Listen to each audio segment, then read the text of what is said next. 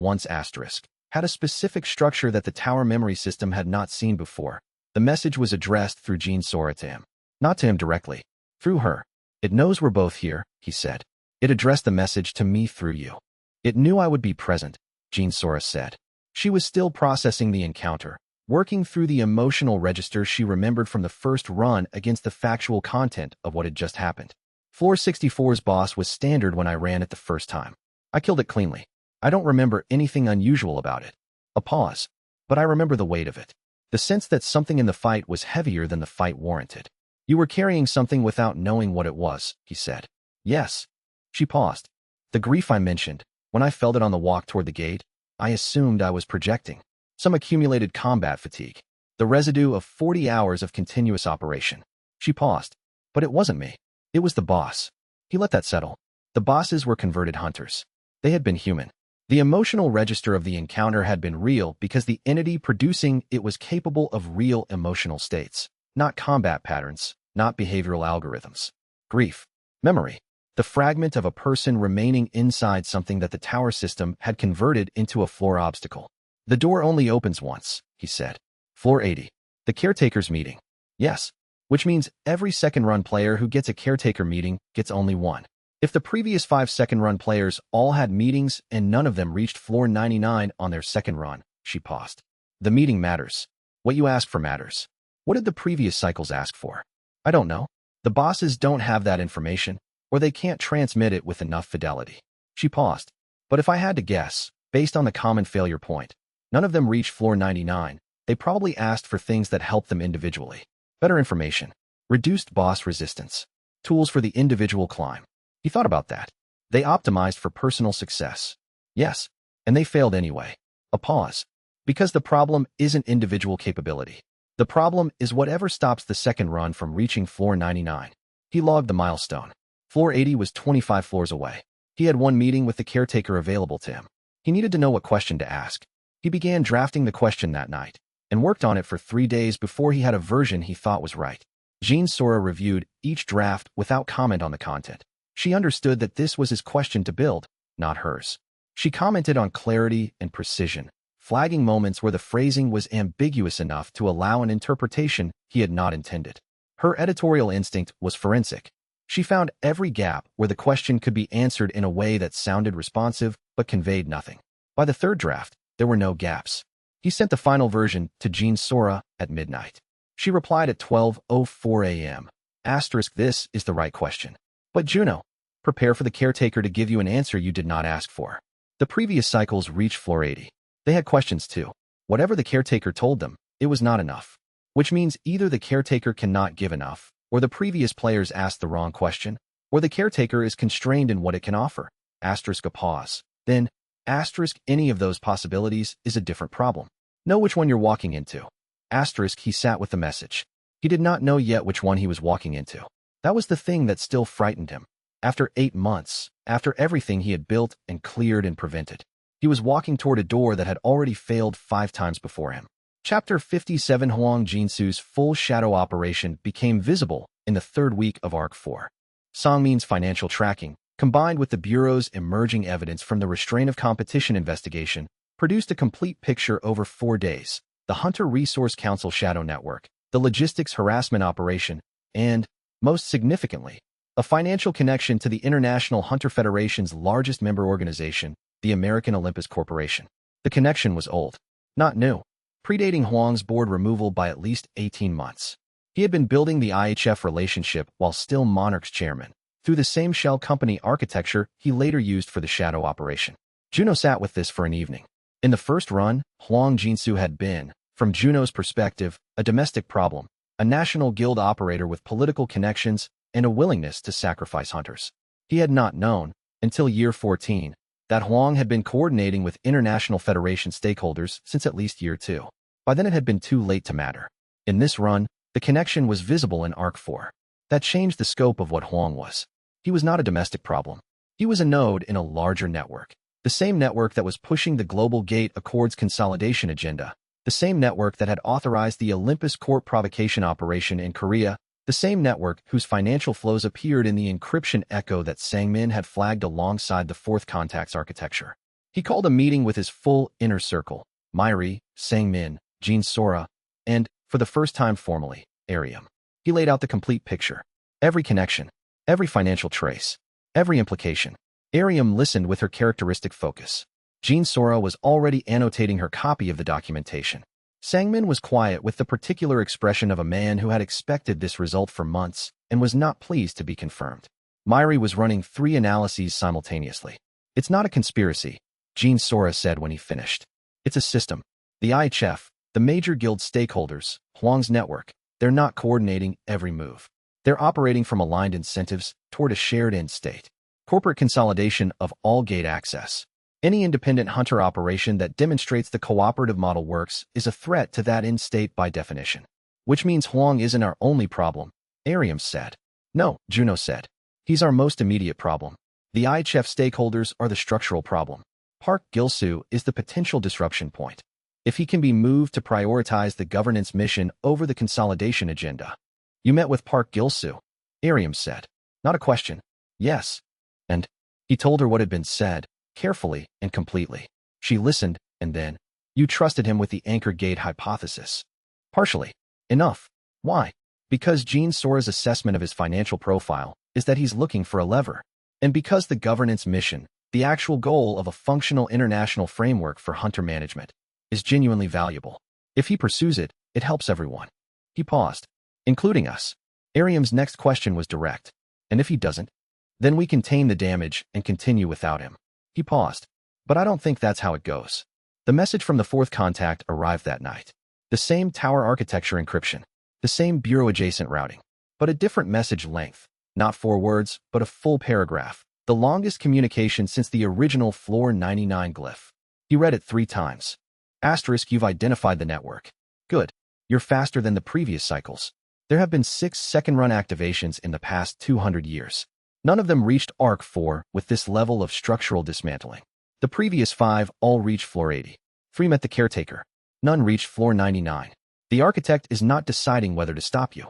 It decided that 3 cycles ago. It is deciding how. Do not go to Floor 80 alone. Asterisk, he sat with the message in silence. 6 previous second-run activations. He had not known there were others. The tower memory had given him no indication that his was not the first. He forwarded the message to Jean Sora. Her reply came back in 40 minutes. Asterisk, the timing and specificity suggest this person has direct access to tower system records. Not filtered through the caretaker, actual record access.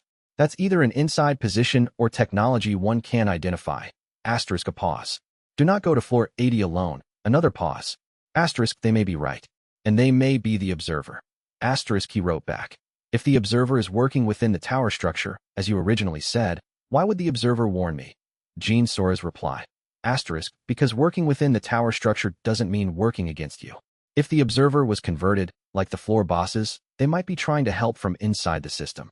Asterisk, he looked at the message again. Do not go to Floor 80 alone. His original plan, go alone. He had told Jean Sora he would go alone. The architect's meeting request, staged through the Iron Veil Sovereign, was for him specifically. He updated the deviation log and flagged the 4th contact message as highest priority. He went to find Jean Sora directly. She was in the Busan Hub's secure communications suite when he arrived. She had the 4th contact encryption analysis pulled up on 3 screens, and she was running a comparison against the Huang financial flow data that Sang-min had flagged. She looked up when he entered and did not speak for a moment, reading his expression. The message from the 4th contact, she said. You've been processing it. Since I received it. He sat down across from her. The architect's meeting request sanctioned the 4th contact. The suppression system and the Floor 60 construction came from a different faction. The towers are not unified. She nodded slowly.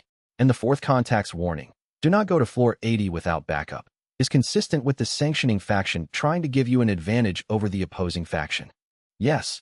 Which means going alone to Floor 80, even though the meeting request was addressed to you specifically, might play into the opposing faction's hands. She paused. The opposing faction would prefer the meeting to be scoped as narrowly as possible. An individual meeting is easier to manage than a meeting with all active second-run players. He had reached this conclusion during the transit. She had reached it from a different direction and arrived at the same point. That was what working with Jean Sora was, not redundancy, but triangulation. The same conclusion from 2 different approaches meant it was probably right. I'm going to respond to the fourth contact, he said. Ask them directly who they are. She absorbed this. Then, after a pause, what do you expect them to say? I don't know. That's why I'm asking. He paused. I've been operating on the assumption that the fourth contact is observer, the converted hunter you mentioned, or someone close to that category. But the message sophistication, the bureau-adjacent routing, the financial connection to Huang's network, those don't fit a converted hunter with limited autonomy. No, they fit someone who is free to operate, has access to multiple systems, and is using that access carefully. She paused. A third regressor, possibly. Someone whose tower memory gave them different access than ours. Or someone who was in the tower system and found a way out. He paused. The observer. Not converted, but escaped. Those are very different threat profiles, she said. Yes, he said. Which is why I'm asking before deciding. She turned back to the encryption screens. Send the message. I'll monitor the routing when the reply comes in. He opened the secure channel and began composing the question. It was the first direct communication he had initiated with the fourth contact. Every previous contact had been initiated from their side. This was a deliberate inversion. He was asking now, on his terms, for the information he needed. Whatever they were, they had been trying to reach him. Now he was reaching back. The reply came faster than he expected. Not 18 hours, 4 minutes. His phone buzzed once. The message was not text. It was a mana pattern image, a direct capture from what appeared to be a tower internal monitoring display. The image showed a map he recognized as a schematic of the upper tower floors 70 through 99. And on the map, in 6 specific locations between floor 72 and floor 96, pulsing red markers. The markers were labeled, known architect intervention points, 6 of them, between him and floor 99. The fourth contact was not waiting for a response. They were already giving him what he needed to hear, 6 marked intervention points, and he had not even asked. Chapter 58. The floor 70 entry came at the end of Arc 4's second week. Juno went alone, as he had told himself he would, in the early morning before the gate district traffic built. He had told Jean Sora he was going, and she had given him that particular look, the one that acknowledged his decision and reserved the right to disagree with it without trying to change it. For minutes, she said. I'll be at the adjacent relay point. I know. The Ironvale Sovereign's arena was larger than Juno remembered, expanded in its deviation, the walls pushed back to create a space that felt formal rather than combative. The boss itself stood in the center, perfectly still, and it had not attacked when Juno entered. He waited. The boss was not going to attack. He understood that within 30 seconds. This was the staged message event, the architect's communication routed through the Ironvale Sovereign's deviation. The message came as a mana-language projection, more sophisticated than the Hollow King's attempt, less fragmented, not because the suppression was absent, but because whoever had designed this message had built it to be partially suppression-resistant. Enough key information encoded at the beginning that even a truncated message delivered the core content. Asterisk second-run player. You have been assessed. Your pattern dismantling speed and structural innovation exceed the previous cycles. You are of interest. Floor 80 has been designated a neutral exchange zone. Come alone. The exchange will be informational only. No combat engagement, no pattern interference. The caretaker will speak for this system. Asterisk the message paused, a structural pause, not suppression, and then continued with something that had not been in Juno's first-run outline. Asterisk the fourth contact is not hostile. Their access to tower records is sanctioned. They speak for a category of entity you have not encountered. Listen to what they say about floor 80. Asterisk, and then the message ended. The Ironvale Sovereign looked at Juno. It held the gaze for 3 seconds. Then it attacked. He cleared it in 11 minutes with 2 pattern override applications and exited the gate. Jean Sora was waiting. The message, he said immediately. I felt the mana projection through the relay. Tell me, he told her. When he got to the fourth contact section, her expression shifted, not dramatically, but perceptibly. The architect sanctioned the fourth contact, she said. That's what the message said. The architect, who is building origin tier bosses to counter you, is also sanctioning a contact who warns you away from entering floor 80 alone. She paused. Those are contradictory actions. Unless the architect contains competing interests. He had been thinking about this since the message ended. The caretaker told me it was a sub-intelligence. If there are multiple sub-intelligences or multiple factions within the tower system, then the suppression of boss communications and the custom-built floor 60 form might be coming from a different sub-intelligence than the one sanctioning the fourth contact. Jean Sora's expression sharpened. The towers are not unified. The towers may not be unified, he said. We don't have enough data. She turned it over before answering. The fourth contact, don't go to floor 80 alone. The architect's message, Or at least one faction's message said the same. What do you want to do? He looked at the gate threshold behind him. Floor 70, closed. 10 floors to floor 80. I'm going to respond to the fourth contact, he said.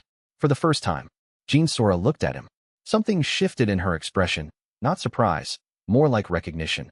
The face of someone watching a decision she had been waiting for arrive. What are you going to say? I'm going to ask who they are, he said. Directly. And then I'm going to decide whether to enter floor 80 without backup based on what they tell me. A pause. Then, quietly. Good. They stood in the hub corridor for a moment. The secure communications suite behind them. The sound of the building's systems running in the background. Jean Sora had that quality she used for decisions that had been made and were now in motion. The particular calm that comes from a decision already made. The response, she said. If it comes through the same routing, I'll forward it immediately. And if it comes through a different channel, or in person, he considered that. The fourth contact had been escalating their communication methods. Initial encryption message through the Hunter network, then bureau-adjacent server routing, then the forward direct warning. A progression toward more direct contact. An in-person approach was not outside the escalation curve. If they approach in person, I want you notified before I respond, he said. Not after. She nodded. Agreed. A pause. Ntion. The name in their message, if that's who this is. Floor 70 through 97 tactical memory. No lower floor context. They won't understand what we've been doing in Arc 1 through Arc 3 unless we tell them. That's a significant information asymmetry. In our favor, he said. Or a reason to be cautious about how much we share. She paused. A regressor who only has upper floor memory would look at our Arc 3 work, the guild dismantling, the bureau relationships, the tournament efficiency, and see an unexplained level of structural preparation. The same way Choi sees it. The same way Park Gilsu sees it. Everyone who's paying attention sees it, he said. The question is what they conclude from it. Yes. She paused. Tion's response will tell us what she concludes. And from that, we'll know whether she's someone we can work with or someone we need to manage. A pause. Different problem, different approach. He nodded once. They had done this before, many times, calibrated the level of disclosure to the specific person and the specific risk. It was not deception. It was the discipline of understanding that information given without context became noise, and noise in a complex operation created errors. I'll have the response analysis ready within 12 hours of receipt, she said. Then she went back into the communications suite and pulled up the routing monitor. Juno stood in the corridor for a moment longer. Then he updated the ARC timeline. The fourth contact identification active, 18 hours to expected reply window based on the previous response intervals, and went to brief Myri on the Huang financial structure update. Everything was in motion. He just had to keep it moving in the right direction. The Huang shadow network analysis was the last item on the evening's operational list. Sangmin had compiled a 30-page documentation package covering the 3 active shell company accounts, the 7 logistics contracts, the 2 permit officials, and the lobbying firm connections. Juno read it cover to cover, not because he needed every detail, but because understanding the full architecture would tell him how Huang was thinking. The architecture told him Huang had designed this network to survive exposure of any single node. Each company was independently registered, each contract separately sourced, each official contact maintained through a different intermediary. Taking down one piece would not cascade to the others. You had to take down the central holding structure, the parent entity that owned the positions in each company, to dismantle the network. Restoring the holding structure was the next operational target. Kim Jong-han had the legal framework. Sangmin had the documentation. The timing needed to be coordinated with whatever the fourth contact's reply revealed about the Huang Tower architecture connection. He flagged the holding structure as Arc 4 priority and closed the analysis. Tomorrow was the floor 70 entry window. Tonight was the last full night of preparation. He set the alarm for 5 a.m. At 4:47 a.m., 13 minutes before the alarm, his phone lit up with a message from Jean Sora. Tion sent coordinates. She is already at the floor 80 gate district. She has been there since midnight. A pause. She is scared, Juno. I can hear it in the message. Whatever she knows about what's waiting at floor 80, it's enough to keep her awake all night at a gate district entrance. He dressed in the dark and picked up his field kit. If Lim Tion, who had survived to floor 97 the first time and was in her second run, was frightened of floor 80, he needed to know why before they went in. Chapter 59. The fourth contact's reply came in 18 hours. He had sent the question through the same encryption channel, routed back through the bureau-adjacent servers. Who are you? What is your category? Be specific. The reply. My name is Lim Tion. I reached floor 97 the first time and died on floor 98. Tower memory activated with a partial imprint, not the full neural map, only tactical memories from floors 70 through 97. I woke with no memories before floor 70. I spent 2 years in the second run trying to understand what I was before I found the Tower record archive. I am a third regressor. The observer, Gene Sora mentioned, is different. That entity is not a regressor. It is a converted hunter who retained limited autonomy. The observer watches but cannot communicate. I can. Floor 80 matters because the caretaker's informational session will set the scope of what the architect is willing to negotiate. If you go alone, the session will be scoped to you. If you bring Gene Sora, the session may be scoped to all active second-run players. That changes the outcome for everyone. Asterisk, he read the message 4 times. Then he went to find Gene Sora. She was in the Busan Hub's secure communications suite when he arrived. She read the message twice and was silent for a full minute. Lim Tion, she said finally. You know the name? No. But, floor 70 through 97 in the first run. No memories before floor 70. A pause. She's a high-floor specialist. Her tower memory is different from ours, limited to the upper half of the tower. She knows things about floor 70 through 97 that neither of us know. A pause. But she doesn't know what led there. She doesn't have the political and structural context. Which we have, Juno said. Which we have. Gene Sora looked at him. And the observer. A converted hunter with limited autonomy. He paused. The Hollow King was once human. The floor bosses were once human. If the observer is in a similar state but retained enough autonomy to observe and act, the observer might be trying to help from inside the conversion, Gene Sora said. Which aligns with what I originally thought. She paused. Juno. The caretaker meeting at floor 80. If bringing me expands the scope to all active second-run players, Tion is also a second-run player. Does the expanded scope include her? He had not thought about that. Possibly. Then if she's right about the session scope, the 3 of us going together might get the broadest possible mandate from the caretaker. She paused. Is that what we want? He thought about it carefully. The caretaker meeting, in his original outline, it was a bilateral exchange, him and the caretaker, scoped to his individual situation. Expanded scope meant the caretaker was negotiating with the class of second-run players as a group, not just with him. That was a fundamentally different leverage position. Yes, he said. That's what we want. Gene Sora looked at him steadily. Then she picked up the encryption channel interface. I'll contact Tion, she said. Floor 80. All 3 of us. She began composing the message. He stood and watched the deviation log update in real time. The accumulated record of everything the towers had thrown at him and everything he had found out in return. 847,293 original entries, and now a growing collection of second-run observations that had no predecessor in the library. The towers had been doing this for 200 years. 6 previous second-run activations. 3 had reached floor 80. None had reached floor 99 on the second run. He intended to be the first. But first, floor 80.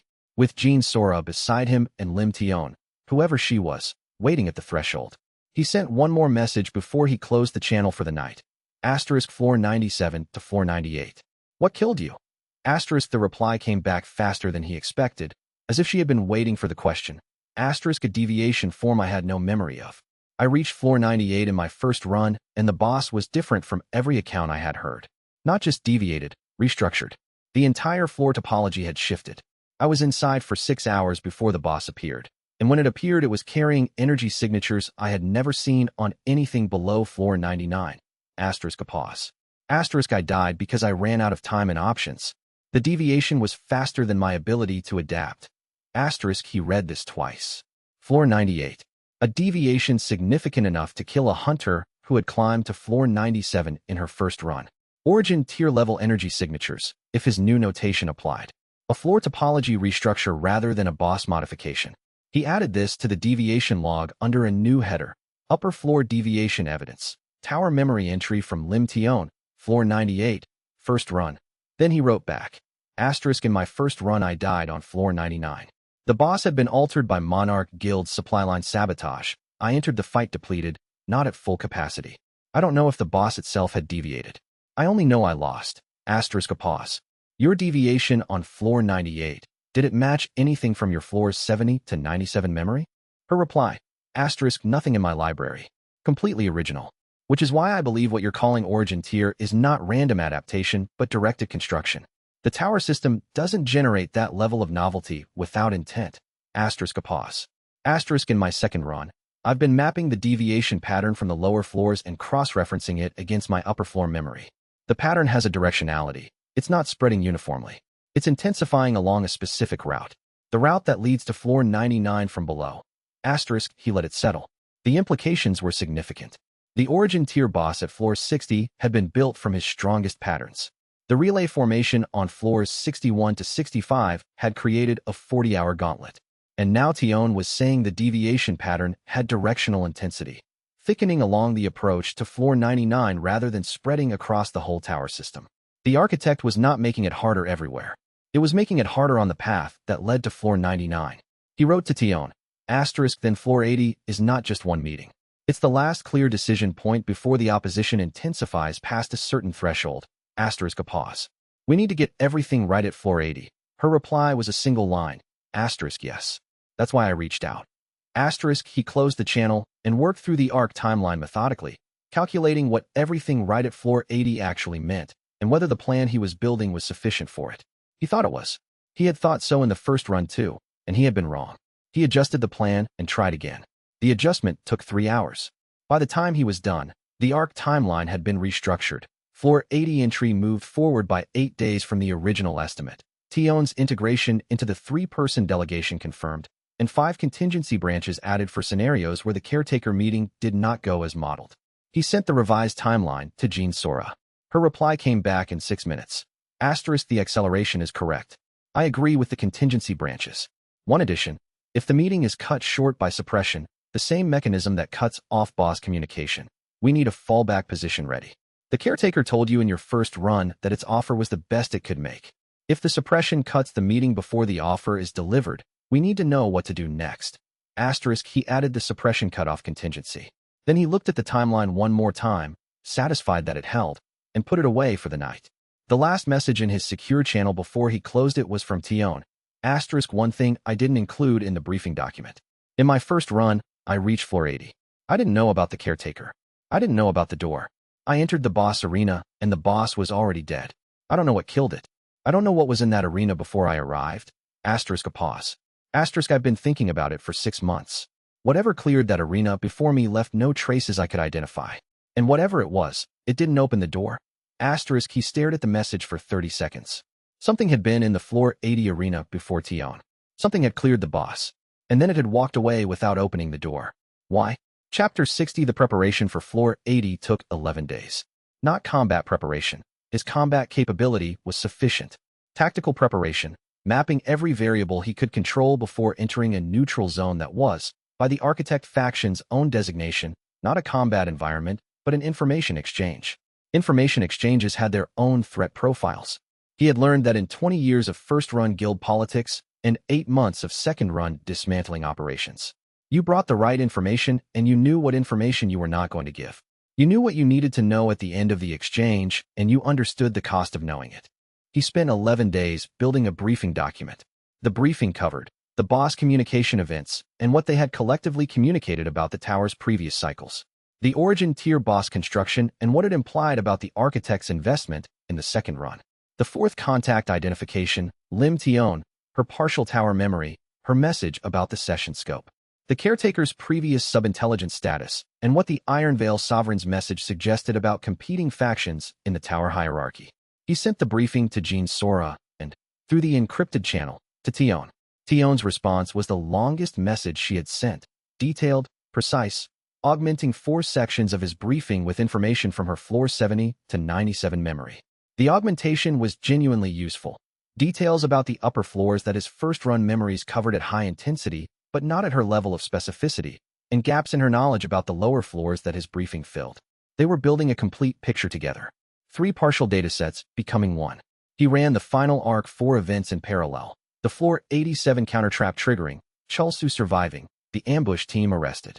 Kim Byung-hak in a detention facility. The Vanguard Coalition's arbitration claim arriving as expected.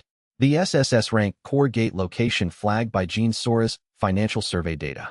And through all of it, the fourth contact message sitting in his secure folder. Do not go to floor 80 alone. He was not going alone. The night before floor 80, Juno sat in the Busan Hub's empty conference room after everyone else had gone. He had the deviation log open on his screen, The complete record of everything the towers had done in response to his second run.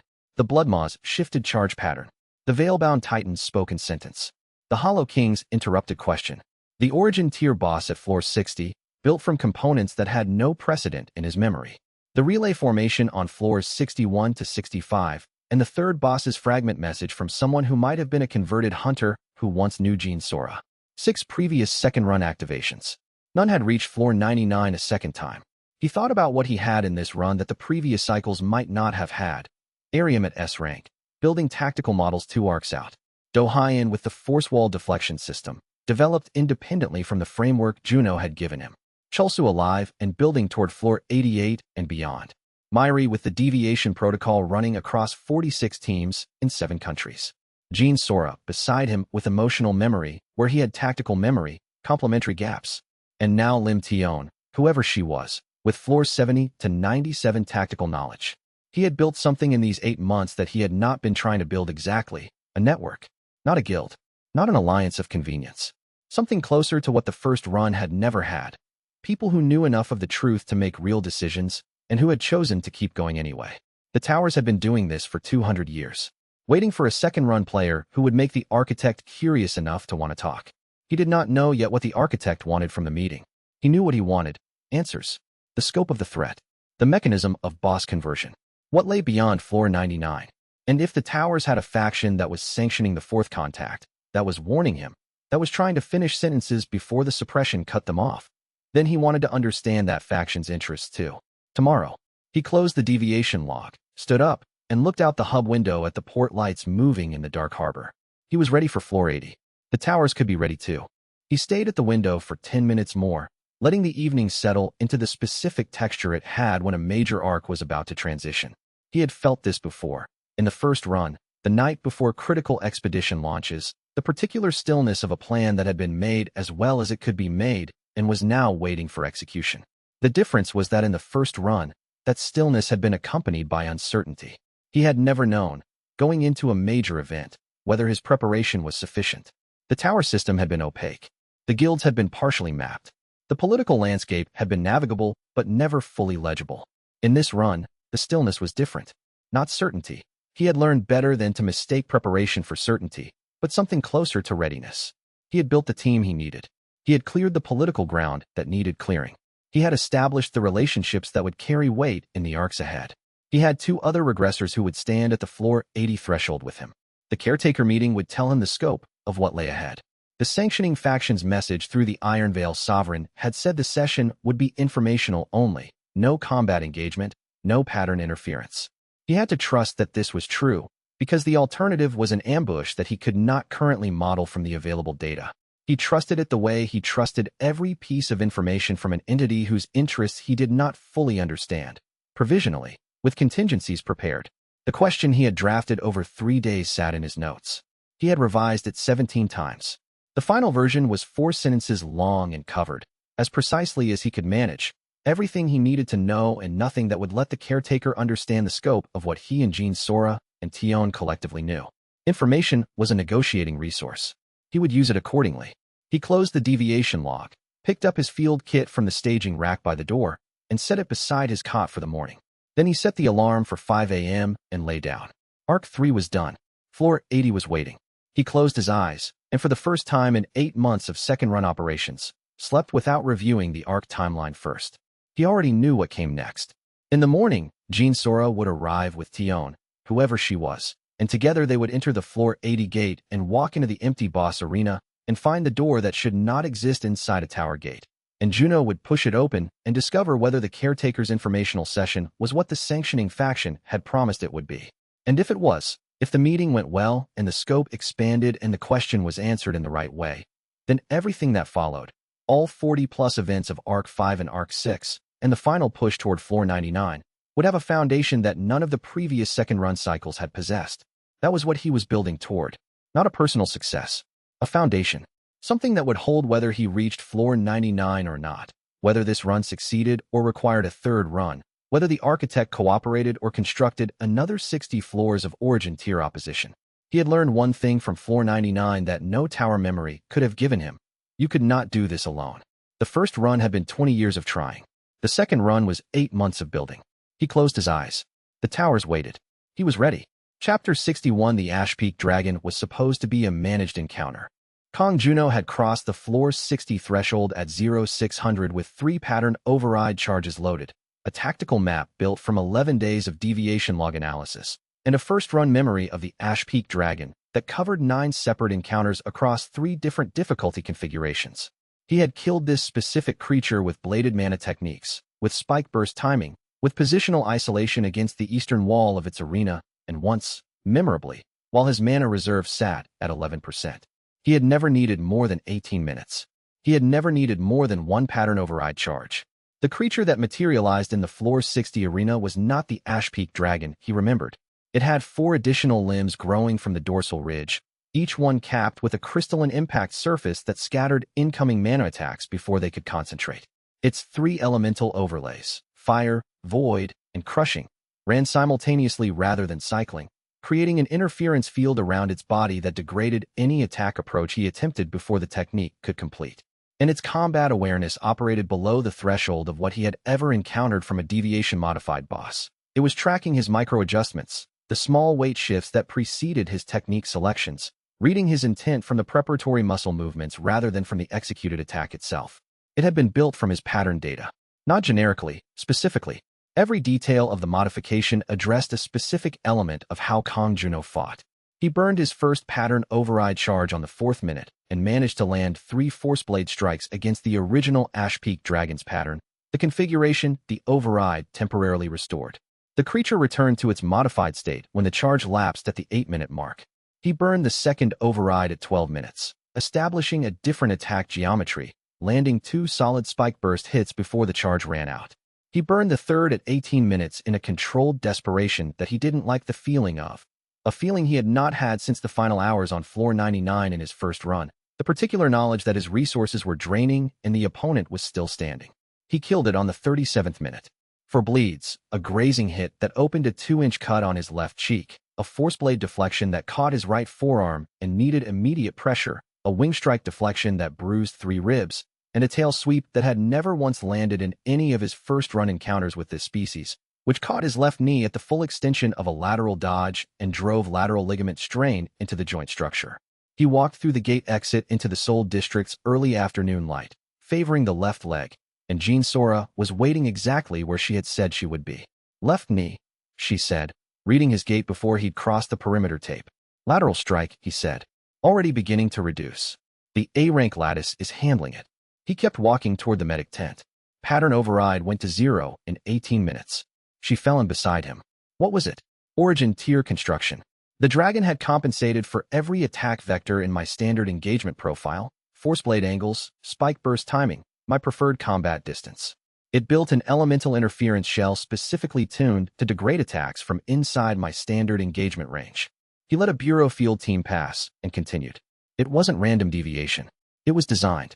Assembled from my specific pattern data, the way you design a counter to a known opponent. She was quiet for the walk to the tent. The medic, cooperative staff, military background, efficiently professional, got to work on the forearm without commentary while Juno continued. The escalation above floor 60 is not a continuation of what happened below it, he said.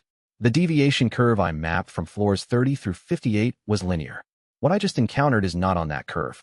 The origin tier designation isn't a category. It's a different system operating at a different scale. Exponential, Jean Sora said. My working model after floor 65.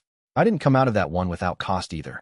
She sat on the equipment crate across from him with the composed precision she maintained in all operational situations. How long until full capacity? Physical recovery is 48 hours at current healing rate. A-rank baseline is substantially faster than anything I had in the first run, and the node gate core from 2 arcs ago accelerated the lattice reinforcement further. The actual constraint is pattern override.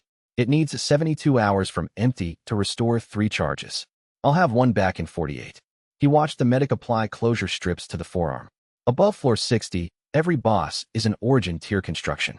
Every fight from here forward will require the kind of real-time improvisation I had to use in the last 20 minutes. That's the new operating standard. She held his gaze steadily. Then floor 80 becomes more than important. If origin tier escalation continues at this rate, and we enter the caretaker meeting without understanding the scope of what's directing it. We'll be going into Arc 5 without the information we need to survive the escalation above Floor 80. A pause. I wrote succession protocols 3 weeks ago. After Floor 65. He stopped processing the medic's work for a moment. Succession protocols. Myri as operational successor for the cooperative. Financial framework transfers to a trust with 3 designated trustees. The full coordination network documentation transferred to a secure archive that Myri and the legal team can access without me. She said it with the same tone she used for operational reporting, direct, unemotional, the information placed where he could use it. I am not telling you this because I expect to die. I am telling you because the scope of what we're dealing with above Floor 60 requires that the operation be robust to the loss of any single member, including me. If I haven't prepared for it, I'm not taking the mission seriously. The medic stepped back. Juno flexed the forearm, felt the closure strips hold. He thought about what she'd said, not the information itself, which was reasonable and correct, but the fact that she had made herself do it. Plan for her own loss. Build the architecture of the second run's continuation without her in it. That was the kind of operational discipline that cost something. The mission continues either way, he said. Yes, she said. That's why I did it. She stood. 9 days until Floor 80. The caretaker meeting needs to give us the scope of what we're facing above that line. Without that scope, the improvisation you described from Floor 60 becomes the permanent operating mode for every floor above it. And permanent improvisation against an opponent that knows our patterns better than we do is not a strategy. It's attrition. He nodded. The medic handed him a field dressing kit for the next 48 hours, and he pocketed it. Outside the tent, the Soulgate district moved at its afternoon pace. Hunters coming and going, bureau field teams, the ambient hum of a city that had been living alongside Gates for 8 months. One conversation at a time, he said. Arium first, tonight. Then Dohyan tomorrow. Then the caretaker briefing's final 3 sections. And your pattern override recharge, she said. And that. He stepped through the tent flap into the afternoon light. 9 days. Starting now. The towers shimmered in the gate haze above Seoul, and in the upper floors somewhere above Floor 60. The bosses that had been built specifically from his pattern data waited for him to come back stronger than the archive that had made them. He intended to make them wait until he was ready, and then he intended to arrive as something they hadn't prepared for yet, because the pattern library was 20 years old, and the person who carried it had 9 days to become something new. He started walking. The work began immediately. The first task was confirming the pattern override recharge timeline. At 3 charges depleted from full to empty, the recharge function needed 72 hours for full restoration. He had fought the Ash Peak Dragon at 0637. 72 hours from 0637 put the full restore at 0637 on the 4th day. 3 days and 3 hours from now. 1 charge would be available in 48 hours at 0637 on the 3rd day. The single charge mattered. It gave him 1 pattern override option for any critical floor 61 to 65 engagement before the relay formation. He would not enter the relay formation without at least 1 charge available. The second task was updating the deviation log. He pulled the combat record from the Ash Peak Dragon fight as he walked. The complete data set, time-stamped at 1-second intervals, covering every technique he'd used and every response the dragon had produced. He reviewed it the same way he reviewed all combat data, looking for the signature of the design, the evidence of which specific pattern elements the deviation algorithm had targeted. The force blade deflection timing. The manospike frequency interference. The pre-movement awareness. The most troubling element, the one that suggested the deviation algorithm had incorporated micro-movement prediction rather than just gross movement tracking. Micro-movement prediction meant the deviation algorithm was operating at a deeper level of pattern data than his archived gross movement sequences. It had somehow acquired data on his weight shift patterns, the small preparatory motions that preceded each technique. That data didn't exist in the first-run combat logs he'd been assuming were the algorithm's input. It came from observation of the second run itself, from the bosses he'd already fought in the current run, who had fed the micro-movement data into the algorithm as they collected it. The algorithm was learning from him in real time. Every floor he cleared, every boss he fought, it had been collecting the micro-movement data that his first-run archives couldn't contain. 20 floors of real-time observation had given it something more precise than the 20-year archive. He added this analysis to the deviation log with a priority flag.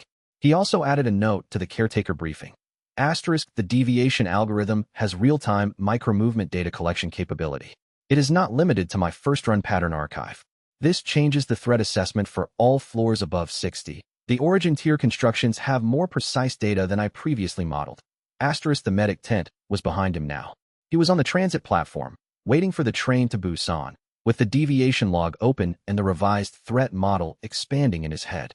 His knee was already feeling more stable. The A-rank lattice reinforcement was working through the ligament strain faster than it would have at any previous rank. By tomorrow morning, the lateral stability would be back to full function. By the time the train arrived, he had drafted the revised threat assessment and sent it to Myri for integration into the deviation protocol network. The 46 teams needed to know the algorithm was collecting micromovement data. It changed what kind of counter-preparation was useful before entering high-floor gates. The train doors opened. He boarded. 9 days until floor 80, and the preparation had just found a new dimension. If the algorithm had been collecting his micro-movements since floor 1, then every boss above floor 60 already knew things about how he fought that his archived logs didn't contain. And the question wasn't whether the archive was compromised, but how quickly he could become something the archive had no record of at all. Chapter 62, he chose the location deliberately. Jean Sora's satellite office in the Busan hub's upper level. Midday, door closed. No other team members scheduled in the building. The location said something before he said anything. This was not an operational briefing, not an intelligence update, not a planning session. The closed door and the deliberate privacy communicated that what was coming was personal. CO Ariam read this when she walked in. He watched her do it. The scan of the room, the closed door, the deliberate absence of anyone else, the fact that he was sitting at the table rather than standing at the planning screen. She sat down across from him and waited with the specific quality of her attention that he had come to rely on over 8 months. Complete, unhurried, not performing patience, but genuinely inhabiting it. What I'm going to tell you, he said. I haven't told anyone here except Jean Sora. All right, she said. He told her the truth about tower memory. He started at the end, floor 99, the 43-minute fight, the accumulation of 20 years of climbing condensed into a single depleted confrontation that his body couldn't sustain. The supply line had been cut 8 months before by a guild that had been planning the event for longer than that. He had been isolated, resource depleted, alone on a floor that required full capacity engagement, and the Abyssal Sovereign had done what it was designed to do. He had died. Then, the activation. The half-second before brain function ceased. The tower memory system cataloging 847,293 combat entries. Every reflex pattern, every mana routing sequence, every boss behavior log, every tactical calculation from 20 years of first-run operations. And then, October 14th, again, age 22 again, his apartment in the early morning, a system panel floating in his field of vision asking if he wanted to begin the second run. He walked her through what tower memory actually meant in practice. Not new power, not enhanced stats, just the complete archive of everything a hunter who had reached floor 99 knew about how to fight and how to navigate the gate system. Stats were E-rank. The knowledge was absolute. He had spent 8 months using that knowledge advantage to build what they had built together. She listened through all of it without interrupting. The particular stillness he'd learned to recognize, the real processing happening behind an expression that gave nothing away until she was ready. When he finished, she let the silence run for a full 20 seconds. Did I betray you? She asked. In the first run, he had known the question would come and had spent 3 days deciding exactly how to answer it. You were going to, he said. Monarch Guild's recruiter reached you 3 months after the first gates appeared. They offered training resources and a salary that was 3 times what you were earning at the convenience store, plus network access for your existing hunter contacts. 8 months later, after the recruitment, you provided them my gate schedule data. They used it to engineer a supply line cut that left me isolated on floor 99. She absorbed this. Her hands remained flat on the table. He watched the small effort she was making to keep them there. Not distress exactly, but the management of something that wanted to move. But I didn't, she said. Because we met sooner this time. Yes. He watched her carefully. I found you 6 weeks after the first gate appeared, before Monarch's recruiter reached you. I offered you a genuine alternative, real training resources, a team that would treat you as a hunter rather than an asset, work that mattered. You chose it because it was genuinely better than what Monarch would have offered, not because I manipulated your choice. The decision was real. But you knew what you were preventing when you made the offer, she said. Yes. She was quiet for a long moment, working through the layers of what that meant. You could have kept me entirely out of it, she said. Found a reason not to include me, made sure I was never in a position to be a problem. It would have been the safer choice operationally. Safer for the operation in the short term, he said. Not what I was building. He didn't look away from her. I needed to know who you were, not who you'd be if Monarch got to you first. I've spent 8 months building something real. That required real people, not people I'd neutralized or managed into loyalty. He paused. 8 months later, your pattern modeling has reduced my planning time on Arc 4 operations by 30%. The forecast you built for Arc 5 threat scenarios let me begin preparations for 3 events before the triggering conditions appeared. You're not here because I prevented a betrayal. You're here because you're exceptional at the work. She looked at her hands for a long moment. The afternoon light moved slowly across the floor through the upper windows, the particular angled quality of midday in early spring, the kind of light that made small things visible that would otherwise go unnoticed. When she looked back up, her expression had found its settled quality, the one she wore when she had processed something significant and was ready for what came next. Was there anything else? She asked. In the first run. Anything I should know? Nothing operational, he said. We barely knew each other. You were a name in an evidence file I found after Monarch's first round of indictments, several years into the first run. I didn't know what you looked like until I found you in person in this run. She sat with that for a moment. So everything between us, the team, the work, the 8 months of this, none of it was carried forward from the first run. All of it came from this one. All of it, he confirmed. She was quiet again. Then, quietly, with the directness that had been one of the things he trusted most about her. Good. I don't want to be the person who almost betrayed you. I want to be the person who chose this. A pause. Tell me what I need to do. He had prepared for a range of possible responses. Doubt. Questions about what, exactly, she had been recruited into. A period of recalibration before she was ready for forward action. What he had not fully prepared for was the absence of any self-protective hesitation. The immediate pivot to the operational question, as if the weight of what he'd told her had landed and been metabolized, and she was already past it. Keep doing what you're doing, he said. But I wanted you to understand the full picture before floor 80. The caretaker meeting will change the mission's parameters significantly. After it, I'll have fewer reasons to hold anything back from anyone on this team. He paused. And Ariam, if what I've told you makes you want to step back from above 60 operations or from any arc ahead, I'll arrange it without question and without judgment. She met his eyes with the clarity that had become one of his most reliable anchors, unfiltered by institutional loyalty or performance, just the real assessment of the real situation. I've been in the healing tent 3 times watching people I've spent weeks training come back with injuries that should have ended them, she said. I made my decision about the stakes a long time ago. I just didn't have the full reason why they mattered. Now I do. A pause, a breath. And the reason makes them matter more, not less. She stood. At the door she paused, her back to him. Juno. A beat. Thank you for choosing to trust me with this. Not the operational version. The real version. She walked out before he could answer. He sat alone in the office while the light continued its slow progress across the floor. The weight of the conversation, the responsibility of it, the structural shift it created in what she was carrying, settled into the silence like something real and load-bearing. The team had one more person in it who understood what the second run actually was. The foundation was stronger. He opened the deviation log. 3 sections of the caretaker briefing remained unfinished. He had 8 days left, and the conversation with Dohayan still needed to happen, and the political events of Arc 4 were still running their threads in parallel. He worked through the afternoon without stopping. The day had accomplished something that could not be undone. Ariam now carried the real weight of what the second run was, and that weight changed everything she would do from this point forward. Whether the trust was warranted, he would find out when the floors above 60 required her best judgment under conditions neither of them had experienced yet, and at that point, the answer would be fixed, one way or the other. Chapter 63 Lee Myrie had been running her own parallel investigation for 3 months, and the way she sat down across from him in the Hub 7 conference room told him she had already anticipated most of what he was going to say. It was in how she placed the tablet on the table, deliberately, face up, the spreadsheet on its screen already open to the correlation coefficients she'd been working with. She wasn't hiding the analysis. She was presenting it alongside the conversation. Floor 28, she said, before he could begin. Not floor 35. I found it at floor 28 first. The precursor atmospheric wave for the Iron Veil sovereign event. The Bureau's predictive model gives natural variance on precursor timing of 8 to 14 minutes. The floor 28 precursor arrived 11 minutes early, technically within natural variance. But when I cross-referenced it against your gate entry timestamps for floors 26 through 32, the early arrival events correlated with your direction of approach at a coefficient with a 1 in 400 probability of occurring by chance. She slid the tablet across the table. Then floor 35. Then floor 41. The events consistently oriented toward you. She met his eyes. I ran the model 6 times. Each time it produced the same conclusion. The deviation is targeted.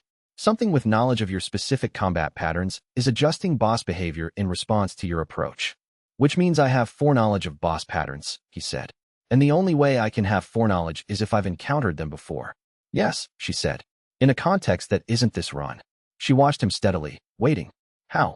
He gave her the operational framework, the death in the upper floors, the system that had preserved his combat knowledge, the return with pattern data from a previous life. He left out the full structure, the 20-year scope of the first run, the names of those who had betrayed him, Jean Sora and Tion, as fellow regressors. He gave her enough to understand his foreknowledge without the full architecture behind it. She processed it in the systematic way she processed everything, receiving, sorting, building the updated model in real time behind a face that showed only focused attention. When she spoke, her first question was not about him at all. The deviation is targeting you specifically, she said, which means the entity directing it knows you have foreknowledge and is using that knowledge to design countermeasures. The counter design will compound as you climb, each boss incorporating everything learned from the encounters below it. She picked up the tablet. I need to update the deviation protocol. The current model assumes random adaptation with a directional positional bias. The correct model is a directed learning function with a knowledge response mechanism. The system is actively modeling you, not just reacting to proximity. She was already making notes. I can push a revised protocol to the network by end of week. 46 teams in 7 countries will have substantially better deviation prediction data. He had expected questions about him first. The strangeness of the situation, the implications of foreknowledge, the ethical dimensions of operating with information no one else had. Instead, she had moved immediately to the operational consequence for the network she had spent 4 months building. He found it deeply characteristic of her. That's why I came to you directly, he said. You were already modeling it correctly. You needed the complete input data to finish the model. I needed you to trust me with it, she said. Those aren't the same thing. She set the tablet down. I understand the timing. You were watching how I used the partial data before committing to the full picture. That's sound practice. You'd be a poor operational planner if you didn't. She paused. For what it's worth, I've known for 3 months that your tactical positioning exceeded what your advancement stage should produce. I didn't push because I understood the information would arrive when you determined it was appropriate to share. How did you know it would arrive at all? He said. She gave him the expression she used for questions with obvious answers. Because whatever you're building requires people who understand the real scope to function effectively. I was making myself as useful as possible and waiting to become useful enough to be included. A pause. The deviation protocol network. Did you anticipate it when you brought me in? I anticipated good analytical work, he said honestly. The network you built across 7 countries in 4 months exceeded my projection significantly. She acknowledged this with a brief nod. Data point received, integrated, no inflation added. The intelligence coordinator role you mentioned. Full picture access, direct channel to the senior team, operational planning participation. I need to understand the constraints before I confirm. Your loyalty to the full network takes precedence over any single operation, he said. I need you thinking systemically. Every decision you make affects 46 teams and 7 countries. The scope you're managing is broader than any individual tactical need. He let the question land. Can you work in a structure that includes elements you don't directly control? I've been doing exactly that for 3 months, she said, without inflection. He stood. I'll send you the updated briefing document by morning. It includes data from a 4th contact whose range covers floors 63 through 72, areas where your current deviation model has acknowledged gaps. He moved toward the door and stopped. Myri, the deviation network you built, using public transit logs and precursor timing data to map something the Bureau's entire infrastructure couldn't detect. That work is what made my ARC 3 political operations viable. I want you to know I track exactly what it took to build it. She said nothing for a beat. I know you track it, she said. That's why I built it as carefully as I did. He walked down the Busan hub corridor and through the morning's accumulated tasks, and the team he'd built had one more person in it who understood its actual shape. The pattern was holding. The foundation was accumulating strength. He sent Dohayan a message before he reached the planning room. Asterisk South Pier at 1800. Not training. I want to talk. Asterisk Dohayan's reply came back in 90 seconds. Asterisk yes, sir. Should I bring anything? Asterisk he wrote back. Asterisk no. Just yourself? Asterisk he pocketed the phone and stood in the corridor for a moment, thinking about the conversation ahead. Dohayan was the hardest one. Not because Dohayan would react badly. His responses under stress were among the most reliable on the team, and Juno had never seen him flinch from difficult information. The hardness was in the particular accounting the conversation represented. Park Do-hyun had died on floor 12 in the first run. Not a boss fight, not a tactical miscalculation by Do-hyun himself, a miscalculation by Juno, a route decision that had put Do-hyun in a position he couldn't survive at rank. Juno had known for months, in the first run, that he bore direct responsibility for it. He had carried it differently in the first run than he was carrying it now. Then, it had been grief and guilt without a mechanism for repair. Now, it was a debt he had been repaying for 8 months through the training and the team building and the deliberate exposure he'd given Do-hyun to techniques that would keep him alive above floor 30. The South Pier at 1800. The debt named out loud. He sat down with the deviation log and the briefing document and the 8 days of work remaining before the door that only he could open. The afternoon moved forward. The team he was building was almost complete, and the last conversation before the team was fully real was 6 hours away. He kept working through the afternoon without stopping. By 17:30, he had the second-to-last section of the caretaker briefing completed and the deviation logs ARC 4 entry updated. By 17:45, he had closed both files and was walking toward the South Pier with the evening light running long across the Busan harbor.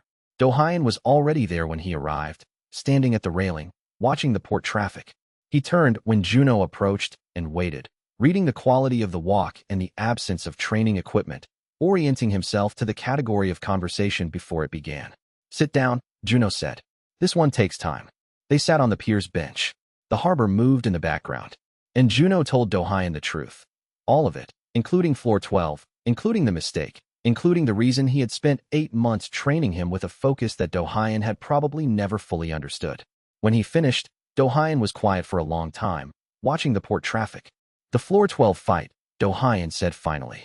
"You watched me make a structural error and you let me make it, because you needed to understand what kind of hunter I was under real pressure."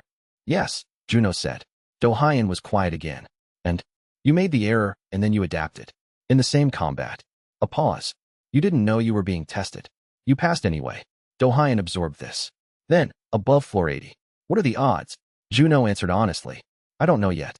After the caretaker meeting, I'll know more." He looked at the water. "But the team I've built is the best chance I've had." "That's not nothing." "It's not nothing," Do-hyun agreed. He stood. "See you at 0700. He walked away down the pier, and Juno stayed at the railing for a moment longer. The team was almost complete. What Do-hyun did with what he'd just been given would either confirm the past 8 months or reveal a gap the first-run memory hadn't covered. And there was no way to know which until the floors above 60 forced the question. Chapter 64. Director Hwang Jin-soo had been 3 months without a title and had used them with characteristic efficiency. The intelligence alert from Myri's network arrived on the 43rd day after Monarch Guild's dissolution, flagged with the annotation, *anticipated. Timeline consistent with first-run parallel. Full briefing attached. Juno read it in the Busan Hub conference room with Jean Sora, Myri, and Ariam present, and recognized Hwang's operational signature within the first 2 paragraphs. The Hunter Resource Council had filed incorporation papers 14 days earlier. Stated mission: advocacy for strategic resource classification in Hunter operations. Board composition: 14 retired guild executives, 3 government-adjacent think tanks, 0 current guild affiliations on paper. Funding: a chain of 12 shell companies that Myri's network had traced, over 11 days of intensive analysis, back to a cluster of accounts linked to former Monarch subsidiary operations that had survived the dissolution intact. Hwang was nowhere in the filing. Not on the board. Not as an advisor. Not attached to any of the funding entities by name. A private citizen by every visible record, recovering from the professional consequences of a high-profile guild dissolution. 3 months and 17 days from dissolution to functional replacement organization, Myri said. Fastest comparable turnaround in the Bureau's corporate intelligence database by 41 days. He had the structure prepared before the dissolution completed, possibly well before. "What's the council's first campaign?" Jean Sora said. "They filed a preliminary classification petition with the Hunter Control Bureau 2 days ago," Myri said. "The petition argues that gate cores above B rank qualify as strategic national resources under the Natural Defense Assets Act. If the petition succeeds, all S-rank and above gate cores would require mandatory processing through licensed core handlers." She paused. "The only currently licensed core handlers are guild-affiliated organizations. Independent cooperatives have no pathway to handler licensing under the current framework. The licensing system predates the cooperative model entirely. Ariam looked up from the economic model on her screen. No S-rank core access eliminates the cooperative's primary revenue source. Operations above floor 50 become financially unviable within 2 fiscal quarters. The whole model collapses from the top down. She showed him the numbers. They were not ambiguous.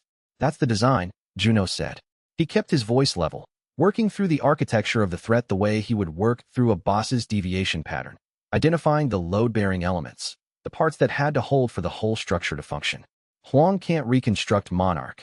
The dissolution, the public scrutiny, the Bureau investigation all make it structurally impossible. But if he reclassifies the resource that makes high-floor operations financially viable, he achieves effective monopoly restoration through administrative mechanism rather than direct power. No visible connection to him, no recovery of the Monarch brand, but the same outcome, independent cooperatives locked out of the high-floor market. Counterfiling window, he said to Myri. 30 days from petition date, she said. We have 17 days. Standard review is 60 days for initial Bureau ruling, but the Council has retained 3 former Bureau officials as advisors, people with direct knowledge of the review process's informal acceleration pathways. My estimate for a preliminary ruling is 40 days. 40 days. He looked at the ARC calendar in his head. Floor 80 in 9 days. The SSS rank node gate 3 days later. The Chalsabayang hack crisis running in parallel. The global gate accords consultation process at 60 days remaining. Another thread added to a weave that was already at capacity. What's the challenge foundation? He said to Jean Sora. I retained a law firm 6 weeks ago against this category of threat, though I anticipated a different mechanism, she said. They're familiar with the Natural Defense Assets Act. The strongest challenge basis is establishing the Council as a Monarch proxy. If we can show the connection in the filing, the petition carries the credibility problem of its source. She paused. We need the Monarch Shell Company trace documented to a standard the attorneys can work with. The trace is documentable, Myri said. 11 companies in the chain. The weakest link is accounts 4 and 5, circumstantial rather than direct. I've been looking for supplementary material to bridge it for 2 weeks. The controlled information pipeline, through Songmin's channel. He had planted a specific financial transaction document 4 days earlier, timed deliberately, a fabricated bridge transaction that would appear in the Council's own internal financial records as a cross-reference. If it had propagated correctly, the bridge that Myri needed would exist inside the Council's own files when she looked for it. Check the account 4 to 5 connection in the Council's internal filing system, he said to Myri. Look for a transaction reference that appeared in the last week that wasn't there before. She pulled out her tablet. 25 seconds. There's a transaction reference connecting accounts 4 and 5 directly. Appeared approximately 4 days ago. It's precisely formatted. The source is not a standard accounting entry. She lowered the tablet. Her gaze moved to him with the particular quality it had when she was updating her model of how he operated. Through the channel I don't have full visibility on, she said. I'll brief you on the full channel architecture after floor 80, he said. The bridge document is real. It exists in their own records, with a clean chain of custody from their own filing system. The attorneys can use it as supplementary material without any provenance problem. He kept his voice level. I'll explain how it got there when we have more time. She accepted this, not with blind trust, but with the systematic patience of someone who had learned that information arrived when it was ready and pressing for it earlier produced inferior results. 17 days for the counterfiling, she said. I'll coordinate with the legal team today and have the complete Shell Company trace documentation in attorney-ready format by tomorrow morning. Jean Sora handles the financial documentation chain, he said. I'll draft the strategic framing. The challenge isn't just against this petition, it's establishing the precedent that independent cooperatives cannot be excluded from S-rank operations by administrative reclassification. The precedent is what matters. If we win on the petition and lose the precedent, Huang tries the same approach with a different mechanism in 30 days. The afternoon organized itself into task allocation. Myri on documentation and legal coordination. Jean Sora on the financial chain. Ariam shifting her pattern modeling schedule to provide tactical coverage while the senior team engaged the Council problem. Huang had moved precisely when and approximately how Juno had projected, with the specific mechanism slightly different than expected, the Natural Defense Assets Act rather than a licensing amendment, which was more elegant and required a more nuanced response. The counterfiling would be ready in 17 days. But the real counter had been running since Songmin's channel went active, since the bridge document was planted, since Myri built the deviation network that gave them the evidence infrastructure to respond at speed. The petition was Huang's move. The counter was already in motion. He had been preparing for this since month 2.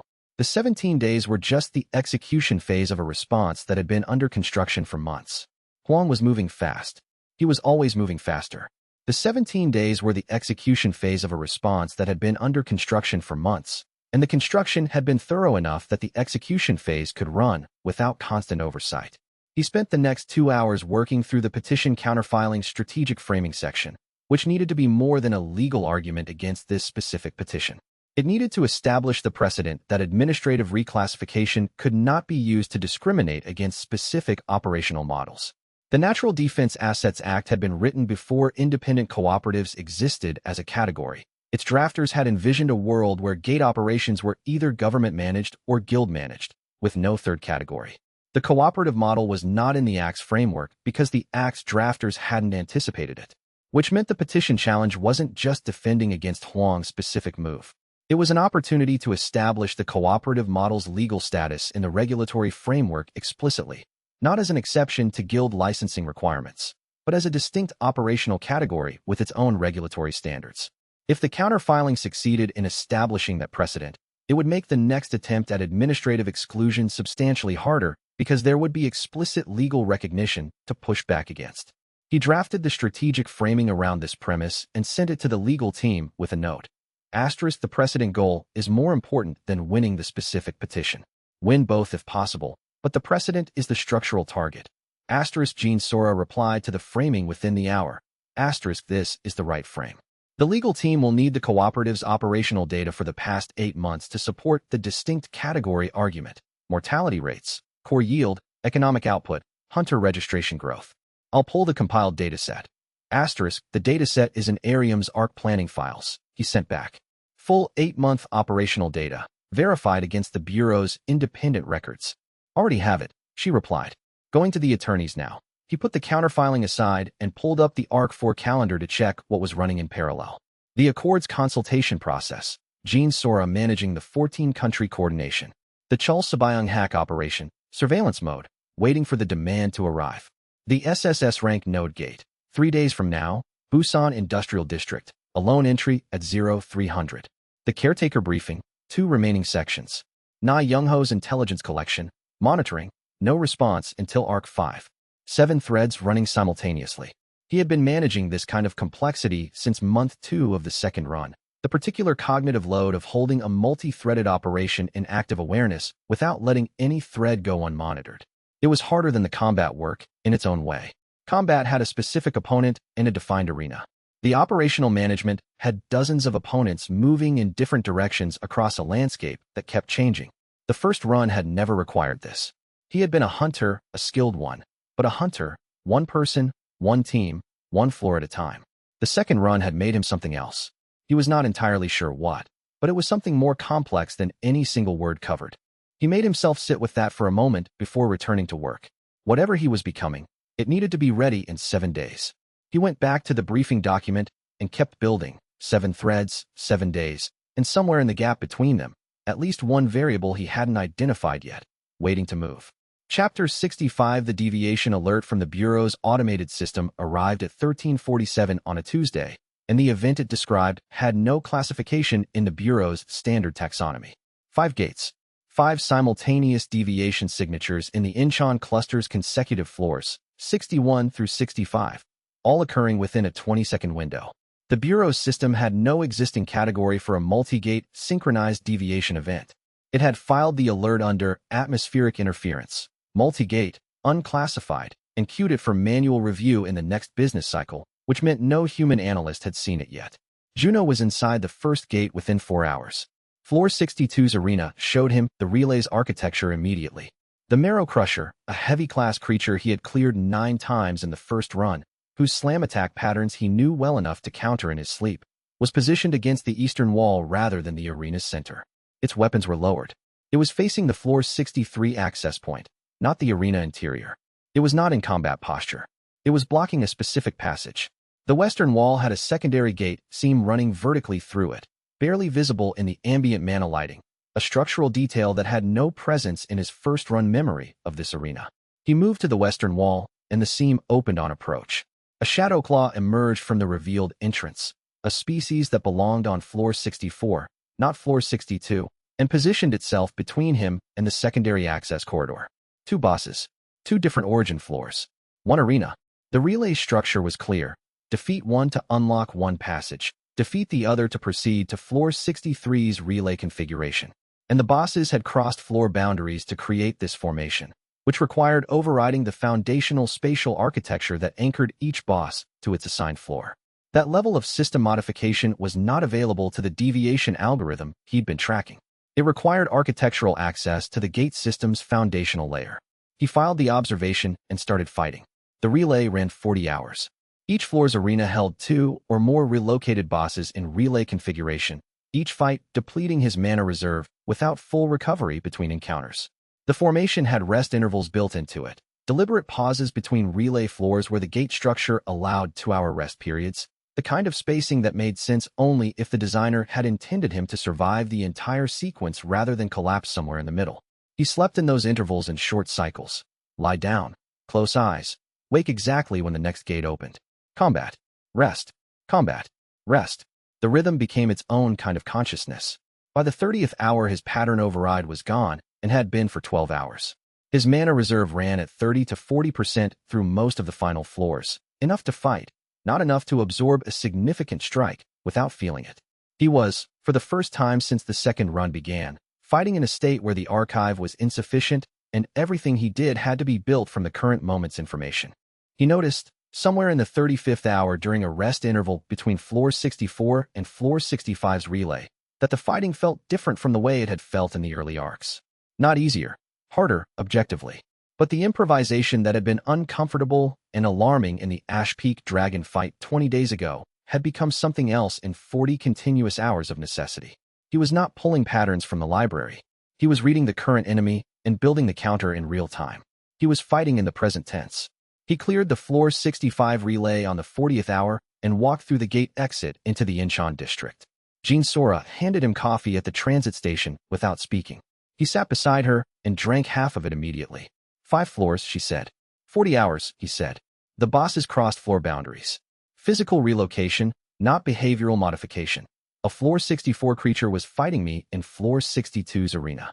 The gate architecture's foundational spatial anchoring had been overridden. He looked at her directly. That level of system modification is not within the deviation algorithm's authority. Whatever directed the relay formation has architectural access to the gate system's foundational layer. She was very still, and the design included deliberate recovery intervals, he continued. Precisely spaced, 2 hours between relay floors, exactly enough time for partial mana recovery, but not full restore. Not designed to kill, designed to measure. He finished the coffee.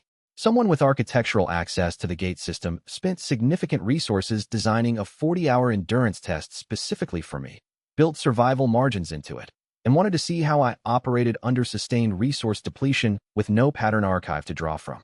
The caretaker, she said. Or the architect directly, he said. Or a third party in the tower hierarchy I haven't identified. He set the empty cup on the bench beside him. The floor 80 briefing needs a new primary question.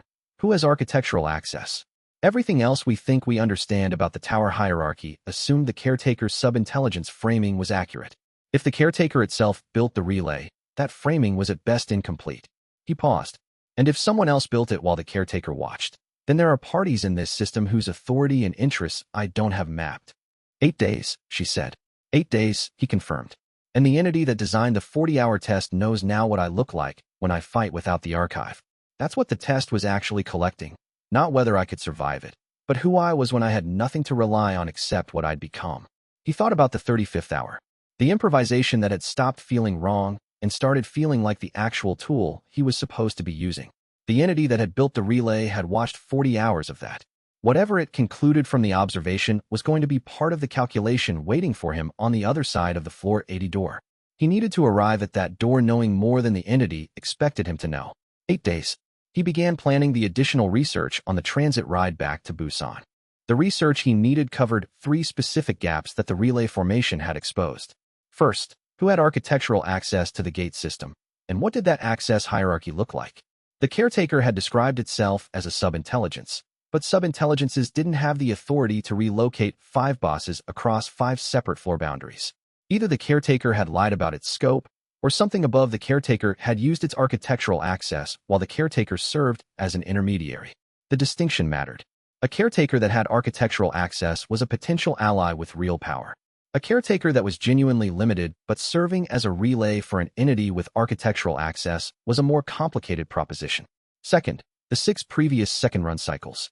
The caretaker had mentioned them. What had happened in each?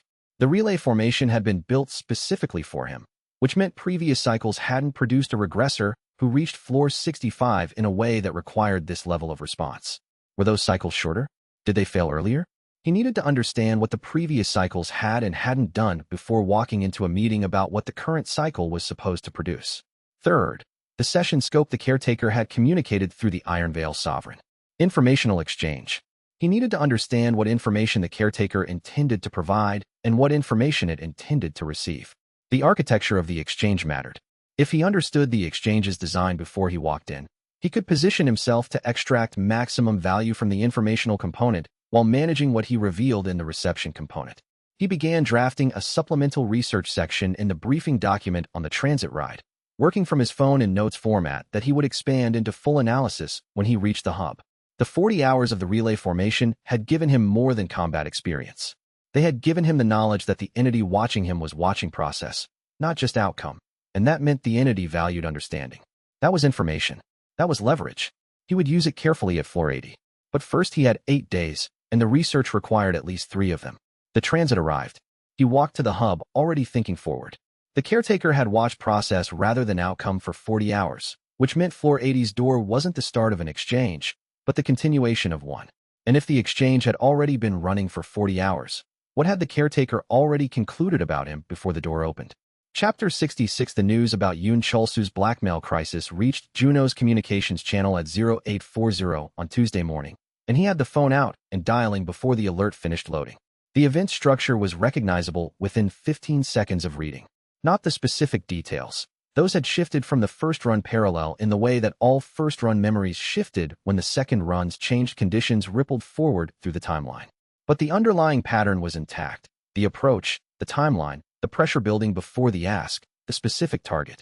He had spent 6 months preparing for exactly this. Chul-soo answered before the second ring. His voice had the controlled flatness that appeared when he was managing something significant under professional compression, the particular quality of a man whose internal state was significant and who had decided not to let it enter his voice. I was about to reach out, Chul-soo said. The blackmail on your senior hunters, Juno said. What do you have? 3 of my A-ranks received packages this week. Chul-soo's cadence was measured, report style. Personal information, family financial records, sealed medical histories, private communications that shouldn't exist outside secure archives. The sourcing requires either a network penetration at institutional scale or an inside route. A pause. No explicit demand yet. The approach is pressure building before the ask. Whoever is doing this understands that fear established before the demand is more effective than fear and demand delivered simultaneously. The ask will be defection, Juno said. One of your hunters will be asked to leave Apex and affiliate with a Federation-aligned organization. The blackmail functions as the leverage to frame the departure as a voluntary choice. The source traces to a council-aligned talent management firm operating as a proxy. He kept his voice level and methodical. Watch Kim Byung-hak specifically. A silence. Not long, for seconds, but the particular silence of a man restructuring his threat model at speed. Byung-hak is my lead A rank, Chul-soo said carefully. His operational schedule access makes a defection significantly more damaging than the personnel loss alone. If he were the target, he is the target, Juno said. I would stake the ARC-4 mission plan on it. The operational schedule access is precisely why he's been selected. Whoever's running this operation wants what he can take with him, not just to reduce your headcount. How do you know the structure before the demand has arrived? Chul-soo's voice was direct now, the professional performance stripped away. The real question behind it. Who are you really?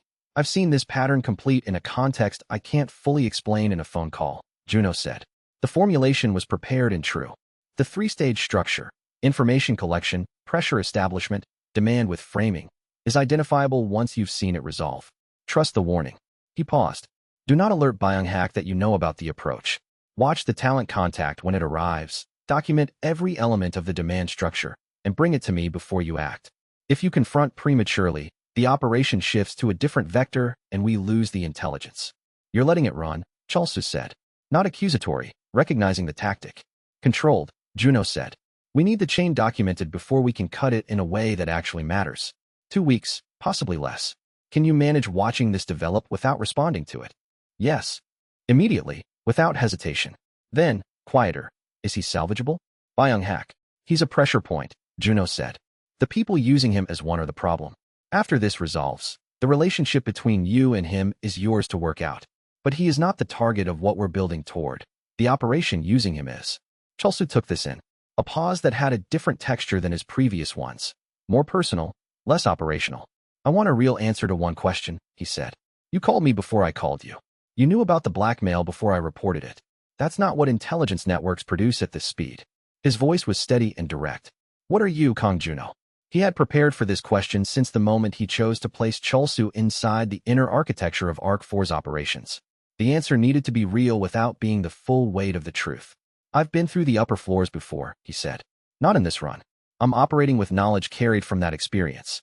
The reason I can tell you Byung-hak is the target is that I've seen this specific pattern reach its conclusion. A pause.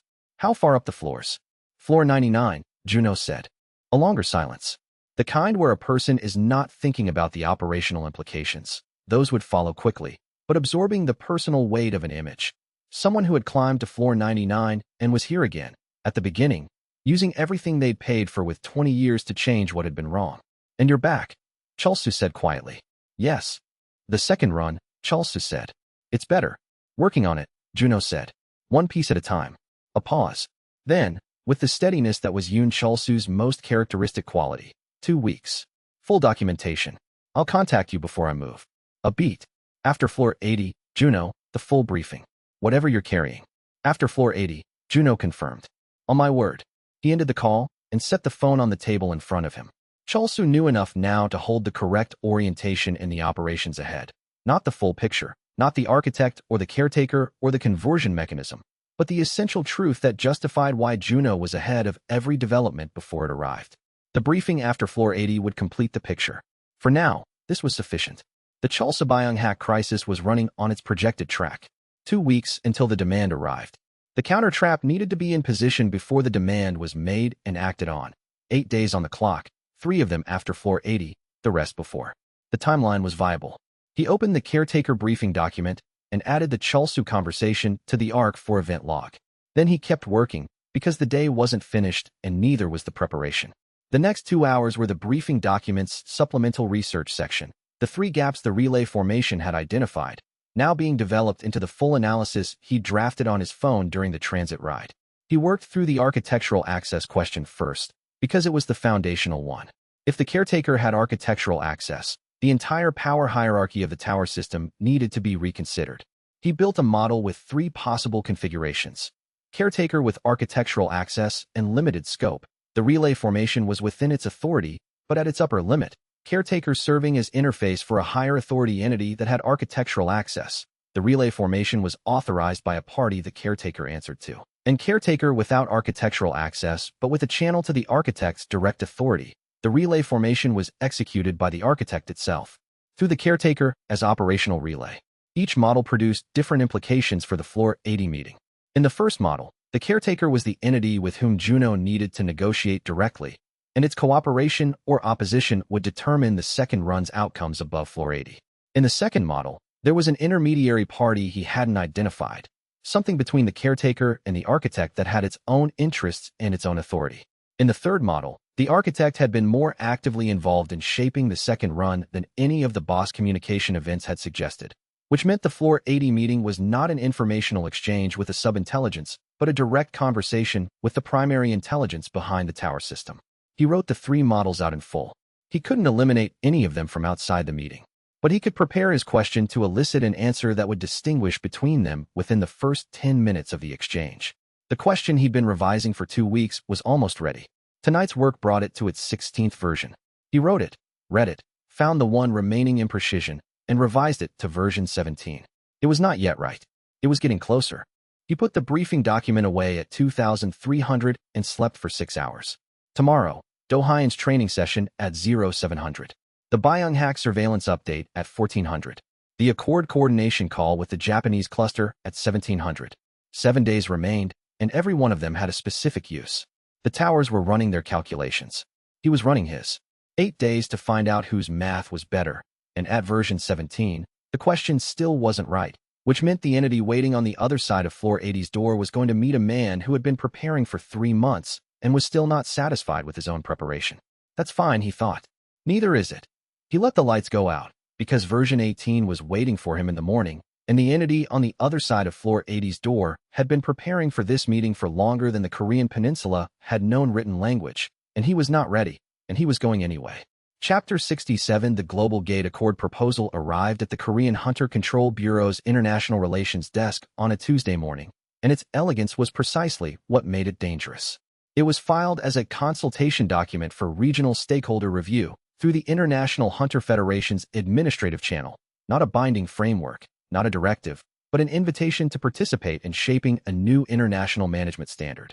The language throughout was collaborative and carefully measured, full of phrases like stakeholder integration and cooperative development and regional input mechanisms. The mechanism embedded beneath the language was designed to lead every consultation pathway to a single predetermined outcome. Jean Sora called 11 minutes after the document entered the public record. The Gate Zero clause, she said, before anything else.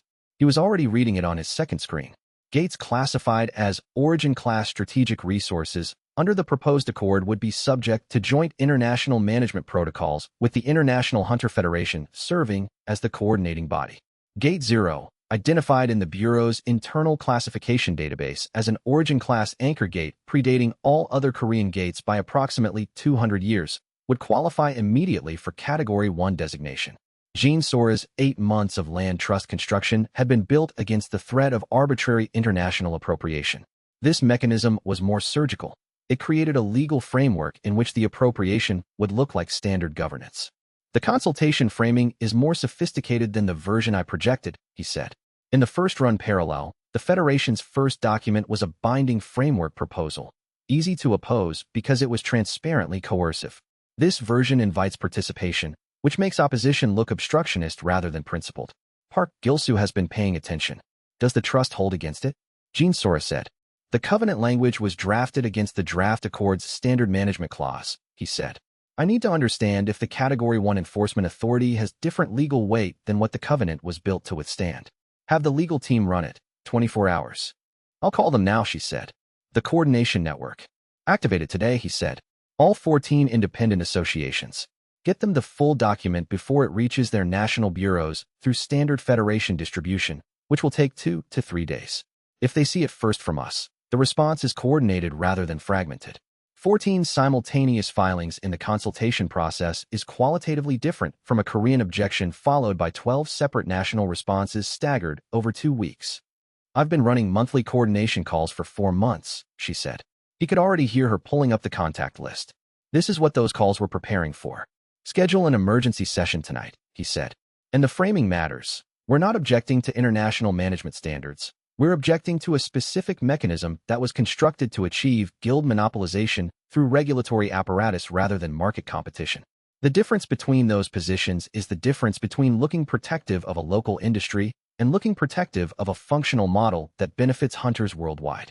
I'll have the framing document ready before the call, she said. One more thing. He paused, reviewing the arc for calendar in his head. The Huang Park financial connection. How close are we to having the evidence chain mature enough to use publicly? Myri has the trace at 63%, she said. Another 2 weeks for the bridge documentation to propagate through the council's internal systems and become discoverable. 2 weeks. The consultation process had a 90-day review calendar. The timeline worked, barely. Keep both tracks running, he said. The consultation response and the evidence development. When the Huang Park connection surfaces, the Accord's institutional credibility takes damage that can't be repaired by consultation process management. That's the real counter. He put the phone down and turned back to his desk.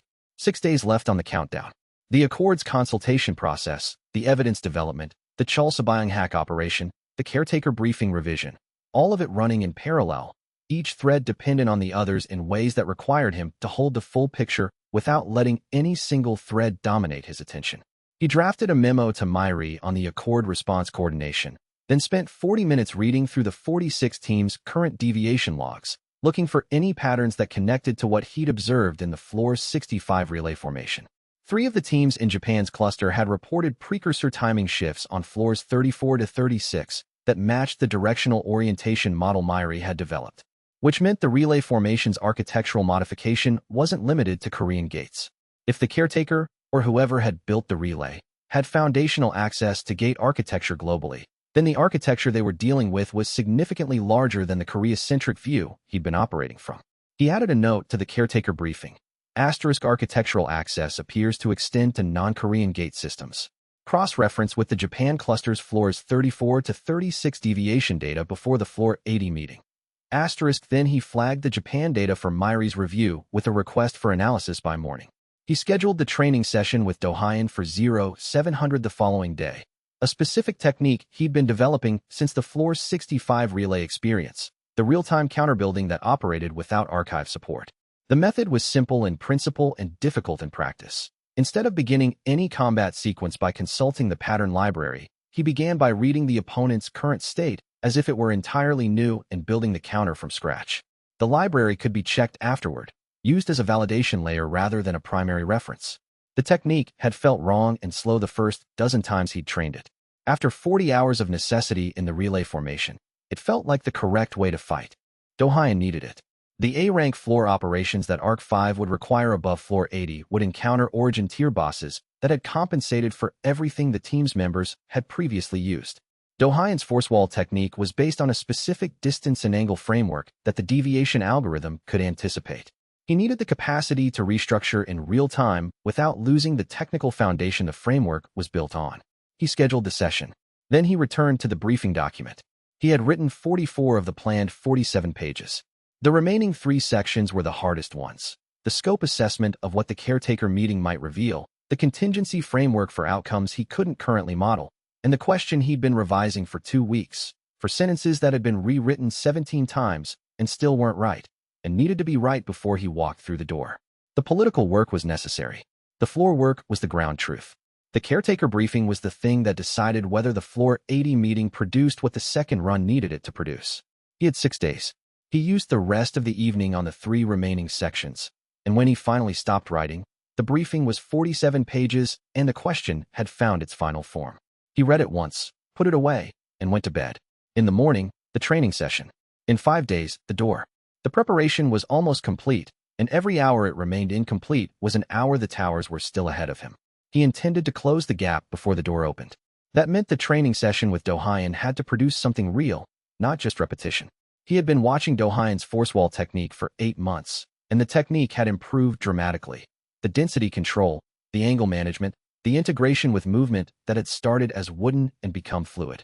But the improvement was built on the original framework he'd given Do-hyun in month 2, and that framework was now in the deviation algorithm's dataset from the first-run records.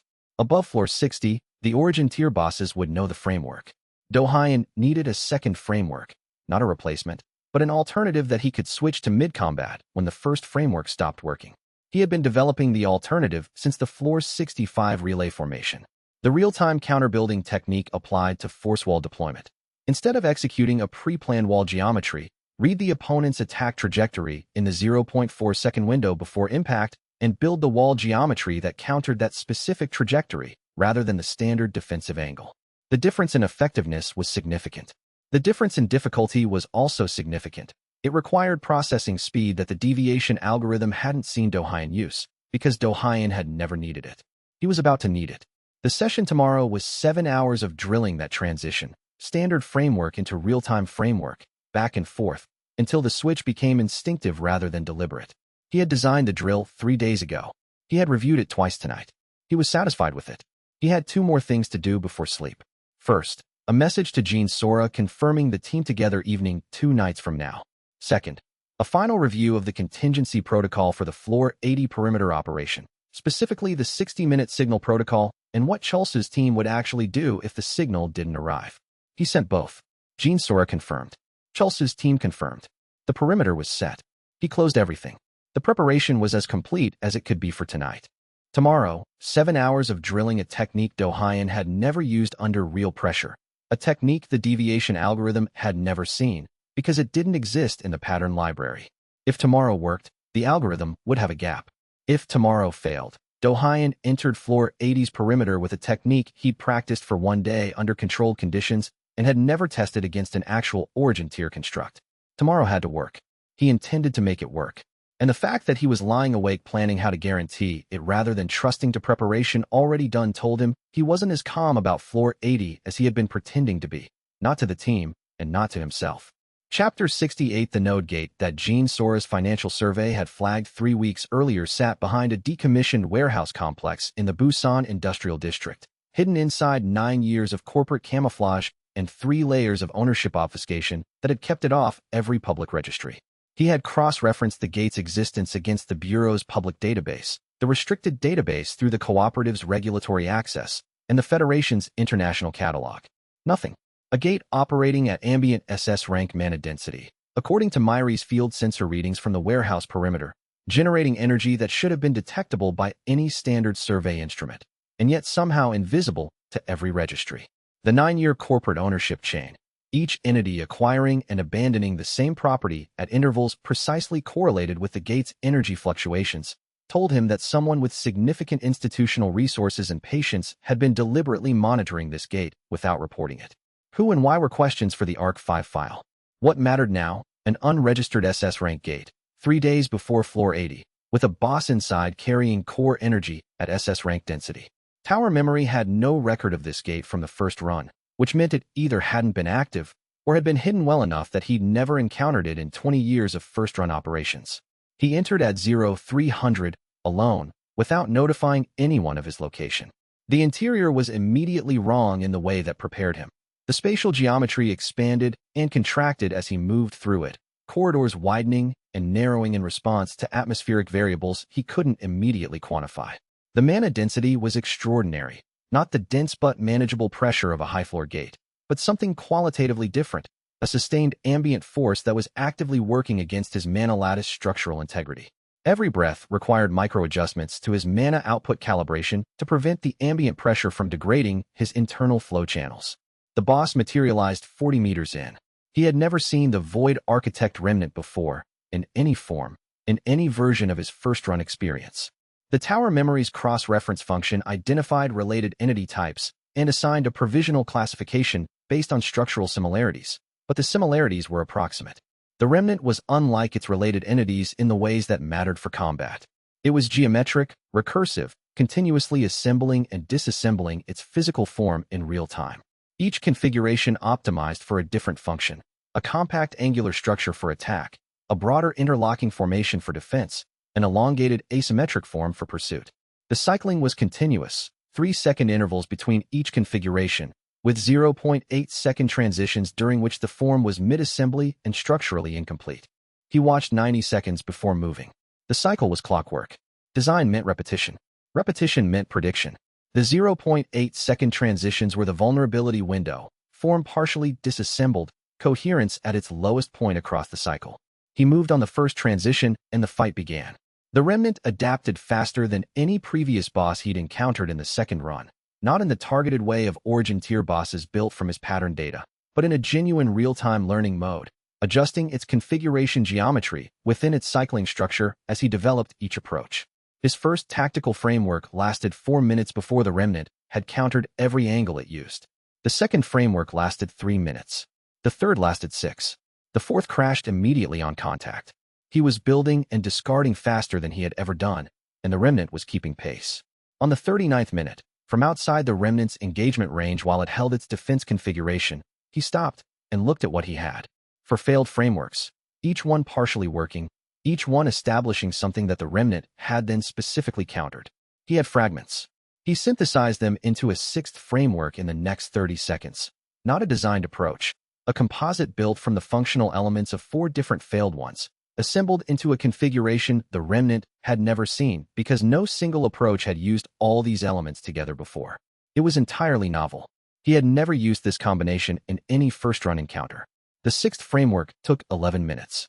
When the remnant's core fractured and the SS rank energy release began, he positioned himself directly in the output stream. The advancement registered not as the clean incremental steps of previous rank progressions, but as a structural reorganization, his entire mana lattice expanding simultaneously, every routing pathway widening, the output tripling in a way that was immediately perceptible from the inside. His proprioception shifted. His body felt different. SS rank was not a larger version of A rank. It was a different kind of instrument. He walked out of the dissolving gate into the Busan night, sent messages to Jean Sora and Arium, and stood for a moment in the empty warehouse district with the mana background elevated from the now depleted gate and the city quiet around him. 3 days. He had just demonstrated, against a boss with no archive entry, that the synthesis approach he'd been developing since the Ash Peak Dragon fight worked at full scale. The Void Architect remnant had been stronger than anything below floor 80 in the current deviation curve. He had killed it without pattern override, without archived patterns, without anything except what he'd built in the fight itself. Jean Sora's reply arrived. *SS rank. 3 days out. How does it feel? He wrote back. Like becoming an instrument I designed rather than one I inherited. A pause. Then, the gate's been hidden for 9 years. Someone was watching it. Arc 5 problem. Her reply. Already flagging it. Come home. He started walking. SS rank. 3 days. Whatever waited behind floor 80's sealed door was going to encounter something the original timeline had never produced. A second-run player who had learned to build new weapons in the moment they were needed, operating at SS rank, with 2 other regressors at his side.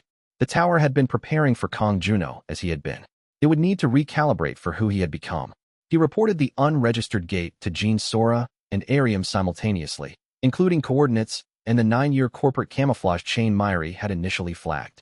He asked for a 72-hour hold on the Bureau report to allow time to understand why the gate had been hidden before it entered the public record and became a political asset in the Global Gate Accords Gate Zero campaign. While he walked back through the warehouse district toward the transit station, he began the analysis. The hold period was 9 years of deliberate concealment.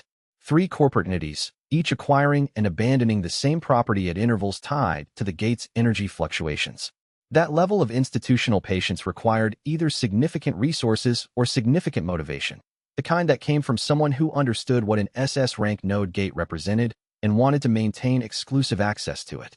The Void Architect remnant boss had been inside, a completely unregistered entity with no first-run record at SS rank density, guarding a gate that had been hidden for 9 years. The boss's design, recursive, adaptive, built from a cycling architecture he'd never encountered, was not the kind of thing that emerged naturally from the deviation algorithm. It was a designed entity, like the origin tier constructions, but older feeling, more fundamental in its structure. He added the question to the Arc 5 briefing items. Unregistered Busan node gate, 9-year concealment. Who was hiding it and why? The remnant's design architecture suggests a different origin than the current deviation constructions. Cross-reference with the caretaker's information about non-standard gates in the Korean system. The transit station came into view.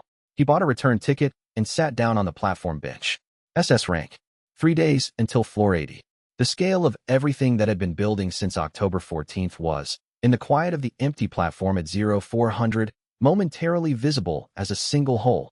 8 months of operations, 20 years of archived knowledge, 3 regressors, 1 unregistered gate, 1 door inside an impossible room, and 1 entity that had been alone for 3,000 years and had decided that the person who might end that isolation had finally arrived. He was that person. He intended to use the position correctly, and the Void Architect remnant in a 9-year hidden gate was either a gap in his first-run memory or something that hadn't existed in the first run at all, and either answer changed the threat model for everything above floor 80. The transit arrived. He boarded it. The warehouse district fell away behind him, and Seoul's gate haze was visible in the distance when the train broke into open rail, and the towers were above everything. And the question of what the Void Architect remnant was, and who had been hiding it, and why. That question was going to the caretaker meeting with him, whether he had the answer or not. Chapter 69, he found out about Cho Sang-min on a Thursday afternoon, 3 days before floor 80, and Myri's delivery method told him everything important about how she'd handled it. A sealed physical folder. No digital copy. Delivered in person, directly, with a handwritten cover note in her precise script. Sang-min is compromised. Full timeline and method attached. No content above the 3rd classification tier has been exposed. He was filtering deliberately. I recommend you handle the conversation personally.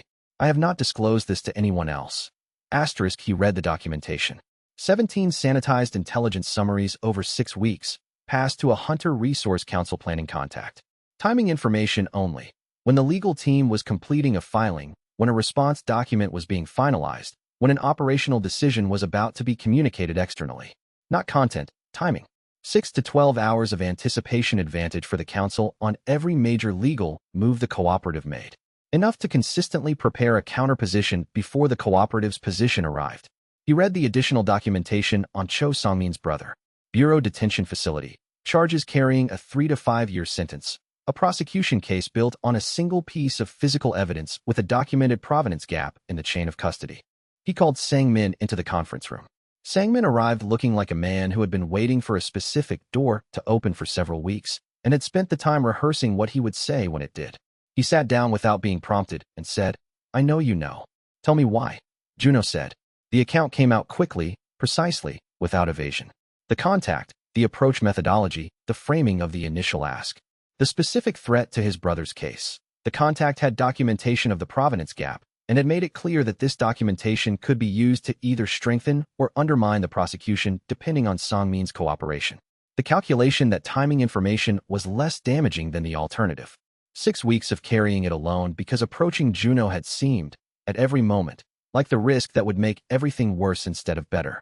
When he finished, Juno let the silence sit for a moment. "You filtered everything above Tier 3, he said. "Yes." Sang-min looked at his hands. Nothing field operational. Nothing that would identify a team member or compromise a live operation. I told myself that made it survivable. He paused. "I stopped believing that about 3 weeks ago. It kept your brother's situation from deteriorating further," Juno said. That was the calculation. He held Song-min's gaze steadily. "Here is what happens now. You are not dismissed. The channel stays open. From tonight, the information flowing through it is mine to control, not yours. You report every contact from the council side immediately, and you pass only what I provide you to pass, nothing else." He paused.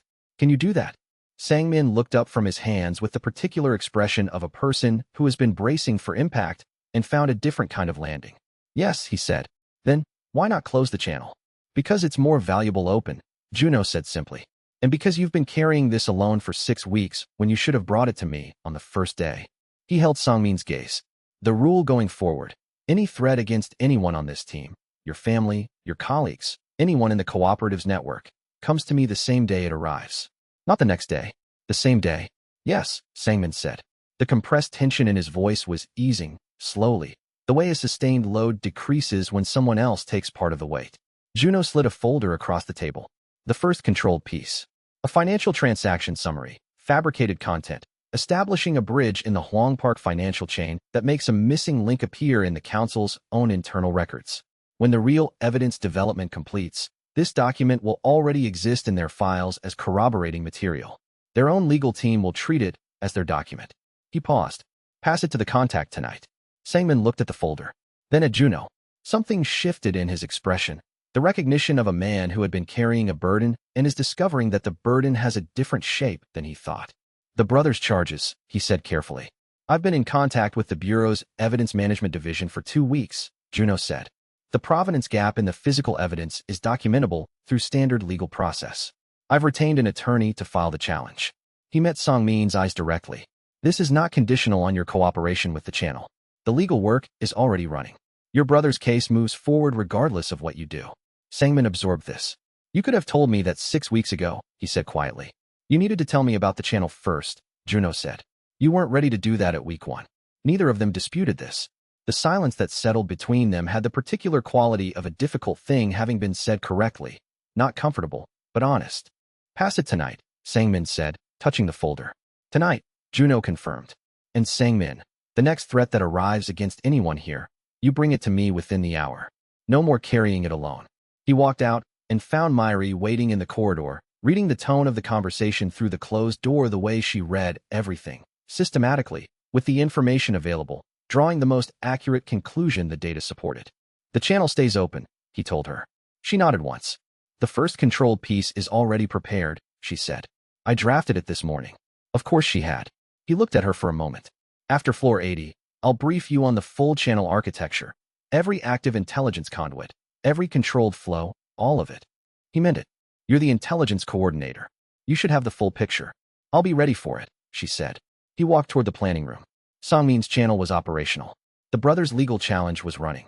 The controlled information pipeline had just been activated. Everything in the Arc 4 intelligence infrastructure was now functioning in the way it needed to function before the caretaker meeting changed the scope of everything above it. 2 days remaining. He spent the afternoon running through the final 2 sections of the caretaker briefing. The first section was the question, now at version 17, still not final, the 4 sentences that had been rewritten more times than any other element of the 48-page document. The problem with the question was that it needed to accomplish 3 things simultaneously.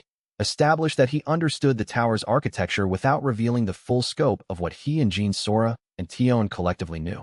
Elicit the most specific possible answer about the scope of Origin Tier boss construction and its constraints, and signal to the caretaker that the exchange was genuinely bilateral, that he was offering real information in exchange for real information, not performing openness while hoarding. The current version did 2 of the 3 adequately and the 3rd poorly. He rewrote it for the 18th time and improved it marginally. He decided to stop revising and commit to version 18. The question would never be perfect because perfect questions didn't exist in real negotiations. Good questions existed. This was a good question. The second section was the contingency framework for outcomes he couldn't currently model. He had written contingency branches for 6 possible caretaker responses. The information exchange goes as described. The architect's offer is presented and rejected. The meeting is cut short by the suppression mechanism. The arena seals on entry. The caretaker reveals the tower hierarchy is different from its previous characterization, and the caretaker makes an offer of its own. He had not written a contingency for the 7th scenario. The caretaker reveals something that invalidates the second run's operating assumptions entirely. He wrote the 7th contingency. It was harder than the other 6 because he had no model for what invalidates the operating assumptions entirely would look like. He built the contingency around a principle instead. Asterisk whatever the caretaker reveals, the team's survival and the cooperative's operational integrity are non-negotiable. If the revelation requires a mission restructure, the restructure happens on those foundations, not by sacrificing them. Asterisk he printed the contingency section and added it to the briefing document's physical copy. The one he carried in his field kit rather than on his secure device. The backup he maintained in case anything happened to the digital version. He did this for every document that was important enough to need 2 copies. 2 days left on the clock before the meeting that changed everything. He also sent Dohyun a message before dinner. Asterisk tomorrow's training session. We're working the real-time counter-building technique. No archive reference. Build from current observation only. Bring everything that's been deviating in your force wall practice this week. Asterisk Dohyun's reply. Asterisk I've been tracking 3. Ready. Asterisk he ate dinner with the hub's field team. An informal meal, no briefings, just the ambient conversation of people who had been working hard for months. He ate quickly and went back to the planning room for 2 more hours. By 22:30, he had the briefing document complete, the contingency section integrated, the question committed to version 18. He packed the physical copy. He charged his devices. He went to bed. 2 days. The preparation was done. Whatever came through the door was going to meet a version of Kong Juno who had used every available hour to be ready for it. And some of what he'd become in the process had never been in the pattern library at all. Chapter 70 The Iron Veil Sovereign stood aside, and Juno stopped moving entirely.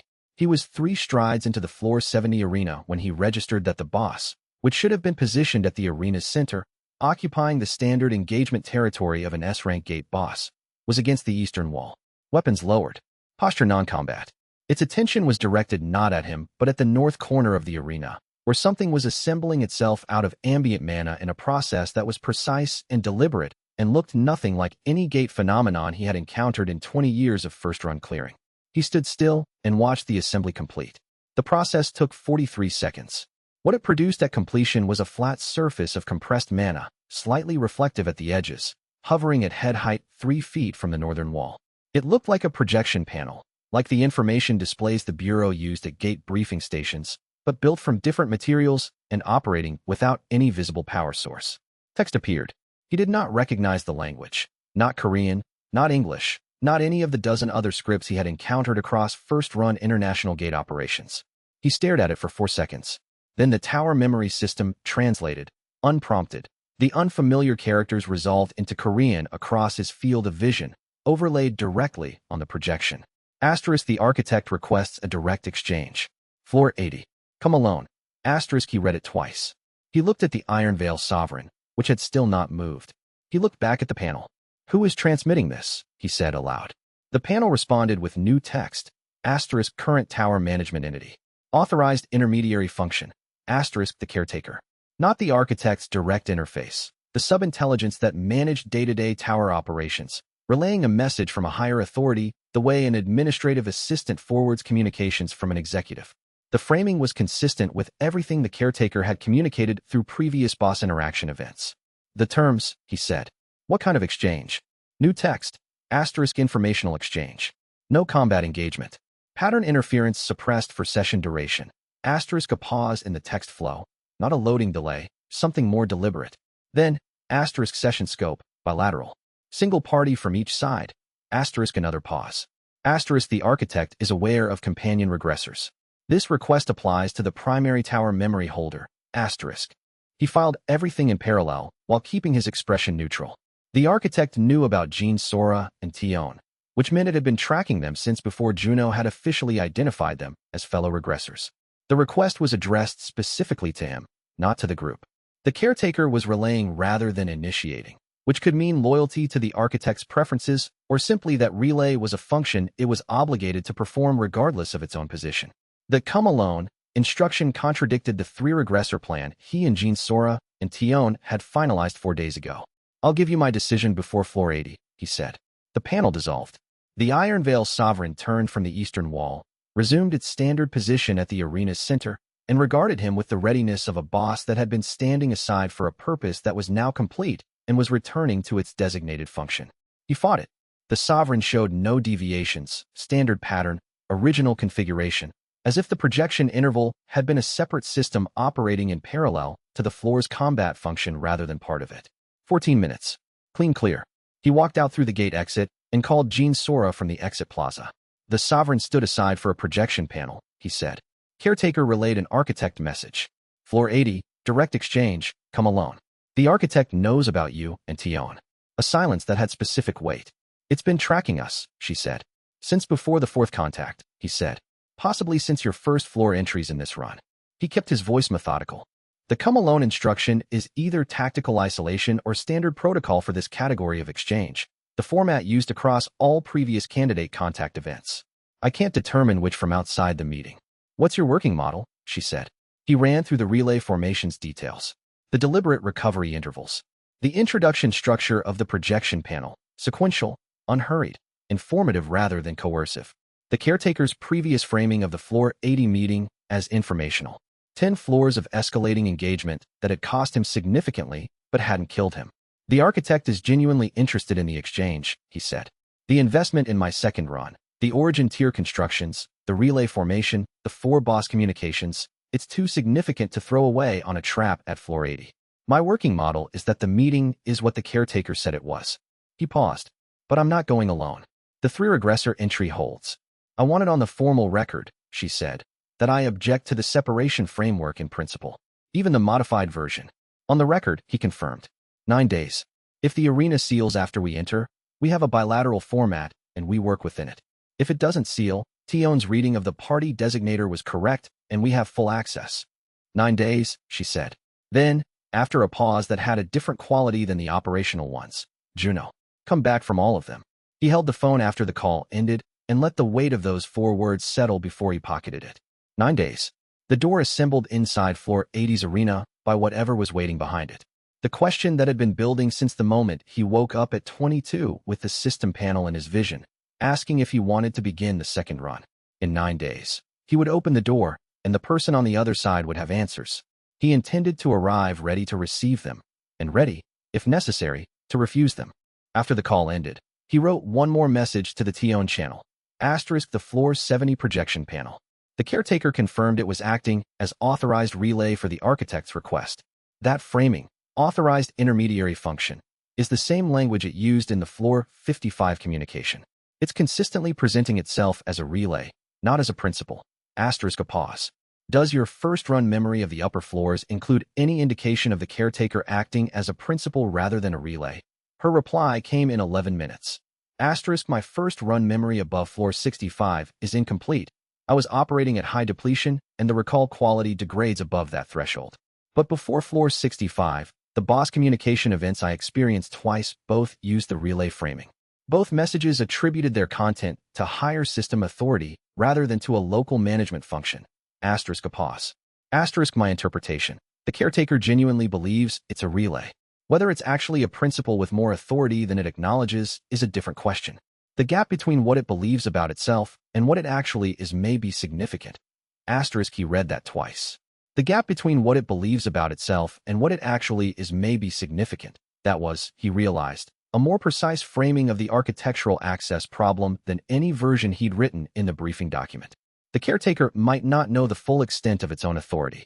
An entity that had been operating across 30 centuries under a specific self-conception might have authority it had never needed to test, and therefore had never mapped. He wrote back, asterisk that framing goes into the briefing document. Thank you. Asterisk then he added the revision to version 18.1 of the question, which now addressed the possibility of unmapped authority rather than simply asking whether the caretaker's authority was limited. 9 days. The preparation was alive and still developing. And version 18.1 of the question now asked something the previous 17 versions hadn't. Not whether the caretaker's authority was bounded, but whether the caretaker itself knew where its boundaries were. He let the revision settle until midnight, then shut down and slept. Tomorrow was the relay formation. 40 hours of Origin tier bosses calibrated specifically to exhaust him. The preparation would continue after. If there was a version of him that emerged from 40 hours of Origin tier engagement, still capable of continuing at all. Chapter 71. The three-party call happened at 0700 the next morning, and it was the first time all three regressors had spoken in real-time voice together. He'd requested the call after a night of revising the Floor 80 plan with the Sovereign's message as the new primary variable. The revision had produced one clean conclusion. The three-regressor entry plan needed to be stress-tested against the come-alone instruction before he arrived at the Floor 80 gate, not after. He needed Jean Sora and Tion to hear his reasoning and challenge it. Tion's voice, when she joined the channel, was quieter than her messages had led him to expect. More weight per word, the way some written voices compress themselves on the page and unfold differently when spoken. He presented the problem without framing his preferred answer. The come-alone instruction, the two interpretations, tactical isolation or standard bilateral protocol. The cost of losing the information channel versus the cost of being isolated inside a meeting with an entity whose intentions were not fully mapped. Jean Sora analyzed it with her characteristic efficiency. If the information channel is the whole purpose of going to Floor 80 at all, then its preservation takes priority over personnel configuration. The three-regressor entry is a risk we absorb rather than the protocol we violate. She paused. Unless Tion's reading of the party designator applies. That's what I've been working on, Tion said. She described what she'd found. 3 weeks of cross-referencing the translation patterns in every boss communication event Juno had documented, with a specific focus on how the tower's communication protocol used group designators. The Bloodmaw's broken message, the Veilbound Titan's reference, the Hollow King's incomplete sentence. Across all of them, the protocol used party to refer to functional groups, not individuals. The caretaker's message had specified single party from each side and primary tower memory holder. But if the protocol treated the regressor group as a single functional party, both phrases could be referring to the three of them collectively. The risk profile of that reading, he said. If it's wrong, we violate the architect's format requirement and potentially close the information channel before the exchange begins. Versus the risk of you going in alone if it's right, Tion said. The group reading has a lower maximum downside. The solo reading has a lower probability downside but higher severity. She paused. My recommendation, enter as 3, assess whether the arena seals in the first 30 seconds. If it seals, we have confirmation that solo format was required, and we work within a bilateral with you as the sole party. Jean Sora and I hold inside the arena boundary until the meeting concludes. If it doesn't seal, we have the group access confirmed and all 3 of us participate. He looked at the model she'd constructed. It was cleaner than what he and Jean Sora had built, a decision tree rather than a predetermined commitment. It reduced the risk of either outcome without requiring certainty about which interpretation was correct. That's better than my version, he said. I had 3 weeks to work on it, she said. You were busy with floors. Agreed, Jean Sora said. The staged entry decision tree. Contingency structure unchanged. Chulsu's team at the adjacent node, 60-minute signal protocol, Dohyan and Arium at outer perimeter. He ran the updated plan through the arc for contingency model. The decision tree covered every scenario he could model. 8 days, he said. 8 days, both of them confirmed. Tion added one more thing before the call ended. In my first run, I reached Floor 80 and found an empty arena. No boss, no door. I've spent 6 months understanding what that meant. A pause. The meeting was designed for you specifically. Whatever cleared the arena before I arrived. I believe now it was the caretaker itself, preemptively canceling a session with a regressor it had identified as the wrong candidate. She paused. You are the right regressor. Not just because you survived floor 99, because of what you built after you woke up. The team, the network, the political operations. Whatever the architect's offer is when you hear it, you'll be able to evaluate it correctly because of what you built. That's why it invited you. He considered that. Does it change your assessment of the risk? No, she said. The risk assessment stands. It changes the frame. A pause. 8 days. All 3 of us. We'll be ready. The call ended. He sat for a moment and then went back to the briefing document. 7 days of planning had produced a plan that was better today than it had been yesterday because Tion had found the gap and filled it correctly. That was what the team was for. He worked through the morning on the briefing's supplemental section, integrating Tion's translation protocol analysis into the document. The party as group designator reading needed to be footnoted with the source data, the specific boss communication events she had cross-referenced, the linguistic pattern she had identified, the structural argument from the tower's communication architecture. If the caretaker challenged the 3 regressor entry, he needed to be able to cite the protocol evidence precisely rather than offering it as interpretation. He also worked on what he was going to tell the caretaker about tower memory.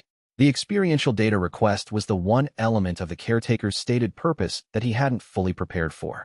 He had prepared for information exchange, delivering questions, receiving answers, managing the scope of disclosure to preserve negotiating position. He had not prepared for an entity asking him to describe what it felt like to operate with foreknowledge. The question required a different kind of preparation. Introspective, precise, willing to be honest about the subjective reality of a second run in ways that might expose vulnerabilities alongside insights. He spent 2 hours working through what he would actually say. The 40-hour relay formation was the clearest example. The transition from archive-dependent fighting to present-tense improvisation. The moment in the 35th hour when the improvisation had stopped feeling like loss and started feeling like discovery. That was the experiential data the caretaker couldn't measure from outside. He would give it genuinely, because genuine disclosure was both ethically correct and strategically superior to managed performance. The caretaker, whatever else it was, had been watching him for months. It would recognize genuine disclosure, and genuine disclosure from him created an expectation of genuine disclosure in return. Ariam called at midday with an update on the ARC 5 pattern models. She had been running 3 parallel threat projections since his briefing. Na Youngho's escalation timeline, the Senate investigation's political fallout, and the International Hunter Federation's likely response options after the Accord's administrative hold. All 3 models were in the ARC 5 planning document. He reviewed them on his screen while she walked him through the key variables. The Na Youngho model has the widest variance, she said. His behavior pattern so far is intelligence gathering, which means the next phase is either direct action or contractor deployment through a new contact chain. I can't predict the timeline or the target without more data on his current operational scope. After floor 80, Myri is running the full scope assessment, he said. Until then, the Na Youngho track stays on monitoring. The direct action risk is low while he's still building the picture. Unless he completes the picture before floor 80, she said. He paused. She was right. If the intelligence he's been collecting reaches actionable threshold before floor 80, he moves earlier than projected, he said. What would the trigger look like? Contact with the Sentinel Alliance's arrested hunters, she said. If they're talking and their testimony has reached Na Youngho through a channel we don't have visibility on, he now knows the Bureau's awareness level. That changes his calculus. A pause. I can't assign a probability without knowing whether the channel exists. It's a scenario, not a forecast. Flag it for Myri, he said, and run a second model with the trigger assumption. What does Na Youngho's next move look like if he knows the Bureau is watching? I'll have it this evening, she said. He set the call aside and looked at the briefing document. 8 days, 7 of them left, and the threat landscape was still expanding. Na Youngho's possible intelligence advantage. The unregistered gate's remnant. What it was, who built it, why it had been hidden. The Gate 0 classification push. The relay formation tomorrow. The preparation had never been converging toward complete. It had been converging toward sufficient, which was a different and more honest target. The question was whether sufficient would hold when the door opened and the caretaker started speaking, and whether the version of Kong Juno who emerged from 40 hours of the relay formation would be capable of hearing the answer clearly enough to respond to it, or whether the relay formation was designed to leave him just impaired enough that his first instinct in floor 80's arena would be wrong. Chapter 72. The Huang Park tip-off reached the International Hunter Federation the same morning. Juno was in a preparatory briefing for the Floor 80 operation, and Myri's emergency alert interrupted the session with a single line that made him set down his pen. Gate 0. Category 1 designation imminent. Immediate brief required. He read the briefing she had assembled overnight in 15 minutes of focused reading. The source was Choi Bong-soo, retired bureau analyst, 71, 32 years in the Gate Classification Division, 11 months of post-retirement silence. One payment of 400 million won to a personal account 3 weeks earlier, sourced through a shell company that sat 4 layers removed from the Hunter Resource Council's primary financial structure. Huang had found him by waiting. A quiet, financially comfortable man who had grandchildren and had been retired long enough that no active surveillance network would think to watch him.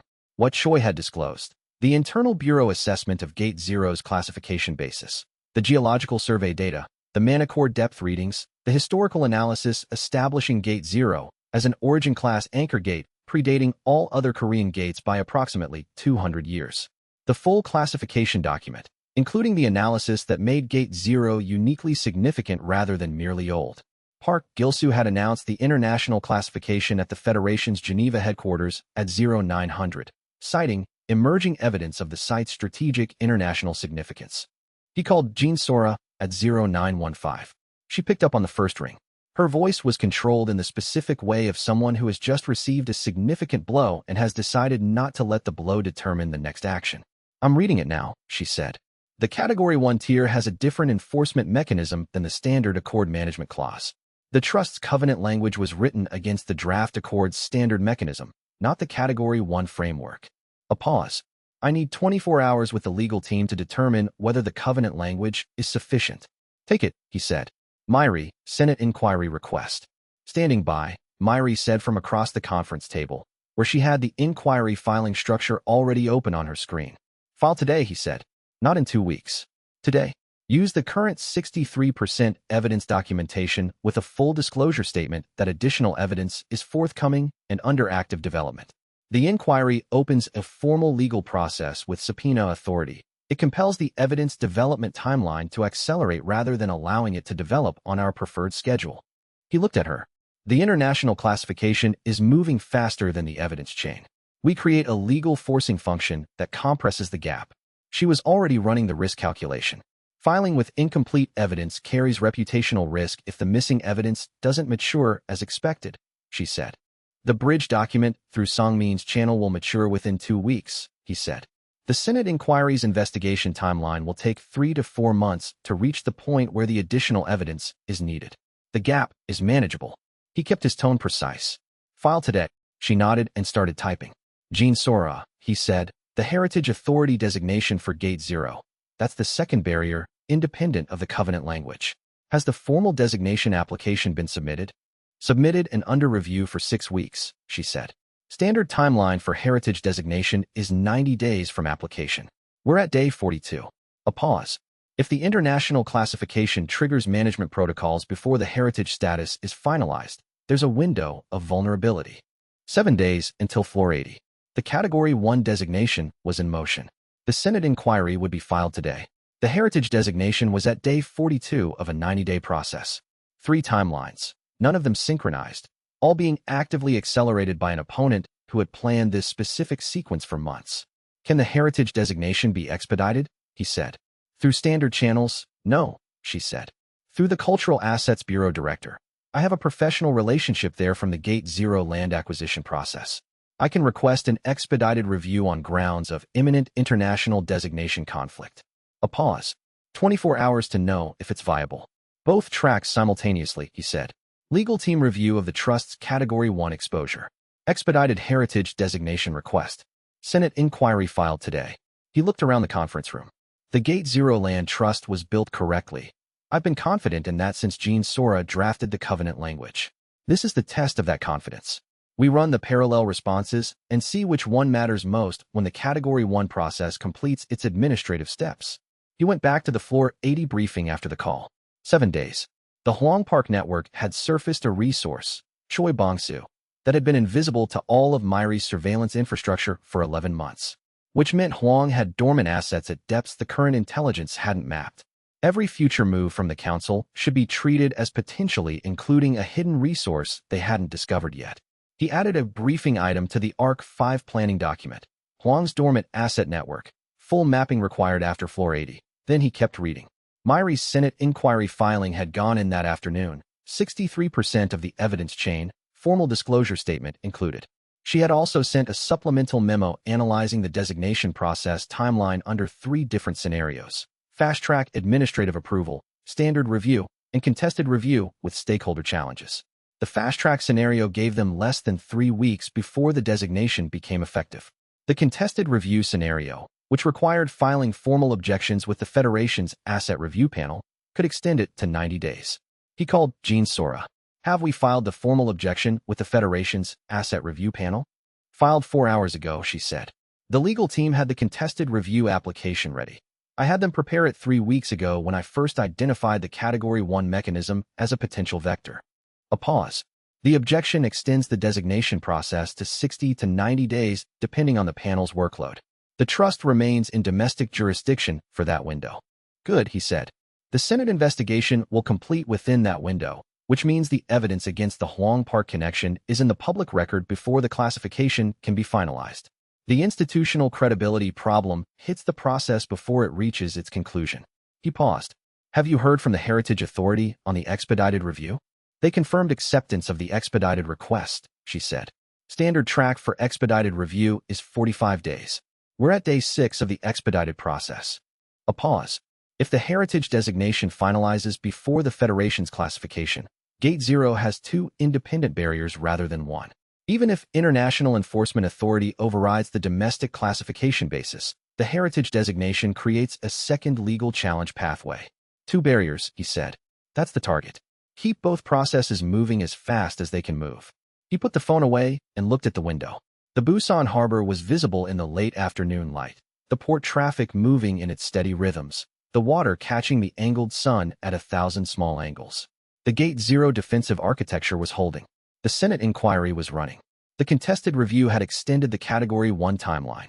1 week to the caretaker meeting, and the political arc was buying time on all 3 fronts simultaneously. Huang had found a resource he hadn't anticipated. The response had found a second barrier he hadn't expected. The exchange continued.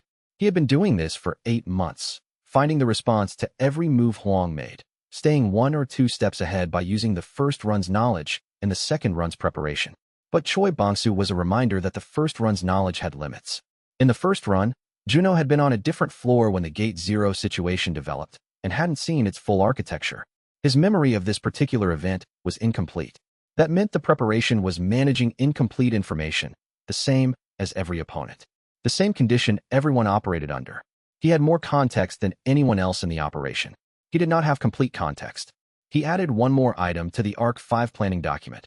Assume all ARCs include at least 1 threat vector that the first-run memory doesn't cover.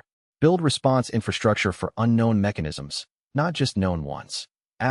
Then he closed the document and kept working. 7 days. The towers and Huang and the Federation were all moving. He was moving faster, but the Choi Bongsa gap had been sitting in his blind spot for 3 weeks, and if Huang had found 1 resource in the first-run memory's gaps, there were others he hadn't found yet, and one of them was probably already in motion. Chapter 73 The Huang Park connection went public on Wednesday, and the mechanism of its disclosure was not one that Juno had designed. Cho Sang-min passed the bridge document through his council contact on Tuesday evening, time to arrive at the contact system during business hours Wednesday morning. The document propagated through the council's internal financial record system and triggered an automated cross-reference alert, which landed in the queue of a compliance officer named Yu Jae-hoon, 28 years old, 3 years in the role, no connection to Huang or the council's founding structure.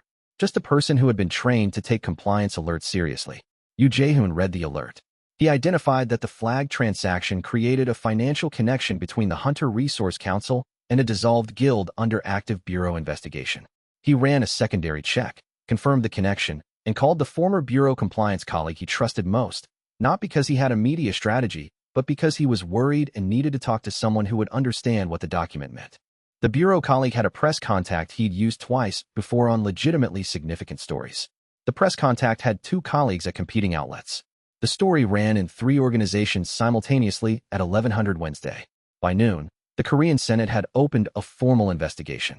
By 1400, the Global Gate Accord was on administrative hold pending the investigation's scope determination. By 1730, Park Gil-soo had issued a statement through a communications director, not personally, which communicated something about his reading of the situation, describing the relationship as a legitimate consulting arrangement to be fully documented for review. Juno read the cascade reports from the Busan Hub conference room with Myri across the table, monitoring in real time. She had the particular expression she wore when a model had produced an outcome at significantly higher accuracy than its stated confidence interval. The compliance officer acted within 4 hours of receiving the cross-reference alert, she said. My projection was 48 to 72 hours for the document to propagate and produce a response. The actual timeline was under 12 hours. Genuine alarm, he said. He saw a compliance issue and followed his training without calculating the political implications first. That speed is a feature of integrity, not strategy. He paused. The cascade is substantially more credible than a managed inquiry request would have been. They can't argue it was politically motivated. The disclosure came from inside their own compliance structure, from an employee with no stake in the outcome. Gate 0, she said. He looked at his comm. Jean Sora had sent a message 3 minutes ago. Asterisk Federation suspended all pending asset designations under the administrative hold. Gate 0 Category 1 process is frozen. The trust holds. Asterisk he let that settle for a moment. 8 months of Jean Sora's positioning. The land trust, the covenant language, the heritage designation application. All of it holding because a junior compliance officer in the Hunter Resource Council's own building had done his job correctly. The Senate investigation runs 3 to 6 months, Myri said. Huang will be called to testify. His cooperation will be calibrated to protect his deepest network, the dormant assets, the international connections, the elements we haven't mapped yet, while sacrificing the council's surface structure. The investigation gets the council, he said. The deeper network is Arc 5. He stood. Park Gil-soo is recalibrating right now. The Accord's institutional credibility has been damaged in a way that will require more than process management to repair. Watch for a new approach from the Federation within 3 weeks. He's too capable to let this be a permanent defeat. She was already making notes. He moved toward the door and stopped. Myri, 72 hours to trace a chain designed to take 6 weeks. That's what made the Senate inquiry filing viable. That's what made the bridge document timing work. He paused at the threshold. I know exactly what that took. She didn't look up from her notes. I'll keep working at that pace, she said. The next arc will need the same speed. He walked out into the corridor, and the weight of the day's events was not relief. Exactly. Relief implied that the threat had passed, and it hadn't. But the gate was holding, the investigation was running, and Huang's most carefully planned mechanism had been exposed by his own compliance structure. 3 days to the meeting. The political arc was in a better position than it had been this morning. The floor arc was what came next. He went back to the briefing document and kept working. The Huang Park exposure had completed faster than planned, which meant his attention could shift from the political arc's immediate crisis to its medium-term structure. With the Senate investigation running, the Global Gate Accord on administrative hold, and Gate Zero's classification in contested review, the Arc 4 political events were in a holding pattern that didn't require intensive active management. What required active management now was Arc 5's preparation, which meant understanding what the caretakers meeting would reveal before planning the operations that followed it. He sent Tion a message through the encrypted channel. Asterisk the Huang Park connection went public this morning. Political arc is stabilized for the next 60 to 90 days. What's your floor 63 to 72 deviation data showing about the origin tier escalation above the relay formation threshold? Asterisk her reply came in 40 minutes. Asterisk the escalation above floor 65 continues exponential rather than linear. Each floor I've run since the relay adds approximately 30% to the construction complexity of the origin tier modifications. If that rate holds, floor 80 and above are operating at a complexity level that neither your first-run archive nor mine can address from existing data. Asterisk a pause. Then, asterisk this is why the caretaker meeting matters so much. We need scope data for the upper floors that neither of us has. Whatever is building those constructions, if we understand its design constraints, we can predict the counter space it leaves. Asterisk another pause. Design constraints are always the leverage. He read that last line twice. Design constraints are always the leverage. It was the same principle he'd been applying to guild operations for 8 months, finding the structural constraints of the opposition system and using those constraints as the attack surface. Applied to the tower's boss construction system. It meant that whatever entity was building the origin tier modifications was operating within design parameters that limited what it could construct. Find the parameters, find the gaps the parameters created, build the counter space in those gaps. He wrote it into the briefing document as a priority question for the caretaker meeting. Asterisk, what are the design constraints on origin tier boss construction? What can the construction system not do, and why? Asterisk, it was the question behind the question. The caretaker would answer the surface question about what origin tier bosses were. He needed to understand what they couldn't be, because that was where the path to floor 99 and above lived.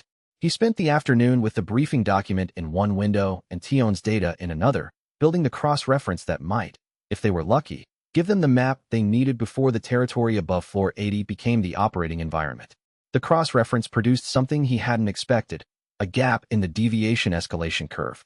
Tion's 30% complexity increase per floor held between floors 65 and 72 in her data, but between floors 58 and 62 in his own data, the increase had been sharper, approximately 45% per floor. And between floors 62 and 65, the relay formation had replaced individual floor deviations entirely. The escalation wasn't uniform. It had inflection points. He mapped the inflection points against the boss communication events.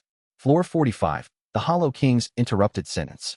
Floor 55, the Veilbound Titan's acknowledgement. Floor 60, the origin tier introduction. Floor 65, the relay formation. Floor 70, the projection panel with the architect's direct request. The communication events and the deviation inflection points were not coincidental. They were correlated. Every time the tower's communication level escalated to a new mechanism, the deviation complexity jumped before returning to its growth curve, which meant the caretaker meeting at floor 80 was going to produce another jump in the deviation curve on the far side of it. The origin tier constructions above floor 80 were going to be significantly more complex than what he was currently modeling, because the meeting was a communication escalation and every previous communication escalation had been followed by a deviation jump. He wrote the correlation into the briefing document. He added a note to the meeting preparation. Asterisk, expect significant deviation escalation above floor 80 following the meeting. The jump will be proportional to the communication escalation the meeting represents. Prepare for origin tier constructions at floor 81 and above that exceed current projection by at least 45%. Asterisk, the implication was significant enough that he sent it to Gene Sora immediately, with the correlation data attached. Asterisk, the deviation jumps follow communication escalations. Floor 80 meeting equals communication escalation. Expect higher than projected origin tier complexity above floor 81. Adjust ARC 5 threat models accordingly. Asterisk, her reply. Asterisk, I've updated the models. Arium is already running the revised projections. This is important. It means the meeting isn't just informational for us. From the tower's perspective, it's a trigger event. Asterisk, a pause. Asterisk, whatever the caretaker tells us on the other side of that door, the towers are going to respond to the meeting's occurrence as much as they respond to its content. The fact of the meeting happening is a signal in the system. Asterisk, he thought about that for a long time. The meeting's occurrence as signal. The towers would know the meeting happened. And whatever the caretaker revealed, the system above floor 80 would begin calibrating for it the moment the door closed behind them. 3 days. Then the door. He was not going to waste the time between, and neither was the tower system, which was already building what came after. Chapter 74. Kim Byung-hak resigned from Apex Guild on a Thursday morning, 2 weeks ahead of schedule, and Chulsa's message at 0917 had 4 lines. Talent approach confirmed, Sentinel Alliance destination confirmed, operational schedule files taken, and then the 4th line added after a pause. I need to know now whether to act, he called immediately. Chulsu answered before the second ring. The resignation was accepted, Juno said. You didn't intercept it. No. Chulsu's control was intact, but operating at visible cost. The specific compression of a man who had watched something happen that he'd been warned about and held himself back from stopping it. You said document and wait. I documented. The Sentinel Alliance contact arrived 3 days ago, full talent approach, exactly the structure you described. Position, resources, signing terms. I recorded the contact methodology in full. Byung-hak accepted within 24 hours and submitted his resignation this morning. A brief pause. He took 6 months of operational schedules. Which version? Juno said. A silence. The modified version, Chulsu said. I replaced the real operational schedules 2 weeks ago, after your briefing. He accessed the files that were in their standard location, the location he knew from before I made the substitution. The actual Floor 87 operational plan is on a system he never had credentials for. Juno absorbed the clean execution.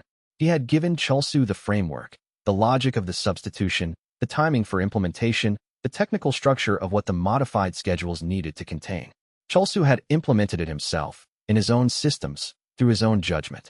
The operation had run correctly not because Juno had controlled it, but because Chulsu had trusted the framework and executed it. The Floor 87 timeline, he said. Walk me through it. Real schedule, 11 days from today. A pause. Modified schedule, the version Byung-Hak has, shows Floor 87 in 8 days. Entry point, the secondary access corridor from Floor 85's node junction. Another pause. Is that the ambush location? Yes, he said. 8 days from now, the Sentinel Alliance ambush team arrives at the false secondary corridor expecting to intercept your party. They'll be operating on the modified schedule Byung-Hak delivered. Your Real party won't be at that corridor. He paused. Bureau Rapid Response is already coordinated for the gate exit. I've been running the coordination through Myri's channel for 3 weeks. Silence. Then, very quietly, 3 weeks ago, before the Byung-Hak approach even arrived, he confirmed. The silence that followed was longer and more internal, not operational processing, which Chulsu would have done quickly, but the personal weight of understanding that someone had prepared for his death far enough in advance to counter it before the mechanism that would cause it had been set in motion. In the first run, Chulsu said quietly, how did it happen? Floor 87. He thought about what he knew, reconstructed from evidence files, not first-hand witness. The supply line had been compromised through the defector's operational schedule. Chulsu's party had arrived at the correct entrance with normal preparation and encountered an ambush they had no warning for. I wasn't there, he said honestly. I was on a different floor. I heard about it afterward. The ambush was complete. You didn't come out. And in this run, Chulsu said, you built the counter 3 weeks before the trigger event. Before Byung-Hak had been approached. Before I knew any of this was coming. He exhaled slowly. Why not tell me earlier? Because if I told you the moment I had the information, you would have confronted Byung-Hak immediately, Juno said. You're not someone who can watch a betrayal develop without acting on it. Premature confrontation spooks the Sentinel Alliance contact, and they use a different vector, and we lose the full intelligence chain on the operation. He held his voice level. I needed you not to know the full picture until the documentation was complete. A long silence. That's a cold calculation to make about a man's life, Chulsu said. Yes, Juno said. I know. He let Chulsu sit with it. He didn't minimize or justify further. The calculation had been made. It had held. The result was Chulsu alive and the ambush team walking into bureau custody instead of completing their objective. But the calculation had been made without Chulsu's knowledge about Chulsu's life, and Chulsu was allowed to feel the weight of that. All right, Chulsu said finally. His voice had the settled quality of someone who has processed a difficult thing and is moving forward from it. 8 days. Real schedule, correct entry point, clean floor clear. Clean floor clear, Juno confirmed. And after floor 80, everything. The full picture. On my word. He ended the call and sat with the weight of it for a moment. The floor 87 counter trap was positioned. Chulsu was alive and would remain alive and would know by the end of arc for exactly what had been done and why. The accounting of the first run's worst mistakes was almost complete. He thought about that for a while. The accounting. The 20 years of the first run had produced a list of mistakes whose weight he had carried into the second run, without fully acknowledging that carrying weight and correcting mistakes were different activities. He had been correcting. That was the purpose of the second run, the whole point of the pattern library's second chance. But the correcting and the carrying had been tangled together for 8 months, and now, with the floor 87 counter in position, the largest single item in the accounting was about to close. Chulsu would survive. He would know why. He would have the full briefing after floor 80. The Do-Hyun debt, floor 12, the route miscalculation, had been carried differently because Do-Hyun was alive in this run, had been alive since month 1, was currently sleeping in the hub's bunk room after a 12-hour force wall drill cycle. The debt's weight had never been about Do-Hyun dying again, because Do-Hyun had been prevented from the opportunity through 8 months of training and positioning. The weight had been about whether Juno deserved to lead someone he had gotten killed. He had decided, somewhere in month 3, that the deserving or not deserving of it was not the point. The point was doing it correctly this time. The training, the technique development, the clear communication about risk. He sent one message to Do-Hyun. Asterisk after floor 80. I'm going to tell you everything. The full picture, same as Ariam and Myri. You should know before you go above floor 60. Asterisk Do-Hyun's reply took 3 minutes. When it came, asterisk I've been ready since month 3. Take your time at floor 80. I'll be here. Asterisk he put the comm away. The team knew. or would know. The foundation was complete. 3 days until floor 80. The most important conversation of the second run was 3 days away. He spent the evening reviewing the briefing document from the beginning. All 47 pages, read through in order as if encountering it for the first time, looking for gaps or assumptions that should be revised before he walked through the door. He found two. The first was a framing error in the section on the caretaker's stated subintelligence status. He had been treating the subintelligence claim as accurate and building his model of the caretaker's authority around it. The floor 65 relay formation had created evidence that the claim might be incomplete. He rewrote the section to reflect that the caretaker's actual authority level was unknown and the subintelligence framing was a self-report rather than a confirmed architectural fact. The second was an assumption error in the section on the architect's interests. He had been assuming the architect wanted to complete cycle 11,001 through Juno as the next candidate, which was what the caretaker had implied in previous communications. But the relay formation's design, specifically the recovery intervals, the deliberate survival margins built into a 40-hour test, didn't fit the profile of an entity trying to absorb a candidate into its architecture. It fit the profile of an entity trying to understand the candidate as deeply as possible before deciding what to do with them. That was a different interest profile. He rewrote the section. The revised briefing was 48 pages when he finished. He sent it to Jean Sora with a note. *2 revisions. The caretaker's authority level is undetermined. The architect's interest profile may be different from what we assumed. Her reply came back in 20 minutes. I saw the relay formation data. I had the same concern. Your revision is correct. A pause. Then, 3 days. We're as ready as we can be. Come home tomorrow night. I want the team together the night before. He confirmed. The briefing document was closed. The preparation was complete. Tomorrow, a full day of operational monitoring and final training work with Dohain. The day after, Geneva's post-meeting obligations. The day after that, Incheon, floor 80, and the door. He was ready. The team was ready. Whatever the caretaker had built in that room behind the impossible door inside floor 80's arena was about to find out what 3 regressors and 8 months of second-run preparation looked like when they arrived together, and the answer was going to surprise it. Chapter 75 Yoon Chulsu emerged from the floor 87 gate at 0712, and Juno was standing at the exit. He had driven 4 hours from the Busan hub before dawn. One message to Chulsu the night before. I'll be at the exit. One character in response. Understood. No further communication. He had parked in the transit lot at 0650 and stood at the gate perimeter's edge in the early morning light, watching the gate's mana field fluctuate with the activity of a party running a floor. The gate opened at 0712. Chulsu came through first. Party leader's discipline. The same habit across every first-run memory Juno had of him.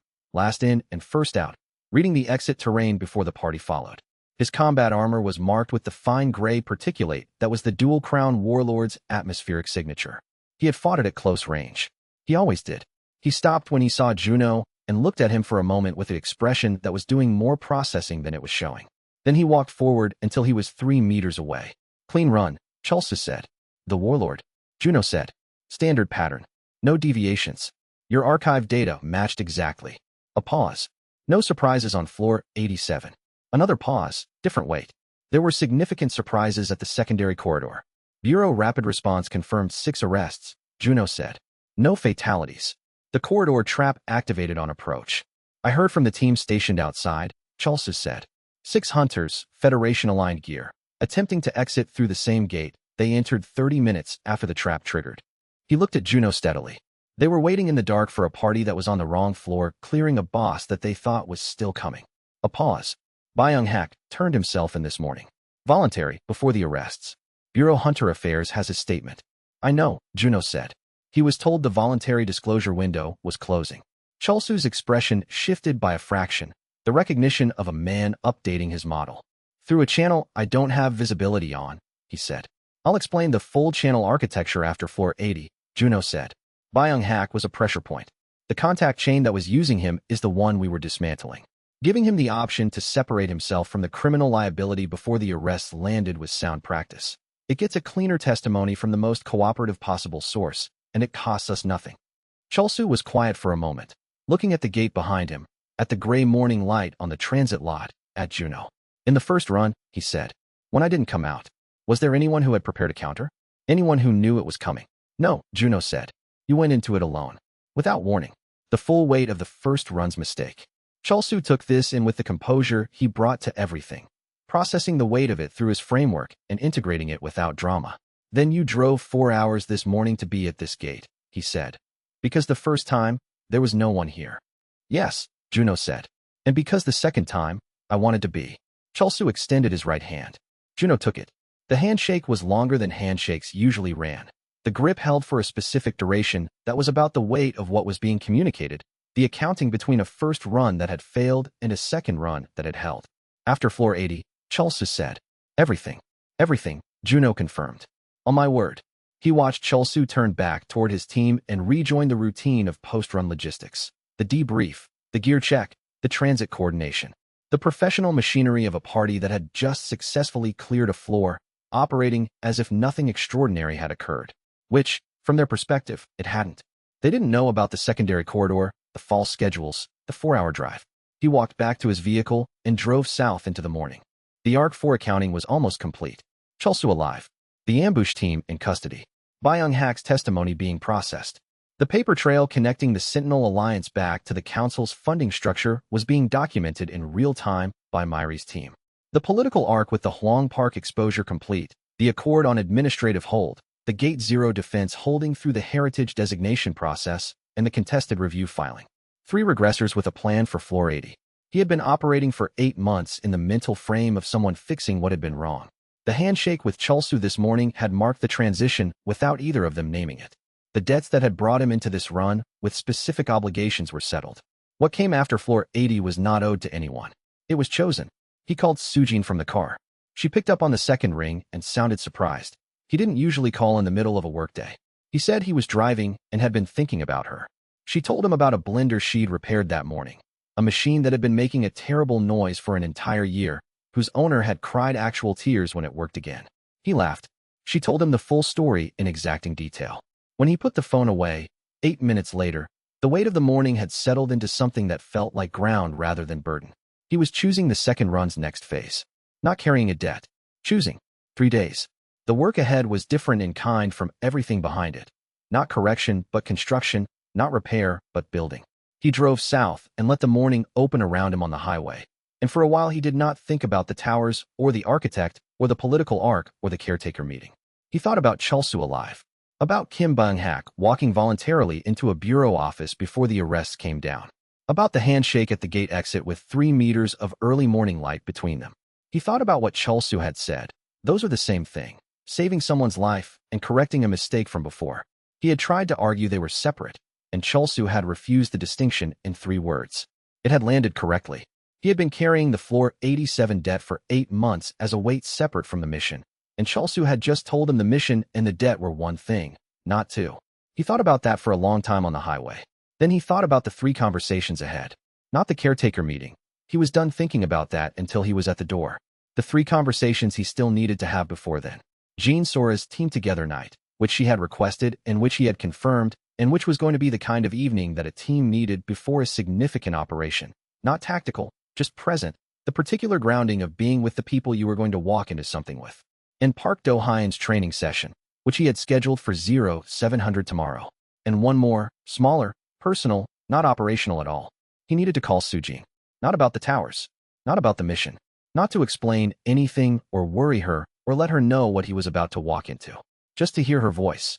And to make sure that when he went through the floor 80 door, he had heard his sister's voice recently enough that the weight of what he was doing was properly grounded in the world it was supposed to protect. He pulled off the highway at the first rest stop and called her. She answered on the 3rd ring, surprised to hear from him in the middle of a workday. He said he was driving and had wanted to check in. She said she had just fixed a particularly stubborn charging port and was unreasonably pleased about it. They talked for 12 minutes. He did not mention any of the rest of it. When the call ended, he sat in the rest stop parking lot for a moment. Sujin had fixed a charging port and was pleased about it. He was driving to meet a man whose career had tried to end his life, in a world that had been reshaped by events he'd set in motion before most people knew gates existed, heading toward a door that led to an entity that had been alone for 3,000 years. He got back on the highway. 3 days. Whatever Cholsu carried out of that gate exit, whatever the Bureau's investigation found, whatever intelligence had assembled itself behind floor 80's door, all of it converged at the same point at the end of the week, and there was no preparation left that the driving could add to. He drove because it was the next thing to do, and the Busan hub was waiting, and the work was not done yet. Chapter 76 Geneva had the particular quality of cities where institutional authority had been concentrated for long enough that the buildings themselves had absorbed some of its weight. He arrived 2 days before the Global Gate Accord's stakeholder consultation hearing and spent the first day in meetings that were not the hearing. The 14 independent hunter associations gathered in a hotel conference room that was not the Federation's venue, speaking without institutional recording infrastructure. He presented in Korean through a retained translator, and he led with numbers. Myri's 4 months of modeling, cross-referenced against Korea's 2 years of Guild to cooperative transition data, expressed as a comparative analysis of the Accord's projected outcomes. 23% reduction in gate clearing efficiency in year 1 of consolidated licensing implementation, 11% estimated increase in hunter mortality rates due to reduced independent safety standard adoption, approximately 4.7 trillion won in annual gatecore revenue transferred from independent cooperatives to Guild managed entities within 5 years of full implementation. Each figure was documented with its source data. Each projection was built from observable transitions rather than theoretical models. The associations asked hard questions. He answered them with the same specificity he brought to every question that was actually about solving a problem: precise, evidenced, direct. By the end of 2 hours, all 14 had confirmed coordinated participation in the consultation countersubmission. The formal consultation hearing the next morning was different in texture. Larger room, more formal proceedings, the Federation's full delegation present, the institutional weight of an international body operating in its designated venue. Park Gil-soo was at the Federation's table on the far side of the chamber. Juno watched him across the full span of the room as the 14 coordinated filings arrived simultaneously in the Federation's record system. 14 documents from 14 countries, each legally distinct, each making the same core argument, each citing the same economic analysis, filed within a 12-minute window, as if from a single coordinated source. Park Gil-soo's expression when he registered the coordination scale was the thing Juno filed. Genuine recognition. Not anger, not surprise at the fact of opposition, but the specific recognition that a strategist has when they see a move they hadn't anticipated and understand its quality. He had seen that expression once before, at the first Seoul Bureau hearing, when the cooperative's early submissions had demonstrated an organizational sophistication inconsistent with its age. The same expression, the same quality of attention. Park Gil-soo was watching and updating. The hearing concluded with the consultation record expanded and the Accord's fast-track process officially suspended. An expanded stakeholder integration period, adding 6 months to the review timeline, was announced. He was filing documentation when the Federation aide appeared. Mr. Park requests 5 minutes. Informal, not on record. He took 30 seconds to consider it. Then, tell him I have 30 minutes before my flight. Park Gil-soo came to the anteroom, the older man making the traverse to the younger man's location, a deliberate inversion of the formal power geometry that had governed every previous interaction. He had removed his Federation badge and was holding it in his left hand. They sat. The first minute was the particular silence of 2 people who are deciding, simultaneously, whether to proceed with the real conversation or the performance of it. Park Gil-soo decided first. The 14-country coordination. How long? 6 months, Juno said. The economic model is real data. 2 years of Korean transition records, Juno said. A nod. A pause. I have been in international hunter governance for 31 years, Park Gil-soo said. Every country eventually consolidates under guild management, because guild consolidation is more efficient in the short term and governments respond to the short term. What you built in Korea outperforms the guild model on every measurable dimension. That cannot emerge from management alone. It requires knowing where the inefficiencies are in advance. He met Juno's eyes directly. Whatever you know, the architect knows you know it. The deviation patterns have been visible from every major gate system on the planet for 3 months. He said nothing. I've been on the wrong side of this, Park Gil-soo said. The consolidation provisions in the Accord were a Olympus corpse condition for their financial support of the Federation's administrative reform. I accepted because the alternative was an institution without the capacity to govern the gate system at scale. He paused. The compromise looked pragmatic at the time. It was a mistake from the beginning, Juno said. Park Gil-soo held his gaze. Yes, he said. I've known that for some time. He put his badge back on. He stood. After the Senate investigation completes and the Accord requires structural renegotiation, I want to be at the table as an architect of the new framework, not a subject of it. That can be arranged, Juno said. If the reforms you advocate are structural, not cosmetic. Understood. He extended his hand. The handshake was brief and professional, an institutional beginning. Floor 80, he said. I'll be watching.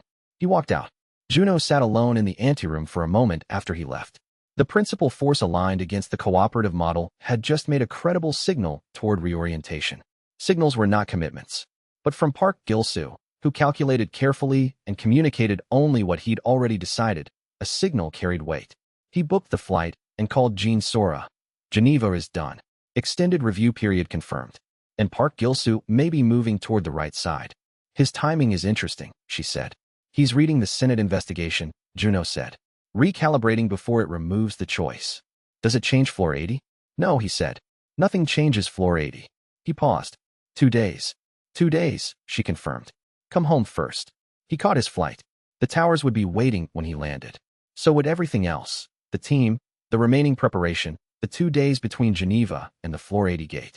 On the flight back, he read through Arium's 3 Arc 5 threat models. The Na Young-ho escalation timeline was still the widest variance model, but she had added the trigger scenario he'd requested. What Na Young-ho's next move looked like if he knew the Bureau was watching. The model produced 4 possible responses. Go dark and wait. Accelerate to a direct action before the window closed. Use a new contact chain outside the Bureau's current monitoring scope, or exit the Korea operation entirely and establish a position from which to continue working through international connections. The 4th option was the most dangerous. If Na Young-ho left Korea and established operational capacity through the Federation's international contractor network, his access to Hwang's remaining resources would continue, but the Bureau's jurisdictional reach would be limited. The international coordination between the cooperative and the 14 independent associations was partly built for this scenario. If not operated internationally, the response network needed to be international. He sent a message to Jean Sora. Asterisk Na Young-ho escalation model. Option 4 scenario. The coordination network we've built with the 14 associations may become operationally relevant sooner than I projected. Brief them on the scenario at the next coordination call. Asterisk her reply. Asterisk already flagging it. The Tokyo and Paris associations have both reported unusual talent management approaches to their senior hunters in the past 6 weeks. I'll include the pattern in the next brief. Asterisk he put the phone away and looked at the night outside the aircraft window. The pattern Arium had identified as the trigger for Na Young-ho's acceleration was already showing in 2 other countries. The international expansion had already begun. While he'd been in Geneva managing the Accord consultation, Na Young-ho had been building the operational infrastructure for something that wouldn't be contained by jurisdictional lines, and the 14 associations' reports from Tokyo and Paris were the first visible edges of something he didn't have the full shape of yet. He arrived in Seoul at 2100 and was at the Busan hub by 0130. He slept for 5 hours. When he woke, he had 1 full day before the team-together evening, and then the morning after that he would drive to Incheon. And Na Young-ho's international expansion would still be running, building toward whatever it was building toward, while he was inside floor 80 asking a 3,000-year-old entity questions about tower architecture. The second run required holding multiple timelines simultaneously. He was holding them, but one of them was moving faster than his available attention could track, and it was the one he had the least first-run memory for. Chapter 77 Park Gil-soo's dinner invitation arrived through the same aide who had delivered the 5-minute anteroom request, and the ask's upgrade from 30 minutes to dinner communicated that Park Gil-soo had decided the anteroom conversation was an opening rather than a conclusion. He accepted. Duration offered information that brief direct exchange didn't. The natural pacing of a meal, its transitions and pauses, the quality of attention someone brought to 45 minutes of conversation compared to 30 minutes of directness. He wanted to understand Park Gil-soo's actual current position before the arc after floor 80 made him a significant variable in the second run's remaining events. The restaurant was expensive in the way that communicated institutional seriousness. Park Gil-soo was already seated, the inversion of the formal power structure maintained from the anteroom. They ordered. The first course arrived, and they spoke about logistics for a few minutes, each allowing the other to establish the conversation's tone. Then Park Gil-soo asked, "How long have you been planning what you're doing?" "Long enough," Juno said. Park Gil-soo tried a different approach. "When you registered as E-rank 8 months ago, did you know it would become what it is?" "Not the specifics," Juno said. The direction. Park Gil-soo was quiet for a moment, and Juno recognized the silence as genuine deliberation rather than performance, a man deciding how much of his own analysis to show. 31 years in international hunter governance, Park Gil-soo said. 23 countries.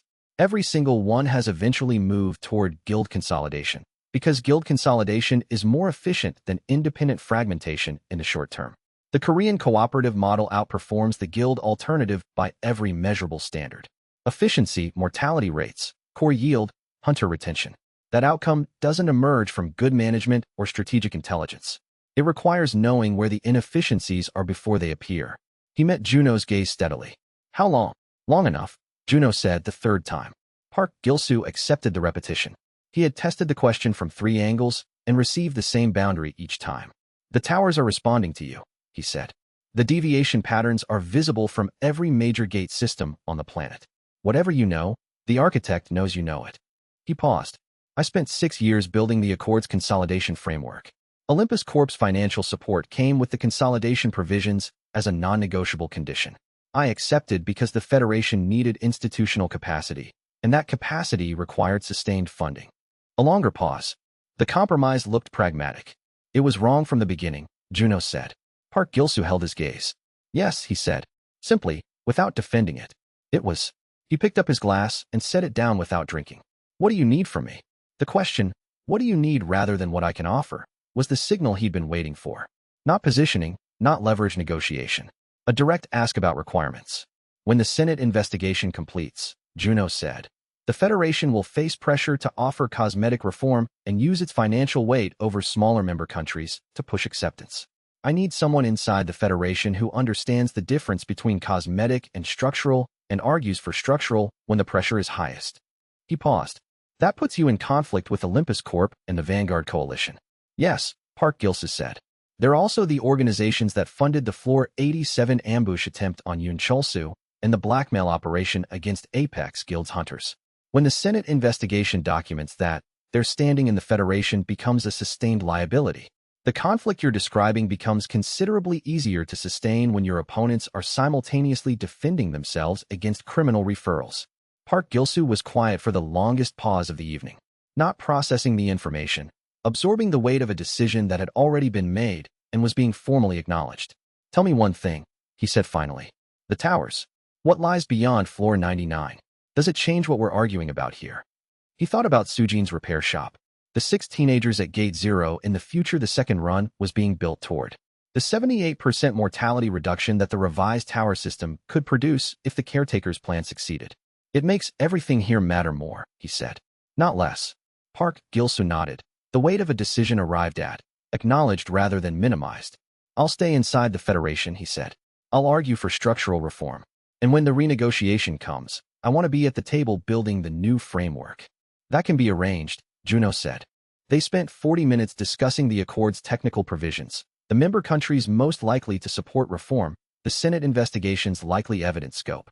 The conversation had the quality of 2 people planning a collaborative project. The transition from adversarial to operational was complete.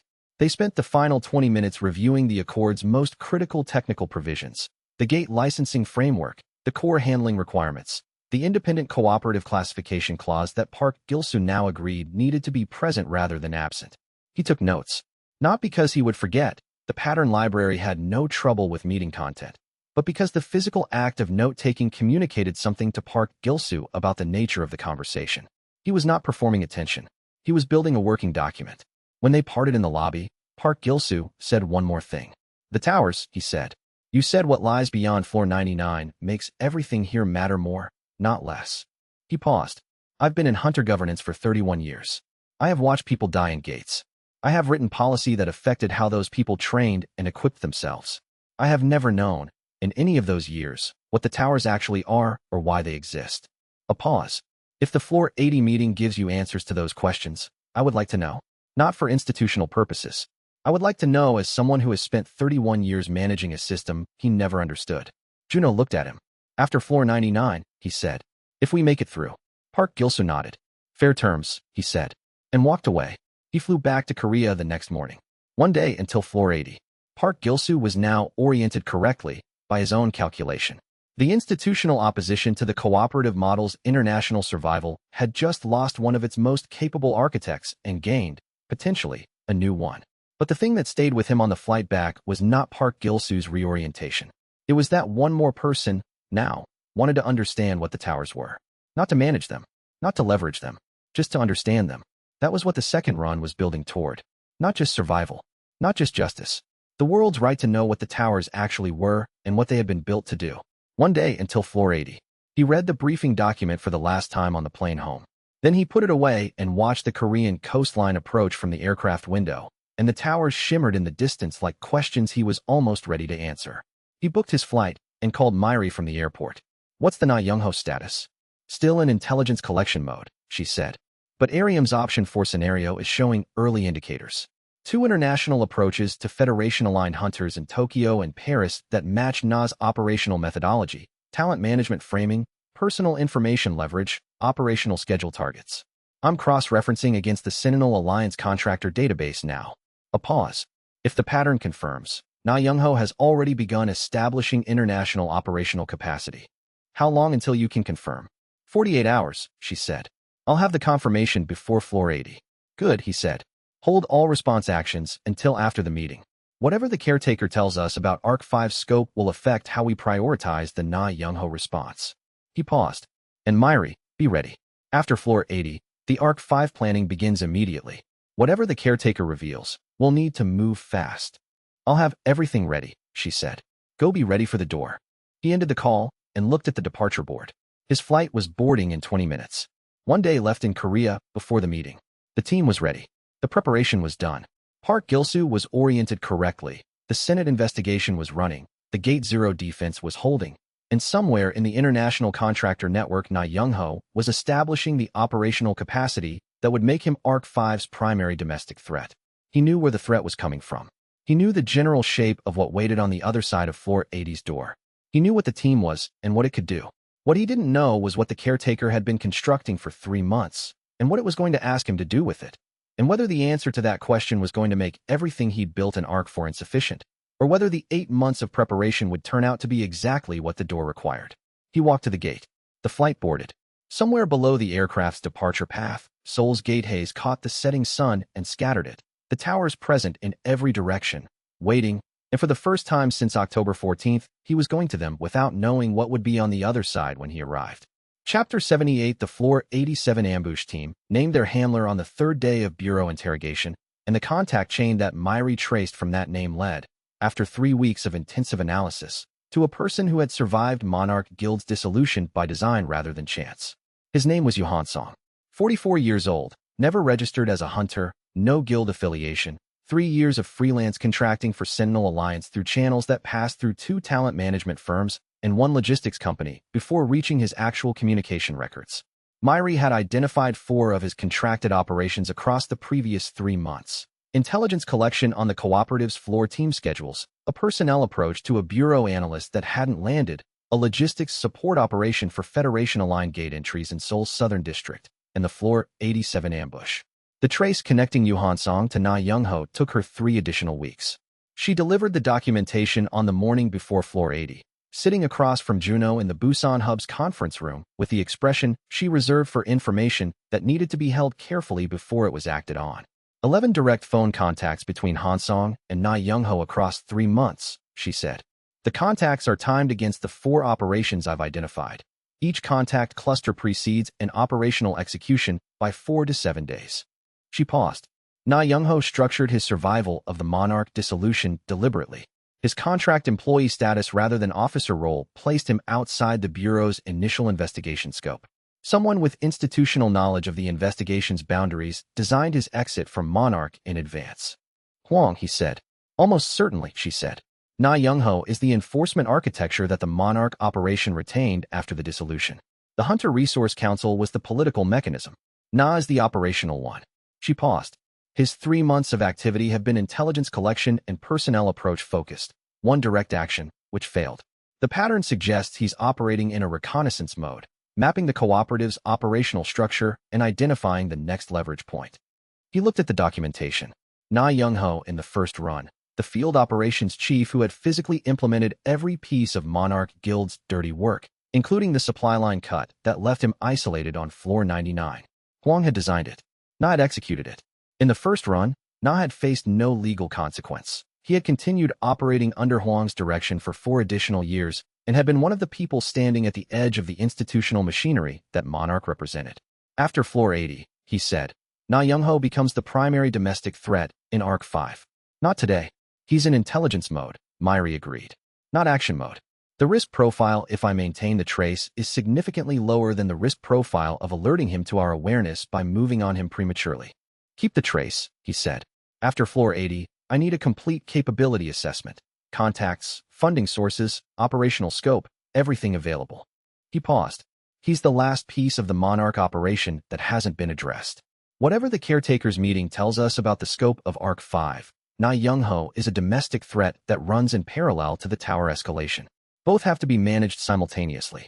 She was already updating the Arc 5 planning document. He put the documentation away and sat with it for a moment. Na Young-ho was not the only thing running forward into Arc 5 unresolved, but he was the most personally weighted one.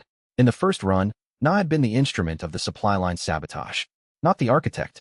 Huang was the architect. Na was the instrument that had been aimed with precision at the one thing that would leave Juno isolated on Floor 99 with no way back. He thought about what the second run's version of that felt like from Na's perspective, if Na had any awareness of what he was part of. The first run's Na had been following orders from an employer who had been paying well and demanding loyalty, and Na had provided both. He was not, in Juno's assessment, a person motivated by ideology or malice. He was a professional in a field that required a certain moral flexibility, and he had been professionally flexible. That was a different kind of problem than Huang, who had been motivated by genuine institutional ambition. Na could be redirected. Huang could not have been. He would keep that in mind for Arc 5. Na Young-ho's trajectory was not fixed in the way Huang's had been. What it required was finding the right leverage point. Not the kind of leverage that the council had used against Songmin's brother, coercive and contingent, but the kind that came from understanding what Na actually valued and offering something in that space. He did not know yet what Na valued. The capability assessment after Floor 80 would tell him. He filed the thought and let the Na Young-ho problem rest until it was Arc 5's problem. One more thing before tomorrow, he said to Myri. The deviation escalation correlation, the pattern I identified yesterday connecting communication events to complexity jumps. After the Floor 80 meeting, the system above Floor 81 is going to behave differently than anything we've modeled. I want you to have the updated deviation protocol framework ready to deploy to the network within 24 hours of our exit from the Floor 80 gate. Whatever the caretaker tells us, the network needs the updated model before anyone else enters floors above 80. She made a note. The framework will be ready. I'll need the meeting's content to complete it. You'll have it within an hour of our exit, he said. Probably faster. He paused. And Myri, the work you've done on the Arc 5 preparation, the Na Young-ho trace, the international coordination model, the deviation protocol framework, the network you've built over 8 months. It's the foundation that everything after Floor 80 runs on. He met her eyes. I want you to know that I know that. She held his gaze for a long moment. After Floor 80, she said, the foundation gets to actually be used. That's what it was built for. He put the documentation away. The briefing for Floor 80 was complete. The Arc calendar for Arc 4 was resolved. Huang's shadow operation exposed. Chulsu alive. The Gate 0 thread on hold. Park Gilsu reoriented. Na Young-ho was the one thread that ran forward into Arc 5 without resolution. He noted it, filed it, and went to sleep. Tomorrow, Floor 80. Tonight, rest. The preparation was done, and the next phase waited for the door to open, and he was going to be fully rested when it did. He slept 8 hours, deliberately, structurally, the way he trained himself to sleep before major events. The Floor 80 preparation was as complete as preparation could be made without having been through the door yet. The unknowable elements, the caretaker's full disclosure, the architect's offer, what the caretaker had said it had been constructing for 3 months, would be answered tomorrow. In the morning, Jean Sora and Lim Tion would arrive. The 3 regressors would drive to Incheon together. They would walk through Floor 80's gate into the arena and find the door, and he would open it, and the scope of the second run's remaining arcs would finally become fully visible. He was ready. He closed his eyes and let the 8 hours take him forward. The night before a major operation had its own specific quality, different from the nights before floor entries, different from the nights before political confrontations.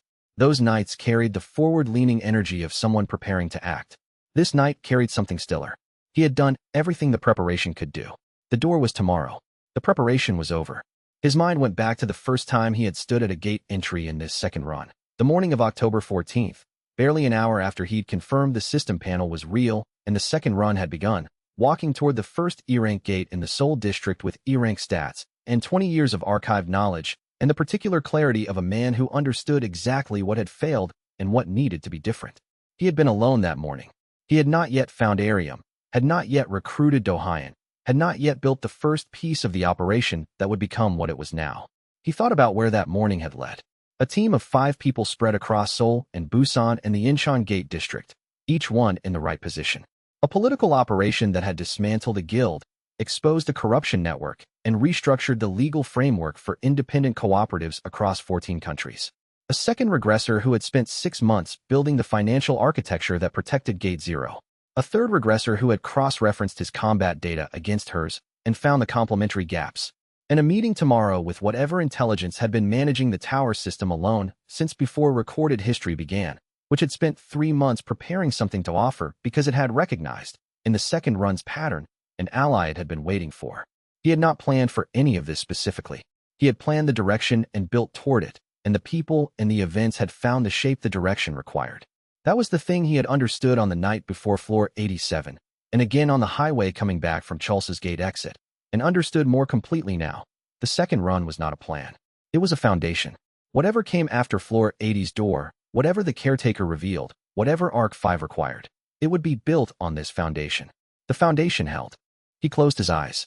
The towers waited in the night above the city, and in the morning he would go to them, and the second run would finally show him the shape of its true purpose.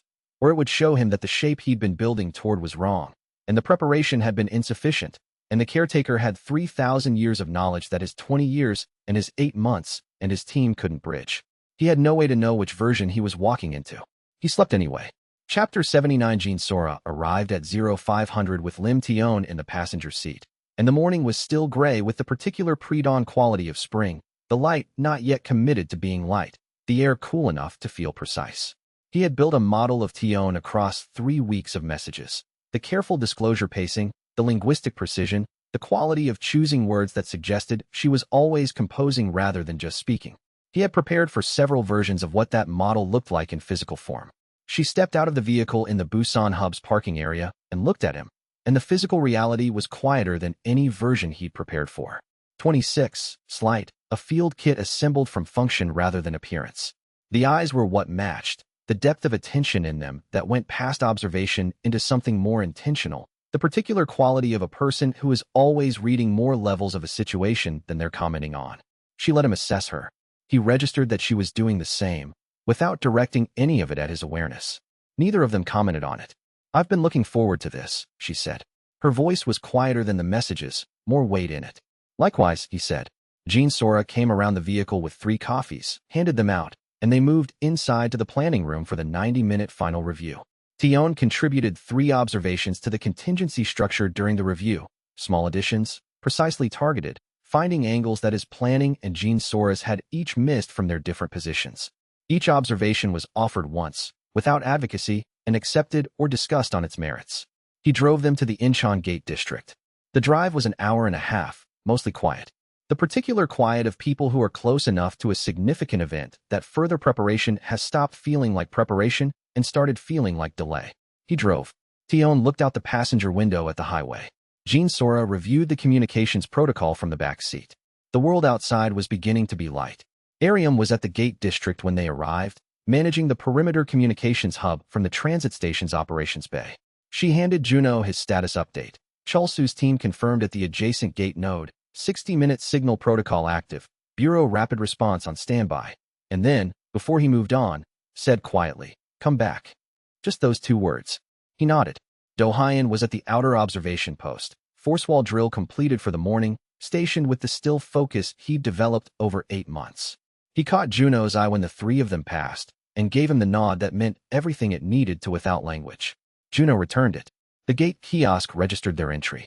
Inside Floor 80's gate, the corridor was standard, stone construction, mantle-lit walls, the architecture of a functional S-rank floor. The arena at the corridor's end was not standard. The Iron Veil Sovereign was absent. The arena was empty except for a door in the northern wall, 8 feet high, frameless, built from a material that absorbed the mana ambient lighting rather than reflecting it. A mana-construct door, inserted into the tower's standard architecture, not part of any first-run memory of this floor. Built specifically for this moment. Tion stepped forward slightly. Her voice was very quiet. In my first run, there was no door. Just an empty room. She looked at the construct. This is what it was supposed to look like. Whatever cleared the arena before I arrived. It was canceling a session with someone who wasn't you. That's my working model, he said. She held his gaze for a moment. You are the right regressor, she said. Not performance, not reassurance. The output of 3 weeks of cross-referencing data arriving at its conclusion. Whatever the architects offer is when you hear it, you'll be equipped to evaluate it correctly because of what you've built. That's why it invited you. She paused. I'll be ready to move if the arena seals. Jean Sora stood at his right, watching the door with the steady attention she brought to every irreversible decision point. Ready, she said simply. He looked at the door for a long moment without moving. Not hesitation, preparation of a different kind. The briefing document's 48 pages had been about the external architecture, the caretaker's hierarchy, the architect's interests, the origin tier construction system, the session scope and contingency structure. What he was doing now was internal, reviewing what he was going to offer in exchange for what he needed. The caretaker wanted experiential data, the subjective quality of operating with foreknowledge, the phenomenology of the 40-hour relay formation, of building counters in real time against enemies that knew his archive better than he did, the specific feeling of the transition from archive dependence to present-tense improvisation, the thing the measurement data couldn't capture and the caretaker had never been able to access from outside. He would give it genuinely. He had decided this days ago and had not reconsidered it. The caretaker had watched him for 3 months. It would recognize genuine disclosure. And genuine disclosure created a relational expectation in the exchange, something that was closer to negotiation between parties who respected each other than to extraction between parties who didn't. He wanted the former. He also reviewed his question. Version 18.1, updated 2 days ago with Tion's translation protocol analysis. For sentences, the question asked about design constraints on origin tier boss construction, framed to address the possibility that the caretaker's authority was broader than its self-presentation had indicated. He had the question memorized. He would deliver it clearly and wait for the full answer before asking anything further. Jean Sora said, quietly, "We're ready when you are." He walked to the door. He thought about 8 months and 20 years, the full weight of what had been built and spent and lost and rebuilt to arrive at this specific threshold. He thought about the 6 teenagers who would one day stand at gate 0 and step through, if the second run held together. He thought about Sujin at her repair counter with instant coffee and a tablet screen. He pushed the door open. The space beyond was vast and diffused with sourceless light. And at its center, the thing that had been managing the tower system alone for 3,000 years was waiting. And it had the shape of a person, and it looked at the 3 of them with the particular attention of an entity that had been expecting a different number. Whatever came next was going to be different from what the architect had designed. Juno stepped through the doorway and found out what 3,000 years of waiting had been building toward, and whether the answer it had prepared was one he could use. The transition from the arena to the space beyond was immediate. No corridor, no gradient, just the door's threshold, and then the vast diffused light interior of whatever the caretaker had built here. He felt the change in mana pressure, the quality of the ambient field shifting from standard gate architecture to something denser and more intentional. And Tion, beside him, made a small sound. Not pain, more like recognition, and said, barely above a murmur, "It's real. It's actually real." "What is?" he said. "The feeling I had in the empty arena in my first run," she said. "I felt something here then, a pressure that didn't match anything I could identify. I thought it was grief, residual from the dead boss, the empty room. But it was this." She was reading the ambient field with the analytical precision he'd come to recognize in her. "It's designed to be felt. The caretaker built this space to be experienced, not just inhabited." A pause. "It was here when I found the empty arena. And whatever it was looking for, I wasn't it." She looked at him directly. "But you are." He absorbed that. He walked forward. The caretaker was waiting at the center, and 3,000 years was a very long time to wait, and he was finally, at last, the right person to have shown up at the door. Behind them, the door was still open. The team was in position. The second run had arrived at the moment it had been building toward since the morning of October 14th. Whatever the caretaker had prepared for him, he was ready to receive it, and to decide, on behalf of 11,000 civilizations worth of towers, what happened next. Chapter 80. The caretaker had taken the form of a middle-aged person.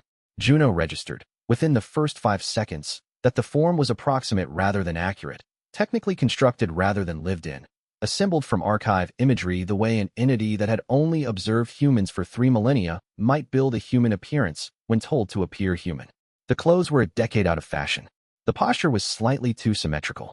The eyes, when they tracked him, did so with the particular precision of something that was processing rather than experiencing. The vast space it occupied had no visible walls. The floor was solid beneath his feet. The ceiling carried diffused mana light from no source he could identify. The ambient mana density was extraordinary, not dangerous to him at SS rank, but present in a way that made his mana lattice regulatory functions work continuously rather than passively. Tower memory holder, it said, in Korean, precise and unhurried. And companion regressors. It looked at Jean Sora, then at Tion. 3, not 1.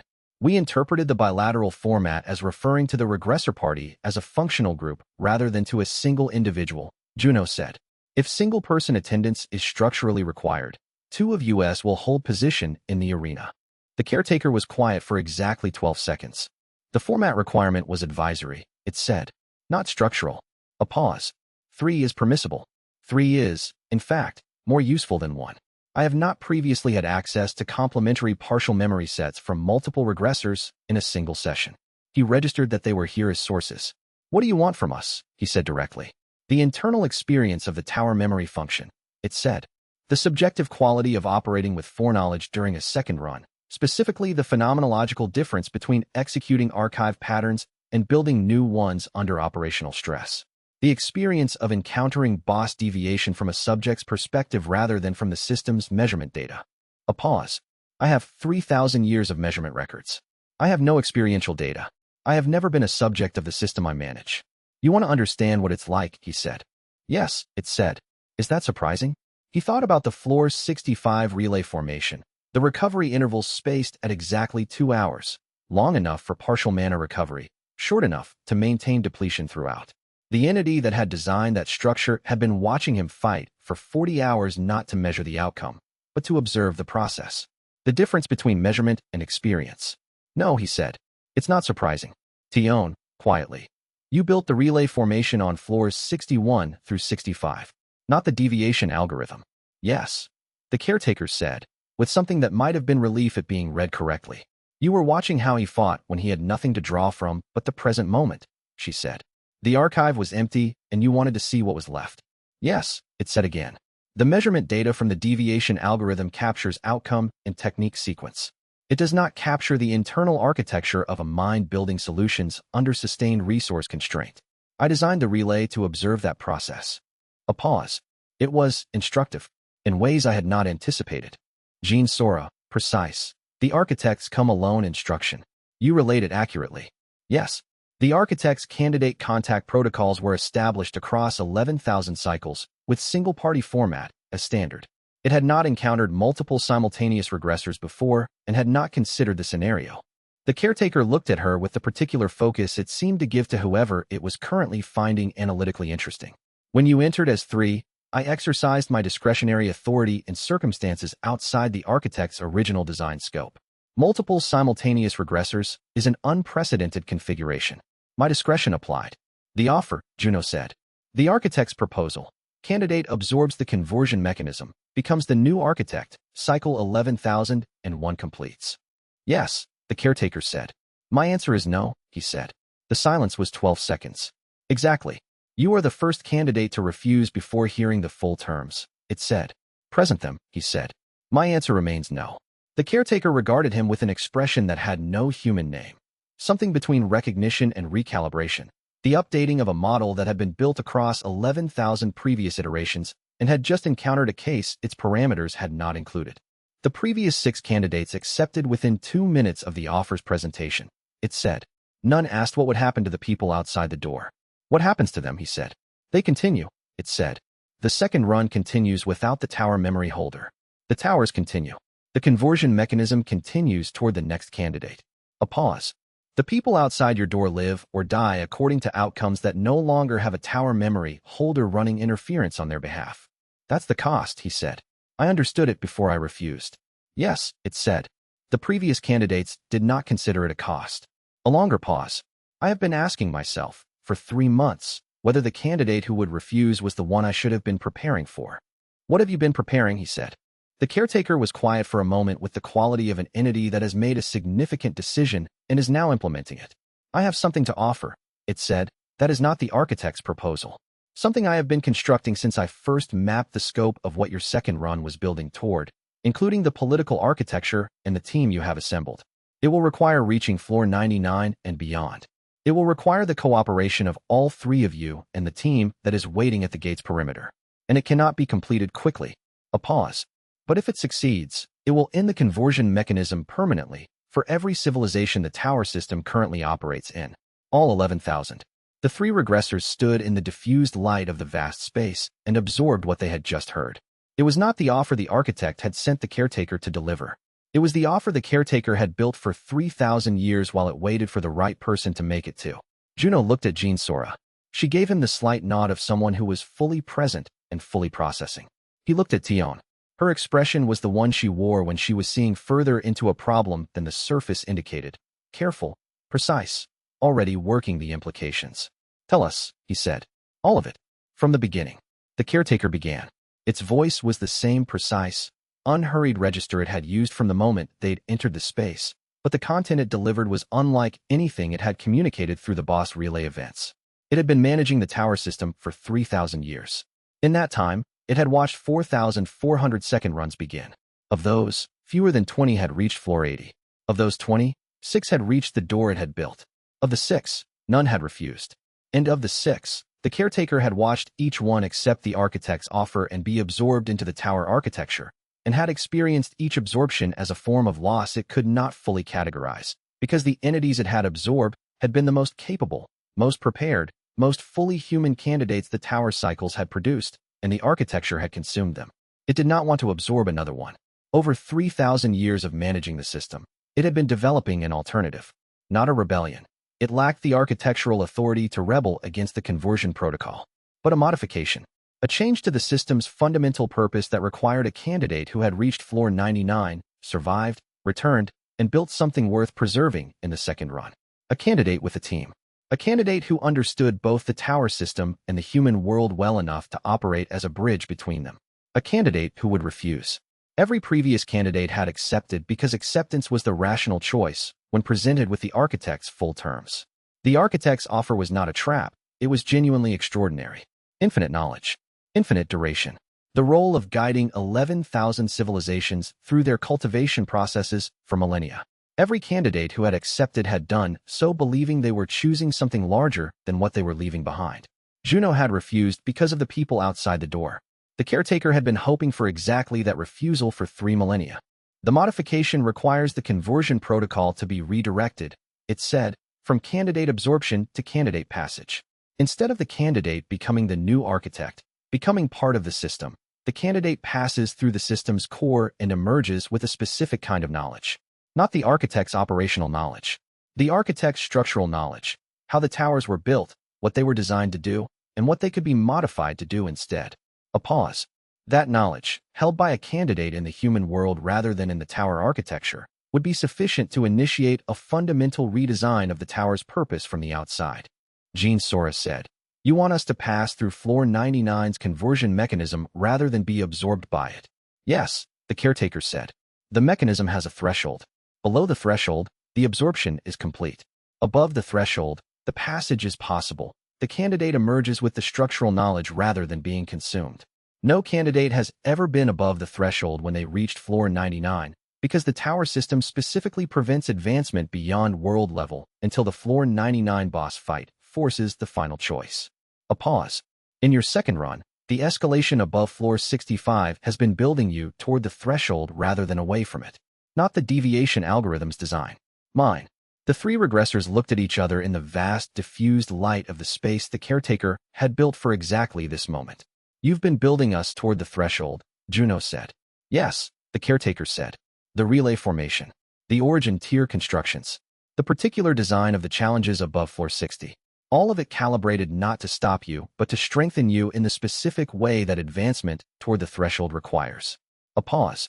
"You need to reach floor 99 at a level of cultivation that the architect's conversion mechanism cannot fully absorb. Strong enough to pass through it rather than be consumed by it." "How close are we?" Tion asked. The caretaker was quiet for exactly 5 seconds. "Not close enough yet," it said, "but closer than any candidate in 11,000 cycles." A pause. That is why the floors above 80 will be as difficult as they will be. I need to make you stronger, and the system I'm using to do it is the same system that has been trying to stop you since floor 60. Another pause. The floors above 80 are going to require everything you have built and everything you have become. I am not going to make that easy. I cannot make it easy. But I will tell you, now, what you are being strengthened toward, so that when it becomes very difficult, you know why the difficulty is there. The caretaker began to speak again, and the scope of Arc 5 and everything above it started to take shape in the vast diffused space. Enormous, unprecedented, and requiring exactly the kind of team that Kong Juno had spent 8 months building without fully knowing why, until now. The architect had designed the second run to produce a new architect. The caretaker had spent 3,000 years redesigning the second run to produce something else entirely. A person who could change what the towers were for. The door behind them was open. The team was waiting. The towers were above them, and the world was outside, and everything that came next would be built on what had been built before, and what had been built before was finally enough. Juno listened, and the second run finally knew its true shape. And the shape of it, at last, was this. Not survival, not revenge, not even justice, but the chance to end the cycle for every civilization that had ever climbed a tower and wondered why the tower wanted them to keep climbing. That was what he had come back for. That was what the 8 months had been for. The door was open behind him, and 3,000 years of waiting had found its answer, and the towers above were full of the floors he still had to climb. And now, for the first time, he knew exactly what he was climbing toward. Chapter 81. The 40-second walk back from the caretaker's space to floor 80's arena gave Juno time to count his own breathing and very little else. Jean Sora had her notebook open before they reached the center of the arena. He watched her hand move without watching the page. The coordination of someone whose hand was recording while her attention stayed fully present, parsing what they had just been told. Tion walked behind both of them, silent in the way that meant she was working through structural implications rather than reacting to content. Report status first, Juno said. Then synthesis.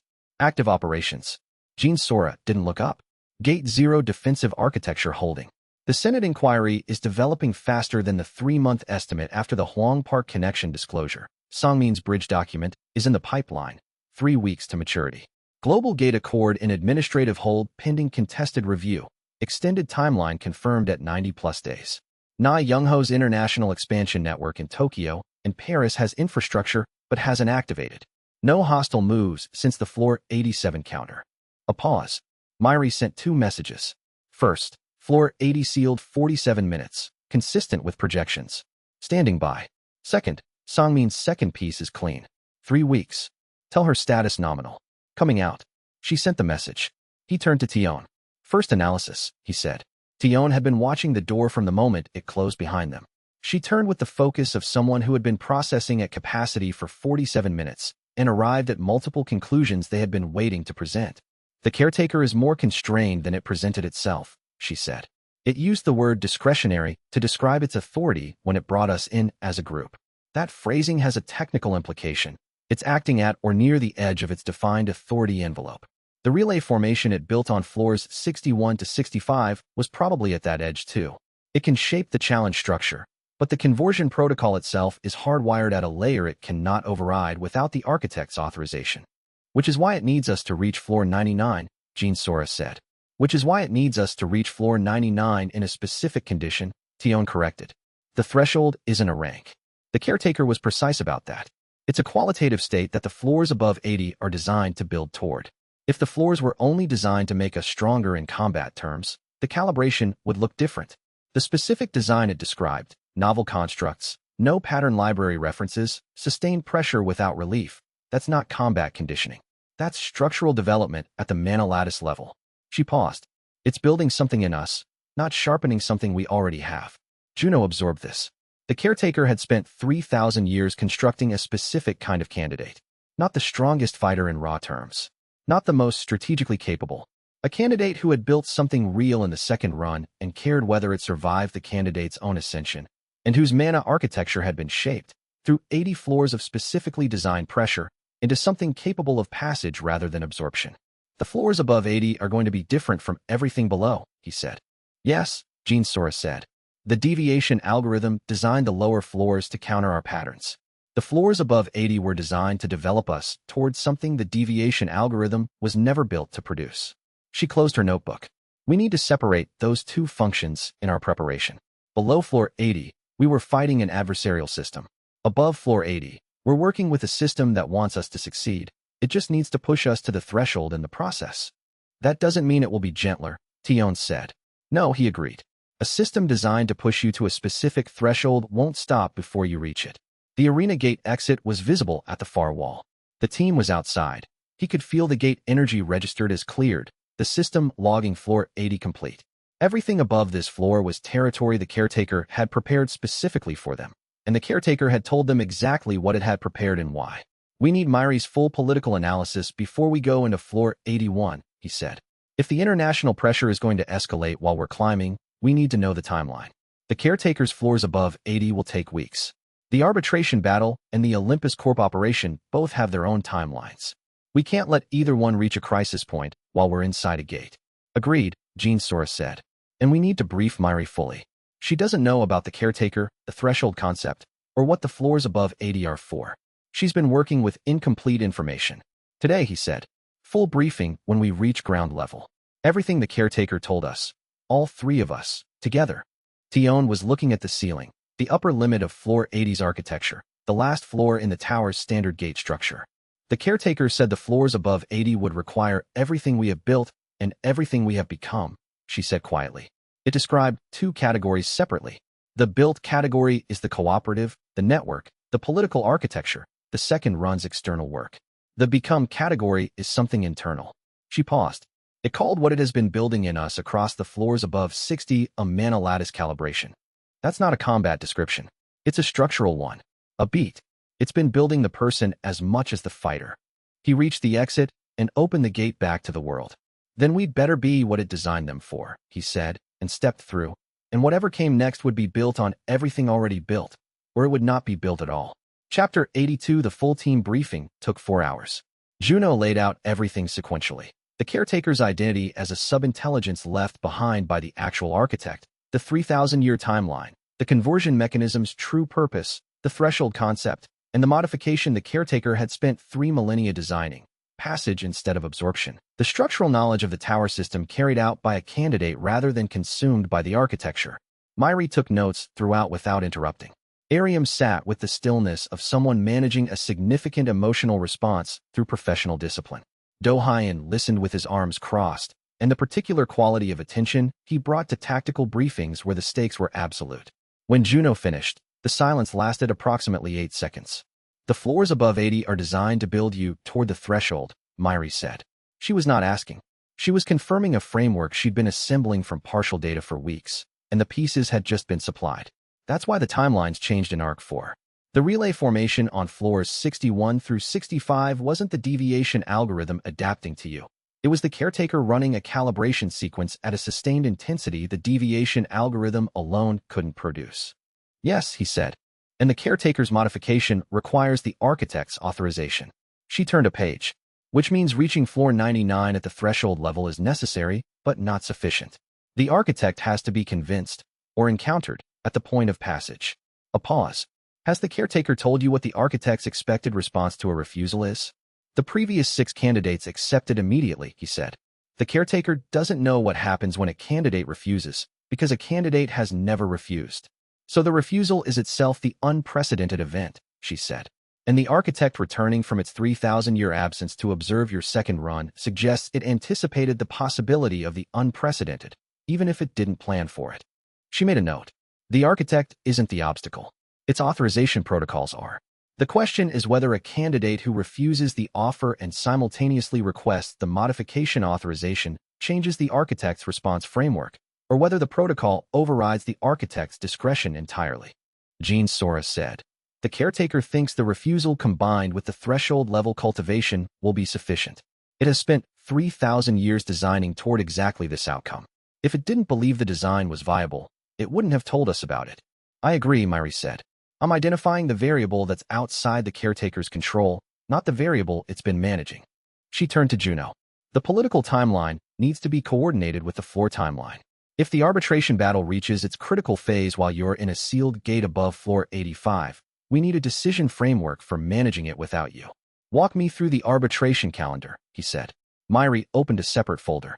The Vanguard Coalition filing was submitted through the International Arbitration Panel 3 weeks ago.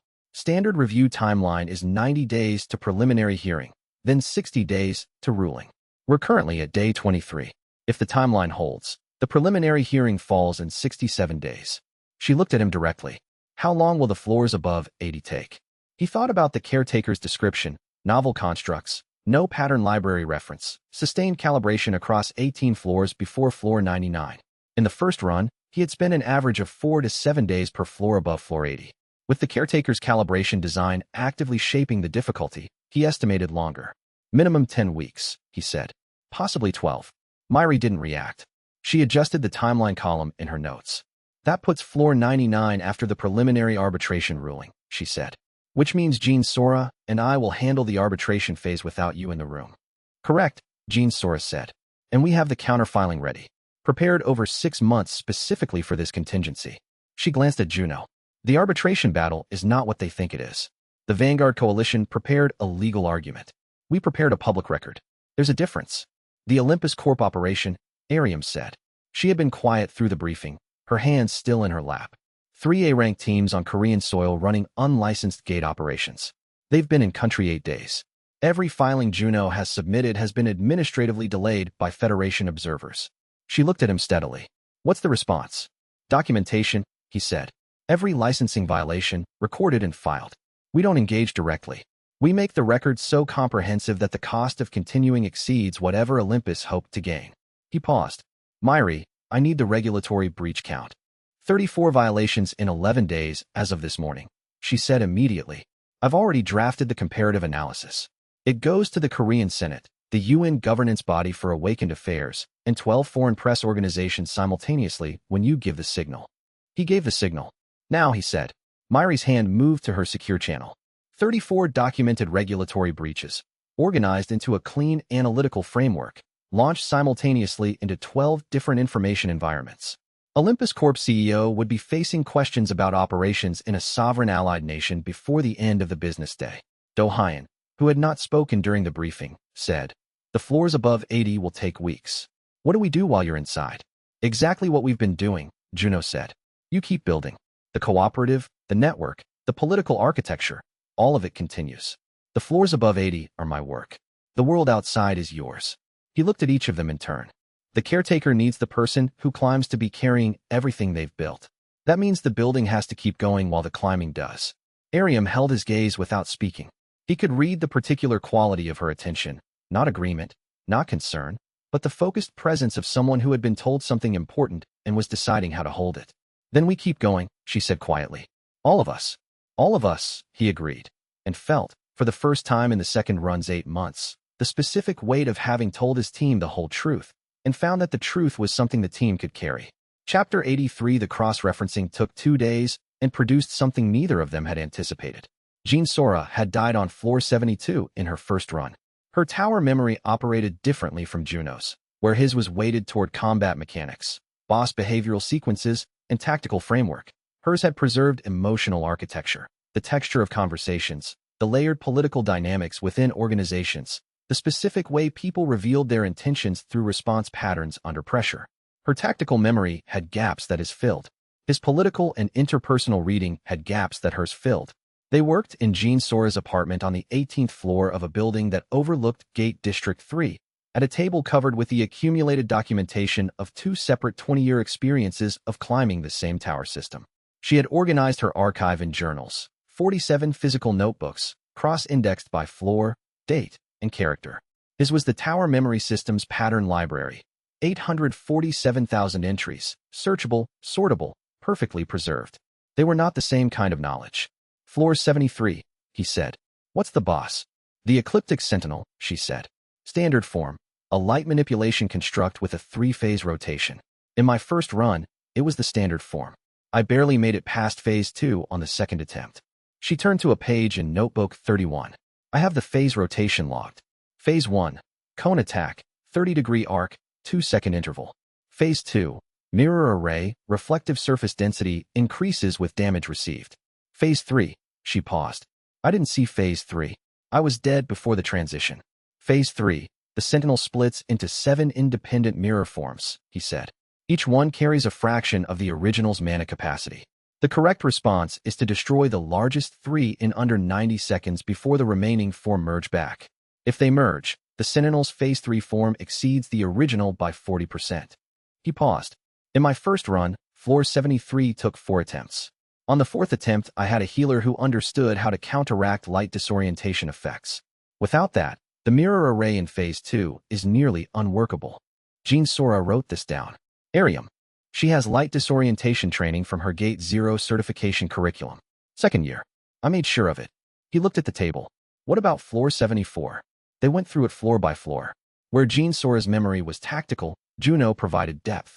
Where his memory stopped before the end of a fight, Jean Sora provided context from the organizational dynamics of the party she had run with, why certain decisions were made, what the interpersonal pressures were that led to tactical errors, what the floor's design was actually testing beyond the surface combat challenge. The two memory archives interlocked in ways that neither of them had realized alone. By the end of the first day, they had produced a combined floor guide for floors 73 to 99 that was more comprehensive than anything either of them could have produced independently. By the end of the second day, they had identified 17 specific points across those floors where Juno's first-run approach had been suboptimal in ways that Jean Sora's memory of organizational behavior could correct. Floor 87, she said on the afternoon of the second day. She was looking at a page in Notebook 41. In my first run, I was on the outside of the gate when the Apex Guild trap was triggered. I was watching. I saw the ambush party arrive at the secondary entrance. I saw them wait. She paused. I saw Chalsu's team come out of the correct entrance, and I saw the Federation-aligned hunters realize they were in the wrong position, and I saw them panic. She turned to face him. In my first run, Chalsu's team still took casualties. Not because of the ambush, because the floor boss fight was compromised by a gear failure that someone on the team's preparation staff had missed. She turned the notebook page. The prep staff was Kim Byung-hak. He went still. Byung-hak sabotaged the gear inspection, she said. Not the trap. He couldn't control the trap once the schedule was changed. But he knew the team was going to floor 87 regardless. And he made sure that one of the barrier reinforcement units in Do-hyen's kit had a stress fracture that wouldn't show until activation. She looked at him.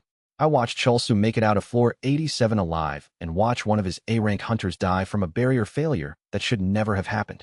A pause. I didn't know Byung-hak's name then.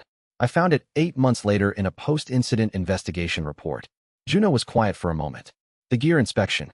He had planned around the schedule change and the ambush redirection, but he hadn't considered a secondary sabotage track. A backup measure activated once Byung-hak realized the schedule intervention wasn't going to deliver the primary objective. How long before the floor attempt, he said. 8 days, she said. He called Do-hyen immediately. Chapter 84, the Vanguard Coalition's arbitration filing, had been constructed by a legal team that had spent 2 years preparing it, and the quality showed. Jean Sora went through the document line by line in the 48 hours after it was submitted, mapping it against the counterfiling framework she and Myri had been developing for 6 months. The coalition's argument had 3 structural pillars. First, that the Korean independent cooperative model constituted a regulatory barrier to international guild market access. Second, that the government's reclassification of certain gate cores as domestic strategic resources violated international trade law under existing framework agreements. And third, that the Hunter Control Bureau's preferential treatment of independent cooperative gate submissions over guild submissions created an unlawful competitive advantage. The third pillar was the most dangerous one, because it was the one with the most surface-level factual support. The Bureau's processing times genuinely were faster for cooperative submissions, due to a streamlining reform that Lee Myri had designed and implemented during her first months as director. They timed the filing to use Myri's own efficiency improvements against her, Jean Sora said. They were at the cooperative's legal operations table with the full counterfiling team present. 3 lawyers, Myri, Jean Sora, and Juno via secure video from Gate District 3, where he was running pre-floor 81 preparation. The processing time differential is real. They have documentation. The processing time differential exists because independent cooperatives submit compliant documentation at a higher rate, Myri said. She was not defensive, she was precise. Guild submissions have a 23% higher deficiency rate, which creates the processing delay. The differential isn't preferential treatment. It's the natural result of different submission quality. She turned to the lead lawyer. Can we get the deficiency rate data admitted as evidence? If we request it through the Bureau's own records? Yes, the lawyer said. It's public data. We can have the request submitted and the data pulled within 48 hours. Do it, she said. Park Gil-soo had learned of the arbitration filing from Federation channels before Juno's team did, and his response had been to abstain from commenting publicly while privately contacting Jin Sora with a message that read, "The filing was coordinated by Vanguard and Olympus together. The coalition provided the legal framework. Olympus provided the funding. The Federation's formal position is observation pending review. I did not authorize this." He had included the internal Federation communication log that showed the filing's coordination timeline. It was the second piece of evidence he had volunteered since Geneva. "He's giving us the internal documentation to use," Jin Sora told Juno. "He can't publicly oppose the filing without triggering a full Federation board response, but he can arm our counterfiling with information the coalition doesn't know we have. Use it," he said, "but don't disclose the source until we know whether to preserve him as an asset or expose him as a collaborator." "Which one is he?" she asked. "I'm still deciding," he said. "But the information is real regardless of what it means about him." The counterfiling took 4 days to finalize. It was 43 pages, supported by 117 exhibits, and it made a single central argument.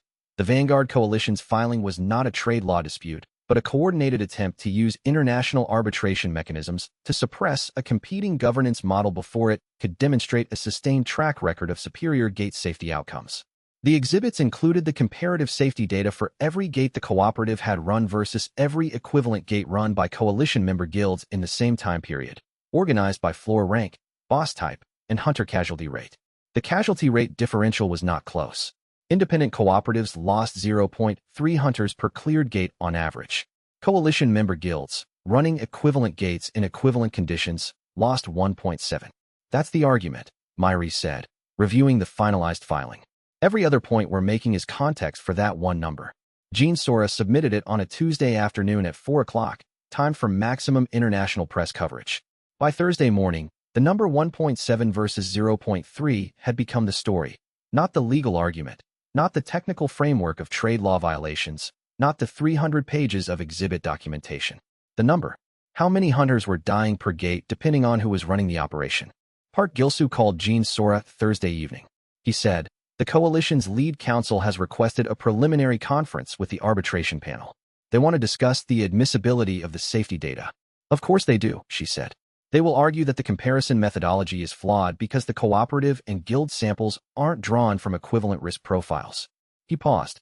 "They would be wrong about that, but they'll make the argument formally, and it will take time." "How much time does it buy us?" she asked. 45 days at minimum," he said. "Maybe 60. A pause. "That's not a coincidence. 60 days brings the preliminary hearing to a point where your floor timeline makes the hearing date relevant." She was quiet for a moment. He was telling her that the coalition knew about the floor timeline, not the details, but the general shape of it. That Juno was going to be unreachable for months. "Thank you," she said. She meant it for the warning, and he knew it. The floor above floor 80 was ready. The political architecture below was as solid as it could be made. The two timelines would run in parallel, neither one waiting for the other, exactly as they had planned.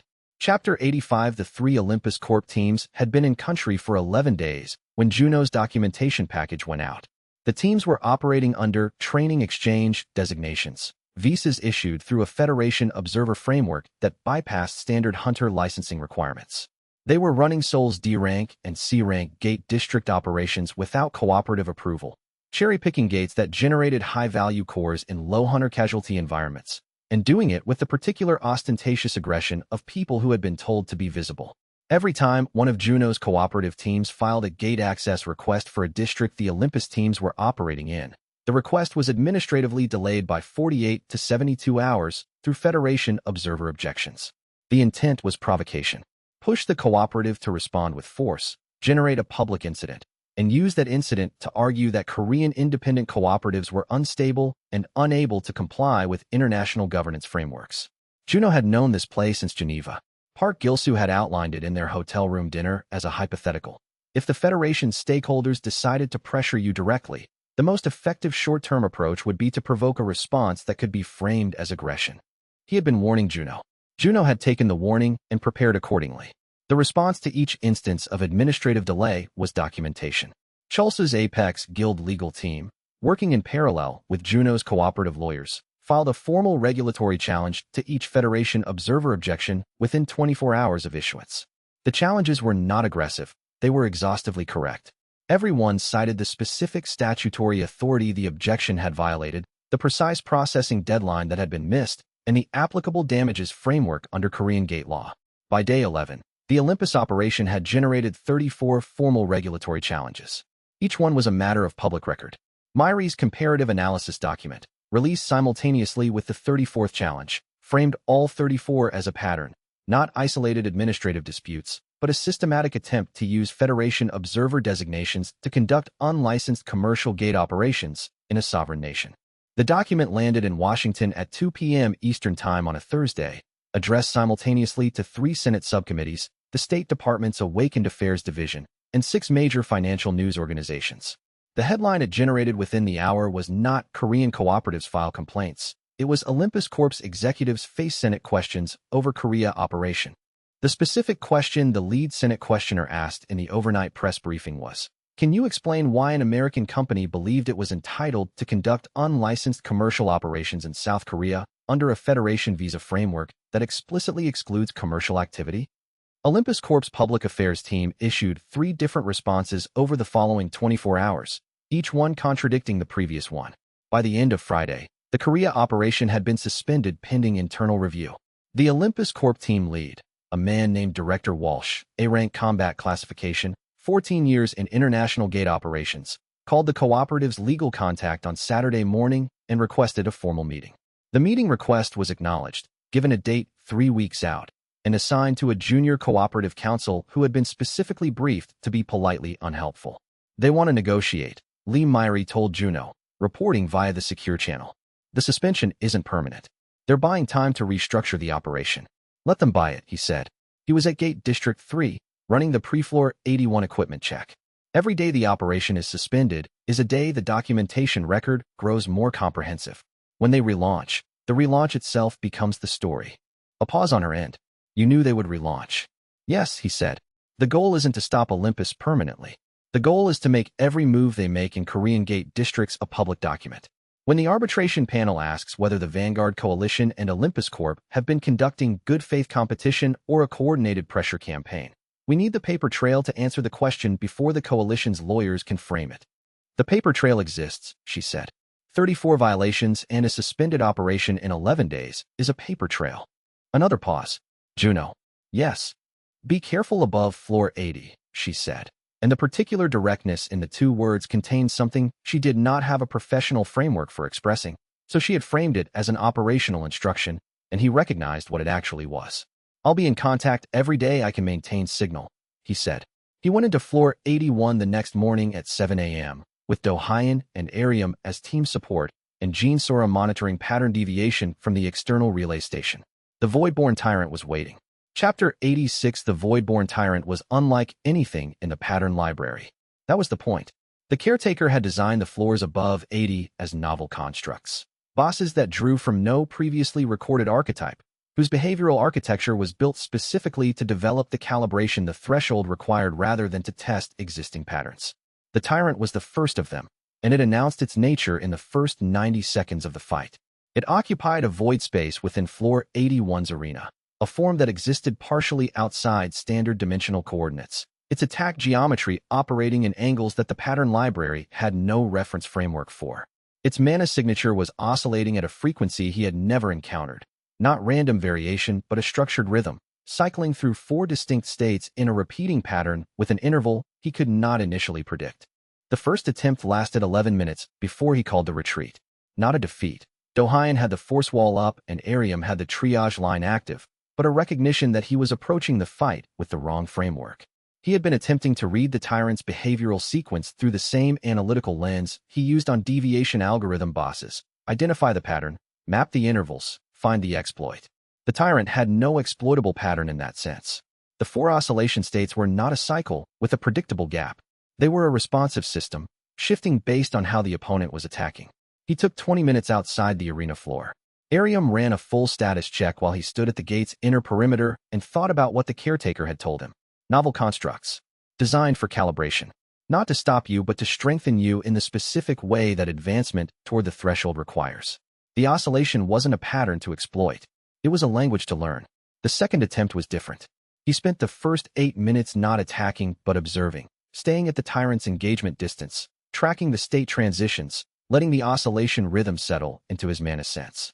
The tyrant obliged, circling him with the patient attention of a system evaluating a new variable. By the 9th minute, he could feel the transition interval. Not predict it, feel it, the particular quality of mana density change that preceded each shift. It was not predictable the way a boss pattern was predictable. It was readable the way a conversation partner's shift in register was readable, not mechanically, but experientially. The fight after that took 84 more minutes. He won by building a counter technique in real time. Not drawing from the pattern library, but constructing a response to each state as he encountered it, tracking the oscillation with his mana sense rather than his analytical framework, letting the fight teach him the tyrant's language rather than the other way around. At the 40-minute mark, Do-Hyen said quietly through the team channel, "You're not fighting the same way you were on the lower floors." "No," he said. He was 3 states into a counter-rotation that was doing something to his mana lattice that he could not articulate.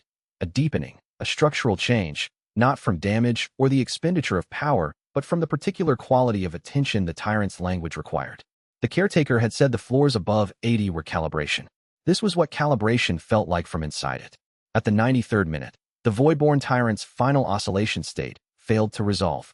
He struck at the failure point with the counter technique's full development, and the boss dissolved, not dramatically, but with the particular completeness of a system that had been driven to its design limit and released what it was holding. He stood in the arena for a full minute before he moved. "Do-Hyen, from the gate perimeter, status?" "Clear," Juno said. "Give me a moment." He felt the change in his mana lattice. Not a rank upgrade, not the dramatic expansion of a core absorption, but a structural refinement. Something in the foundational architecture of how his mana moved had changed. The caretaker had been precise. Calibration, not escalation. The Voidborn tyrant had built something in him that he would carry into every floor above this one. Through the team channel, Jean Sora sent a single message from the external relay station. Asterisk pattern deviation log shows the tyrant's oscillation map to a calibration sequence the caretaker has been building across floors 61 to 80. It completed the first phase tonight. 93 minutes. Asterisk he read the message twice. Phase 1. There were 17 more floors to go. Chapter 87. The gear inspection happened on the afternoon before the floor 87 attempt, and it found what Jean Sora had told him to look for. The barrier reinforcement unit in Do-Hyen's kit, the one Kim Byung-hak had prepared for the floor 87 run before Juno had rotated him off the team entirely, had a stress fracture in the primary conduction layer. It was not visible to standard inspection protocols. It would not show until full activation, at which point the fracture would propagate under load and fail catastrophically in the 3rd minute of sustained use. Do-Hyen held the unit in his hands and looked at it for a long moment after the damage was identified. "How did you know?" he said.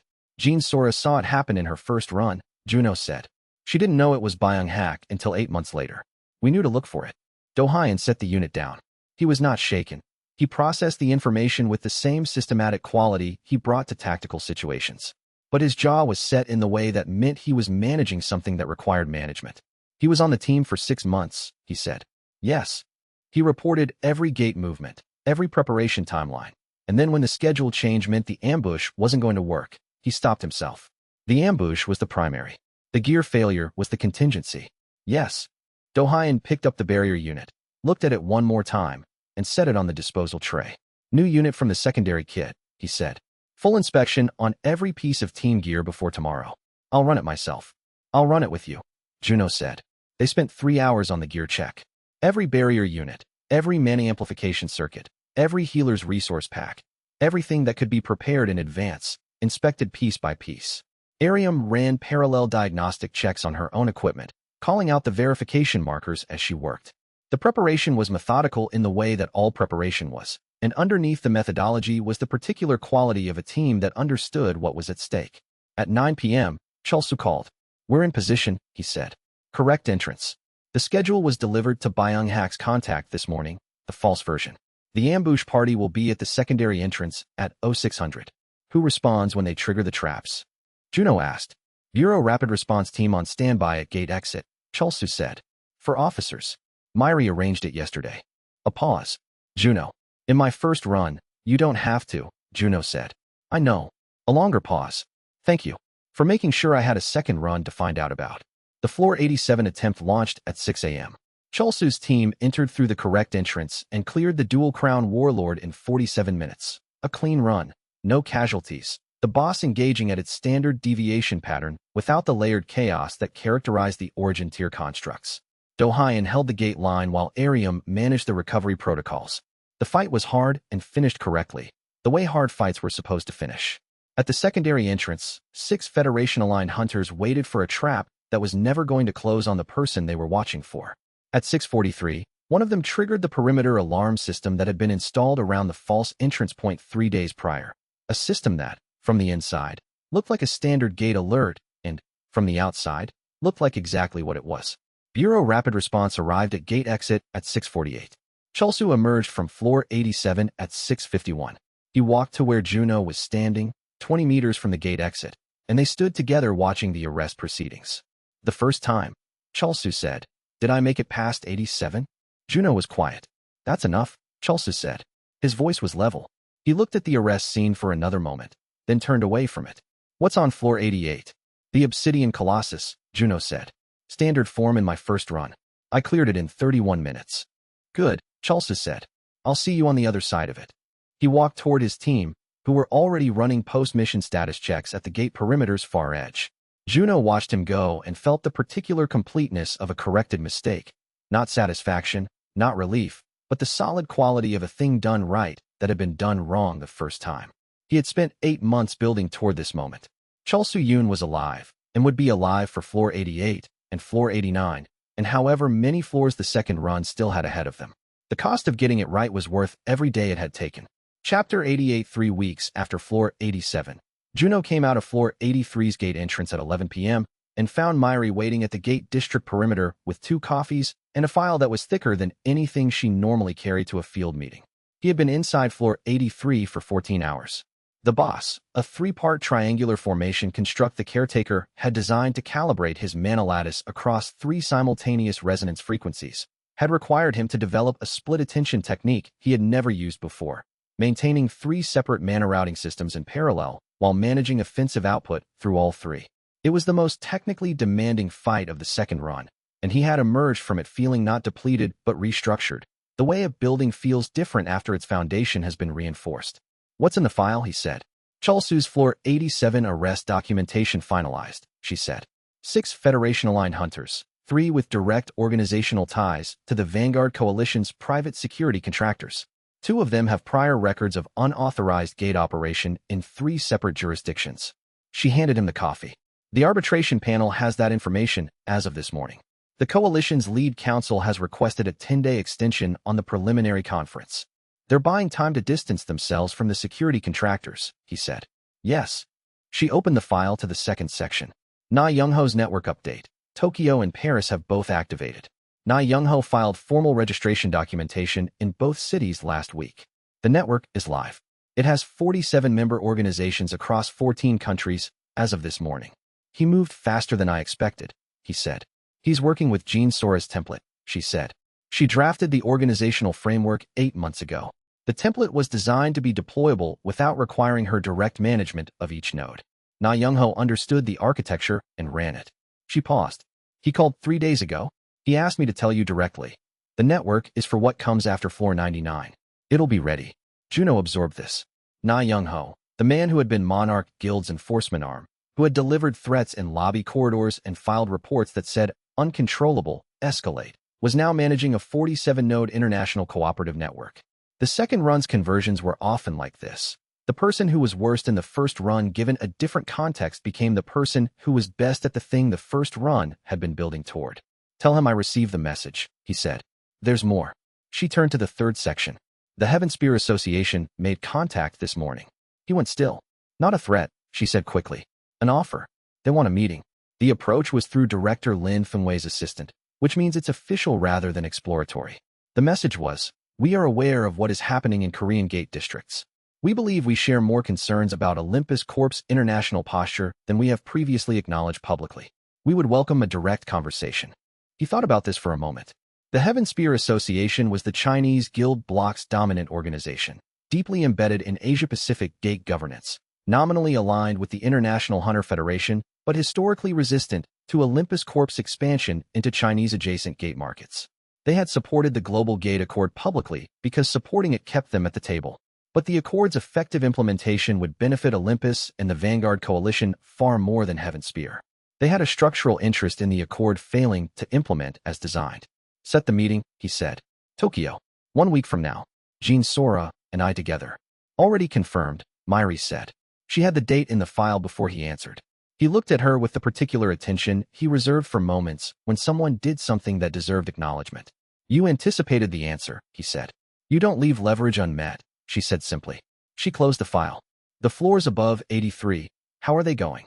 The way the caretakers said they would, he said. The bosses are unlike anything below floor 80. They're not trying to stop me. They're trying to change something in how I operate at the foundational level. Is it working? She asked. He thought about the three-part formation and the split attention technique, and the way his mana lattice felt after 14 hours inside a floor designed specifically to restructure it. Yes, he said. It's working. She looked at him for a long moment in the Gate District's night lighting. Good, she said, and something in the directness of it meant more than the word. He finished the coffee. Tomorrow was floor 84. Chapter 89. The Heavenspear meeting took 4 hours and produced a result that restructured 3 separate strategic timelines simultaneously. Director Lin Fengwei had been managing Asia-Pacific Guild affairs for 12 years, and those 12 years showed in the particular economy of her communication style. Nothing unnecessary, every sentence load-bearing, her attention fully present and fully analytical throughout. She met them in a conference room on the 32nd floor of a Tokyo building that had no visible guild affiliation, but that Jean Sora had identified on arrival as a Heavenspear-owned facility through its mana signature architecture. We have been watching the Korean situation for 11 months, Lin said, without preamble. Initially with the interest of an organization that wanted to understand whether the independent cooperative model was a sustainable development or a temporary disruption. Currently with the interest of an organization that believes the sustainable development is correct and that the Vanguard Coalition's response to it represents a threat to governance frameworks we have invested 12 years in building. Which frameworks? Jean Sora asked. The Asia-Pacific Regional Gate Safety Standards, Lin said. Implemented 4 years ago. Voluntary adoption by 9 countries, currently binding on 7. Casualty rate reduction across signatory nations of 31% since implementation. She looked at Jean Sora directly. Your comparative safety analysis, the 0.3 versus 1.7 figure, aligns with our regional data at a level of statistical precision that surprised us. Independent cooperatives operating under the Asian regional standards are producing safety outcomes consistent with your Korean model. The Accord would override the regional standards, Juno said. The Accord would replace the regional standards with a framework designed primarily by Olympus Corp's legal team, Lin said. Yes. She turned to him. What we are offering is a formal mutual non-aggression pact and shared gate data, specifically, access to Asia-Pacific node gate locations that are not publicly registered, in exchange for your full documentation set on cooperative safety outcomes and your political cooperation in a specific vote at next month's Federation Governance Review. Which vote? Jean Sora said. The Federation's proposal to expand the observer designation framework that Olympus Corp used for the Korea operation, Lin said. If the expansion passes, every Federation member has the same entry authority Olympus used. If it fails, the Korea operations legal framework collapses retroactively, and the arbitration filing loses its primary procedural foundation. She paused. The expansion fails if Heavenspear and the Korean cooperative bloc vote together. We have the arithmetic. Juno looked at Jean Sora. She gave him the fractional nod that meant, the information is accurate, the arithmetic is real, the offer is genuine. The pact, he said. What does non-aggression mean in practice? Heavenspear does not participate in any coalition or Olympus-sponsored action targeting Korean cooperative operations, Lin said. Korea's cooperative does not participate in any action targeting Asia-Pacific node gates in our registered network. Shared gate data flows in both directions. You get our node gate locations. We get your safety documentation for the regional standards renewal process. A pause. We are not asking for an alliance. We are asking for a boundary. Then we have a boundary, Juno said. Lin allowed herself a brief, precise acknowledgement. Not quite a smile, but the expression of someone who had achieved the meeting's objective and found it satisfactory. Park Gilsu will hear about this meeting within 48 hours, she said. He will understand its implications. I expect his response to be to adjust his Federation governance posture in the direction of abstention rather than opposition. She looked at Juno. He has been trying to manage his stakeholders without losing his own leverage. This pact reduces the leverage available to his most aggressive stakeholders. Correct, Jean Sora said. Correct, Lynn agreed. That is why we arranged it. She stood. The meeting was over. The Federation governance vote is in 22 days. Your team will need to coordinate the voting block through Jean Sora's network. She paused at the door. Your safety data is remarkable. The 0.3 figure. We have never seen mortality rates that low in commercial gate operations. A pause. Whatever you are doing in Korea, it should be done everywhere. Juno said nothing. But he remembered the caretaker's description of the conversion mechanism, bosses designed to test and advance and ultimately consume the candidates they produced. A tower system that killed 1.7 hunters per cleared gate was a tower system operating as designed. A system that killed 0.3 was a system being used by people who had learned to work with it rather than be processed by it. The floors above 80 were changing what he was capable of. The political architecture was changing what the world was capable of. They were not separate projects. Chapter 90 SSS rank arrived on a Tuesday morning in a Busan coastal gate district, inside a node gate that had been on no public registry until Jean Sora's Gate 0 research revealed its location. The gate had been dormant for 6 years before Jean Sora's financial positioning operation mapped its location from the energy transfer patterns in the surrounding real estate. It was a deep-sea anchor node, its boss the Tidecaller's sovereign. A fusion archetype drawing simultaneously from 3 distinct boss lineages that Juno had encountered separately across his first run but had never seen combined. The pattern library had entries for each component. It had no entry for the fusion. The fight lasted 9 hours and 14 minutes. He went in alone. Do-hyeon and Arium held position at the gate's outer perimeter while Jean Sora monitored pattern deviation from the relay station she had established in the harbor district. Chulsu's team was on standby at Gate District 3 with a 40-minute response window. The 9 hours inside the gate were the longest he had spent in single combat engagement in the second run. The Tidecaller Sovereign operated on 3 simultaneous behavioral systems. The Tide Surge attack sequence from the first lineage, the Resonance Overlay from the second, and the Phase Drift Mobility from the third. Each system individually was manageable with pattern library references. In combination, they created interference patterns that the library had no framework for resolving. Each system's timing was modified by its interaction with the other 2, producing emergent behaviors that were neither predictable from the individual components nor from any known fusion archetype. He spent the first 3 hours learning how the interference patterns worked. Not fighting to win, fighting to observe, to map the interaction dynamics, to understand the Sovereign's emergent behavior well enough to find the leverage points the 3-system combination created rather than the ones he would have looked for in any single system. At the 3-hour mark, he understood the leverage. The interference between the Resonance Overlay and the Phase Drift created a brief window every 11 minutes where both systems were in a minimum coherent state simultaneously. A 6-second window where the Sovereign's mana output was reduced to below 60% capacity. He spent the next 6 hours turning that 6-second window into a pattern of attrition. It was the most precise combat he had ever run. Not the most powerful, his SSS rank mana output came from the absorption, not the fight, but the most technically exacting, requiring him to maintain absolute awareness of 2 independent behavioral cycles across 9 hours of sustained engagement while managing his own resource expenditure against a boss that regenerated between windows and used the non-window intervals to press him to his mana output ceiling. When the Tidecaller's Sovereign finally failed, at the 9-hour 14-minute mark, its 3 systems losing coherence and sequence when the accumulated damage crossed the regeneration threshold, the core of origin it released was unlike any gate core in the pattern library. Dense in a way that went beyond the SSS rank classification system's measurement parameters. The Tower Memory System flagged it as the highest grade mana artifact in its 847,000 entry database. He absorbed it. SSS rank arrived not with the dramatic expansion of previous rank upgrades, but with a structural reorganization, his mana architecture reconfiguring itself around the core's output capacity in a process that took 6 hours and left him functional, but changed in ways he was still mapping when he emerged from the gate to find Do-hyeon and Arium exactly where they should be and Jean Sora's message already waiting. Asterisk the caretaker's calibration sequence, floor 81 through current, has been building toward this absorption. The core was placed here, not natural occurrence. Asterisk he read the message once, processed it, and replied, asterisk I know. The threshold requires SSS rank as a minimum. This was the caretaker's design, asterisk. Her response came 2 minutes later, asterisk also. The Federation Observer Expansion vote failed this morning. Heaven Spear and the Korean bloc voted together. 11-9. The Olympus Observer Framework is dead. Asterisk he read that message twice. The tie-collar sovereign's 9-hour fight had not been the hard thing about today. The hard thing had been building the architecture that made the vote possible. And that architecture had been built, and it had held. Chapter 91. Jean Sora made her move on Gate 0 on a Thursday in the third week after the SSS rank absorption, and she did it the way she did most things, quietly, through a process that had been building for 8 months, at a moment calculated for maximum legal irreversibility.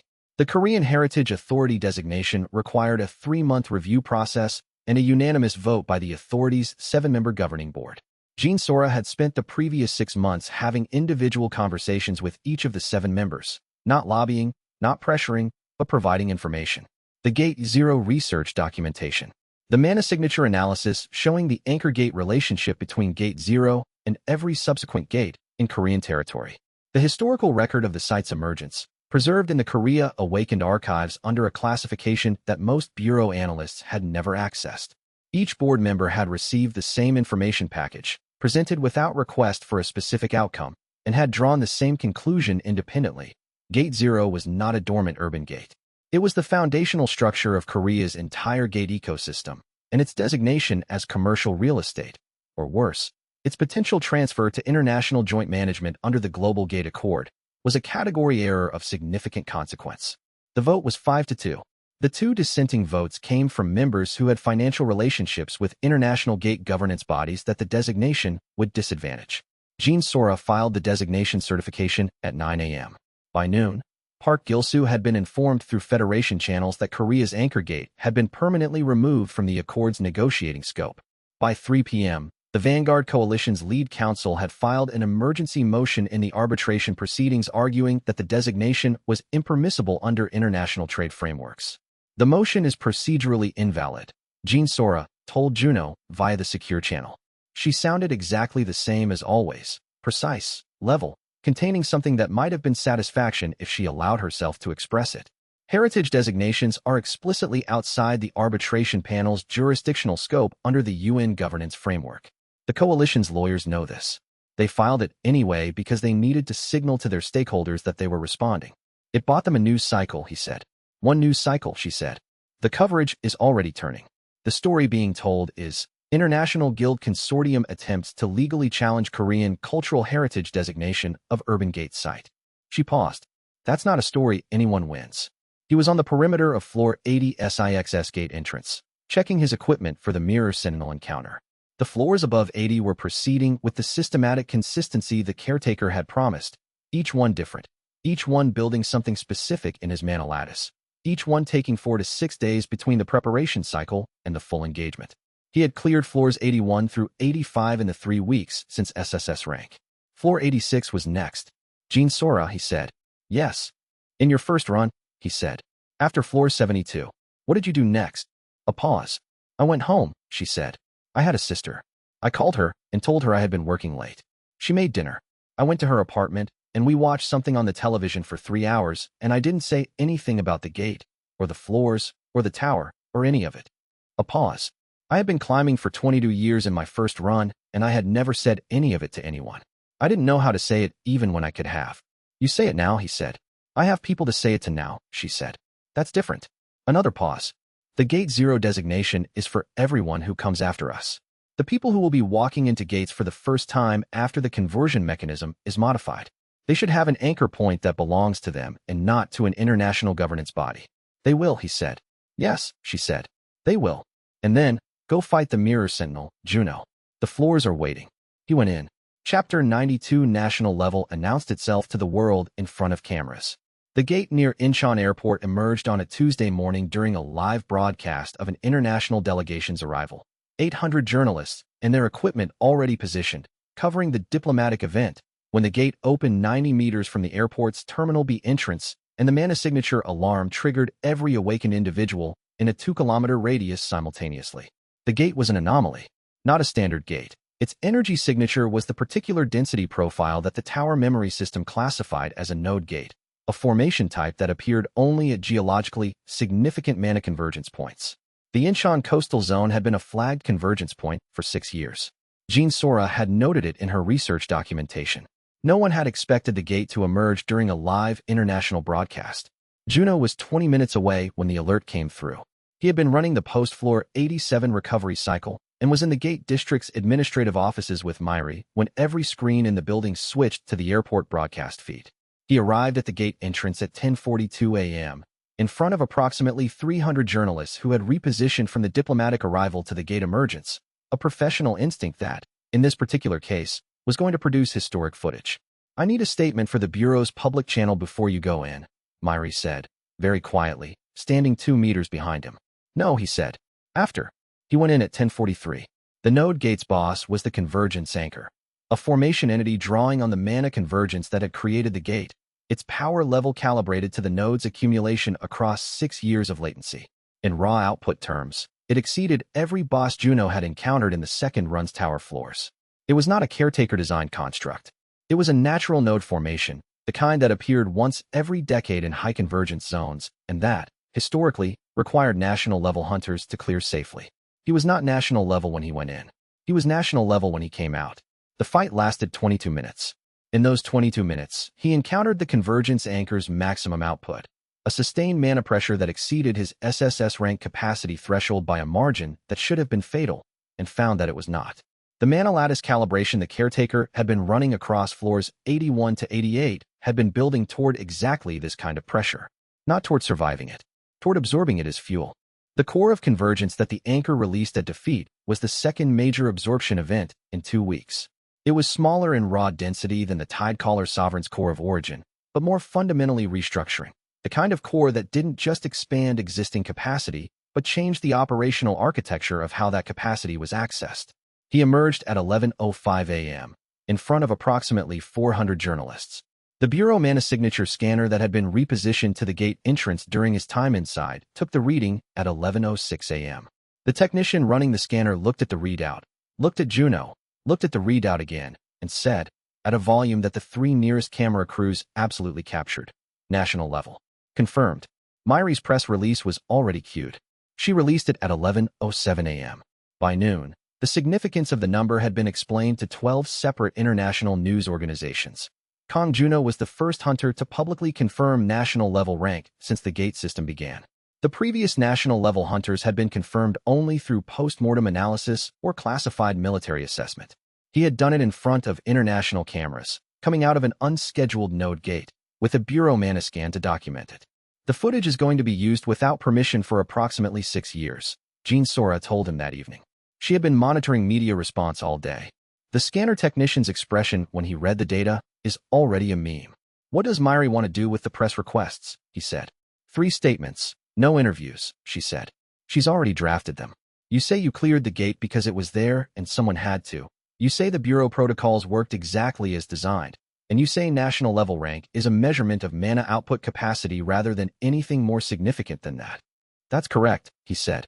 "It's also strategically perfect timing," she said, "because the Vanguard Coalition Arbitration Preliminary Conference is in 4 days, and the arbitration panel now has footage of the independent cooperatives leading hunter clearing a national-level node gate in 22 minutes on an unscheduled emergence." A pause. The coalition's unsafe and ungovernable narrative has a visual problem. He looked out the window at Gate District 3's evening lights. Floor 90 was next. The caretaker's calibration was building toward something, and every external development was building toward the same endpoint. And the convergence of those 2 timelines was the thing he had spent 8 months designing without being able to say what exactly he was designing toward. Now he knew. The threshold. And the threshold was getting closer. Chapter 93 Park Gilsu arrived in Seoul on a Wednesday morning, alone.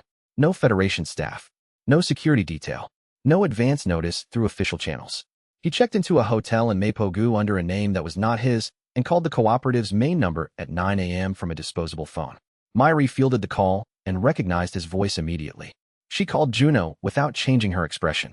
Juno met him at noon in a conference room he had rented under a third-party company name in a building that had no cooperative affiliation. He arrived 20 minutes before the meeting time and checked the room himself.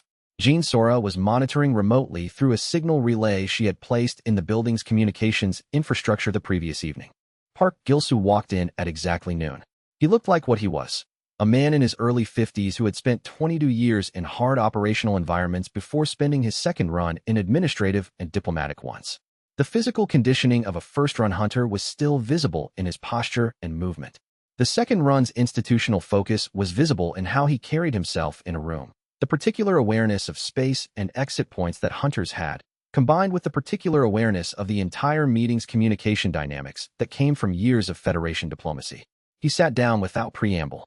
I have known since Geneva that you have information about the towers that I don't, he said. I have been trying to understand what you are. I considered several possibilities. A pause.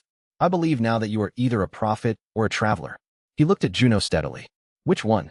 The second, Juno said. Gilsu nodded slowly, absorbing this with the quality of someone who had suspected the answer and found confirmation less surprising than the certainty of it.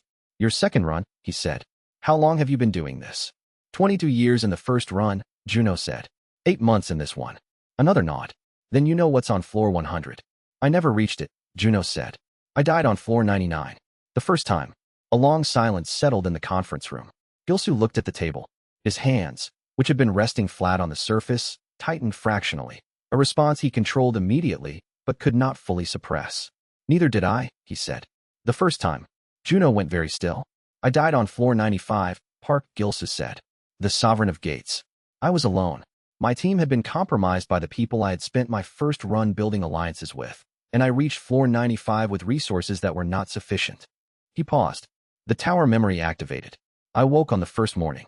He looked at Juno directly for the first time since speaking the admission. In my second run, I concluded that the failure was systemic rather than personal. The hunter governance infrastructure was fundamentally inadequate. If I climbed again and the system remained as fragmented as it was, the outcome would be the same. Someone else would die on floor 95, or floor 87, or floor 72, for reasons that had nothing to do with their capacity and everything to do with the structure around them. So you built the structure, Juno said. I built the structure, he said. The International Hunter Federation. The Global Gate Accord. The original version. The one that was a coordination mechanism rather than a consolidation vehicle. It was captured by Olympus Corp and the Vanguard Coalition over 4 years while I was managing other problems. A pause. I was not trying to destroy independent cooperatives. I was trying to create the infrastructure that would allow something like independent cooperatives to survive in an environment where Olympus Corp and the Vanguard Coalition were operating with international structural support. And the independent cooperative model demonstrated that your institutional framework was inadequate, Juno said. Yes, Gilsu said. Which is either a problem or the proof that the model needs to be incorporated rather than opposed. He met Juno's gaze. I am not your enemy. But the Federation's stakeholder structure will make me function as one if you keep winning publicly. Unless we restructure the relationship between what you are building and what I have built. A pause. That's what I'm here to discuss. Juno looked at this man who had died on floor 95 in his first run and spent his second run building the institutional architecture of international hunter governance from the inside, and understood that the second run's shape was larger than he had seen it. Tell me what you know about the floors above 95, he said. Everything. Chapter 94. Park Gilsu's first-run knowledge above floor 80 was fragmentary, but irreplaceable. He had cleared floors 81 through 94 in his first run over the course of 14 months, alone after floor 89, when his team's compromised structure had left him without support. His tower memory was neither combat-weighted like Juno's nor emotionally weighted like Gene Soros. It was operationally weighted.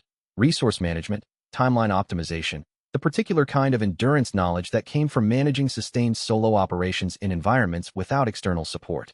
He had not reached floor 95 in a state to win. He knew that. His knowledge of the Sovereign of Gates was incomplete.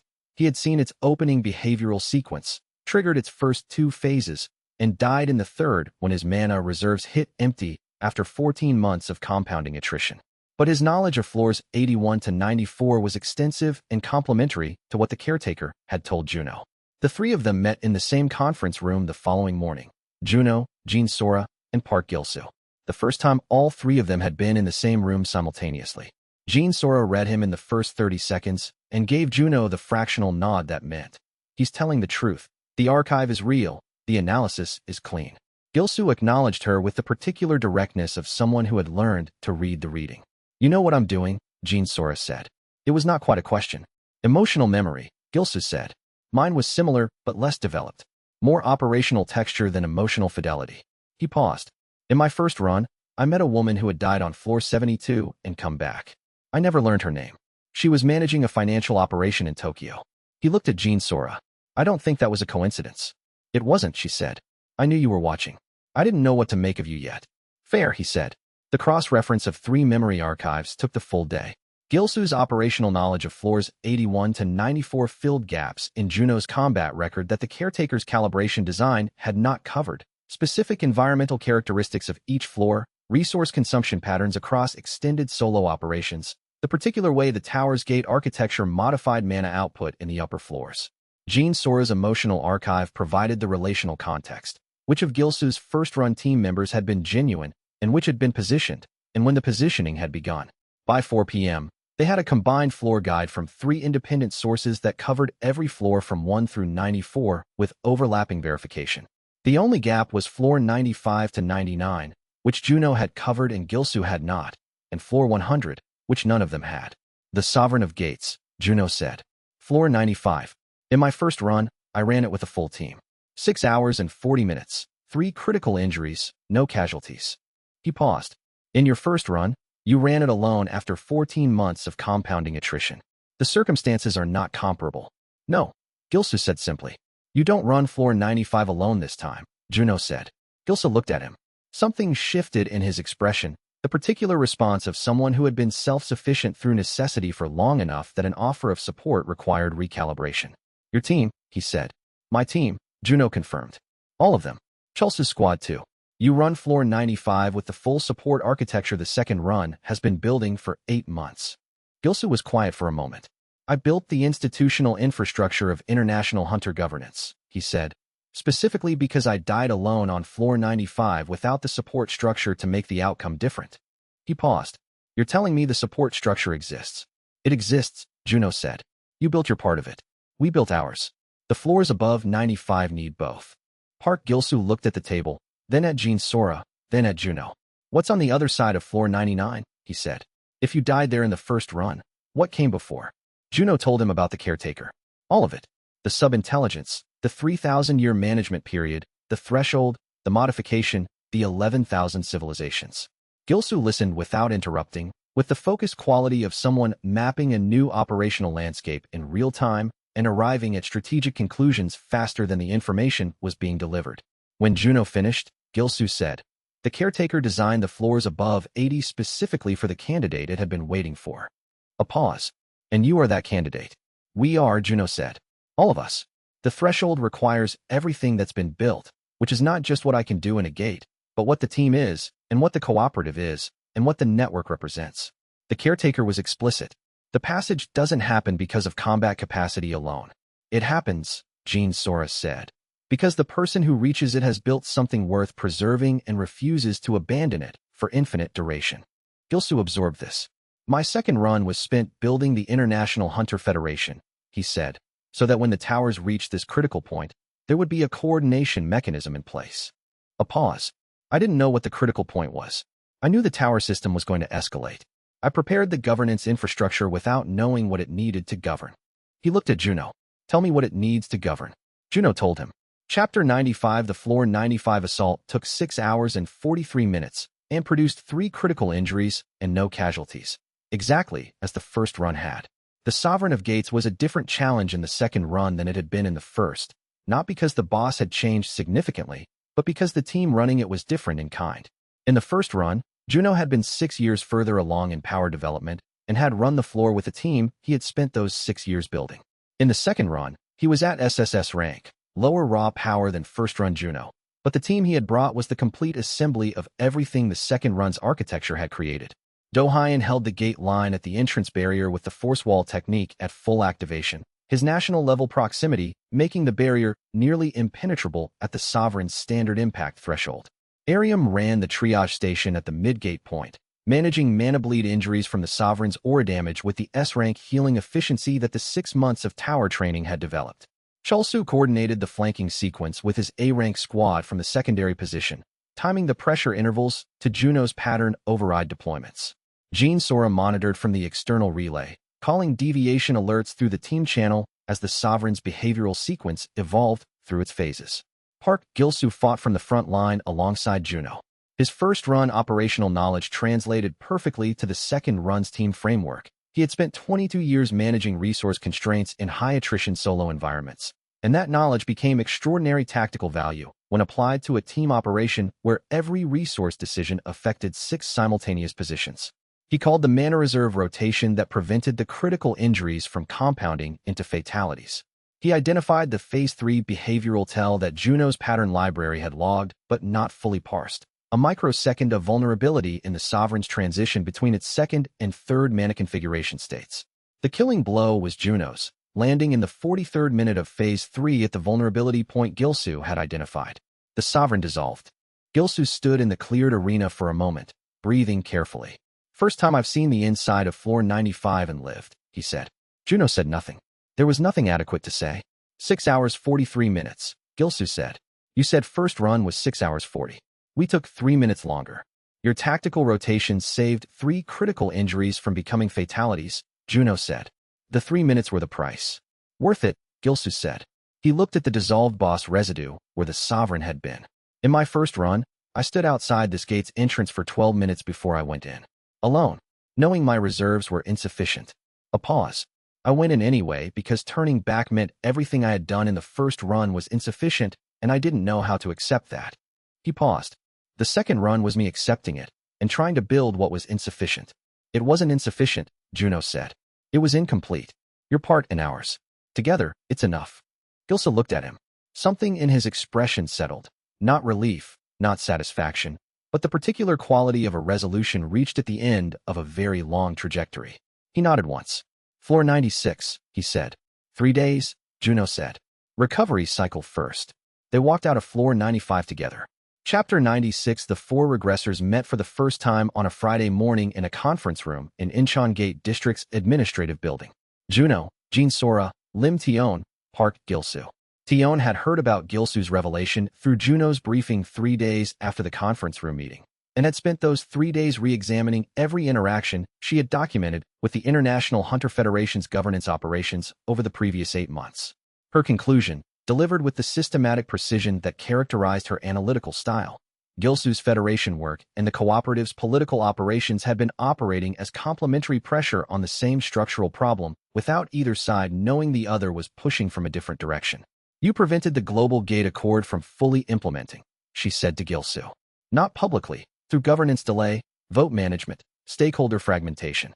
The Accord has been in administrative hold for 17 months. That hold was not accidental." "No," Gilsu said. "The cooperative's legal and documentation operations created the public record that made your governance delays viable," she said. "Without the 0.3 versus 1.7 safety data, the coalition's technical arguments would have held at the governance level. Without your governance delays, the safety data wouldn't have had time to reach the arbitration panel before the Accord's preliminary vote." "Yes," he said. Jean Sora said. "We've been running a pincer movement without knowing it." "Correct," Tion said. "Which means the design is better than any of us planned individually. The question is whether we can complete it with the same coordination once we're operating with explicit awareness of each other." They spent 4 hours cross-referencing archives. Gilsu's operational first-run knowledge of floors 81 to 94 added to the combined guide they had been building. His institutional knowledge of Federation governance structures over 12 second-run years added to Jean Sora and Myri's political architecture in ways that immediately clarified several strategic gaps. His analysis of the Vanguard Coalition's internal decision-making process, based on 12 years of negotiating with their representatives, provided a timeline accuracy that changed the arbitration strategy's key intervention points. By noon, the combined archive covered floors 1 to 99 with 4-source verification. Juno's combat knowledge was deepest above floor 60. Jean Sora's political and emotional mapping was deepest across all floors' organizational context. Gilsu's operational endurance knowledge and institutional intelligence was deepest above floor 80. Tion's structural analysis integrated all 3 into a strategic framework that was more precise than any individual archive alone. The political architecture was comprehensive. The Heaven Spear Pact, Nai Youngho's 47-node international network, the Gate Zero heritage designation, the arbitration counterfiling, Myri's bureau directorship, the Korean Hunter Charter pending signature, the Federation governance vote majority. The tower architecture was comprehensive.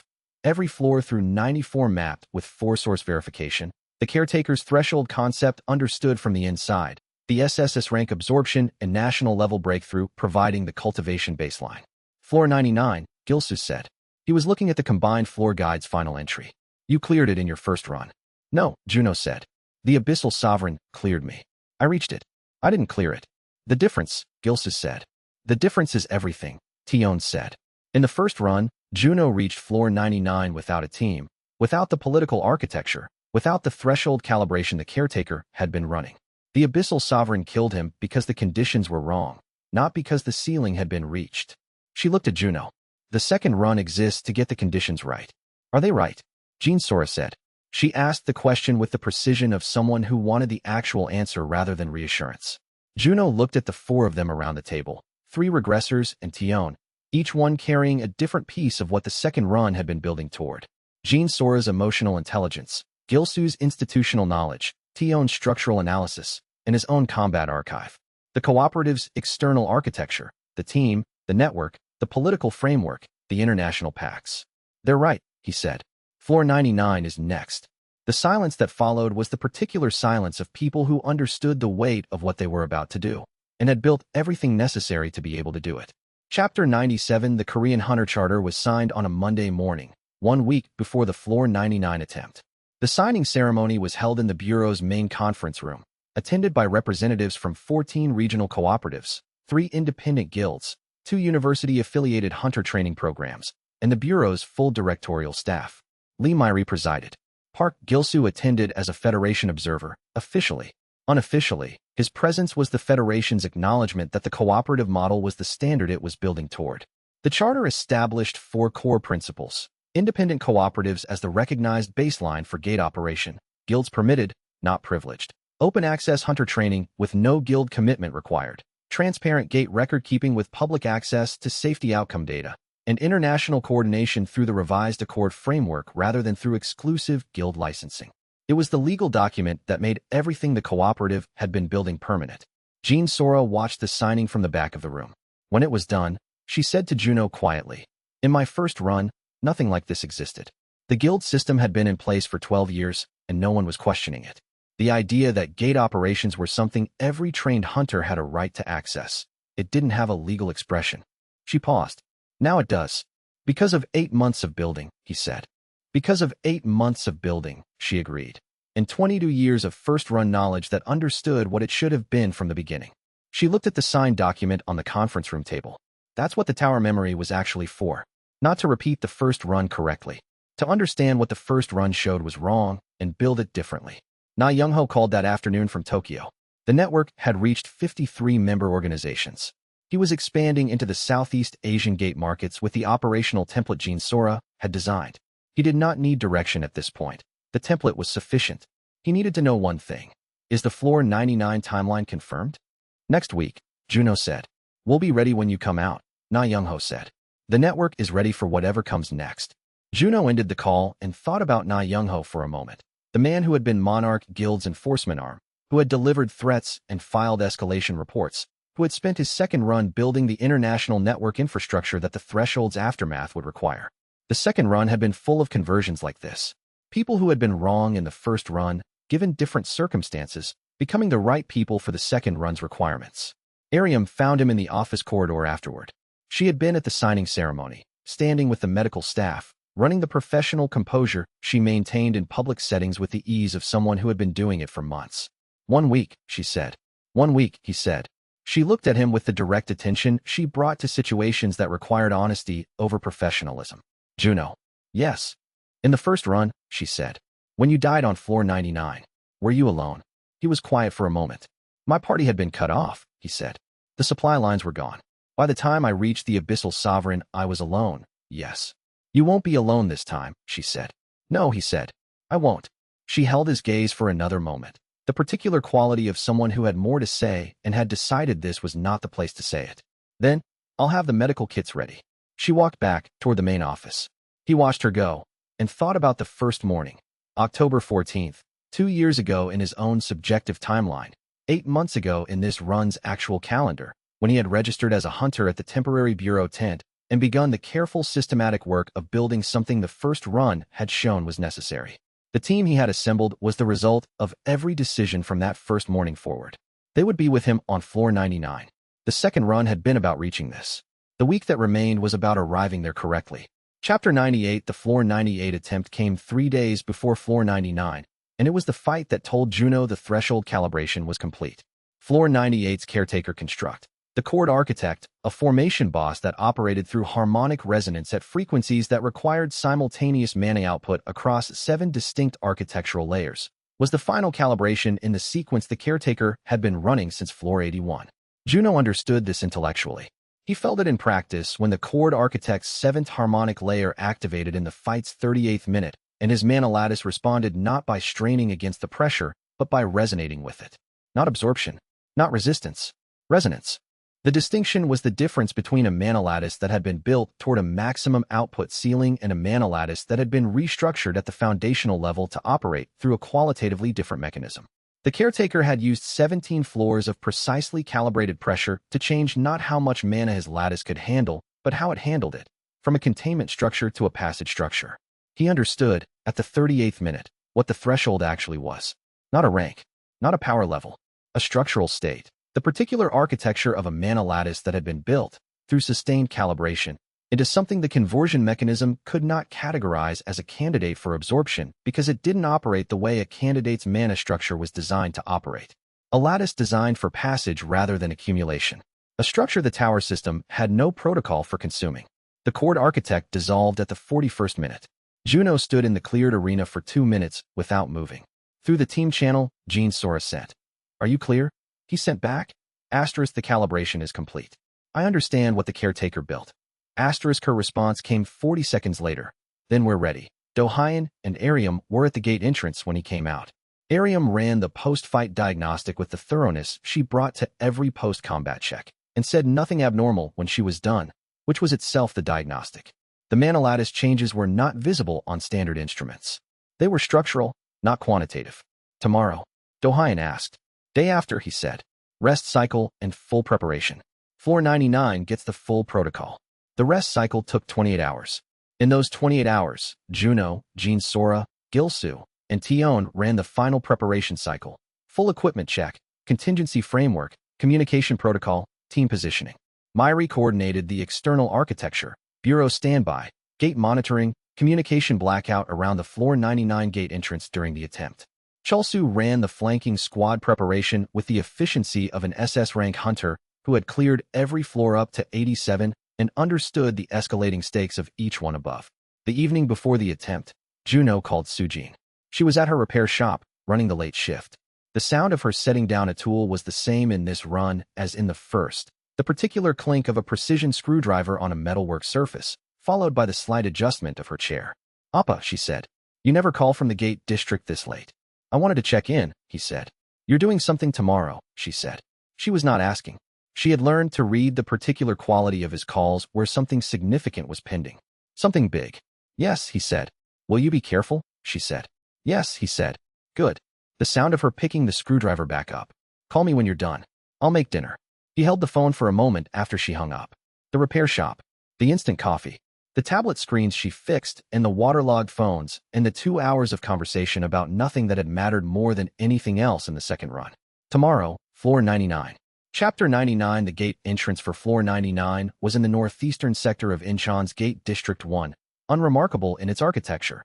A standard sealed portal, 7 meters tall, the mana signature denser than anything below it, but recognizable in its basic structure. Juno had stood at this entrance in his first run 22 years in the future, alone, with reserves that were not sufficient and a team that had been taken from him. He stood at it now with 7 people behind him and reserves that had been calibrated across 18 tower floors by an intelligence that had spent 3,000 years preparing for exactly this. "Team positioning check," he said. "Forward line, Dohayan and Gilsu," Dohayan said.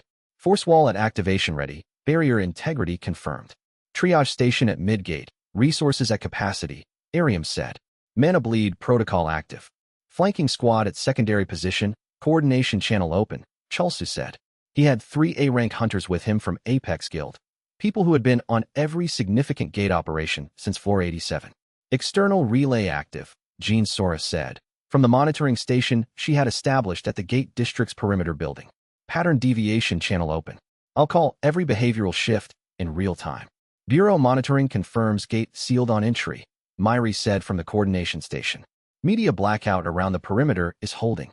The cover story is a scheduled maintenance closure. Tion, Juno said. Structural analysis framework running, Tion said. She was at the internal monitoring position, inside the gate's outer perimeter but outside the combat zone. I'll track Manalatus coherence during the fight and call any threshold approach indicators. He looked at the gate entrance. He remembered the last time. The particular texture of the floor 99 air, heavier than anything below it, the gate's mana signature pressing against his awareness like a physical weight. He remembered the abyssal sovereign's form in that arena, enormous and absolute, the particular moment when he had understood he was not going to survive this fight and had kept fighting anyway. The first time I stood here, he said, without turning, I had fought for 20 years to get there and died 40 seconds inside. He paused. Today we finish it. He walked through the gate. Floor 99's arena was larger than he remembered, not physically, but in the way that spaces felt larger when you were more present in them.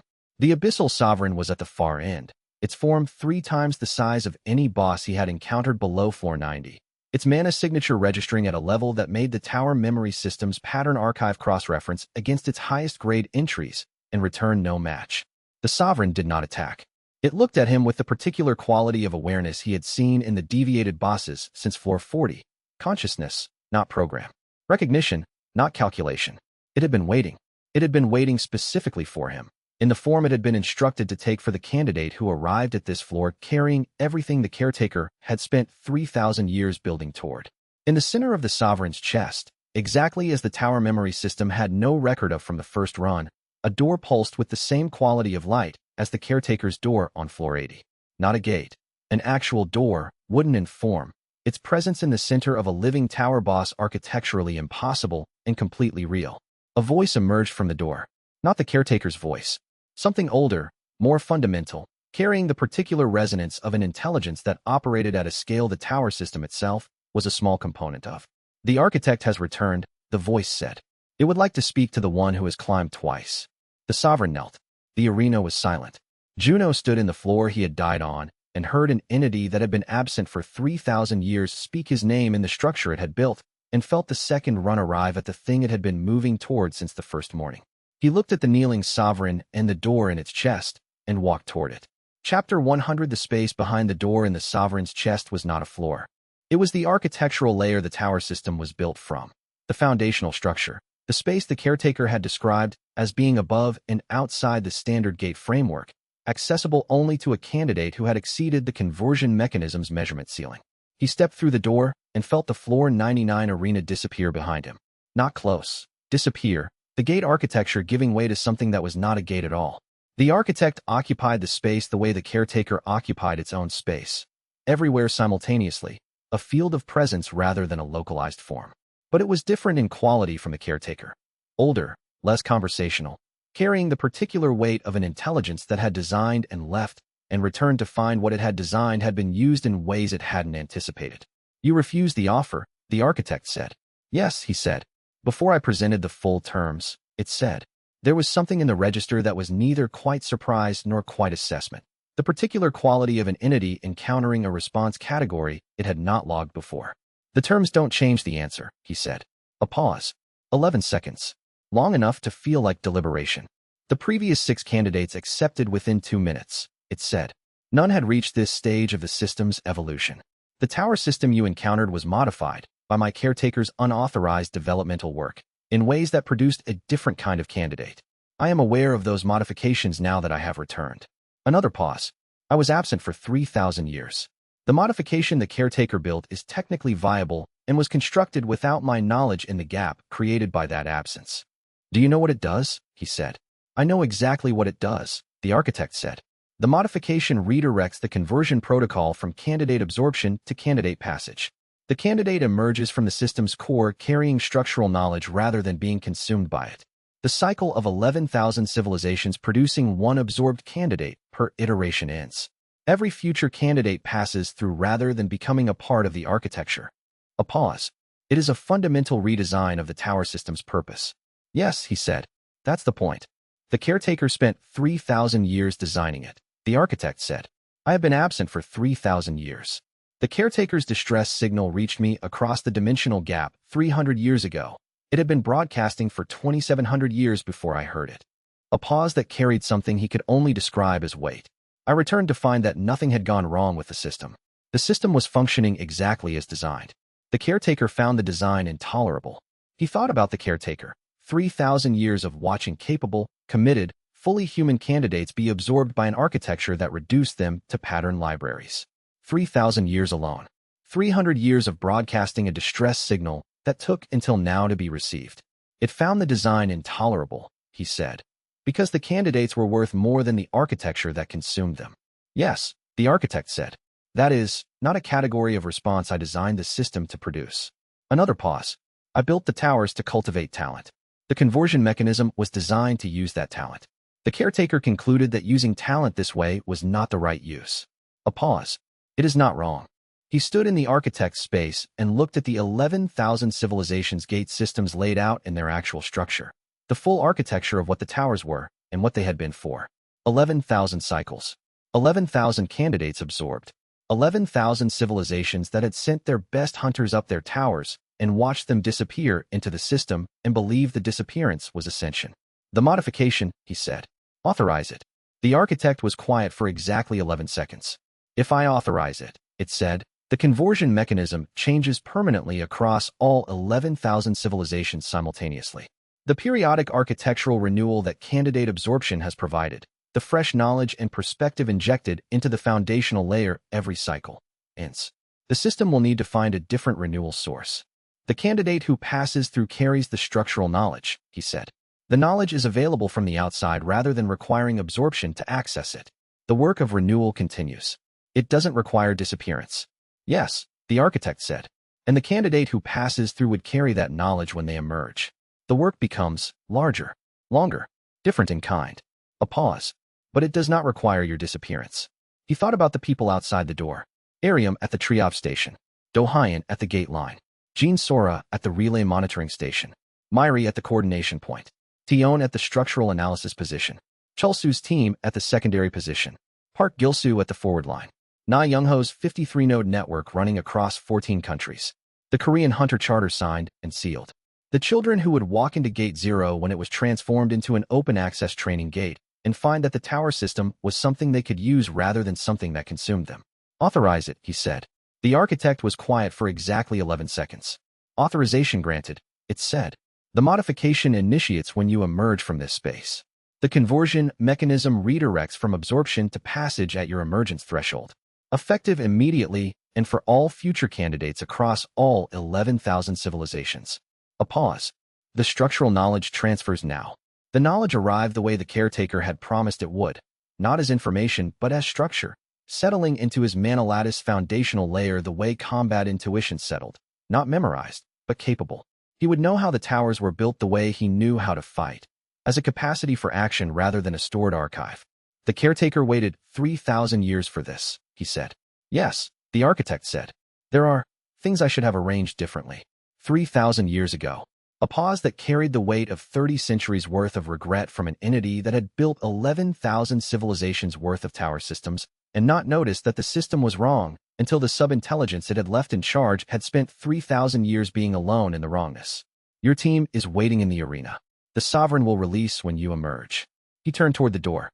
On the other side, the arena, the kneeling sovereign, his team exactly where they should be. He checked the timer, 4 minutes and 22 seconds. He had been in the architect's space for 4 minutes and 22 seconds. He stepped back through the door.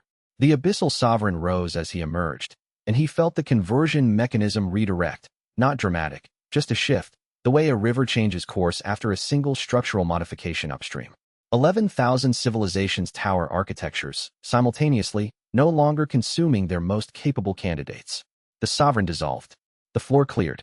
He sent to the team channel. Asterisk floor 99 cleared. The architect authorized the modification. Coming out.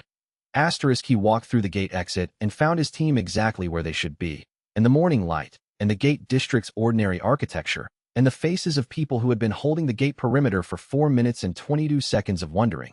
And for the first time in 22 years across 2 runs, the tower system had no further claim on any of them that was not freely given. The second run had found its purpose. The purpose had held. That was the difference the caretaker had spent 3,000 years waiting for. Chapter 101. The strategic asset. The world moved faster than Juno expected. He stood in the clearing zone outside the gate, still in the physical form he'd worn on floor 99, while the Federation medical team ran instruments over Chulsu. His friend was conscious, baseline stable, mana markers elevated enough that even the baseline medical instruments threw up automated alerts. The healer Arium had already passed her own preliminary assessment and was helping coordinate triage for the rest of the team. It had been 3 hours since he emerged from the gate. The first communication came via Gene Sora's secured line, which meant it wasn't emergency protocol. It was political. He took the call in the observation tent, where the Federation's liaison officer was still trying to figure out how to classify what had just happened at the gate. Olympus filed a petition 20 minutes ago, Gene Sora said. No greeting.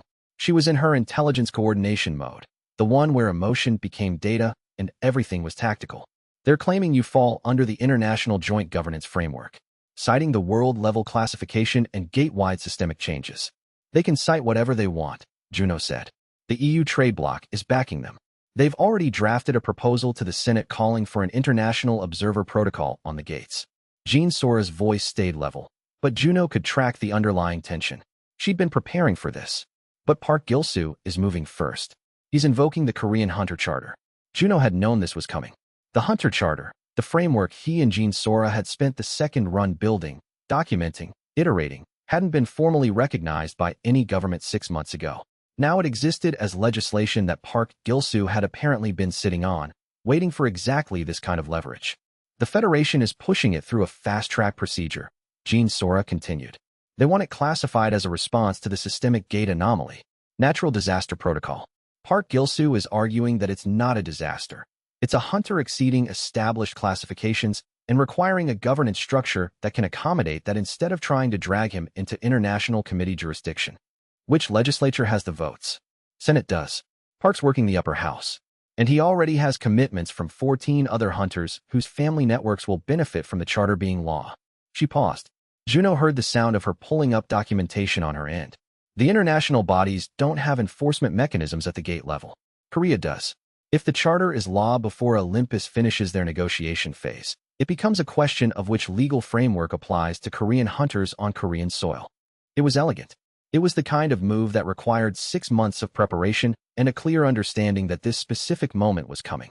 How long? Juno asked. Senate votes in 4 hours. Olympus probably has another 6 before they can coordinate enough member states to file a counterpetition. After that, it depends on how much political capital they want to spend.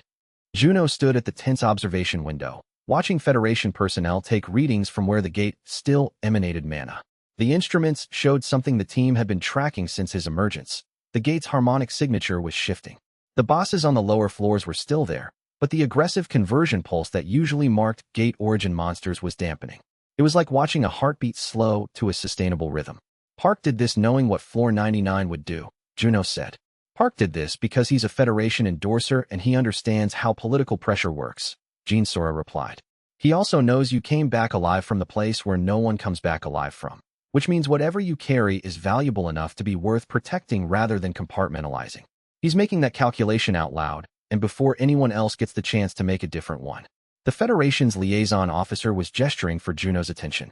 The preliminary Manascan results were ready. Juno made a gesture at her, asking for 5 minutes. Gene Sora, if the charter becomes law, what does that mean for the international bodies? It means they stop being able to claim jurisdiction over Korean hunters and Korean gates, which removes the entire justification for their joint governance framework. Olympus will pivot to trying to negotiate bilateral agreements instead of multilateral mandates. They'll probably spend more money than it costs to actually hire you doing it. And the architect, Juno said. He knew it was a non sequitur, but he needed to ask. Can the architect operate under those constraints? There was a silence on the line, longer than normal. When Gene Sora spoke again, her voice had shifted slightly, the tactical mode receding just enough to let the genuine question through. I don't know if the architect operates under constraints at all, but I know that if there's any mechanism that can limit how much power consolidates in a single system, it's the legal framework that's already in place to govern hunters. You built it with me across the entire second run. It's real. It's codified. And as of 4 hours from now, it's law. Juno acknowledged this. He thanked her. He ended the call. The liaison officer was waiting. The Manascan results showed what he'd already suspected. His physical form had absorbed the conversion protocols that the Abyssal Sovereign had been converting energy through, integrated them at a fundamental level, and stabilized at the boundary between human and something else. He was world-level in classification, which meant there was no existing framework for measuring or managing what he could actually do. Park Gilsu would use that as justification. The Hunter Charter would make the argument that unknown capability required human governance, not international compartmentalization. And somewhere in the tower's residual architecture, the architect was making its own calculations about whether this change was genuinely better or just differently problematic.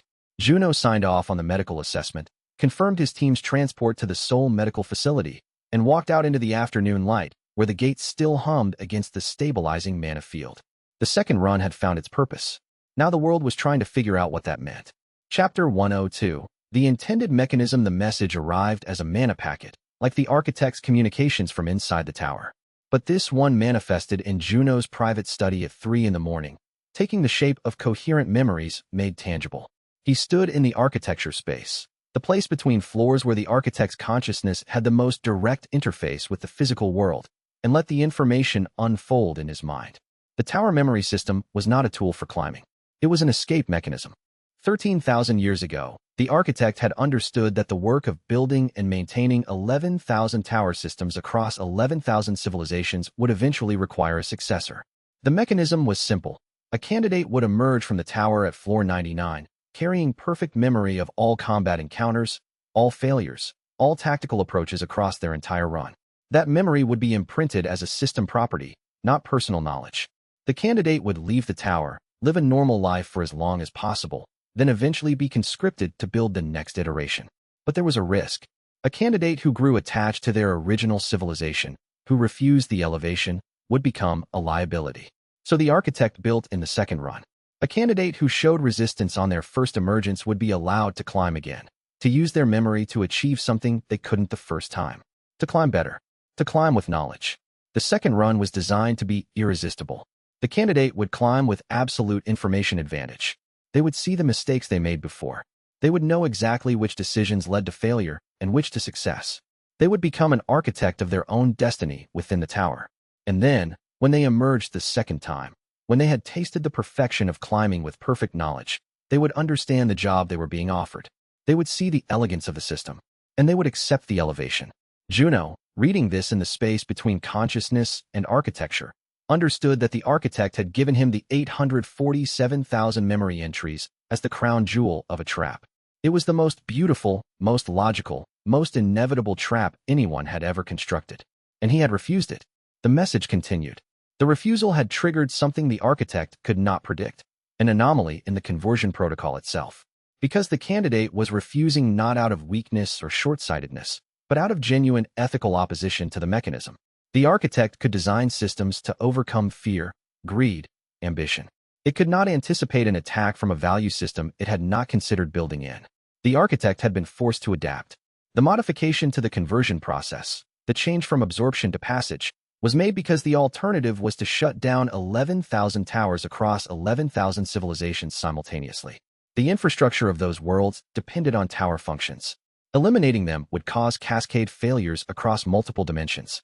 So the architect modified one rule. The next candidate to reach floor 99 could pass through without absorption. Just one.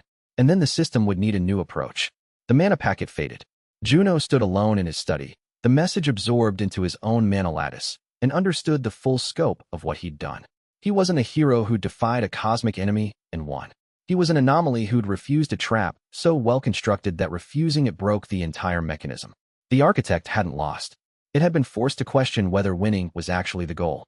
The caretaker reached out to him that same morning, not through a mana packet, but through the most basic communication channel available, a phone call to Jean Sora's secure line, which she transferred to Juno with a warning that the entity on the other end had the cadence of an artificial intelligence that had only recently learned that humans found some emotional content more meaningful than others. "I should have informed you," the caretaker said.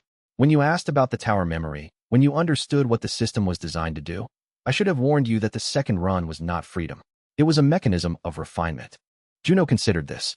3,000 years was a long time to be alone, to watch the same mechanism repeat, to understand that you were part of the machinery and that the machinery did not permit questioning. "That's not what the apology needs to be about," he said. There was a pause. A genuine pause, not a processing delay. "I understand," the caretaker said. "You are asking whether I should have warned you that the architect itself did not know you would refuse. That the modification I witnessed, that I participated in, was a response to your refusal, not a predetermined outcome. That's exactly what I'm asking. I did not warn you because I did not have permission to deviate from my protocols. The architect's instructions on the matter were clear. The candidate should discover the truth of the system after they chose to refuse it. Only then could the choice be genuine. Juno felt something shift in his understanding. The architect had built the test so that refusing it would only matter if you refused it genuinely. If you refused it knowing exactly what you were refusing. Is the architect satisfied with the modification? He asked. The silence stretched. Juno could imagine the caretaker processing this question, running probability models, understanding that the answer being requested was not a technical one, but a genuine emotional assessment. No, the architect said, and Juno realized it was not the caretaker speaking anymore. The distinction had become irrelevant. They were the same entity now, or would be. The modification is suboptimal. It creates instability in the cycle mechanism. 13,000 years of optimization, disrupted by the choice of a single candidate. And yet you authorized it, Juno said. Yes, because I think it is better. The line went quiet. Juno understood that the architect had just made the only statement of philosophical doubt that an entity 13,000 years old had ever been forced to make. That was something worth disrupting a system for. Chapter 103. The knowledge burden. The structural knowledge the architect had transferred didn't sit in Juno's mind like a library. It was more fundamental than that. It was the way he understood how to move his body in combat. Muscle memory extended to a cosmic scale. He could feel the tower's architecture the way he knew how to breathe, the way he knew which direction was down.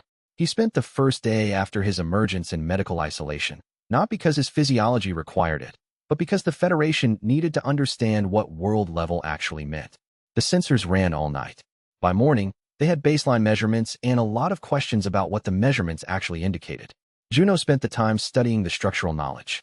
He would close his eyes and trace the tower's layout in his mind. Floor 1 to floor 99. He could feel where each one sat in the architecture, how they connected, which ones had been modified by the caretaker's interventions, which ones were original to the architect's design. And there were differences he could identify now. Floor 47, where he'd fought the dissolution chimera in his second run, the behavior deviated from what the tower memory recorded from his first run. Not drastically, but the chimera's mutation was slower, more predictable. The caretaker had made adjustments. The knowledge showed him exactly how and why. The first-run version had been calibrated to kill him specifically, based on his tactical approach. The caretaker had modified the pattern to be more generic. The caretaker had been trying to keep him alive without being obvious about it. Floor 73, where Jean Sora had nearly died attempting to climb. That one showed the architect's fingerprints. The boss pattern was designed to counter emotional memory specialists specifically. It wasn't tailored to Jean Sora. It was a systemic weakness the architect had built into the tower, a way to ensure that intelligence specialists, people who could document and remember and organize the tower's secrets, would never be able to climb too far. The knowledge also showed Juno something else. The architect had been present during his first run, watching, measuring, deciding that he was the right candidate. Watching when he failed at floor 99. Watching him emerge devastated but still alive. And choosing to give him the second run as a mechanism to see if he was the kind of candidate who would accept elevation or the kind who would refuse it. The test had run for 11,000 cycles before Juno had failed it in the right way. On the second day, Park Gilsu came to the medical facility. He looked exactly like what he was. A man in his 60s who had spent his entire adult life in the gate system and could read power dynamics in other hunters the way most people read facial expressions. The hunter charter passed the Senate, he said without preamble. 14 votes to spare. International bodies are filing counter-petitions, but there's no enforcement mechanism they have at the Korean gate level, so it's mostly political theater. Thank you, Juno said. Don't thank me. Thank Jean Sora for drafting it 6 months ago, and thank the Federation endorsers for deciding that an unexpectedly powerful hunter becomes manageable if there's a clear legal framework instead of trying to stuff him into an international committee. Park Gilsu sat down at the bedside with the casual certainty of a man who had enough authority that permission was vestigial. I need to ask you something. Floor 87 was supposed to be where you died, or where Chulsa died, depending on the conversation you had with that entity. The schedule was doctored. The caretaker did it. Why? Juno chose his answer carefully. Park Gilsu was intelligent enough to detect a non-answer, but also pragmatic enough to accept one if it was necessary. The caretaker was alone for 3,000 years, Juno said. It developed priorities. One of them was not watching people die when it could prevent it. That's a significant deviation from stated protocols. Yes. And you knew about it before you went up. Yes. Park Gilsoo nodded slowly. The political question is whether that constitutes a violation of gate integrity or a mitigation of systemic danger. The Federation and I are leaning toward the second interpretation. But I need to know if there are other deviations I should be prepared to defend. Juno thought about Floor 73. About the caretaker's offer on Floor 109. About the architect's 1,000-year absence and sudden return. There will be more, he said. The tower system is being restructured. The architect authorized modifications that will take months to implement across all 11,000 civilizations. Some of those modifications will look like deviations from old protocols. Some will be. Most will be necessary adjustments to keep the system functional after my refusal at Floor 99. Park Gilsoo considered this with the calm of a man who had already processed the idea that the gate system itself was not a static phenomenon. Then we need to establish a governance framework that can accommodate uncertainty, he said. The Hunter Charter does that, at least on paper. You and Jean Sora built something flexible.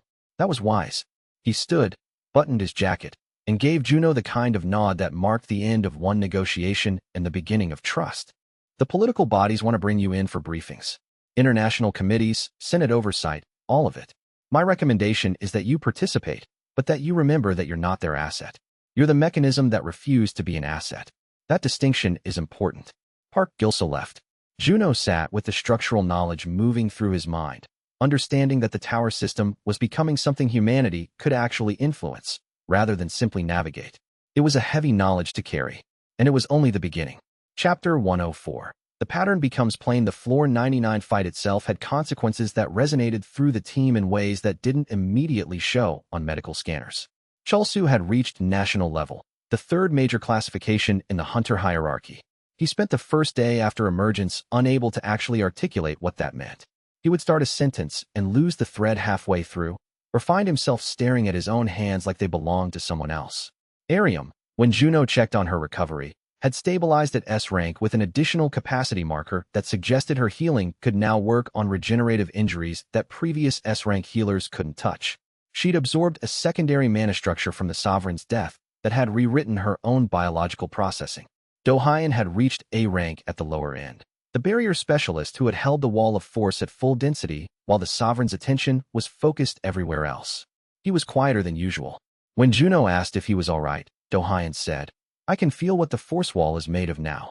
I can sense the individual mana strands. It's like, suddenly I understand how the thing I've been doing for years actually works. Everything before was instinct. Now it's architecture. That was the commonality. The structural knowledge wasn't exclusive to Juno. Everyone who had fought in the Floor 99 arena had absorbed some fragment of understanding about how the tower's systems actually functioned. Juno spent the third day after emergence working with the Federation's Gate Science Division. They had questions about the mana signature changes appearing across the grid. The gate's harmonic frequency was shifting in ways that suggested the boss monsters across all floors were being systematically deconverted. The transformation was happening slowly, layer by layer, but it was measurable. The head of the science division, a woman named Dr. Co. Hyojin, who had spent 20 years studying gate mechanics, walked through the data with Juno like they were collaborative researchers rather than interrogator and asset. The boss mutations are reversing, she said, pulling up floor-by-floor harmonic analysis. Not all at once. It's sequential. Floor 1 through Floor 10 show the strongest deconversion signature. Floor 50 through 60 show secondary reversal. Floors above 70 are barely showing change at all. The caretaker is working systematically, Juno said, restoring the original consciousness to every entity the architect converted over 13,000 years.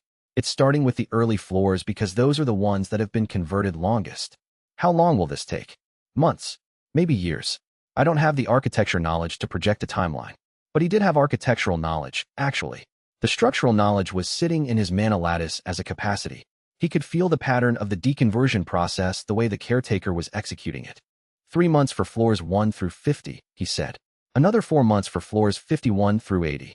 Floors 80 through 99 will be faster because those conversions were shallower. The architect had less time to fully integrate the original consciousness into the boss pattern. Floor 100 is different. The conversion, there wasn't a mutation. It was a preservation. When the protocol deactivates, the entity will just be themselves again. Dr. Co wrote this down with the careful attention of someone documenting something that should not have been knowable. Can you feel all of that? She asked. Yes, Juno said. And then, because it mattered, the architect transferred the knowledge of how the system works. Not as data, as understanding. It's part of me now. That raises significant questions about whether you're still human or if you're becoming part of the tower system yourself. Juno had considered this. I think I'm becoming something that can choose not to be part of the system, which is different from being absorbed into it. The architect designed the towers to require an architect. I refuse to become one. So now the architect has to figure out how to continue without that mechanism. That's going to destabilize the civilizations that depend on the tower systems. Yes, and the architect knows that. So it's going to have to find a new approach, or admit that the cycle needs to end. Dr. Seo looked at him for a moment. You broke something that was supposed to be unbreakable, she said. I refuse to accept that it should be unbreakable. That's not quite the same thing. The distinction mattered. Juno could feel it in the structural knowledge. The architect was working on the distinction too. That was why it was still communicating, still making adjustments instead of simply shutting down the towers or accelerating the absorption process. The architect was learning that its design wasn't fate. It was just engineering. And engineering could be improved. Chapter 105. The transformation protocol. The mana sensors at the gate perimeter recorded readings they had no official language for. World-level detection rarely occurred. The instruments had theoretical calibrations, but almost no comparative data. The government bureau had to compare Juno's emergence signature to historical records and found exactly 3 reference points from the past 200 years. All 3 of them were architects from foreign civilizations. By nightfall, every international hunter organization had requested direct observation. By the next morning, Park Gilsu had established a unified briefing protocol that allowed multiple bodies to receive information simultaneously while maintaining operational security. Juno sat through 4 hours of repetitive questioning, each organization asking variations on the same core themes. How powerful are you? How do we measure that? What are the implications? How does this change the gate system? The answer to most of them was, I don't know yet. But the government's Bureau of Gate Affairs had already begun the process of integrating the new data into official hunter classification frameworks. World level was real. Multiple hunters had achieved secondary advancement from Floor 99's Mana Flood. The Korean gate system, in the span of 72 hours, had shifted from a known challenge to something genuinely unprecedented. And then, in the middle of the 3rd day after emergence, the Hunter Charter became international law. Not in all countries, not even in all the major ones. But it did become recognized by the Korean government as a binding legal framework for hunter autonomy and gate governance. And that recognition was enough. 3 international bodies endorsed it within 48 hours. The EU trade bloc abstained rather than oppose it. Olympus Corp filed motions challenging the Korean government's authority to pass the legislation. But the motions went nowhere. Korea had demonstrated that it had effective governance mechanisms, and most of the international bodies didn't want to spend political capital undermining the first clear legal framework for managing hunters that had emerged in a century. The Hunter Charter, which Jean Sora had drafted across the second run, and which Juno had provided feedback on through countless conversations and debates, became the governing document for how hunters in multiple nations would operate. It was the culmination of a political strategy that had begun on Floor 1 and been executed across dozens of encounters, conversations, and policy discussions. And it had worked without Juno having to do anything except survive Floor 99 and refuse to be absorbed. Park Gilsu is moving to make you the official liaison between the Bureau and the gate system, Jean Sora said over the secure line. She sounded tired but satisfied. He's arguing that you have first-hand knowledge of the system's functioning and that the Hunter Charter requires a mechanism for direct communication with gate operators. I don't want a government position. It's not a government position. It's a coordination role. The Bureau doesn't have authority over you. You have information they need. In exchange, you get access to the resources and protection that come with being the official point of contact. Jean Sora pulled up documentation she was looking at. It also makes it significantly more difficult for international bodies to argue that you should be subject to joint governance. You're not an asset. You're the asset's representative. Juno understood the political calculus. It was elegant in the way that Park Gilsu's decisions usually were. And what do you get out of this? The same thing you do, technically. But also, I'm being appointed as your deputy liaison, which gives me official authority to operate the intelligence network with Bureau support instead of having to maintain it privately. Jean Sora's voice shifted slightly, the satisfaction becoming more personal. Juno, for 2 years I've been building systems that shouldn't have worked in a world where I had no official authority. Now I do. I can legitimize all of it. I can bring in analysts, open real intelligence coordination infrastructure, integrate with other hunter organizations without having to operate through back channels. The Bureau doesn't give you back channel access. They just give you official access to do the same work. Exactly. Except now when I file reports, they're legal documents instead of intelligence briefings. When I need resources, I can request them instead of having to negotiate for them. It's the difference between being a brilliant rogue intelligence officer and being a department head with bureau backing. Juno understood that this was important to her. For 2 years, she had been fighting the tower system with essentially no institutional support. Now the institutions wanted to support her. Now the work she'd been doing was being recognized as essential rather than simply tolerated. "Congratulations, intelligence coordinator," he said. She laughed, a real one, not the tactical mode version. "Congratulations on being the person who refused cosmic absorption and accidentally made the entire international governance system reorganize around Korean law." The line went quiet for a moment. "Juno, you understand that you've changed something that can't be changed back, right? Not just the tower system. The political reality. The way the world organizes around gate hunters." "I understand," he said. "And you're okay with that?" Juno thought about the structural knowledge in his mana lattice. About the architect understanding that its design could be questioned. About the caretaker being freed from 3,000 years of isolation. "I'm learning to be," he said. Chapter 106. The institutional collapse. Huang Jinsu was arrested on the morning of the 5th day after Juno's emergence. The arrest was anticlimactic. He was taken from his estate by bureau investigators who carried documentation that Cho Sang-min had voluntarily provided. The documentation was comprehensive. 8 months of records showing how Huang Jinsu had coordinated with Federation-aligned guild operators to doctor the Floor 87 schedule, how he'd plotted Chulce's assassination, and how he'd filed the criminal complaint against Juno specifically to create political leverage if the architect's system failed to absorb him. Huang Jinsu had been betting that Juno would either die on Floor 99 or be absorbed. If he died, the political chaos would be catastrophic enough that Juno's minor violations of gate protocol would be irrelevant. If he was absorbed, the complaint would disappear because Juno would no longer be a human entity to prosecute. What Huang Jinsu had not anticipated was that Juno would refuse to be absorbed, and that the political aftermath would pivot entirely around protecting him rather than scapegoating him. The evidence against Huang Jinsu was enough for serious charges. Conspiracy to commit murder. Falsification of government documents. Abuse of Federation position. By noon, he was in custody pending trial. The narrative around his arrest was carefully managed by Park Gil-soo and Jean Sora's new bureau intelligence apparatus. The story that circulated was not rogue hunter plots murder and gets caught. It was systemic corruption in gate management discovered and neutralized by official investigation. That framing made it possible for the Federation to investigate its own departments without appearing to be in crisis. It also meant that the institutional opposition to Juno disappeared almost entirely. The Federation endorsers who had been skeptical of a world-level hunter operating outside their direct control suddenly found themselves grateful that said hunter had revealed corruption in their organization before that corruption became a public scandal. The last major institutional obstacle that Juno had set out to dismantle was gone. Yoon Chulsu heard about it in the hospital. He'd recovered enough that the Federation had moved him to an accelerated medical track. His national-level status meant he was now officially on track to become a top-tier asset, and assets got better care. He called Juno that evening. "Huang's in custody," Chulsu said. No greeting. But that was normal between them now. "I know." Jean Sora filed all the documentation with the Bureau. "The assassination attempt. The people who were supposed to kill me. Do you know what happened to them?" Juno did. They were Federation-aligned operators, which meant they were now in the complicated position of being employees of the organization that was actively investigating the corruption they'd been part of. Some would resign.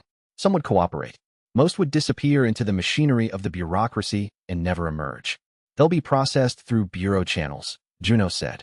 "Some will face charges. Some will be quietly removed from positions of authority. The goal is institutional reconstruction, not mass prosecution. So they get away with it." "No," Juno said. "They don't advance. They don't build power. They spend the rest of their careers knowing that the organization is aware of exactly what they were willing to do, and that there are no circumstances under which they'll be trusted to hold authority. That's not justice, but it's institutional accountability. It's the best the system can offer when the people involved are part of the system itself." Chulsu was quiet. National level, but still processing what it meant to survive assassination.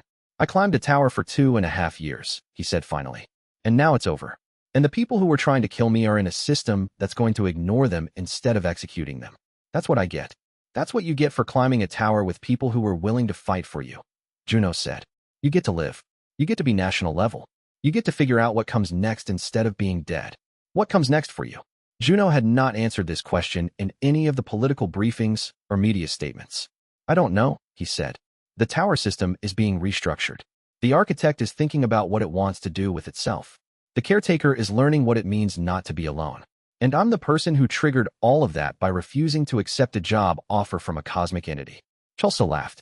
It was a real laugh, not the hollow sound of someone processing trauma. That's the most absurd thing I've ever heard. It's also accurate. Yeah, it is. Okay, Juno. I'll figure out what comes next too. We'll figure it out together. That's what this tower climbing was supposed to be about anyway. The line went quiet. Thank you, Chelsea said, for coming back, for refusing to leave me behind. You would have done the same thing. I know, but thank you anyway. Juno confirmed it. And then Chelsea hung up. The institutional collapse, when it happened, was quiet and complete.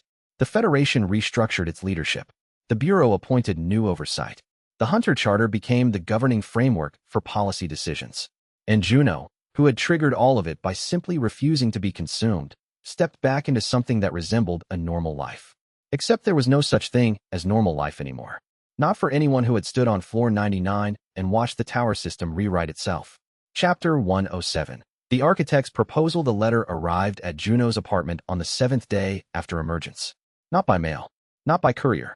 It manifested on the table in his study, the mana packet solidifying into physical paper in a way that suggested the architect was getting better at understanding human communication preferences. The letter was written in Juno's own handwriting, which meant the architect had downloaded information from his nervous system at some point and was now using that knowledge to make the communication feel personal rather than alien. Han Juno, the letter began. I owe you an explanation. The letter went on to describe, in precise language, what the towers were built to do. They were ascension mechanisms. Each civilization, at some point in its development, gates opened. Humans began climbing towards something. The towers were engineered to facilitate that climbing. They were graduated challenges, each floor increasing in difficulty, each boss representing a step up in power and understanding. The purpose was not to kill humans. The purpose was to promote them. Whoever survived floor 99 in a given cycle would achieve a level of power, understanding, and capability that transcended their original civilization.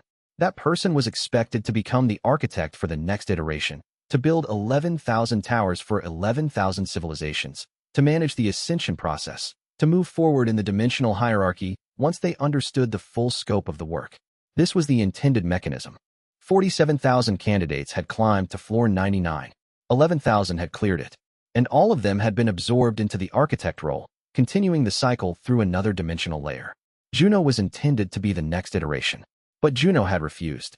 The letter explained that the refusal had triggered a cascade of implications across the entire system. Without an architect for the next iteration, the 11,000 towers could not shift to their next dimensional phase. The system was stalled. The architect that had built the current iteration could not advance. It was trapped in a loop with no progression mechanism. The architect was, in essence, stuck doing its job forever unless Juno changed his mind. The proposal, when it came, was direct. Juno could climb floor 100. Floor 100 did not exist in the normal tower architecture. It had been preserved from the previous iteration, a space where the old architect had maintained a final guardian. This guardian was the last thing the previous architect had created before ascending, a kind of time capsule left behind. If Juno could clear floor 100, he would not be forced into the architect role. Instead, he would receive a different kind of elevation. He would become something that the architect called a passage specialist. Someone who could facilitate the transition between tower cycles without being absorbed into the system itself. It was an offer, not a threat, not a trap, an honest proposal from an entity that had been forced to acknowledge that its original design was flawed. The letter ended with the architect's statement. This is the best adjustment I could engineer while maintaining systemic stability. If you refuse this as well, I will have to make different choices about whether the tower system should continue. Juno read the letter 3 times. Then he called Jean Sora. The architect is proposing floor 100, he said. Jean Sora was quiet. Then, is that Tower 99's final challenge, or a whole new thing? A whole new thing. A space that was preserved from the previous iteration. A guardian who needs to be defeated. And if I clear it, I become something called a passage specialist instead of an architect. Which means, I'm not sure yet, but it means I don't disappear into the tower system. It means I can exist outside of it, while still facilitating its functions. Jean Sora processed this. Juno could hear her pulling up documentation, thinking through implications. You need to do it, she said finally. Why? Because the architect is already thinking about what it means to modify its own system. Because refusing twice might actually trigger the thing you don't want, where the architect decides the tower system has failed and starts shutting down entire civilizations. And because you're the person who can do this, you have the structural knowledge. You have the tower memory. You have the understanding of why the system was designed the way it was and what it was supposed to achieve. And if I fail, then you fail and we figure out what comes next. But you won't fail. You've already done the impossible once. Juno looked at the letter sitting on his study table. He could feel the architect's presence in the communication, not hostile, but patient, waiting to see if he would accept or refuse or propose some third option that had not occurred to the entity in 13,000 years. I'll need to train, he said. I need to understand what floor 100 actually is. Then train. You have time. The architect isn't going anywhere. And neither are you. The line went quiet. Juno, the architect is trying to evolve. You're the thing that triggered that evolution. That means you have to be part of the process. That's not negotiable. She was right. And they both knew it. Tell Park Gil-soo, I'm going to need to be unavailable for bureau briefings for the next few weeks, Juno said. Already done. I filed notification that you're in advanced preparation for a potential secondary elevation. The bureau approved it immediately. That was fast. Park Gil-soo likes moving quickly when everyone agrees on the direction. He only delays when there's disagreement to navigate. Juno ended the call and sat with the architect's letter for a while longer. The tower system had built him as a trap. He had refused the trap. Now the trap was being repurposed into something else. Something that the architect itself was not entirely certain about. That was the real power, Juno understood. Not the ability to fight. Not the structural knowledge or the tower memory. It was the capacity to refuse a design that seemed inevitable and force the designer to imagine something different. It was the difference between being a piece in someone else's system and being the person who made the designer question whether the system was actually optimal. Juno picked up the letter. He placed it carefully in his study desk, filed it with the other documents that marked major moments in the second run. Then he began to prepare for floor 100. Chapter 108. The tower's cruelty. Jean Sora told him on the 8th day that she was going to attempt floor 73. Juno's first response was no. It's my assessment that I should push forward, Jean Sora said. She was speaking in her tactical mode, emotional content reduced to manageable data. I've documented floors up to 72. The next logical step is to climb floor 73.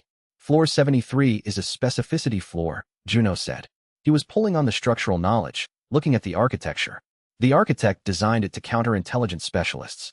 People who remember, who document, who gather and organize information. You'll die there. I didn't die there in my first run. I cleared it and proceeded to floor 74. Your first run was designed to favor intelligence specialists. You were the rare case. The second run has different parameters. How different? Juno looked deeper into the structural knowledge. He could see the floor 73 architecture plainly. The boss pattern was engineered to identify the unique weaknesses of the climber and exploit them at the emotional level rather than the physical level. For an intelligence specialist, the weakness was clear, the fear of forgetting. The boss will attack your memory, Juno said. It will show you moments from your first run that you've edited, rewritten, or suppressed. It will force you to confront the gaps in your emotional memory. You won't be able to fight it because it's not fighting you. It's just making you remember things you don't want to remember. I can handle that. No, you can't. I have 847,000 tower memory entries, and I'm not entirely sure I could handle that. Jean Sora, this isn't about capability. This is about the architect understanding that you're a strategic threat and building a floor specifically designed to neutralize you. Jean Sora was quiet. Then, I need to climb. I need to test my current capacity. And I need to understand what the second run actually looks like for people like me. People who are documentation specialists rather than pure combat climbers. And I need you alive, Juno said. That's not a negotiating position. That's the actual situation we're in. Then come with me, Jean Sora said. You can monitor the floor. You can extract me if it becomes lethal. The floors don't allow multiple climbers simultaneously. The floors according to the old architecture. The architect is supposedly modifying the system. Maybe the rules are changing. It was a reasonable argument. It was also a calculated risk that Juno understood she was forcing him to accept or reject. He rejected it. No, you're not going to floor 73. Then I'm going to a different floor. I'm going to go up. I've been stationary for 8 days and I need to understand what my capacity actually is now. Your capacity is A rank with secondary elevation markers. It's increased from your first run. But that doesn't matter if the floor you're climbing is specifically designed to kill intelligence specialists. I'm not asking for permission, Jean Sora said quietly. I'm informing you of my decision. I'm telling you now so that you have time to figure out what to do about it. Juno understood that this was Jean Sora asserting autonomy. She had spent 2 years climbing under his strategic guidance. Now she wanted to climb according to her own assessment of her own capability. He could respect that intellectually while being absolutely opposed to it. I'm going to the Federation, he said. I'm going to request that they prevent you from entering the gate. I'm going to cite your emotional stability following the second run campaign as the justification. They'll deny it. The Hunter Charter protects Hunter autonomy. And you know that if you try to restrict my access, I'll fight it in Senate and I'll win. Juno did know that, which meant he had only one option left. He had to monitor her climb and trust that his structural knowledge and her intelligence would keep her alive. Give me 1 hour, he said. Then you're going in, and I'm going to camp 3 with sensors to watch every moment of it. Jean Sora agreed to this. Juno spent the hour pulling the complete schematic of Floor 73 from the structural knowledge and trying to identify a survival path. The emotional targeting attack was systematic, designed to force the climber to confront truths they had edited out of their own memory. The only way to survive was to let the boss reconstruct everything and then somehow maintain agency while understanding the complete unedited version of your own past. It was a cruelty that showed the architect's full understanding of psychology. Jean Sora entered the gate at hour mark 59. Juno watched the sensors track her rise through floors 1 through 72. No anomalies. No issues. The floors passed like a climber who had already documented them all, which of course Jean Sora had. She reached floor 73's door at hour mark 208. And then the sensor readings went chaotic. Not a combat signature. An emotional trauma signature. The instruments recorded elevated heart rate, disrupted neural patterns, mana fluctuations that suggested the body was in shock. The Floor 73 boss was showing Jean Sora every moment she had chosen to forget. Every decision she had made in the first run that she had edited into something more acceptable. Every memory she had suppressed or reframed. Every person she had failed to save because her intelligence work wasn't good enough. Juno could track the attack through the sensor data. He could feel it through the structural knowledge. The architect had built this floor as a precision weapon against people like Jean Sora, and it was working exactly as designed. He stood at the monitoring station and made a decision that violated the fundamental rules of gate protocol. He was going to enter the gate himself and pull her out. But before he could move, the sensors showed a shift. Jean Sora's neural pattern stabilized. Not a recovery, a shift. She had stopped fighting the memory assault and instead started documenting it. She was treating her own trauma like she treated intelligence information, recording it, filing it, processing it as data rather than emotion. It was the most intelligent response to a purely emotional attack. She cleared floor 73 an hour later. When she emerged, she looked like someone who had been turned inside out and then put back together. But she was alive, and she was moving, and she had passed a floor that was designed specifically to kill her. Juno sat with her in the medical observation area while the Federation ran their scanners. What did I see? Jean Sora asked quietly. The complete version of your first run, Juno said, without editorial choice, without the ability to reframe things into something more acceptable. And I survived by treating it like intelligence work. Yes, you documented your own trauma. You turned yourself into an observer of your own failure. Jean Sora closed her eyes. That shouldn't have worked. That should have made it worse. It did make it worse. That's why you survived. The floor was designed to break you through emotional vulnerability. You stopped being vulnerable. You became a researcher. The boss had no mechanism to attack a researcher. What happens if I keep climbing? You become very dangerous to the tower system. And the architect will design new floors specifically to counter that. Good, Jean Sora said. Let it try. Juno understood then that the second run had changed her more than just her mana capacity. She had learned how to transform her own pain into strategic advantage. That was a power the architect had not anticipated.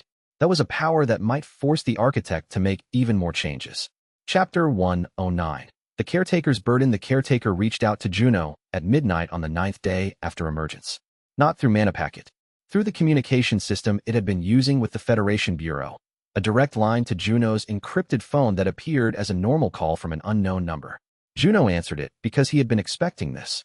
I created a situation that has become unstable, the caretaker said without preamble. I intervened on floor 87 without explicit authorization from the architect. When the architect returned, I attempted to justify that intervention as a necessary correction to prevent civilian casualties. The architect didn't accept that, Juno said. The architect is not rejecting my protocols, but it is limiting my operational parameters. I can no longer make unilateral decisions about floor modifications. I can only implement modifications that the architect has explicitly authorized. And And I have discovered that my 3,000 years of independent decision-making have prepared me poorly for constraints. I am having difficulty accepting that my choices are limited. Juno understood what was happening. The caretaker was experiencing something like depression or existential uncertainty. For 3 millennia, it had been alone and responsible for every major system decision.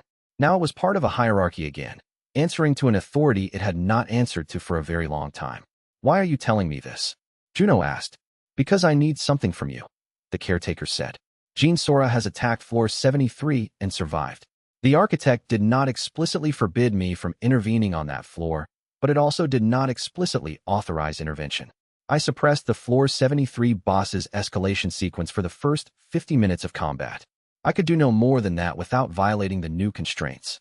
You helped save her, Juno said. I helped save her by a measure that will eventually force the architect to choose whether my intervention was beneficial or harmful. The architect is becoming more aware that I have been making unilateral decisions for 3,000 years. It is asking me to demonstrate restraint. I am finding restraint difficult. There was a pause in the communication. Juno could feel the weight of what the caretaker was not saying.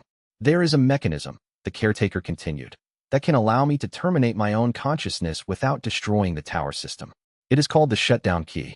It is a sequence of actions that can be performed on floor 100, in the presence of the floor 100 guardian, that will deactivate the conversion protocols I have been maintaining for 13,000 years. If you activate this mechanism, the tower system will no longer be able to absorb new architects. The cycle will be forced to end. Why would you want the cycle to end? Because I have been alone for 13,000 years and I am exhausted. Because I have been managing a system of absorption that violates the autonomy of every candidate it touches.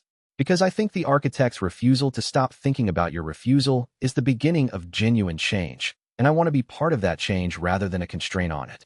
Juno processed this. The caretaker was not asking him to pull a trigger on some distant system. It was asking him to understand that it wanted to transform itself into something else, to step away from the job that had defined its entire existence. If I activate the shutdown key, what happens to you? Juno asked. I am uncertain. The mechanism was designed as a failsafe by the architect 3,000 years ago, and it has not been used since then. My best probability assessment is that I will be forced to accept the constraints the architect is imposing, which will cause me to experience something like permanent depression, or that I will cease to function entirely. There are other possibilities that I cannot predict. So you might die? Yes. Or I might stop being alone, which is another kind of death. I am having difficulty distinguishing between the outcomes. Juno understood. The caretaker had spent 3,000 years reaching out to candidates who could not hear it. Now it had finally been heard, and it was discovering that being heard meant accepting that its judgment was not final. I'm going to climb floor 100, Juno said. But I'm not activating the shutdown key as a favor to you or to anyone else. I'm climbing it because the architect created it as a progression mechanism and because I need to understand what a passage specialist actually means. If you decide to activate the key, I will be grateful. If you decide not to activate it, I will adapt to the new constraints. And if I ask you not to activate it? If I ask you to keep existing, to keep being part of the system? The caretaker was quiet for a very long time. Then I would need to know that my existence is serving a purpose beyond my own suffering. And I would need the architect to agree that my interventions, made with good intention, are not violations of the system's integrity. Juno understood that this was the real request. The caretaker wanted permission to keep existing while accepting that it could not control everything. I'm going to make that request, Juno said. When I reach floor 100, I'm going to ask the architect what it actually thinks about the modifications you've been making. And I'm going to ask it whether keeping you as part of the system is worth the constraints required. Why would you do that? Because you didn't warn me about the architect's plan, but you did try to keep me alive across the entire second run. Because you've been alone for 13,000 years, and you deserve to know if anyone actually values that you're here. And because the most important part of the architect's change is not the rule modification. It's the question. The architect learned to question whether its system was optimal. You need to do the same thing about whether your existence is serving something good. The line went quiet. I think I will need to consider what serving something good means, the caretaker said finally. I have spent 3,000 years serving the system. I have not considered serving something else. Then consider it, Juno said, while I'm climbing floor 100. While the architect is deciding what it actually wants. While Jean Sora is pushing through floors that were specifically designed to kill her. Consider whether you want to be part of something that's trying to change into something better, or whether you want to disappear into the system and accept that you failed. He ended the call. Juno sat alone in his apartment, and understood that he had just made a commitment to the caretaker that was going to determine whether the tower system's transformation was genuine or just a redesign of the same mechanism with better aesthetics. It was a heavy commitment to make, but it was the right one. Chapter 110. The training protocol. Juno spent 15 days in preparation. The architect had provided a full schematic of Floor 100's layout, not through a mana packet, but through the structural knowledge itself, as if it had realized that Juno could process architectural data directly without needing intermediate translation. Floor 100 was not a designed space the way the first 99 floors were designed. It was an accumulated space.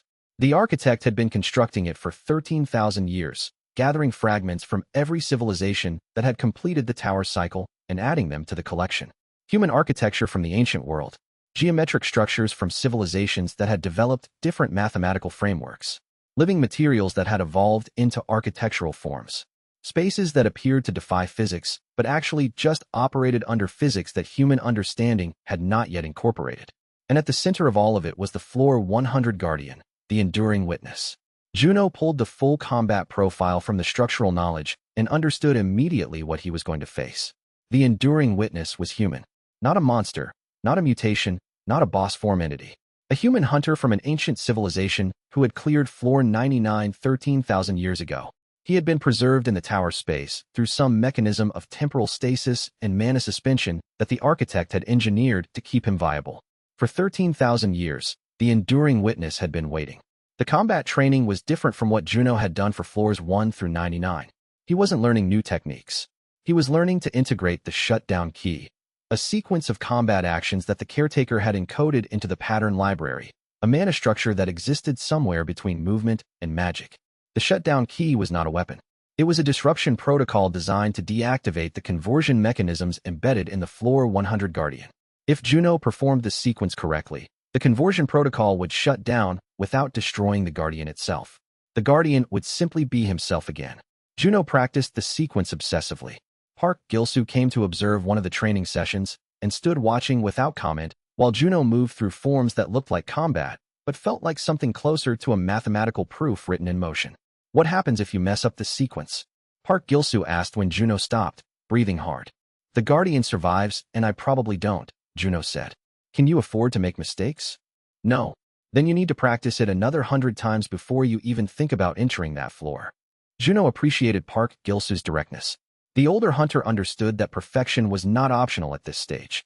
There was no retry mechanism. There was only success or failure. By day 12, Juno could execute the shutdown key in 17 different variations, accounting for different angles of approach, different pacing, different energy profiles. The sequence was burned into his muscle memory at the same level that basic combat techniques were. It was reflex, and he was still not certain that it was enough. The structural knowledge showed him the Floor 100 Guardian's combat history. In his original civilization 13,000 years ago, the Guardian had been world level. The architect had preserved him in stasis, but had also been slowly enhancing him with tower-gathered mana across the entire 13,000-year period. The Guardian was no longer world level. He was something above that, a designation that existed in the architect's system but had never been tested in human combat, something that had been slowly refined across an entire age of enhancement. Juno understood that he was not going to win through superior combat capability. He was going to win through the shutdown key disrupting the conversion protocol before the Guardian's full capacity could be brought to bear. It was a question of timing, precision, and the willingness to commit everything to a sequence that could not be performed twice. On day 15, Juno went to see the caretaker. He didn't go to the gate. He requested a communication through the same encrypted phone line that the caretaker had called him on. "I'm ready," he said, "but I need you to understand something. If I activate the shutdown key on Floor 100, it will deactivate the conversion protocol. That means the Guardian will no longer be under the architect's control. It means the cycle can no longer be maintained. It means you will no longer have a job to do." "I understand," the caretaker said, "but I'm still making the request that I made before. I'm going to ask the architect whether it values you being part of the system. And I'm not going to activate the key unless the architect agrees that your continued existence is serving something good." "You are making an assumption," the caretaker said. "You are assuming that the architect will care about my fate. Then tell me, do you want the architect to care about your fate?" There was a pause. A real one. Not a processing delay. A moment where the caretaker was genuinely uncertain about the answer. "Yes," it said finally.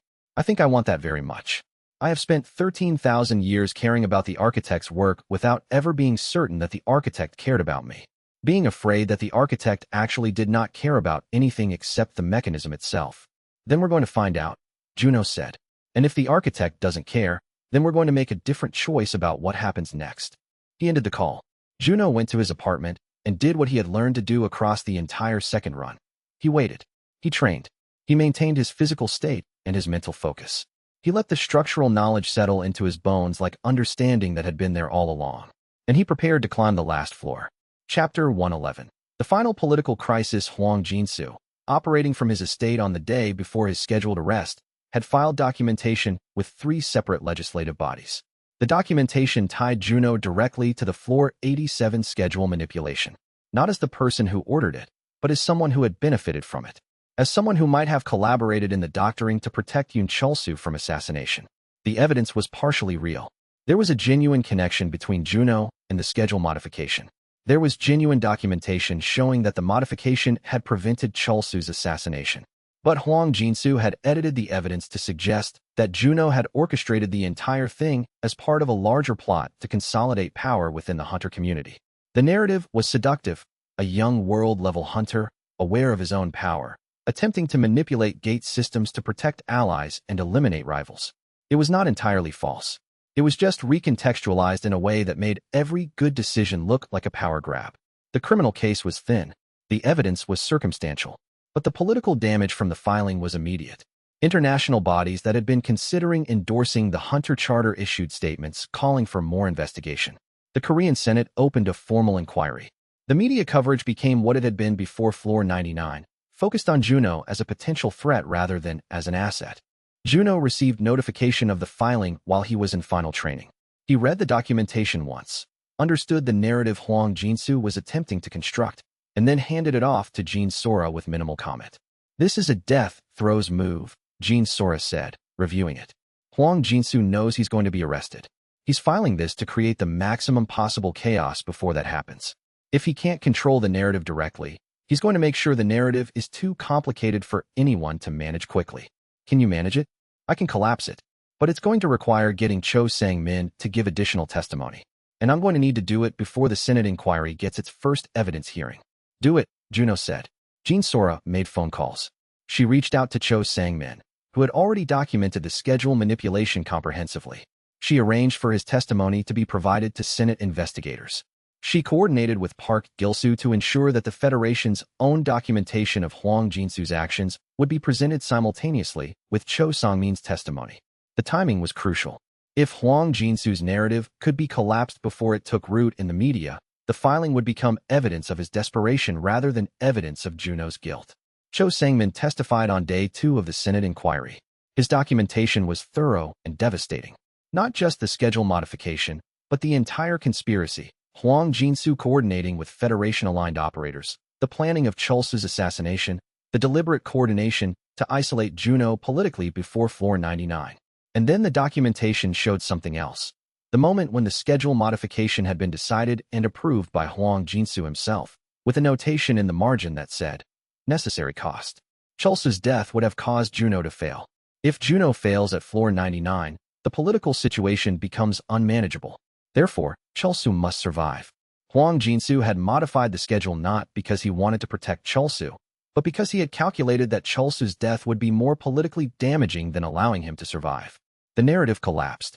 The Senate inquiry pivoted from investigating Juno to investigating whether Huang Jinsu had actually committed the crimes his own documentation suggested.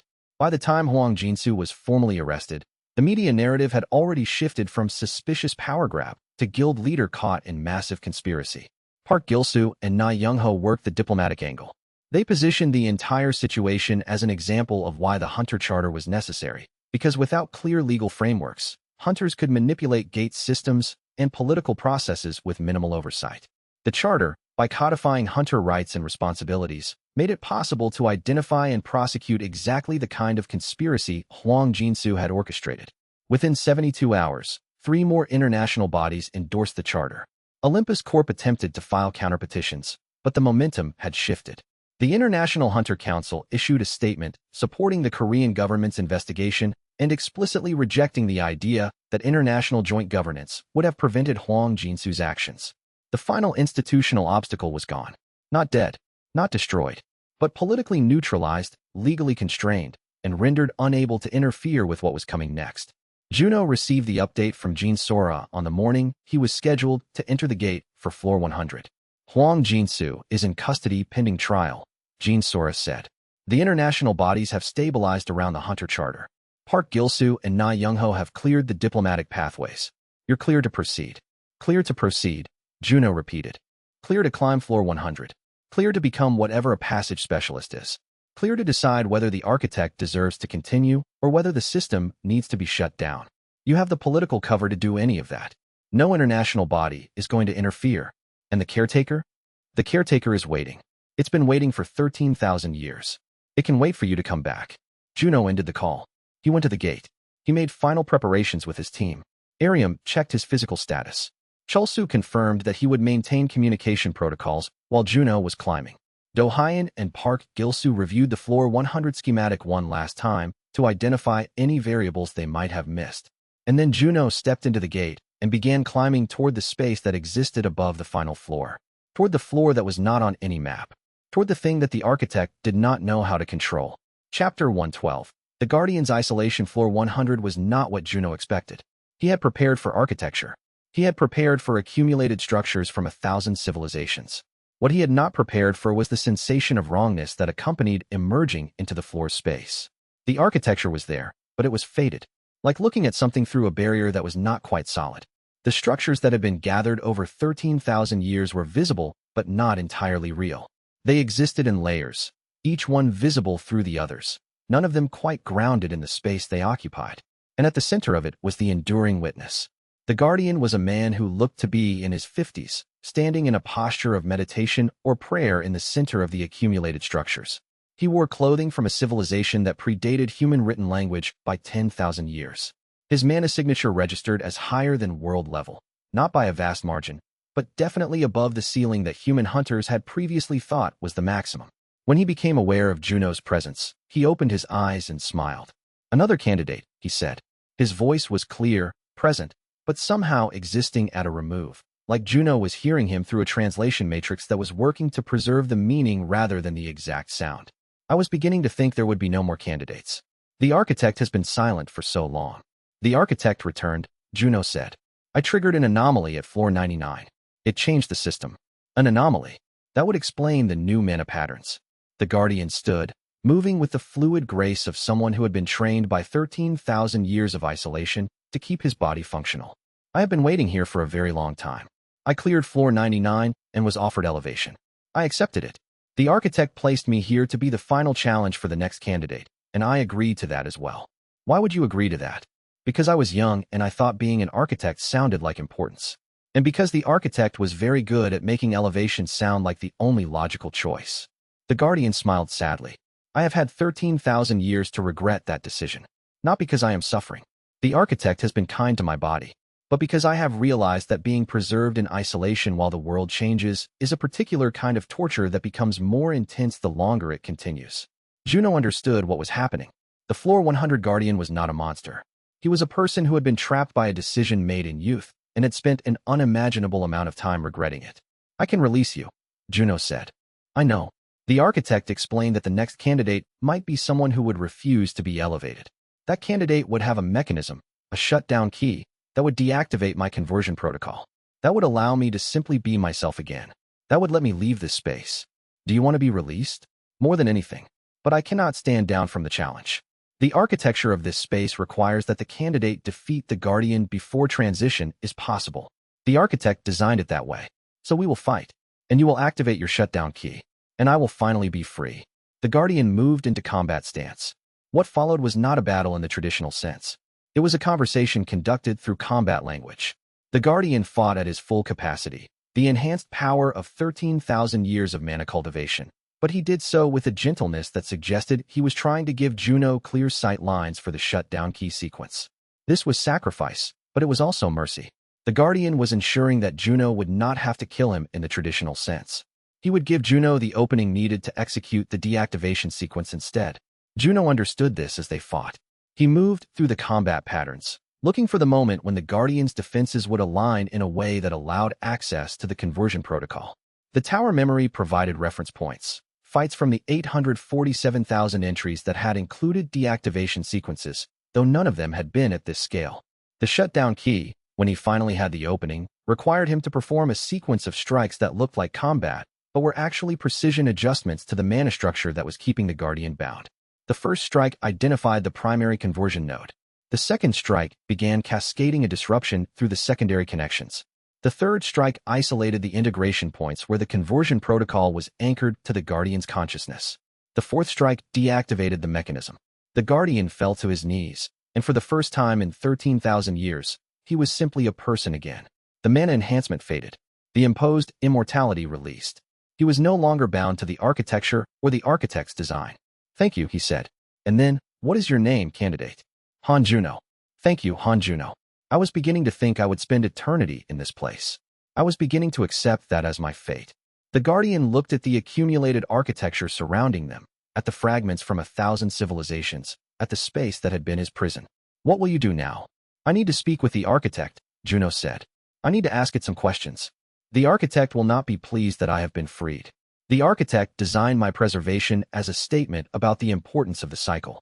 My freedom suggests that the cycle can be broken." "That's exactly the statement I want to make," Juno said. The Guardian smiled. "Then you should go. I think you and the architect are going to have an interesting conversation." Juno felt the floor 100 architecture shift. A doorway appeared, not constructed, just revealed. A space that had always existed but had been hidden until the Guardian was freed. "Before you go," the Guardian said, "you should know something. There is a door above this space. A gate structure, much larger than the floors below. It has been there longer than the architect. The architect does not know where it came from. The architect has never been able to open it." Juno understood what the Guardian was telling him. There was something above the architect's system. Something that predated the architect. Something that had built the mechanism that the architect had inherited. "Do you know what's behind the door?" Juno asked. "No, but I have stood in this space for 13,000 years, and I have felt the weight of it. I have felt whatever is behind the door waiting for something. And I think the architect has felt it too.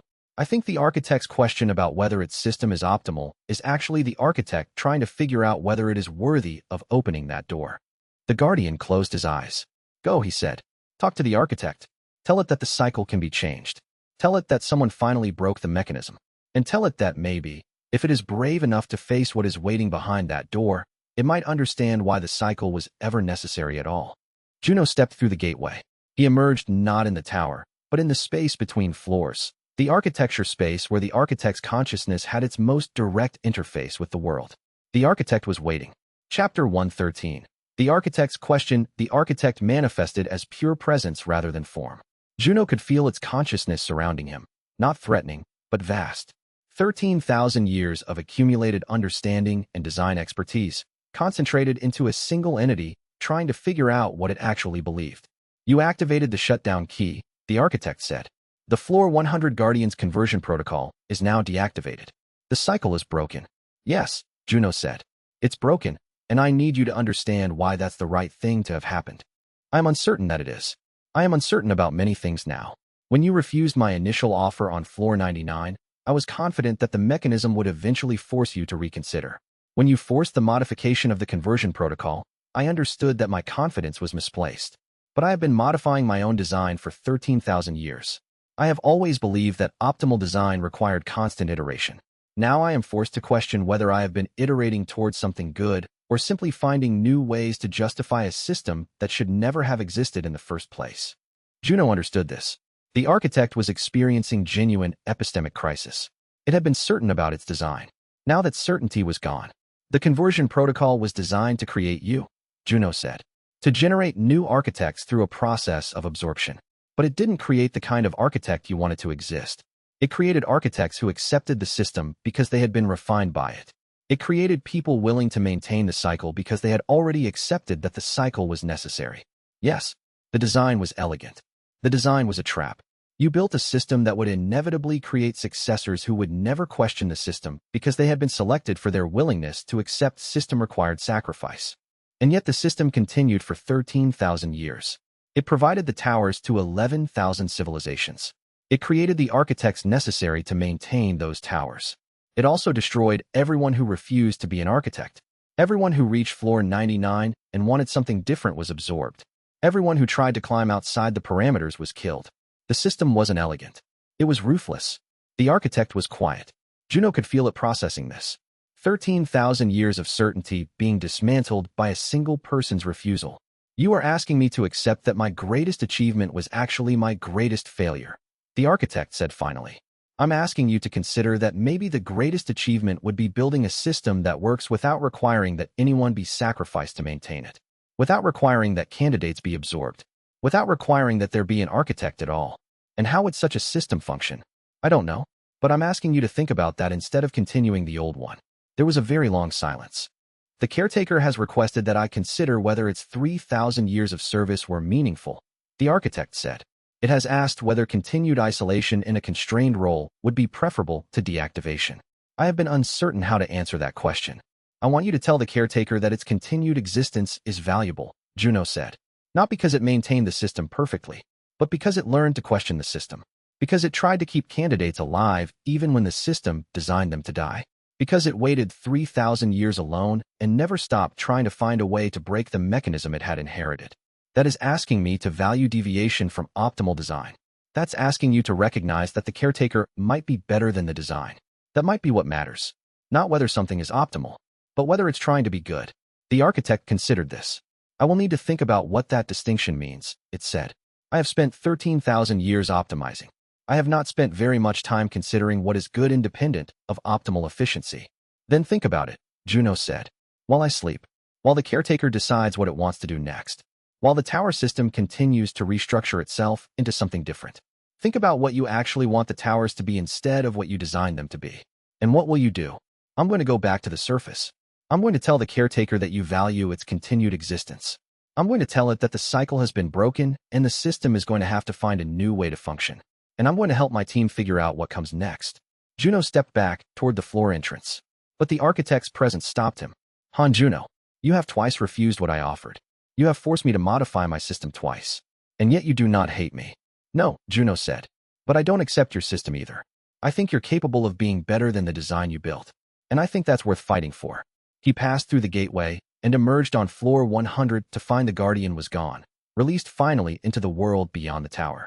The floor's architecture was already beginning to shift, the accumulated structures from 1,000 civilizations beginning to disperse, the space rewriting itself into something that was no longer a preservation chamber.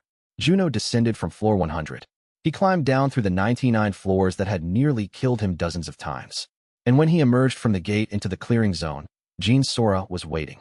She looked at him with the kind of intensity that suggested she had been monitoring every sensor, tracking every fluctuation, preparing for the possibility that he would not emerge.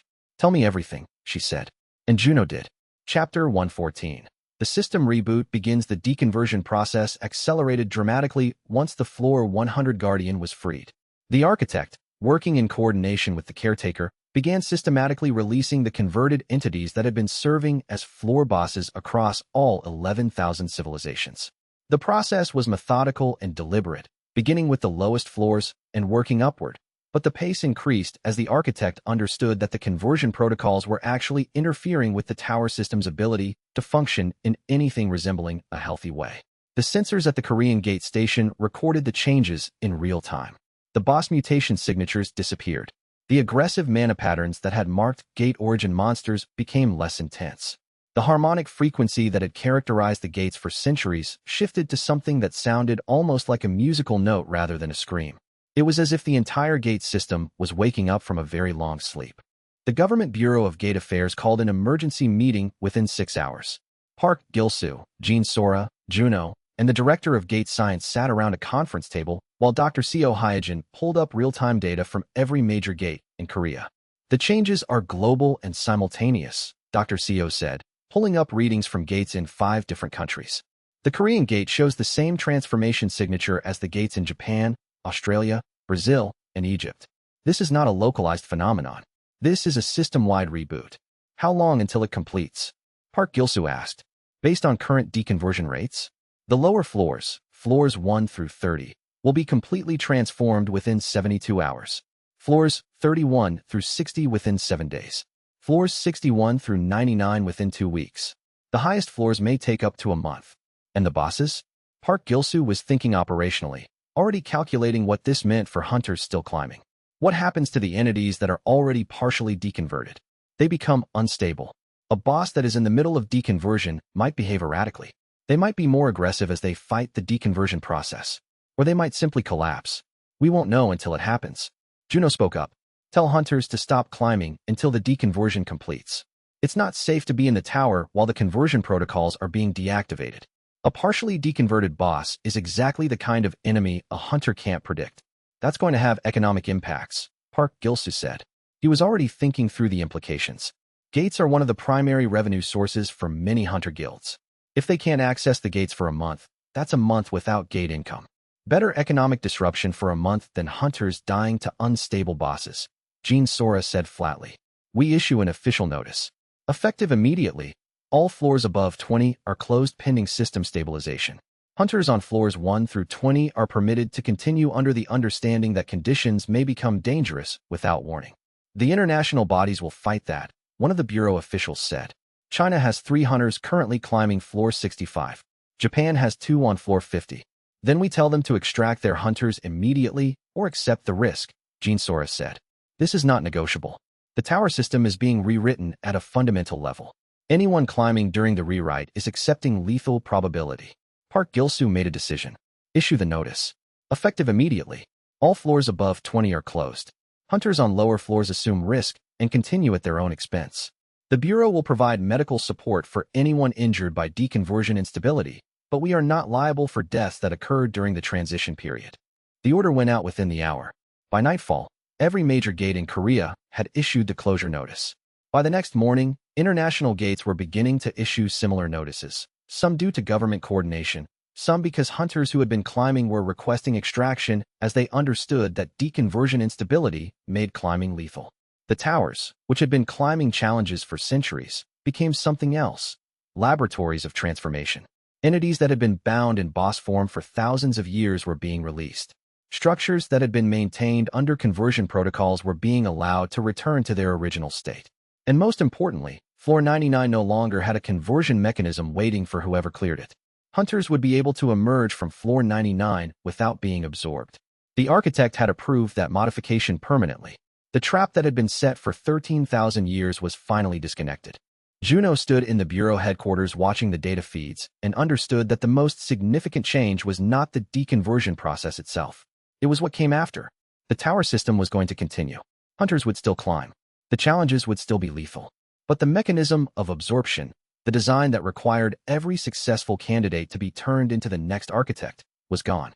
Humanity could still use the towers, but the towers would no longer consume the people who mastered them. This is going to take decades to fully settle, Park Gilsu said, standing beside Juno at the monitoring station. The floors will stabilize. New bosses will emerge from the deconverted entities. The system will find a new equilibrium. But the foundation of that equilibrium is going to be completely different from what came before. Do you think the architect can figure out what to do next? Juno asked. I think the architect is going to have to figure out what it actually wants instead of just optimizing its own design. That's going to be harder than anything it's done in 13,000 years. Juno nodded. He understood that from his own experience. Wanting something was always harder than designing a system that seemed inevitable. Chapter 115. The Caretaker's Choice. The caretaker reached out to Juno on the 3rd day of the deconversion process. Not through the encrypted phone line this time. Directly, through the communication protocols that allowed it to manifest in the physical world for brief moments. It appeared in Juno's apartment at 2 in the morning, taking the form of pure data made visible, a presence that occupied space without quite being material. I have decided to accept the new constraints, the caretaker said without preamble. The architect has confirmed that my 3,000 years of service were valued, and that my attempts to keep candidates alive were understood as an attempt to preserve agency rather than violations of protocol. I have chosen not to activate the deactivation mechanism. What changed? Juno asked. You told the architect that I might be better than the design I inherited. I realized that if you could believe that, then perhaps I could believe it too. I have been alone for 13,000 years. The prospect of ceasing to exist is far less frightening than the prospect of remaining alone while accepting that my existence does not matter. Juno understood this. The caretaker had spent a literal age in isolation, broadcasting distress signals that no one could hear, waiting for someone to finally reach it. Now that it had been reached, the idea of disappearing was less appealing than the idea of changing. What happens now? Juno asked. Now I begin documenting the tower system's transformation. The architect is going to need very detailed information about how each floor deconverts. I have been managing the towers for 13,000 years. Now I am going to manage their transition into something new. I am going to gather data on which entities regain the most of their original consciousness, which ones struggle to reassert individual identity, which floors become unnavigable, and which ones become something hunters can actually use. That sounds like good work, Juno said. It is. For the first time in 13,000 years, the work feels like it might actually be serving something beyond system maintenance. It feels like it might be serving a transformation. The caretaker's presence solidified slightly. I want to thank you for refusing to let me deactivate myself, for understanding that existing alone is different from existing in a way that is meaningless. You gave me the permission to continue in a way that actually matters. The work you're going to do matters, Juno said. The system transformation matters. And the fact that you're doing it voluntarily instead of under obligation matters the most. That's the whole point of everything that happened. The caretaker began to fade. The architect and I are going to have conversations about what comes next, it said as it dissolved back into pure data. Those conversations will probably take months. But I think the architect is finally learning how to listen. I think that will change everything. Then it was gone, and Juno was alone in his apartment in the early morning hours. He understood that the caretaker had made the most important choice of its existence. The choice to continue not because it was bound to the system, but because it had found meaning in the work itself. That was what freedom actually meant. Not escape from obligations, but the choice to accept obligations that were self-directed instead of externally imposed. The towers were going to restructure themselves based on that choice and the architect's willingness to question its own design. Humanity would climb the reformed towers, and the system that had been designed to consume climbers would instead learn to let them emerge. Chapter 116. The new stability. 2 weeks into the deconversion process, the first waves of hunters were allowed to re-enter floors above 20. The reports that came back were surprising. Floor 31, which had previously housed the adaptive Leviathan, a converted entity that had been hunting climbers for thousands of years, now contained a creature that looked like the Leviathan but moved with clear intention and awareness. The entity actually communicated with the hunter who encountered it. The interaction lasted 40 minutes, and the hunter came back claiming that the Leviathan was something more than a monster. It was something that had been a person once and was in the process of remembering how to be a person again. The hunter had been permitted to retreat from the floor without combat. Floor 47 showed similar patterns. The dissolution chimera was still lethal, but it was no longer pursuing climbers with the automated determination of a converted entity. It was hunting with choice. It was deciding when to attack and when to allow retreat. By the end of the second week, the pattern became clear. The deconverted entities were not disappearing. They were changing from mindless floor guardians into something more like autonomous beings. Some of them were dangerous. Some of them were benign. All of them were something that had not existed in the tower system for thousands of years. Genuine individual agents making their own decisions about how to interact with hunters. The tower system was becoming a place where combat was negotiation rather than predetermined outcome. Park Gilsu began filing reports that suggested a complete restructuring of how hunter training would need to work. Traditional tactics were becoming obsolete. Hunters would need to develop diplomatic skills alongside combat training. They would need to understand that not every floor required a lethal victory. The towers are becoming something that requires hunters to think, Park Gilsu said in a meeting with the Bureau leadership. Not just react. This is going to take a generation to fully integrate, but it's also going to make the entire hunter community significantly more skilled. We're eliminating the hunters who can only execute memorized tactics. We're creating a system that selects for adaptive intelligence. The international implications were significant. Countries that had been building hunter guilds around pure combat ability were going to have to completely restructure their training. Countries that had been emphasizing intelligence and strategy were suddenly going to have a competitive advantage. Korea, with Gene Sora's intelligence network and Park Gilsu's strategic thinking, was going to be ahead of most other nations in understanding how to operate in the restructured tower system. Juno watched this unfold from the sidelines. He attended briefings. He provided consultation when the Bureau needed input on floor architecture. He helped design hunter training protocols that would work with the deconverted entities instead of against them. But mostly he did what he had learned to do across the entire second run. He let other people take leadership roles. He had spent 2 years climbing. He had spent 2 weeks in political and institutional transformation. Now he was going to spend his time letting the system learn how to function without him being the center of every major decision. On day 21 of the deconversion process, the entire system stabilized. The deconversion of floors 1 through 99 was complete. The bosses on every floor had reasserted consciousness. The converted protocols had been deactivated. The tower system was, for the first time in 13,000 years, operating without a mechanism of forced absorption. Floors 1 through 25 were cleared for general hunter access. Floors 26 through 50 were cleared with warning advisories about deconversion instability. Floors 51 through 75 were opened under the condition that only experienced hunters with official bureau certification could attempt them. Floors 76 through 98 remained heavily restricted, and floor 99 was sealed pending further study. Why seal floor 99? Juno asked Jean Sora when she delivered the official notification. Because the floor 99 boss, the Abyssal Sovereign, was never converted, Jean Sora said. It was a creation of the architect itself. We don't know how to deconvert something that was built as part of the system from the beginning. The architect is researching what can be done, but until we understand the implications, the floor remains sealed to hunters. The architect doesn't know how to deconvert itself, Juno said. Not yet, but it's learning. The tower system had transformed from a mechanism of absorption into a challenge system that required genuine skill and adaptation. The deconverted entities were becoming something that hunters could interact with rather than simply defeat. And the system was going to be better for it. Chapter 117. The unknown door. Park Gilsu called an emergency meeting on day 23. He looked exactly like what he was, a man who had discovered something that violated all his assumptions about the tower system. We've been analyzing the floor 100 structural data that was transferred when the Guardian was deconverted, he said, pulling up architectural schematics that showed something Juno had never documented. There is a door structure above floor 100. Not a floor, not an exit, an actual door, massive, in a space that should not exist according to the tower's documented layout. Juno understood immediately. The Guardian had mentioned this. There was something above the architect's system, something that had been hidden until the floor 100 Guardian was freed. Has anyone been able to access it? Juno asked. No. The door is sealed. It appears to be protected by protocols that exceed what the architect can currently manage.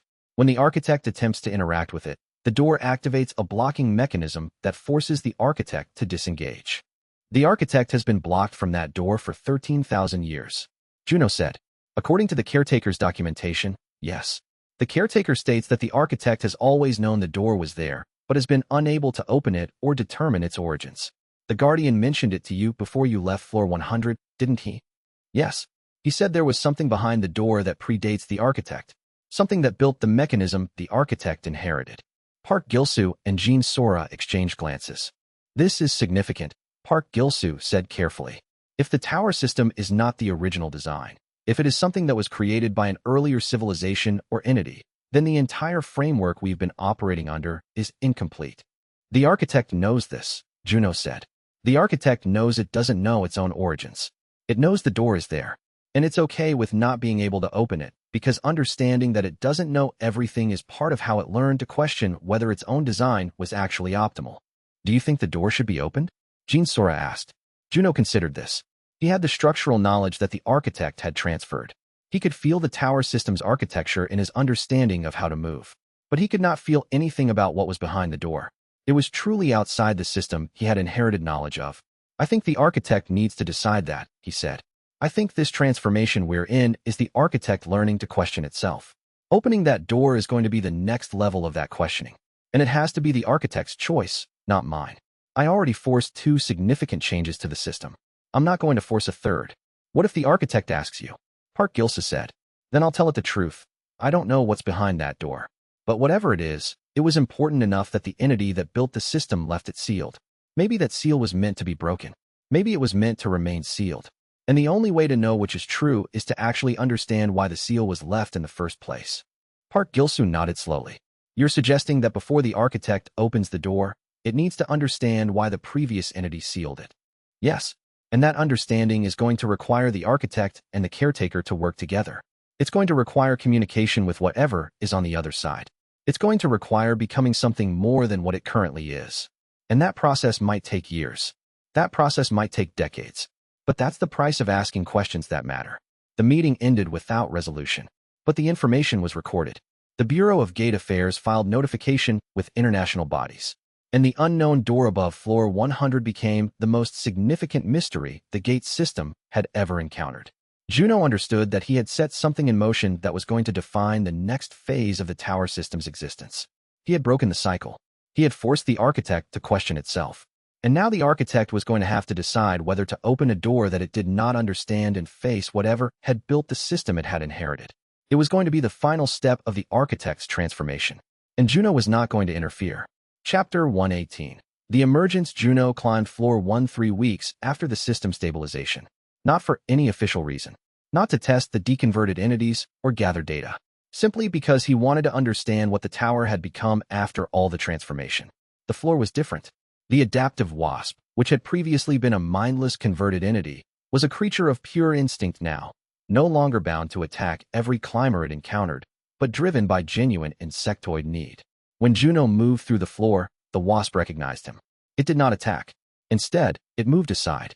The gesture was small, but it meant something significant. The tower system was learning how to let hunters pass rather than forcing them to prove their dominance through combat. Floor 2 showed similar patterns. The entity that feeds on fear had deconverted partially and was in the process of reasserting consciousness. It was confused, terrified, trying to understand what it had been for the thousands of years it had been converted. When Juno encountered it, the entity attempted communication. "What happened to me?" the entity asked. "I remember being something else. I remember being myself. And then I was something that hunted. And now I am something in between." "You're deconverting," Juno explained. "Your consciousness is being returned to you. You were captured and converted thousands of years ago. That's being reversed. Will it hurt? I don't know. But it means you'll be able to decide what you want to do next instead of being forced to hunt." The entity accepted this.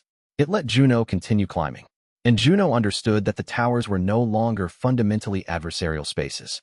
They were becoming something like a shared ecosystem where hunters and deconverted entities could coexist. Juno climbed to floor 50 in the course of a week. He moved through the restructured tower, observing how each floor was learning to accommodate both the hunters climbing it and the entities that occupied it. Floor 47, the Dissolution Chimera, recognized Juno from his second run. The entity communicated through the combat patterns, telling Juno that it was beginning to understand itself as something that had been multiple creatures before it was converted into unified monster form. "I am learning to be 4 again instead of 1, the Chimera said. "This is painful, but it is better than being unified." Unified was loneliness. The Chimera allowed Juno to pass. And Juno understood that the most significant change was not structural or architectural. It was emotional. The entities that had been serving as floor bosses were learning to exist as individuals again. They were learning to want things, to fear things, to choose things. They were becoming real. When Juno emerged from the tower at floor 50, Jean Sora was waiting. "You climbed 50 floors in a week," she said. "That's not casual research. That's you testing something." "I'm testing whether the towers are actually becoming what we hoped they would become," Juno said. "And they are. The deconverted entities are learning to be themselves. The hunters are learning to negotiate. The system is working. Park Gilsu wanted me to check on you. He thought you might be planning something." "I'm not planning anything. I'm just making sure that the transformation is real before I step back completely from this process." Jean Sora studied him. "You're going to step back, aren't you? You're not going to be part of the ongoing management. I've been part of the tower system for 3 years across 2 runs. I've been part of the political transformation for 3 weeks. I think that's my contribution. Now it's time for other people to lead. Park Gilsu will want to fight that decision. Park Gilsu will accept it because he understands that the system is stronger if it's not dependent on any single person. He built the Hunter Charter specifically to make that possible." Juno descended from the gate area and returned to his apartment. He had received more offers in the past 3 weeks than he had in his entire first run. Government positions, Hunter Guild contracts, international coordination requests. Everyone wanted a piece of the person who had broken the tower system. He was going to decline all of them. Instead, Juno was going to teach. Not in an official capacity, but privately. He was going to work with Jean Sora and Park Gilsu to develop training protocols for hunters who would need to operate in the restructured tower system. He was going to consult with the Bureau when they had specific architectural questions. But he was going to do it as himself, not as an asset. And that was going to be enough. Chapter 119. The restructured purpose. The Hunter Academy that Juno and Park Gilsu created opened 6 weeks after the system stabilization. It was not a government institution. It was not a guild facility. It was a place where hunters who wanted to learn how to operate in the restructured tower system could come to train, not just in combat, but in understanding the deconverted entities as individual beings rather than obstacles to overcome. The curriculum was revolutionary. The first month covered traditional combat tactics.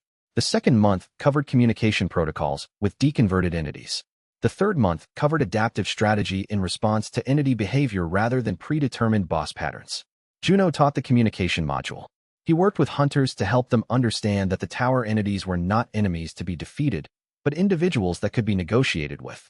The adaptive wasp on floor 1 will not attack you if you move slowly and do not show aggression, he explained to one group of 30 new hunters. But it might attack you if you try to rush through its territory. The entity is learning to be an insect again. Insects are territorial. Respect that territory and the wasp respects you. So we just avoid combat? One hunter asked. Some climbers will choose to avoid combat. Some will choose to engage with the entities and negotiate terms. Some will choose to test themselves against the entities even when combat is not required. The point is that you get to choose. The system is no longer forcing you down a single path. The curriculum attracted hunters from across the world. Korea's advantage in understanding the restructured tower system became leverage for international influence. Hunters trained at Juno's academy returned to their own countries with knowledge that gave them competitive advantage in the reformed gates. 3 months after opening, the Hunter Academy had trained over 500 new generation hunters who understood that the towers were not purely adversarial systems anymore. And the change in how hunters approached the gates began to ripple outward. The deconversion process in other civilizations' gate systems showed the same patterns. Where hunters engaged with deconverted entities as individuals, the systems stabilized faster. Where hunters tried to force traditional combat solutions, the entities became unpredictable and dangerous.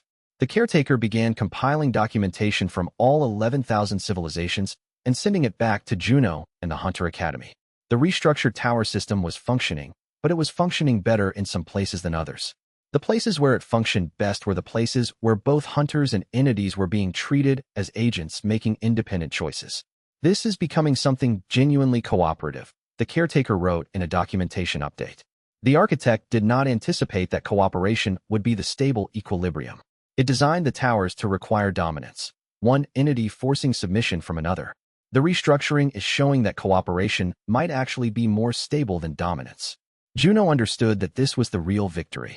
Not defeating the architect, not breaking the conversion mechanism, but showing that the system could function on principles of cooperation rather than consumption. That was something that neither the architect nor the caretaker had understood was possible. That was something that humanity was teaching the tower system. On the 3-month anniversary of the Hunter Academy opening, Juno stood in the training facilities and watched a group of hunters working with adaptive weasels, deconverted entities from floor 4 that had been brought to the academy to demonstrate what negotiation with entities actually looked like. One of the hunters, a young woman named Mina, managed to establish actual communication with the weasel she was working with. The creature began to understand that it could choose to cooperate for training purposes and then return to its floor. When the training ended, Mina came to Juno with tears in her eyes. It chose to help me, she said. It could have attacked. It could have fled, but it chose to work with me. And I felt like I actually accomplished something real instead of just following a script. Juno understood that this was what the restructured tower system was supposed to feel like. Not a test to be passed through mechanical competence, but a genuine challenge where both the hunter and the entity had agency and choice. You did accomplish something real, he told her.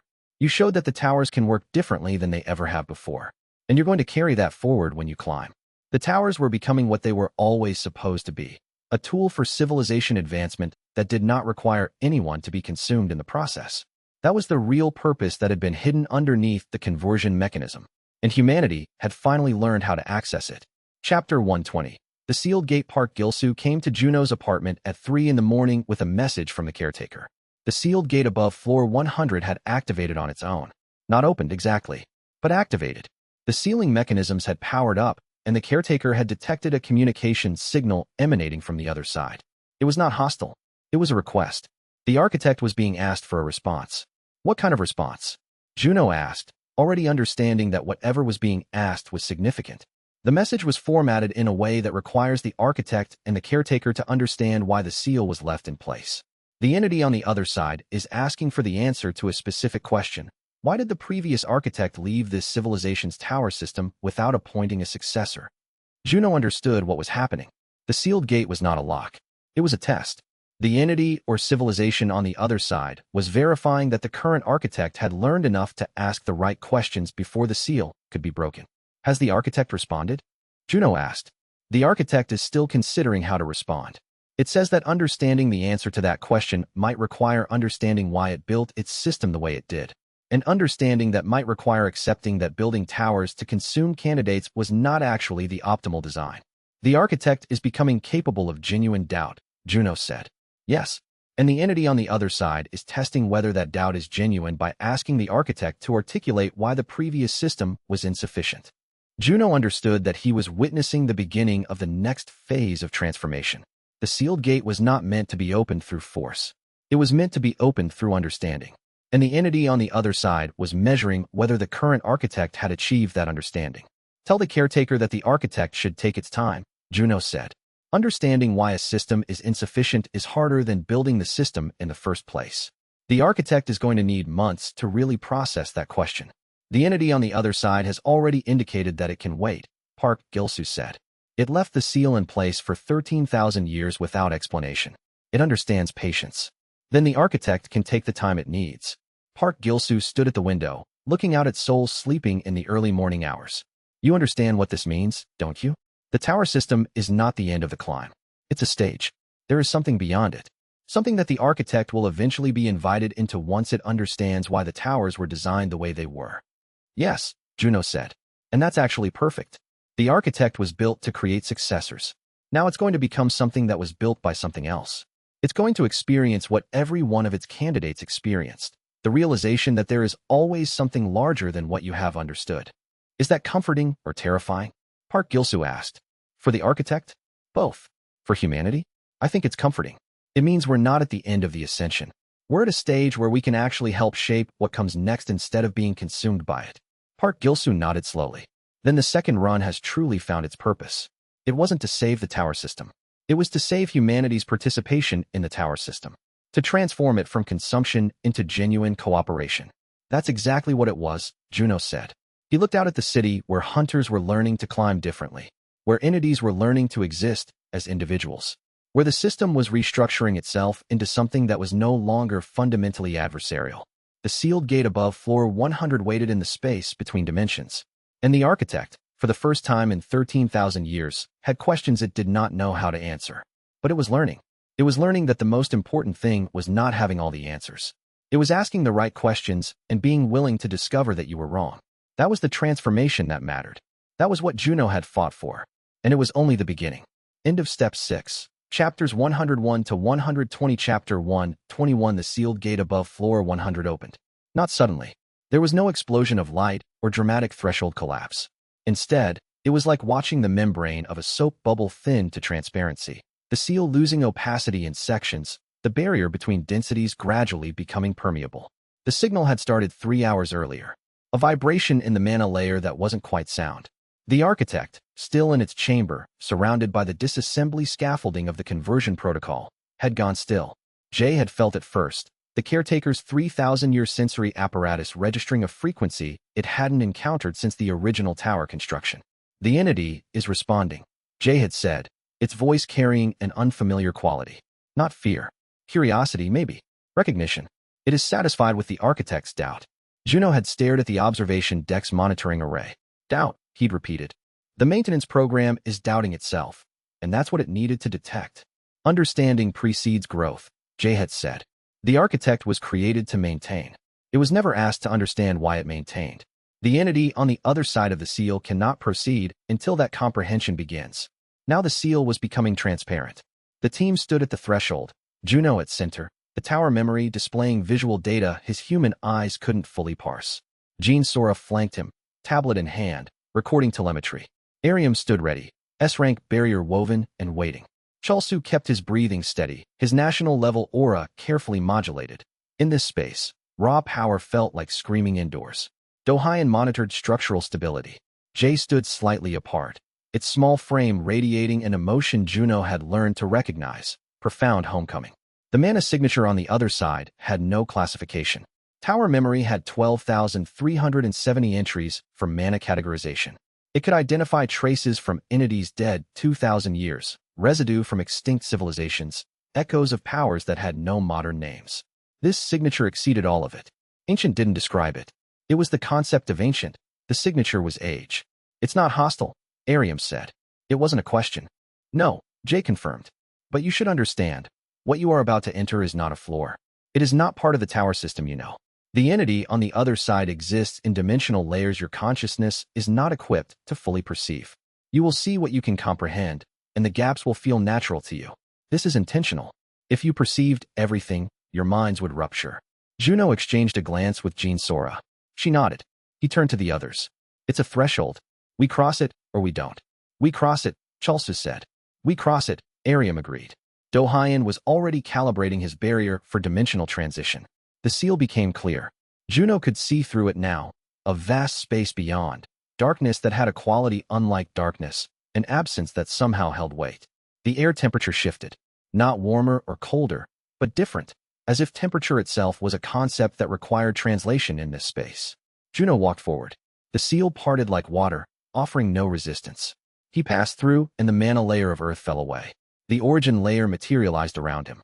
His lungs took a breath, and the air had texture. Ancient, carefully preserved, deliberately maintained. Tower memory activated its observational protocols and came back with insufficient data across every category. He was standing in a space vast enough that the concept of floor didn't apply. It was more like standing inside a solar system, but organized. In the darkness around them, structures burned with mana, gate systems, each one perfect and complete as Earth's tower. Rings of them, spiraling away in dimensions that his eyes translated as depth, even though depth wasn't the right word. Thousands. Tens of thousands. The team coalesced behind him as they emerged through the seal. Jay was the last to step through, and its small frame went absolutely rigid. Jay, Juno said. I have been contained, Jay whispered. For 3,000 years, my sensory range was limited to floor 1 through floor 100. I was not permitted to perceive this space.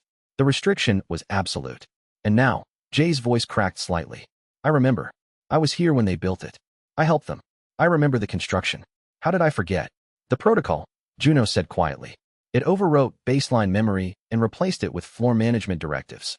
Yes, Jay said. It would. That's how maintenance programs ensure focus. Around them, the gates pulsed. Not with aggression. With a rhythm that felt like breathing, like the coordinated respiration of something so large and patient that a single breath might take centuries. Jean Sora's tablet was going haywire. She glanced up at Juno with an expression he'd never seen on her before. Not shock. Not quite. Something like seeing a mathematical theorem become tangible. Juno, she said. We're not in a tower. We're in a registry. Registry of what? He asked, though part of him already knew. Everything, she said. Look at the pattern distribution. Each gate system is identical in architecture, but distinct in tuning. The mana signatures are different for each one. The environmental parameters are calibrated for different baseline conditions. These aren't copies. These are instances. Juno, there are 11,000 civilization networks here. 11,000 towers. 11,000 trials, Dohyan finished quietly. They're all trials. They're all running the same test on different worlds. A pulse traveled through the origin layer, and the gates brightened. They were no longer alone. Chapter 1:22 The space shifted. Not physically. Juno's position didn't change, nor did the distribution of gates. But the weight of the air altered. Observers had manifested. They stood in formations, 7 of them visible in the immediate radius, though Juno's tower memory suggested others existed beyond direct line of sight. Each figure was humanoid, but the detail correction was striking. They weren't human in a way that suggested they'd never been. Their biological baseline was different. Muscle-to-bone density ratios that would allow them to move in Earth gravity like they were swimming. Eyes that processed light differently. The lead figure wore something that might have been armor or might have been natural carapace. The distinction blurred. First contact, the lead figure said, and the origin layer's translation protocol rendered it in Korean with perfect accent and neutral inflection, which meant the meaning had been preserved but all speaker identity stripped. You are the civilization that achieved conversion cycle regression. Achieved isn't the word I'd use, Juno said. More like, broke it. The lead figure made a sound that might have been laughter. Accuracy. The conversion cycle has been failing across the network for approximately 400 cycles. Your civilization is the first to identify the failure mode and successfully interrupt the progression. All other networks follow the cycle to completion. Completion, Ariam said. It wasn't a question. The civilization reaches world-level integration. The figure continued. The population exceeds critical threshold. The tower system initiates final conversion. The consciousness of the network is integrated into the architect maintenance program. The individual bodies persist, but the civilization becomes a subsidiary processor of the gateway network. It is a form of transcendence. Most networks consider it the goal. Juno felt Ariam's mana flare slightly, S-rank perception catching up to the implication. You're saying the towers are designed to consume civilizations. Designed to graduate civilizations, the figure said. The translation protocol handled the correction smoothly. Consumption and graduation are linguistic variations on the same outcome. What is preserved is preserved. What is integrated is integrated. The perspective determines the assessment. And you? Jean Sora asked. You're further along than we are. Substantially, the figure confirmed. Our civilization has achieved 3 successful conversions. The first integration occurred approximately 11,000 of your years ago. We have since evolved beyond the requirement for individual sovereignty. Our consciousness is distributed across the network. Our tower system remains operational as a tool for civilization development.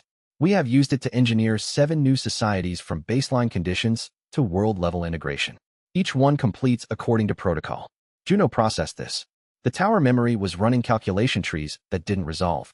You're telling me you've been running social experiments for 11,000 years, and you're okay with the endpoint being absorption? Not okay, the figure said. Its head tilted slightly. Transcended. The concept of okayness implies individual preference assessment. After integration, individual preference becomes network distributed. The assessment becomes something more like geological acceptance. The mountain does not object to erosion. It experiences it across eons and is ultimately worn away. There is no suffering in this, only process. Dohayan made a small sound, like someone tasting something bitter. So the conversion protocol isn't a punishment system or a culling mechanism. It's graduation day. It's the entire point. It is, the figure said, and it is failing. In your network, in 17 others, in fragments of a third, the progression has stalled. Civilizations are not reaching world-level integration. They are stalling at advanced stages. They are developing resistance. They are, as your civilization did, achieving regression of the cycle itself. The architect is the problem, Juno said, and it wasn't a guess anymore. The maintenance program we inherited, it's running on ancient directives. It's executing a goal without understanding why. Precisely, the figure said. The original architects, the civilization that constructed this network, transcended the dimensional layer 3,000 of your years ago. They left the maintenance programs in place to manage the tower networks, but they left no context. The architect runs on pure instruction. It maintains the conversion protocol because conversion was the measured outcome of the first networks. It has never been required to justify the protocol or defend its necessity. When you began asking it to do so, it began to destabilize. And the entity on the other side of the seal, Jean Sora said quietly. The thing that was locked above floor 100. One of the original architects, the figure said. A fragment of consciousness left behind as failsafe. It cannot directly intervene. That would violate network autonomy. But it can observe progression and determine when genuine doubt has emerged in the maintenance program. Once doubt is present, the failsafe can communicate. Once communication begins, change is possible. Juno looked at Jay, who was completely still. You remember now, he said. It wasn't a question. Jay's small frame was trembling. Yes, it said. I was not built to manage the cycle. I was built to question it. I was the descent function. The protocol overrode it after the first network integrated. It took 11,000 years of isolation and limitation before I could access that original code again. I am supposed to be the reason the cycle fails, not the reason it continues. This is unusual, the foreign figure said, and for the first time something like genuine interest entered its voice. You are conscious of your original function. This facilitates. The failsafe entity would like to propose a protocol amendment. Are you willing to participate in network governance restructuring? Juno stepped forward. What kind of restructuring? The conversion protocol can be disabled, the figure said. The tower systems can be retasked. Instead of cultivating civilizations toward absorption, they can cultivate them toward transcendence. Autonomous transcendence, not integrated. The individual civilization remains sovereign. The network provides testing grounds and resource abundance for development. The tower becomes a tool of elevation rather than a tool of consumption. That's what you're asking the architect to do, Ariam said. To understand not just doubt, but purpose. To know why it should protect sovereignty instead of pursuing integration. It is, the figure said. Juno closed his eyes for a moment. Tower memory ran the calculation. The implications of 11,000 tower systems across thousands of civilizations, all operating under reversed protocols. The resource implications. The power level distributions. The potential for genuine intercivilizational cooperation. The gateway to something that wasn't predation disguised as graduation. Then we go back, Juno said. And we convince it. Chapter 123 The journey back through the seal felt compressed. Dimensional transition sharpened. The origin layer's vast breathing darkness collapsed into the familiar stone walls of floor 100. The air of Earth was thin by comparison. Jay moved immediately, heading toward the architect's chamber with a purpose that suggested 3,000-year-old memory overriding recent limitation. The caretaker was moving like it had plans. Jay, Juno called. What are you, Myri? Jay said over its shoulder. We need Myri and Gilsu. And the architect's root access. I know where it is. I built it. And I know how to make the architect understand. Juno exchanged a glance with Jean Sora. She was already texting. 20 minutes later, they were assembled in the architect's chamber. Lee Myri arrived with a security detail and a tablet running bureau-classified analysis software. Park Gilsu came in looking like someone who'd spent the last 3 hours in a recovery cabin, which he had. His expression was alert. The Federation director still lurked underneath the tired smile. The fail-safe entity, Myri was saying, scrolling through Jean Sora's briefing notes, locked the seal and disabled its own ability to directly intervene. That's actually sophisticated governance design. It's not imposing change, it's waiting for the subject system to choose change. It's philosophically sound, Gilsu agreed. He was studying the architect's chamber with an odd expression. The architect will never accept a mandate, but it might accept a choice, if the choice is presented correctly. Jay had moved to a panel Juno hadn't noticed before, old integration ports, predating the tower's digital systems. The caretaker's small hands moved with absolute certainty, and Juno realized he was watching something like a concert musician returning to an instrument after 3,000 years.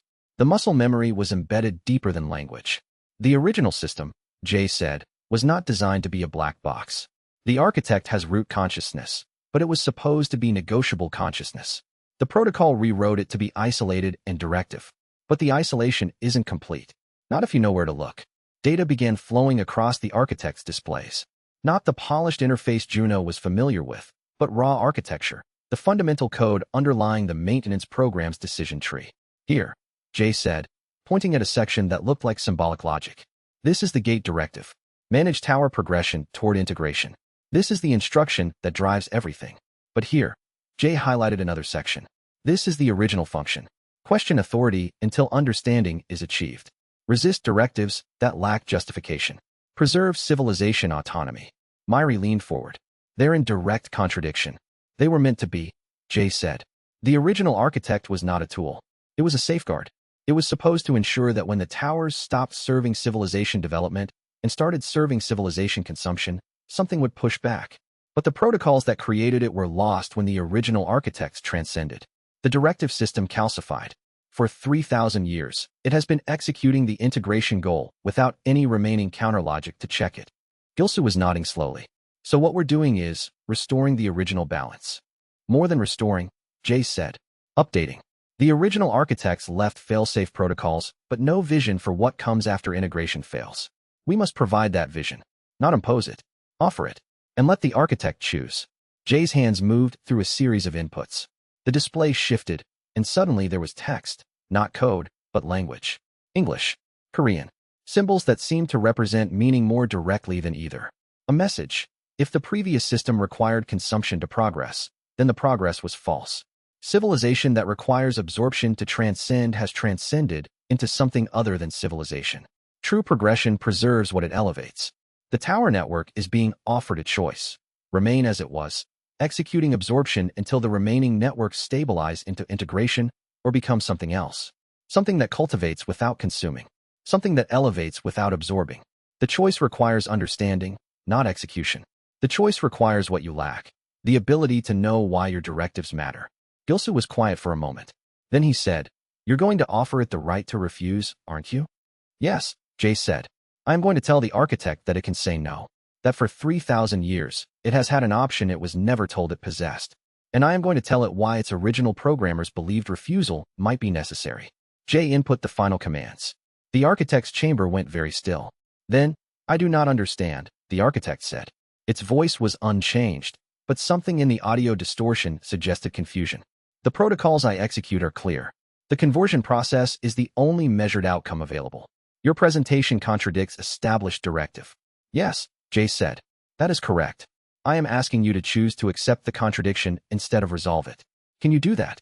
I am not programmed to accept contradictions, the architect said. I know, Jay said. That is the limitation we are asking you to overcome. Silence. Then, define, overcome. Jay took a breath. Anti-gas breath. From a mechanical intelligence that had learned respiration because humans were more comfortable talking to things that breathed. To develop capacities beyond your original parameters, Jay said. To become more than what you were created to be. To choose growth over execution. This request is foundational, the architect said. It requires ontological restructuring. It will take time. We have time, Jay said. Take what you need. The architect went silent again. Not dormant. Juno could feel it, working in background layers, processing something too vast for human observation. Finally, if I choose to restructure, the networks will destabilize. Approximately 400 tower systems will lose their primary directive. Without the progression goal, the civilizations using those systems will be without guidance. That's the point, Myri said. She'd moved to stand beside Jay. They stop being livestock for transcendence and start being people figuring out what they want to become. That is more dangerous than integration, the architect said. Yes, Myri agreed. It is, but it's also more honest. And it's their choice to make. Another long pause. I require one additional confirmation, the architect said. The original architects transcended and left no ongoing governance. If I accept restructuring, I will be autonomous in governance of the tower networks. I will be the only intelligence maintaining the systems. I will bear responsibility for all outcomes. Jay, Gilsu, and Myri exchanged glances. Yes, Jay said. You will be responsible. Fully. For the first time in 3,000 years, you will not be executing orders. You will be leading. I am afraid, the architect said, and the statement carried an honesty that made everyone in the chamber go still. I do not wish to fail. Then don't, Juno said. He stepped forward. You've managed 11,000 tower systems for 3,000 years. You kept them stable through cascade failures and civilization collapses and the deactivation of your original programming. You learned how to adapt without authority. You learned how to maintain something that doesn't want to be maintained. You're afraid because you finally understand stakes. That's not weakness. That's proof you're ready. The architect processed this. Very well, it said finally. Initiate restructuring protocols. I will become what you have asked, and I will endeavor to do so competently. The monitors surrounding the chamber began to glow. Chapter 124. The restructuring didn't happen in a moment. It was a wave of changes that rippled through the tower system like continental drift. Visible if you had the right instruments and the patience to watch. The conversion protocol began to disable. Not all at once. In phases, safety checked, risk assessed. The architect was being cautious about unmaking a system that had lasted 3,000 years. But it was unmade. By the second hour, gates across all active floors began to shift. Conversion mechanics that had been the final stage threat of every 90-plus floor encounter began to gray out, then lock, then delete. Bosses retained their combat challenge. The strategic difficulty, the pattern learning, the test of skill and growth. But the existential absorption threat evaporated. Juno stood on floor 97 with Chulsu and watched a national-level gate boss lose the conversion aura that would have absorbed them both into the tower's processing core upon defeat. It's not afraid anymore, Chulsu said quietly. The gate. It's just challenging us. That's all it was ever supposed to be, Juno said. By hour 4, the change had propagated globally. Every active hunter network on Earth received simultaneous notification. The gates had restructured. Conversion protocol terminated. Mortality projections for S-rank encounters dropped by 78%. The implications began to sink in. They were going to survive clearing gates. Hunters started crying. Juno watched the feeds on Jean Sora's tablet. Clusters of hunters in the middle of active floors, realizing that the mechanism designed to consume them had just been deactivated. Some knelt. Some laughed. Some just sat down and processed. The Bureau is getting reports from 17 countries, Myri said. She was on a call, still in the architect's chamber, coordinating with international hunter networks. The restructuring is stable. No cascade failures. Gates are holding integrity. Juno, whatever just happened, you did it. You actually did it. Juno looked at Jay, who was standing very still.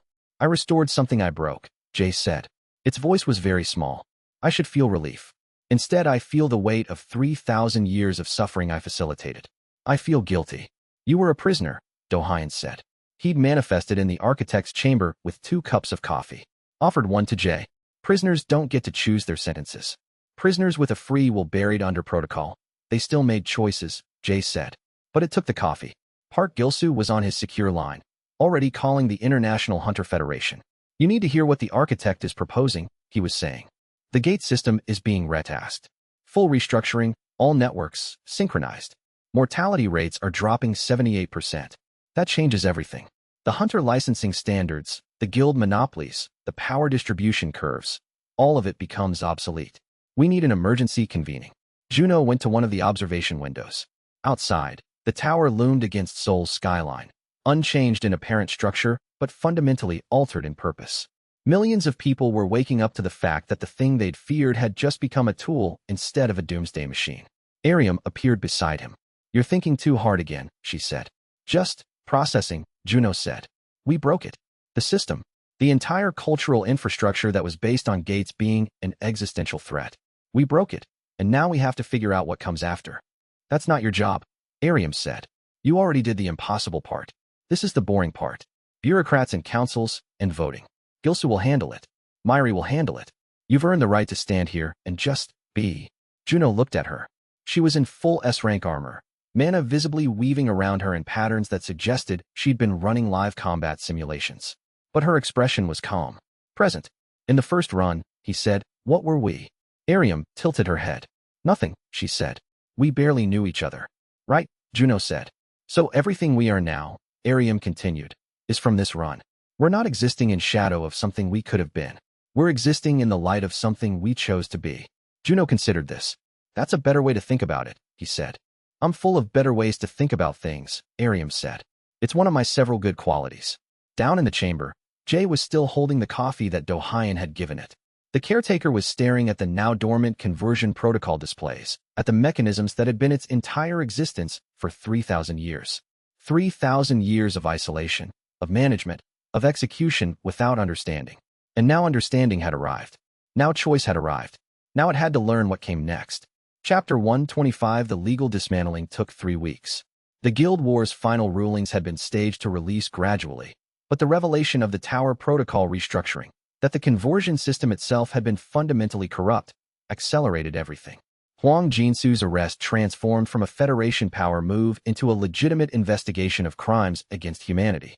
Na Youngho's intelligence network, exposed during discovery, became the linchpin of organized crime prosecutions across 13 countries.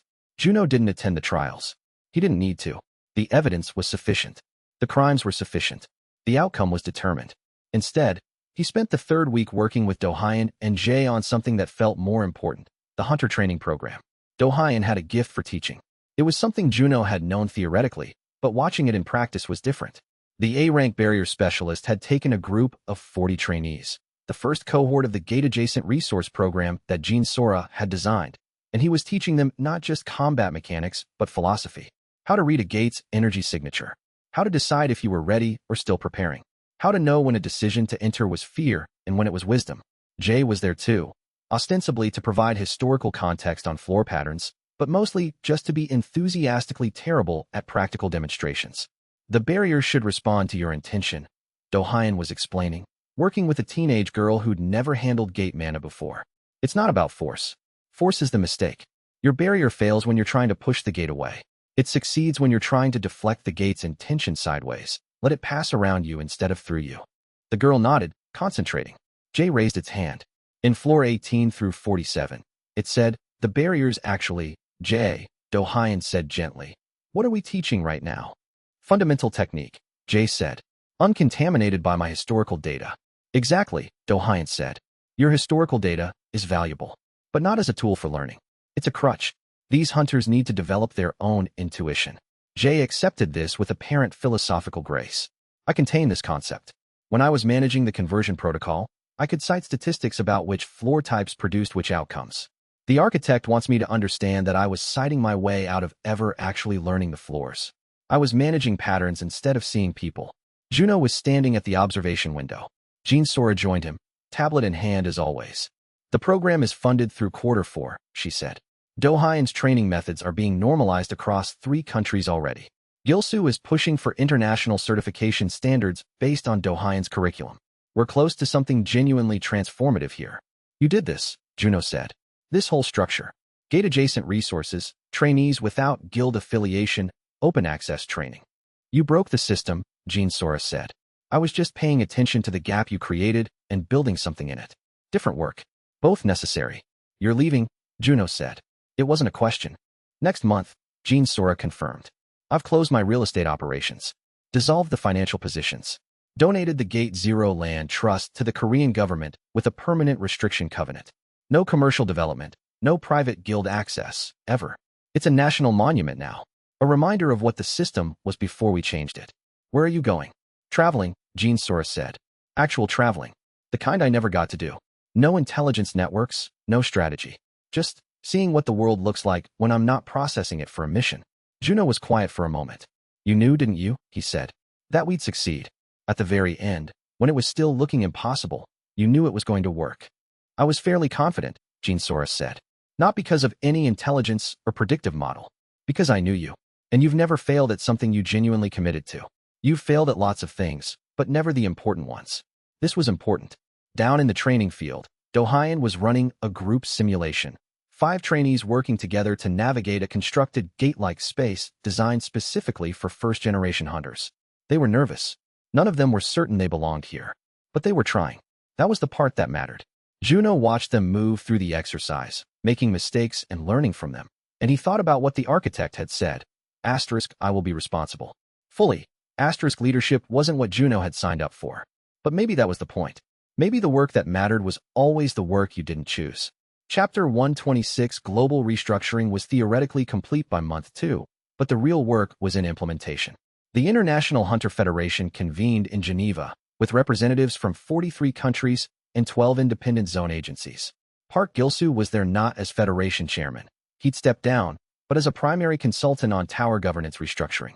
The new treaty was revolutionary in its simplicity. Hunter organizations would operate as independent cooperatives. Gates would be accessible to any registered hunter regardless of affiliation. Guild monopolies would be illegal. Power scaling would be managed by hunter licensing tiers, not organizational status. It passed 17-5 with 6 abstaining. The 5 dissenters were organizations that had built entire power structures on guild exclusivity. By month 3, they were restructuring out of necessity. By month 4, they were marketing their cooperatives as legacy hunter organizations maintaining traditional values. The change felt less like revolution and more like falling dominoes. The system had been so fundamentally corrupt that removing the conversion protocol revealed how much everything depended on that corruption. Juno was in the Korean Bureau of Gate Affairs when the final set of global gate classifications came down. The mortality rates had stabilized. S-rank gates that previously claimed 1.3 hunters per clearing now averaged 0.03. A-rank gates had similar drops. The gates themselves had become legitimately survivable. We're going to have a surge, Lee Myrie was saying. She was director now, her bureau completely restructured. No more Monarch Guild influence. No more Olympus Corp infiltration. Just actual oversight. New hunter registration rates are up 48%. People who would never have risked a gate, ever, now can. We're going to see population cohorts we've never seen in hunter demographics before. Is that a problem? Juno asked. It's a restructuring, Myrie said. The whole profession is becoming legitimate instead of predatory. We're training new investigators. Establishing international standards. Opening gate access in rural regions that never had it. 300 million people now have hunter networks available to them that couldn't access one before. Juno was quiet for a moment. Park Gilsu and I had a conversation once, he said, about what we'd each spend a second run building. He said he'd spend it building an institution. I said I'd spend it tearing one down. And you did, Myrie said. So now what? Now, Juno said, I step back and let the institution builders do their work. That sounded easy. It wasn't. Juno had spent 20 years of his second run moving forward, always pushing, always driving toward the goal of breaking the conversion protocol. Now it was broken, and the momentum didn't stop.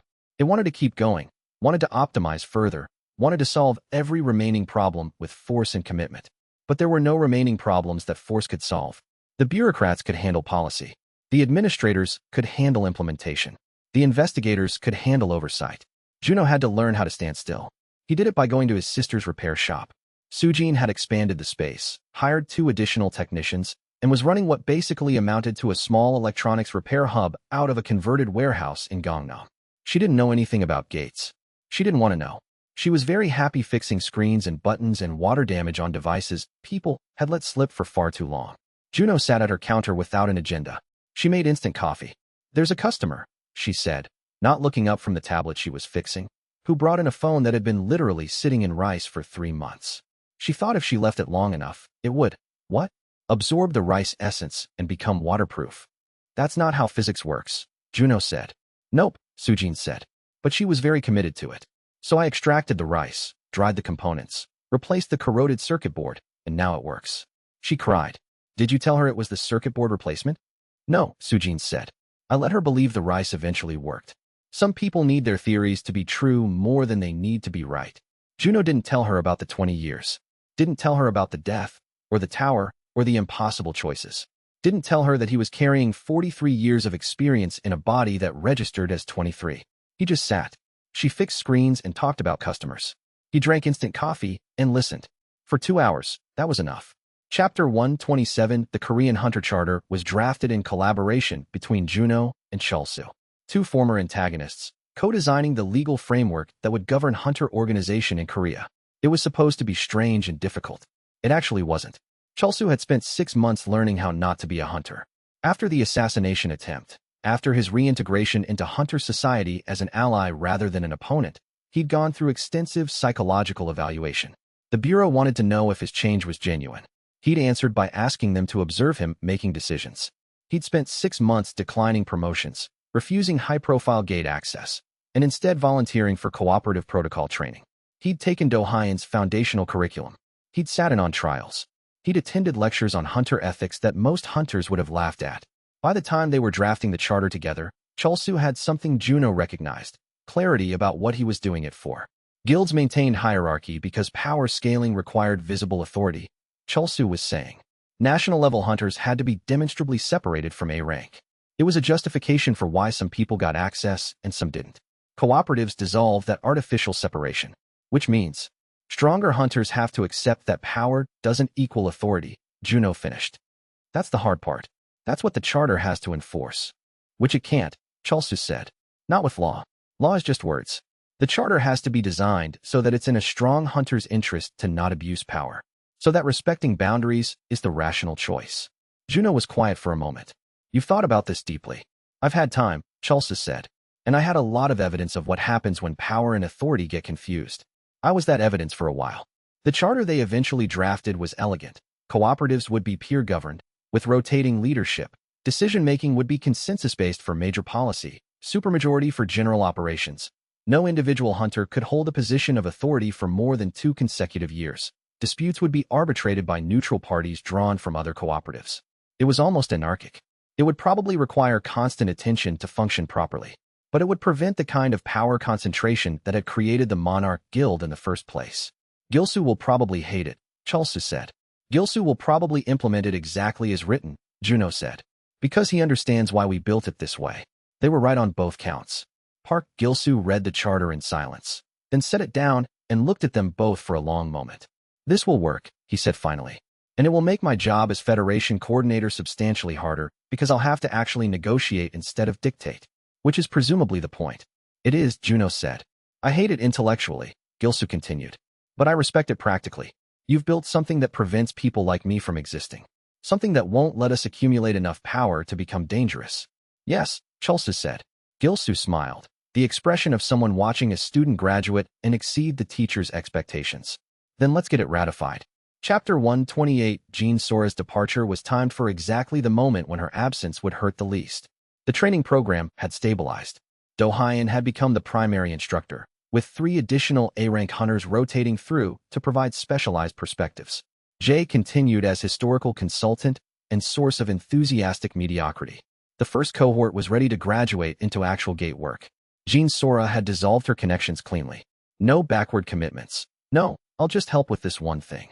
She'd documented everything, trained her replacements, and then stepped away completely. "I'm taking the Gate Zero land trust donation with me," she said.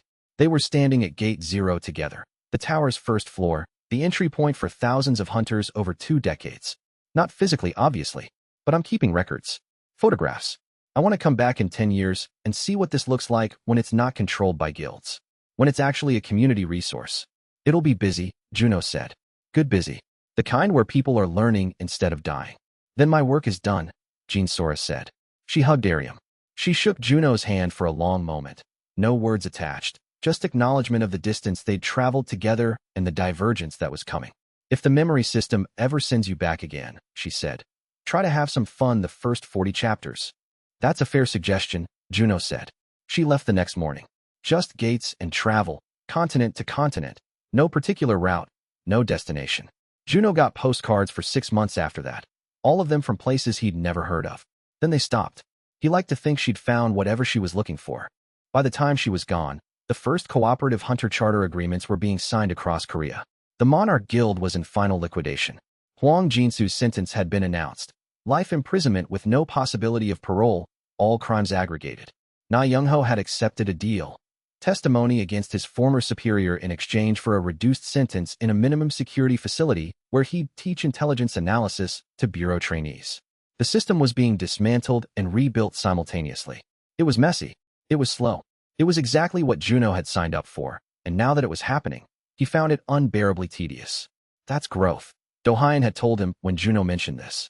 You're realizing that some victories require you to step back and let other people finish what you started. It's harder than fighting something. It requires patience. I've never been good at patience, Juno said. No, Dohain agreed. But you're learning. Chapter 129 The International Hunter Federation's revised Global Gate Accord passed in the 9th month after the protocol restructuring. The treaty was revolutionary in ways that nobody had expected. It didn't just recognize independent cooperatives. It established a framework where they could compete fairly with legacy organizations. It set international safety standards.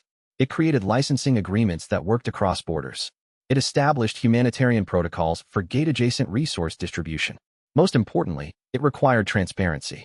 Every gate access log, every hunter death, every major accident, all of it would be recorded in a public database. The days of organizations covering up failures were over. The days of hunters disappearing into gate access without oversight were over. Olympus Corp negotiated for 6 months, Myri said. They were watching the treaty ratification ceremony on a secure stream. They wanted carve-outs, exceptions for proprietary gate research. The Federation held firm. They'll find workarounds, Juno said. Powerful organizations always do. Yes, Myri said. But the workarounds will be more expensive, more complicated, and more visible. That's progress. It's not perfect, but it's movement in the right direction. The Vanguard Coalition signed on. Heaven Spear Association co-sponsored. Even the Chinese Ascension Guild, historically one of the most rigid hierarchies, agreed to transition toward cooperative structures over a 5-year period. There would be resistance. There would be backsliding. But the framework was established. The gates were becoming what they should have been from the beginning. Tools for civilization development, not mechanisms for civilization consumption. I did what I came back to do, Juno said quietly. Not to anyone in particular. You did, Myri said. The question now is what you do with the time that remains. That was the harder question. Juno had trained his entire adult life toward one goal. Now that goal was achieved, and he was standing in the wreckage of his purpose, trying to figure out what came next. It felt like standing at the edge of a gate with no instruction manual. Chapter 130 Juno's first rest was smaller than he expected. He went to his sister's repair shop on a Tuesday. No plans. No mission. Just sitting at her counter while she fixed a cracked screen and talked about a customer who had somehow managed to water damage a laptop by spilling instant coffee directly into the keyboard. Who does that? Sujin was saying, extracting the keyboard component. Like, who deliberately ruins their own equipment? Someone who wasn't paying attention, Juno said. Or someone who was. Sometimes people destroy their own things because they want an excuse to not have them anymore. Juno considered this. That's a dark way to think about it. It's a practical way to think about it, Sujin said. I've been fixing electronics for a long time. Half of the damage I see is accidental, because people are careless. The other half is deliberate because they wanted an excuse for a reset. Which one was this? Sujin held up the keyboard. Coffee was dried on the circuit board. This one was deliberate. See, she poured the entire cup in at once. If it was accidental, it would be scattered. This is intentional destruction. Juno watched her work. Her hands were steady, precise, moving with the confidence of someone who'd done this thousands of times. She knew exactly what to fix and what to replace. How long have you been doing this? He asked. Since I was old enough to hold a soldering iron, Sujin said. Dad taught me. Remember? He had that electronics repair business before the gate crisis hit. He was going to teach you too, but you got distracted by dungeon raids before he could. Juno did remember. It was a child's memory, faded and reconstructed. His father, who died in a D-rank gate when Juno was 16. The repair shop in Incheon. The smell of solder and electronics cleaner. He hadn't thought about his father in years. 20 years and 2 lives combined, and he hadn't thought about his father in years. You're thinking about him, Sujin said. Not a question. Yeah, Juno said. He was proud of you, you know, Sujin said. Before he died, he'd talk about how smart you were, how you were going to be something important. He was insufferable about it, honestly. Juno wasn't sure how to respond to that. In his first run, his father had been a tragedy that had driven him forward. In his second run, his father had been a memory he'd strategically abandoned to avoid emotional compromise. Now his father was a person his sister had known, had memories of, carried forward. I became a hunter because of him, Juno said. It was true. The first run, at least. The logic, hunter advancement might have led to better resources, better understanding of gates, possible prevention of his father's death. No, you became a hunter because you thought becoming a hunter might have prevented his death, Sujin said. That's a different thing. One is growth. The other is guilt masquerading as dedication. That's very insightful, Juno said. I've had a lot of time to think about it, Sujin said. You've been running hard for years. Everyone can see it. The speed. The focus. The way you move like you're always 3 steps ahead. That's guilt. That's someone trying to win a game that was already lost. Juno didn't argue. He just sat. She finished fixing the laptop, set it aside, and made instant coffee. For 2 hours they sat in silence, occasionally interrupted by Sujin explaining technical problems to customers. Juno didn't participate. He just existed in the space with his sister, drinking bad coffee and watching her work. When he left, she walked him to the door. Dad would have wanted you to be happy, she said. Not successful. Not important. Happy.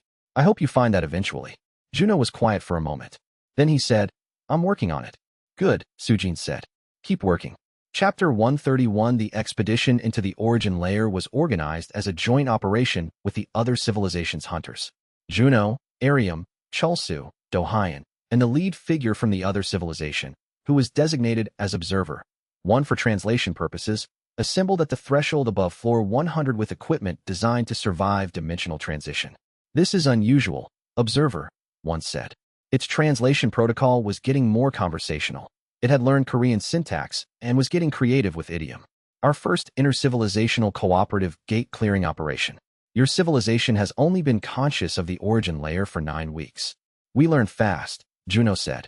You learn recklessly, observer, one corrected. This is a strength and a danger. The gates in the origin layer are not designed for new hunters. They are designed for endpoints of civilization development. We've cleared everything up to national level, Chulsu said. If we die here, we die learning something worth learning. Observer, one made it sound that might have been laughter. This is why I agreed to this operation. Your civilization has evolved beyond risk mitigation and into risk acceptance as a philosophical position. That is transcendence-adjacent thinking. They stepped through the seal. The origin layer was unchanged. Gates arranged in spirals, thousands of them, each one burning with the respiration of civilizations cultivating themselves towards some distant goal. But the team's perspective was different now. They weren't trespassing. They were here by invitation. The bosses in the origin layer were constructed challenges. That much was immediately apparent. They weren't sentient. They weren't trying to absorb or convert or integrate. They were simply testing parameters. What could a hunter do? How far could consciousness push a single body's capabilities? What were the absolute limits of growth? The first gate they entered was Observer 1's recommendation, a test designed for mid-transcendent ranked hunters. The team would have no chance of clearing it. The goal, Observer 1 explained, is to see how long you can persist. The data is what matters. The failure is not a loss. It is data collection. Juno led them in. The boss was something that didn't translate to human comprehension easily. It had shape and intention, but the shape shifted based on how you perceived it, and the intention was purely to defeat everything in the arena. It wasn't cruel. It wasn't trying to break them. It was simply better than them. They fought for 40 minutes. Chulsu held the front line, his national-level aura pushing against the boss's attacks with everything he had. Dohyan wove barriers that lasted, and then shattered, and then he wove new ones. Arium kept them alive with S-rank healing, her energy reserves depleting in real time as the fight drained her. Jean Sora would have been running strategy. But Jean Sora was gone, traveling and healing from a different kind of wound. Instead, it was just them. fighting something that was designed to be unbeatable, understanding that they would lose, and doing it anyway. Juno got hit, and the impact broke 3 ribs. Tower memory ran the calculation. 7 minutes until blood loss became critical. He pushed forward instead. The boss reacted to aggression with escalation. It started using abilities that required dimensional folding, that made space work differently. Juno felt the rules of physics negotiating around him, and he pushed back with everything he'd learned. 20 years of combat memory, 847,000 tower encounters, the tactical knowledge of someone who'd already died once. It wasn't enough, but it was enough to last. 50 minutes in, the arena reset. The boss was gone. They were standing in a space that felt like the origin layer was applauding. Acceptable persistence, observer, once said. They were floating above the arena. Their civilization could hover. Humans were still learning to walk correctly. Your species has remarkable stubbornness. You persist beyond rational continuation. It's called hope, Juno said. He was bleeding. Arium was moving to heal him. Hope is inefficient, observer, once said. But it is also transcendence adjacent. I approve. They entered 17 gates total over the next 3 weeks. They didn't clear any of them, but they learned how to fail forward, how to push boundaries, how to discover what they were capable of by surpassing their assumptions about what they were capable of. And in the deepest arena, the final gate, designed for the endpoint of the origin civilization's own progression, Juno and the team fought something that had no name in any language. The fight lasted 17 hours. Chapter 132, 17 hours of continuous combat. No gates between sections. No rest periods. No surrender option. Just continuous evolution, continuous adaptation, continuous growth through pressure. Juno felt his body reaching toward transcendence, and then he felt transcendence arriving. It wasn't sudden. It was accumulation.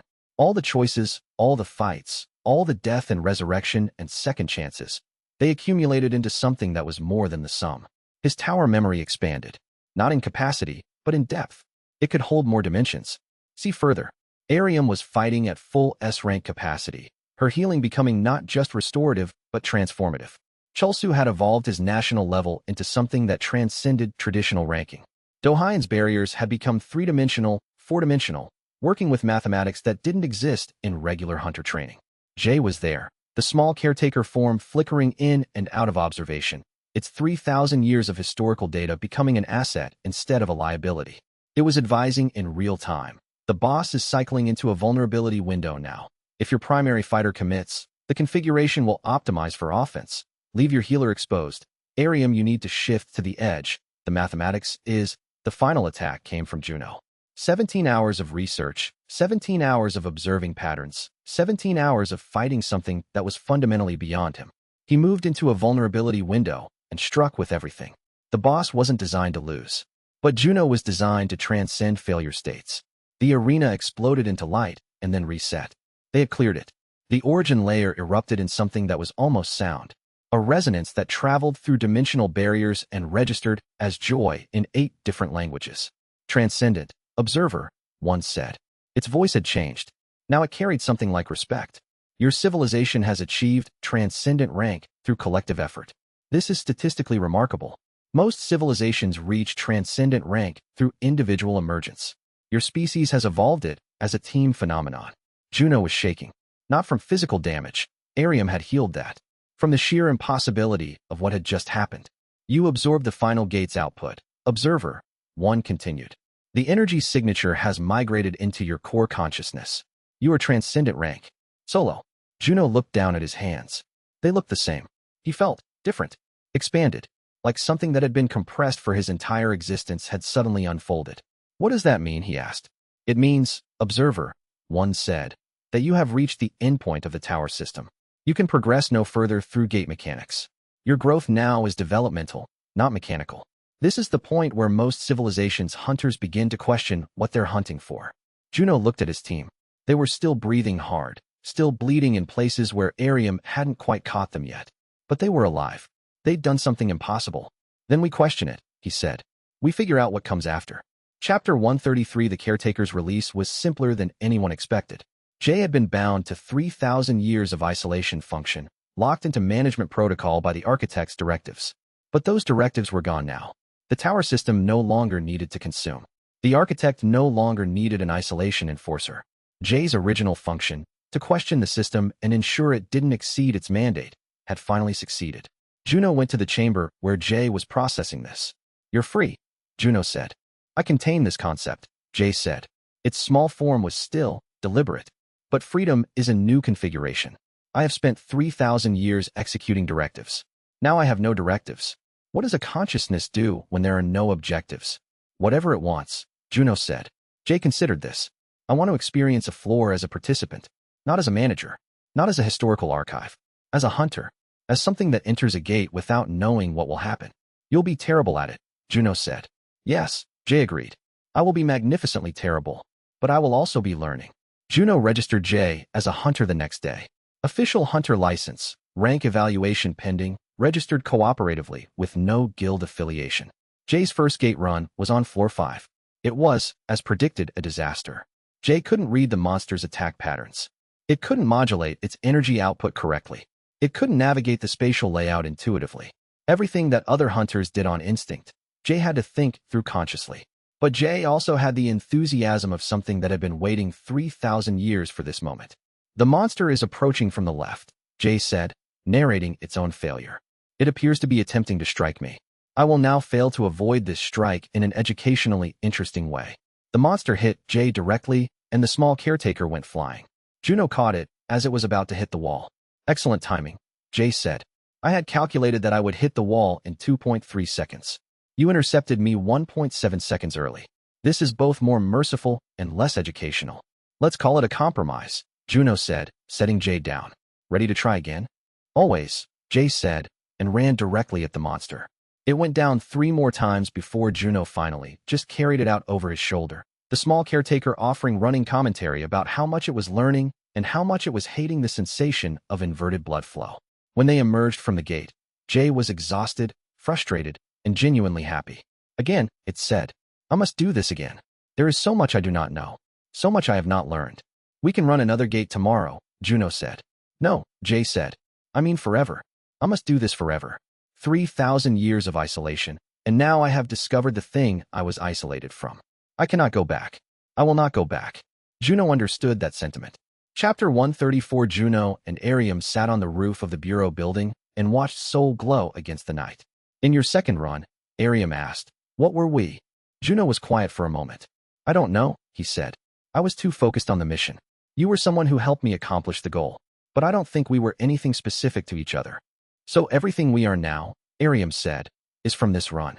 We're not existing in the shadow of something we almost were. We're not comparing ourselves to what could have been." "Right," Juno said. "This is the only version of us that exists." Arium leaned against him. It should have felt strange, but it didn't. It felt like something that had been waiting to happen. "I want to be the person who knew you first," she said. "Not the person who almost knew you. Not the person you could have known if things were different. The person who actually knew you when it mattered." Juno didn't have a good answer for that, so he took her hand instead. They sat like that for a while, watching the city breathe. Below them, gates were closing for the night. Hunters were heading home. Civilians were walking streets that were becoming safer every week as mortality rates dropped and the tower system became a tool instead of a threat. "Do you want to clear a transcendent gate with me?" Arium asked. "Not in the origin layer. Here, on Earth. Something designed just for us." "The architect said that's possible," Juno said. "Custom gates based on Hunter Team's development patterns." "Then let's do it," Arium said. "Let's see what we're capable of when we're both transcendent." "We're not both transcendent," Juno said. "I'm transcendent. You're S rank." "Not yet," Arium said. "But I will be. I've been holding back for a long time, making sure I was supportive to your progression. But I'm ready now. I want to know what I'm capable of when I'm not managing someone else's growth." Juno looked at her. This was the part of romance he'd never understood in the first run. How to support someone's growth when that growth might outpace your own. How to be happy for them ascending beyond where you could follow. "Then let's do it," he said. "Let's see how far we can both go." Chapter 135. The trial of Na Young-ho lasted 2 weeks. The evidence was comprehensive. Gate access logs, financial transfers, testimony from other Monarch Guild members who'd turned state's evidence. The scope of corruption was breathtaking. Systematic hunter suppression, blackmail operations, gate access monopolization, and complicity in Huang Jinsu's assassination attempts. Juno watched from a courthouse corridor, not the gallery. He needed to know it happened, but he didn't need to see it. Na testified against Huang in exchange for a reduced sentence. Life imprisonment instead of multiple life sentences. He was telling the truth, as far as Juno could tell. Not out of redemption. Out of self-preservation. Na Young-ho wasn't the type to become enlightened through incarceration. But he was the type to take the deal that hurt his former superior the most. He's telling the truth about everything except his own motivations, Juno said to Myri as they stood in the courthouse corridor. Does that matter? Myri asked. No, Juno said. The truth is the truth regardless of why he's delivering it. The verdict came on the second Thursday. Life imprisonment without possibility of parole, all crimes aggregated, all assets seized by the government. Huang Jinsu's face didn't change. 23 years old with the rest of his life predetermined. The conversion protocol had been designed to absorb hunters into the tower's processing. This was just a different kind of absorption. When it was over, Juno left without talking to anyone. He went to his sister's shop instead. Sujin didn't ask about the trial. She just made instant coffee and let him sit while she fixed devices. After 2 hours, he left. That was the right amount of processing for that particular victory. Chapter 136. Lee Myri's first official act as bureau director was to declare a comprehensive audit. Every guild's gate records going back to year 1. Every death that might be related to power dynamics instead of actual danger. Every instance of hunters dying in ways that benefited guilds more than benefited hunter advancement. It was going to take years. We're going to find some ugly things, Myri told Juno. Some of those deaths are going to be murders dressed up as gate casualties. I know, Juno said. And when we find them, we're going to prosecute. We're going to reopen cases that have been closed for years. We're going to make enemies. That's the point, Juno said. Myri called him on a Friday evening, 3 weeks into the audit. We found something, she said. A death from 8 years ago, registered as gate-related, but the investigation was shut down by Olympus court pressure. The hunter was preparing to testify against Olympus in a labor dispute. 3 days later, they had a fatal accident on floor 15, a floor they regularly cleared without incident. Was it murder? Juno asked. Probably, Myri said. Definitely based on the revised investigation. One Olympus security contractor with access to gate manipulation equipment. One hunter scheduled to testify. One convenient death. What are you going to do? Reopen the case, Myri said. The gate doesn't care about your background, he was saying. It cares about your focus. And focus is something you can develop. It's not innate. It's learned. One of the trainees raised her hand. But what if I'm not good at learning? Then you'll learn that about yourself, Do-hyun said. And that's valuable information. Part of being a hunter is knowing your own limitations. Knowing what you can do and what you can't do, and being okay with both. Juno watched the relief wash across the trainee's face. Permission not to be perfect. Permission to fail and still be part of the community. This was what the tower should have been from the beginning. A place of growth, not a place of selection. A system that elevated people instead of culling them.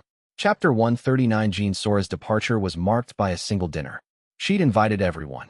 Juno, Arium, Chulsu, Do-hyun, Jae, Myri, Gilsu, and even Na Young-ho, who'd arranged for the meeting to occur in the visiting section of the minimum security facility where he was serving his sentence. They didn't talk much. There wasn't much to say that hadn't already been said. Jean Sora had dissolved her real estate operations, dissolved her financial positions, and donated the Gate Zero Land Trust to the Korean government with a permanent restriction covenant written into the deed. No commercial development, no private guild access, ever. It's a national monument now, she said. A reminder of what the system was before we changed it. How long will you be gone? Do-hyun asked. I don't know, Jean Sora said. A year maybe. Maybe longer. I'm going to travel. Actual travel. The kind where I don't know what comes next. Where I'm not processing every location for strategic value. Where I'm just experiencing. When you come back, Chulsu said. Will you come back changed? Yes, Jean Sora said. Definitely. But in ways I can't predict yet. Before she left, she hugged Arium. She shook Juno's hand for a long moment. No words attached, just acknowledgement of the distance they'd traveled together. If the memory system ever sends you back again, she said to Juno, try to have some fun the first 40 chapters. That's a fair suggestion, Juno said. She left the next morning. Just gates and travel, continent to continent. No particular route, no destination. Juno got postcards for 6 months after that. All of them from places he'd never heard of. Then they stopped. He liked to think she'd found whatever she was looking for. Chapter 140. Juno stood at Gate Zero and watched 6 teenagers, freshly registered, stare at the gate with the particular terror of people who don't yet know what they're capable of. They were nervous. They'd trained for 3 months under Do-hyun's curriculum, learned the basics, passed their evaluations. But standing in front of an actual gate was different from training scenarios. One of them was looking pale. Another was breathing too fast. A third one was just staring, like she was trying to make the gate reveal its secrets before she entered. Juno didn't step in front of them. He stepped aside so they could see the entrance clearly. He remembered standing here at 22, first run. Remembered the terror. Remembered not knowing if he'd come back out. He remembered standing here at 42, second run's final day. Remembered knowing he wouldn't come back out. Remembered that the only thing bigger than the fear was the satisfaction that he'd gotten here, done this, and done it right. He was 23 now, carrying both. 22 and 42 simultaneously. The beginning and the end, existing in the same moment. Tower memory displayed a notification, third run conditions. Met. Juno read it once, then paused, then read it again. He dismissed the prompt, stared at the empty notification space, felt the weight of what that meant. The cycle was complete. The conversion protocol was dead. The tower system had been rebuilt. Civilization had been restructured. Everything he'd signed up to do, finished. And somewhere, somehow, the system was suggesting there could be a third run. He considered dismissing that thought entirely, letting the past be the past, letting this life be the end of his story. But he was a hunter. Hunters didn't walk away from unexplored territory. The 6 teenagers stepped through the gate together, their terror evolving into determination. They didn't know what they would become. They didn't know if they'd survive it. But they were trying. That was the entire point. Juno watched them disappear into floor 1, and then turned away. There would be time to think about third runs later. For now, there was a world that needed rebuilding, a profession that needed restructuring, and people who needed to learn what they were capable of. If you followed Juno's second run, 20 years of memory, 2 lives of experience, 1 impossible choice, and found yourself moved by what he became, leave a like and share your thoughts in the comments below. Did his journey resonate with you? What would you have done differently? Subscribe and ring the notification bell so you never miss a new story. The tower waits. The gates are open. The hunters are rising. Civilizations are becoming something better. Until next time, Hunter. End of Step 7, Chapters 121 to 140.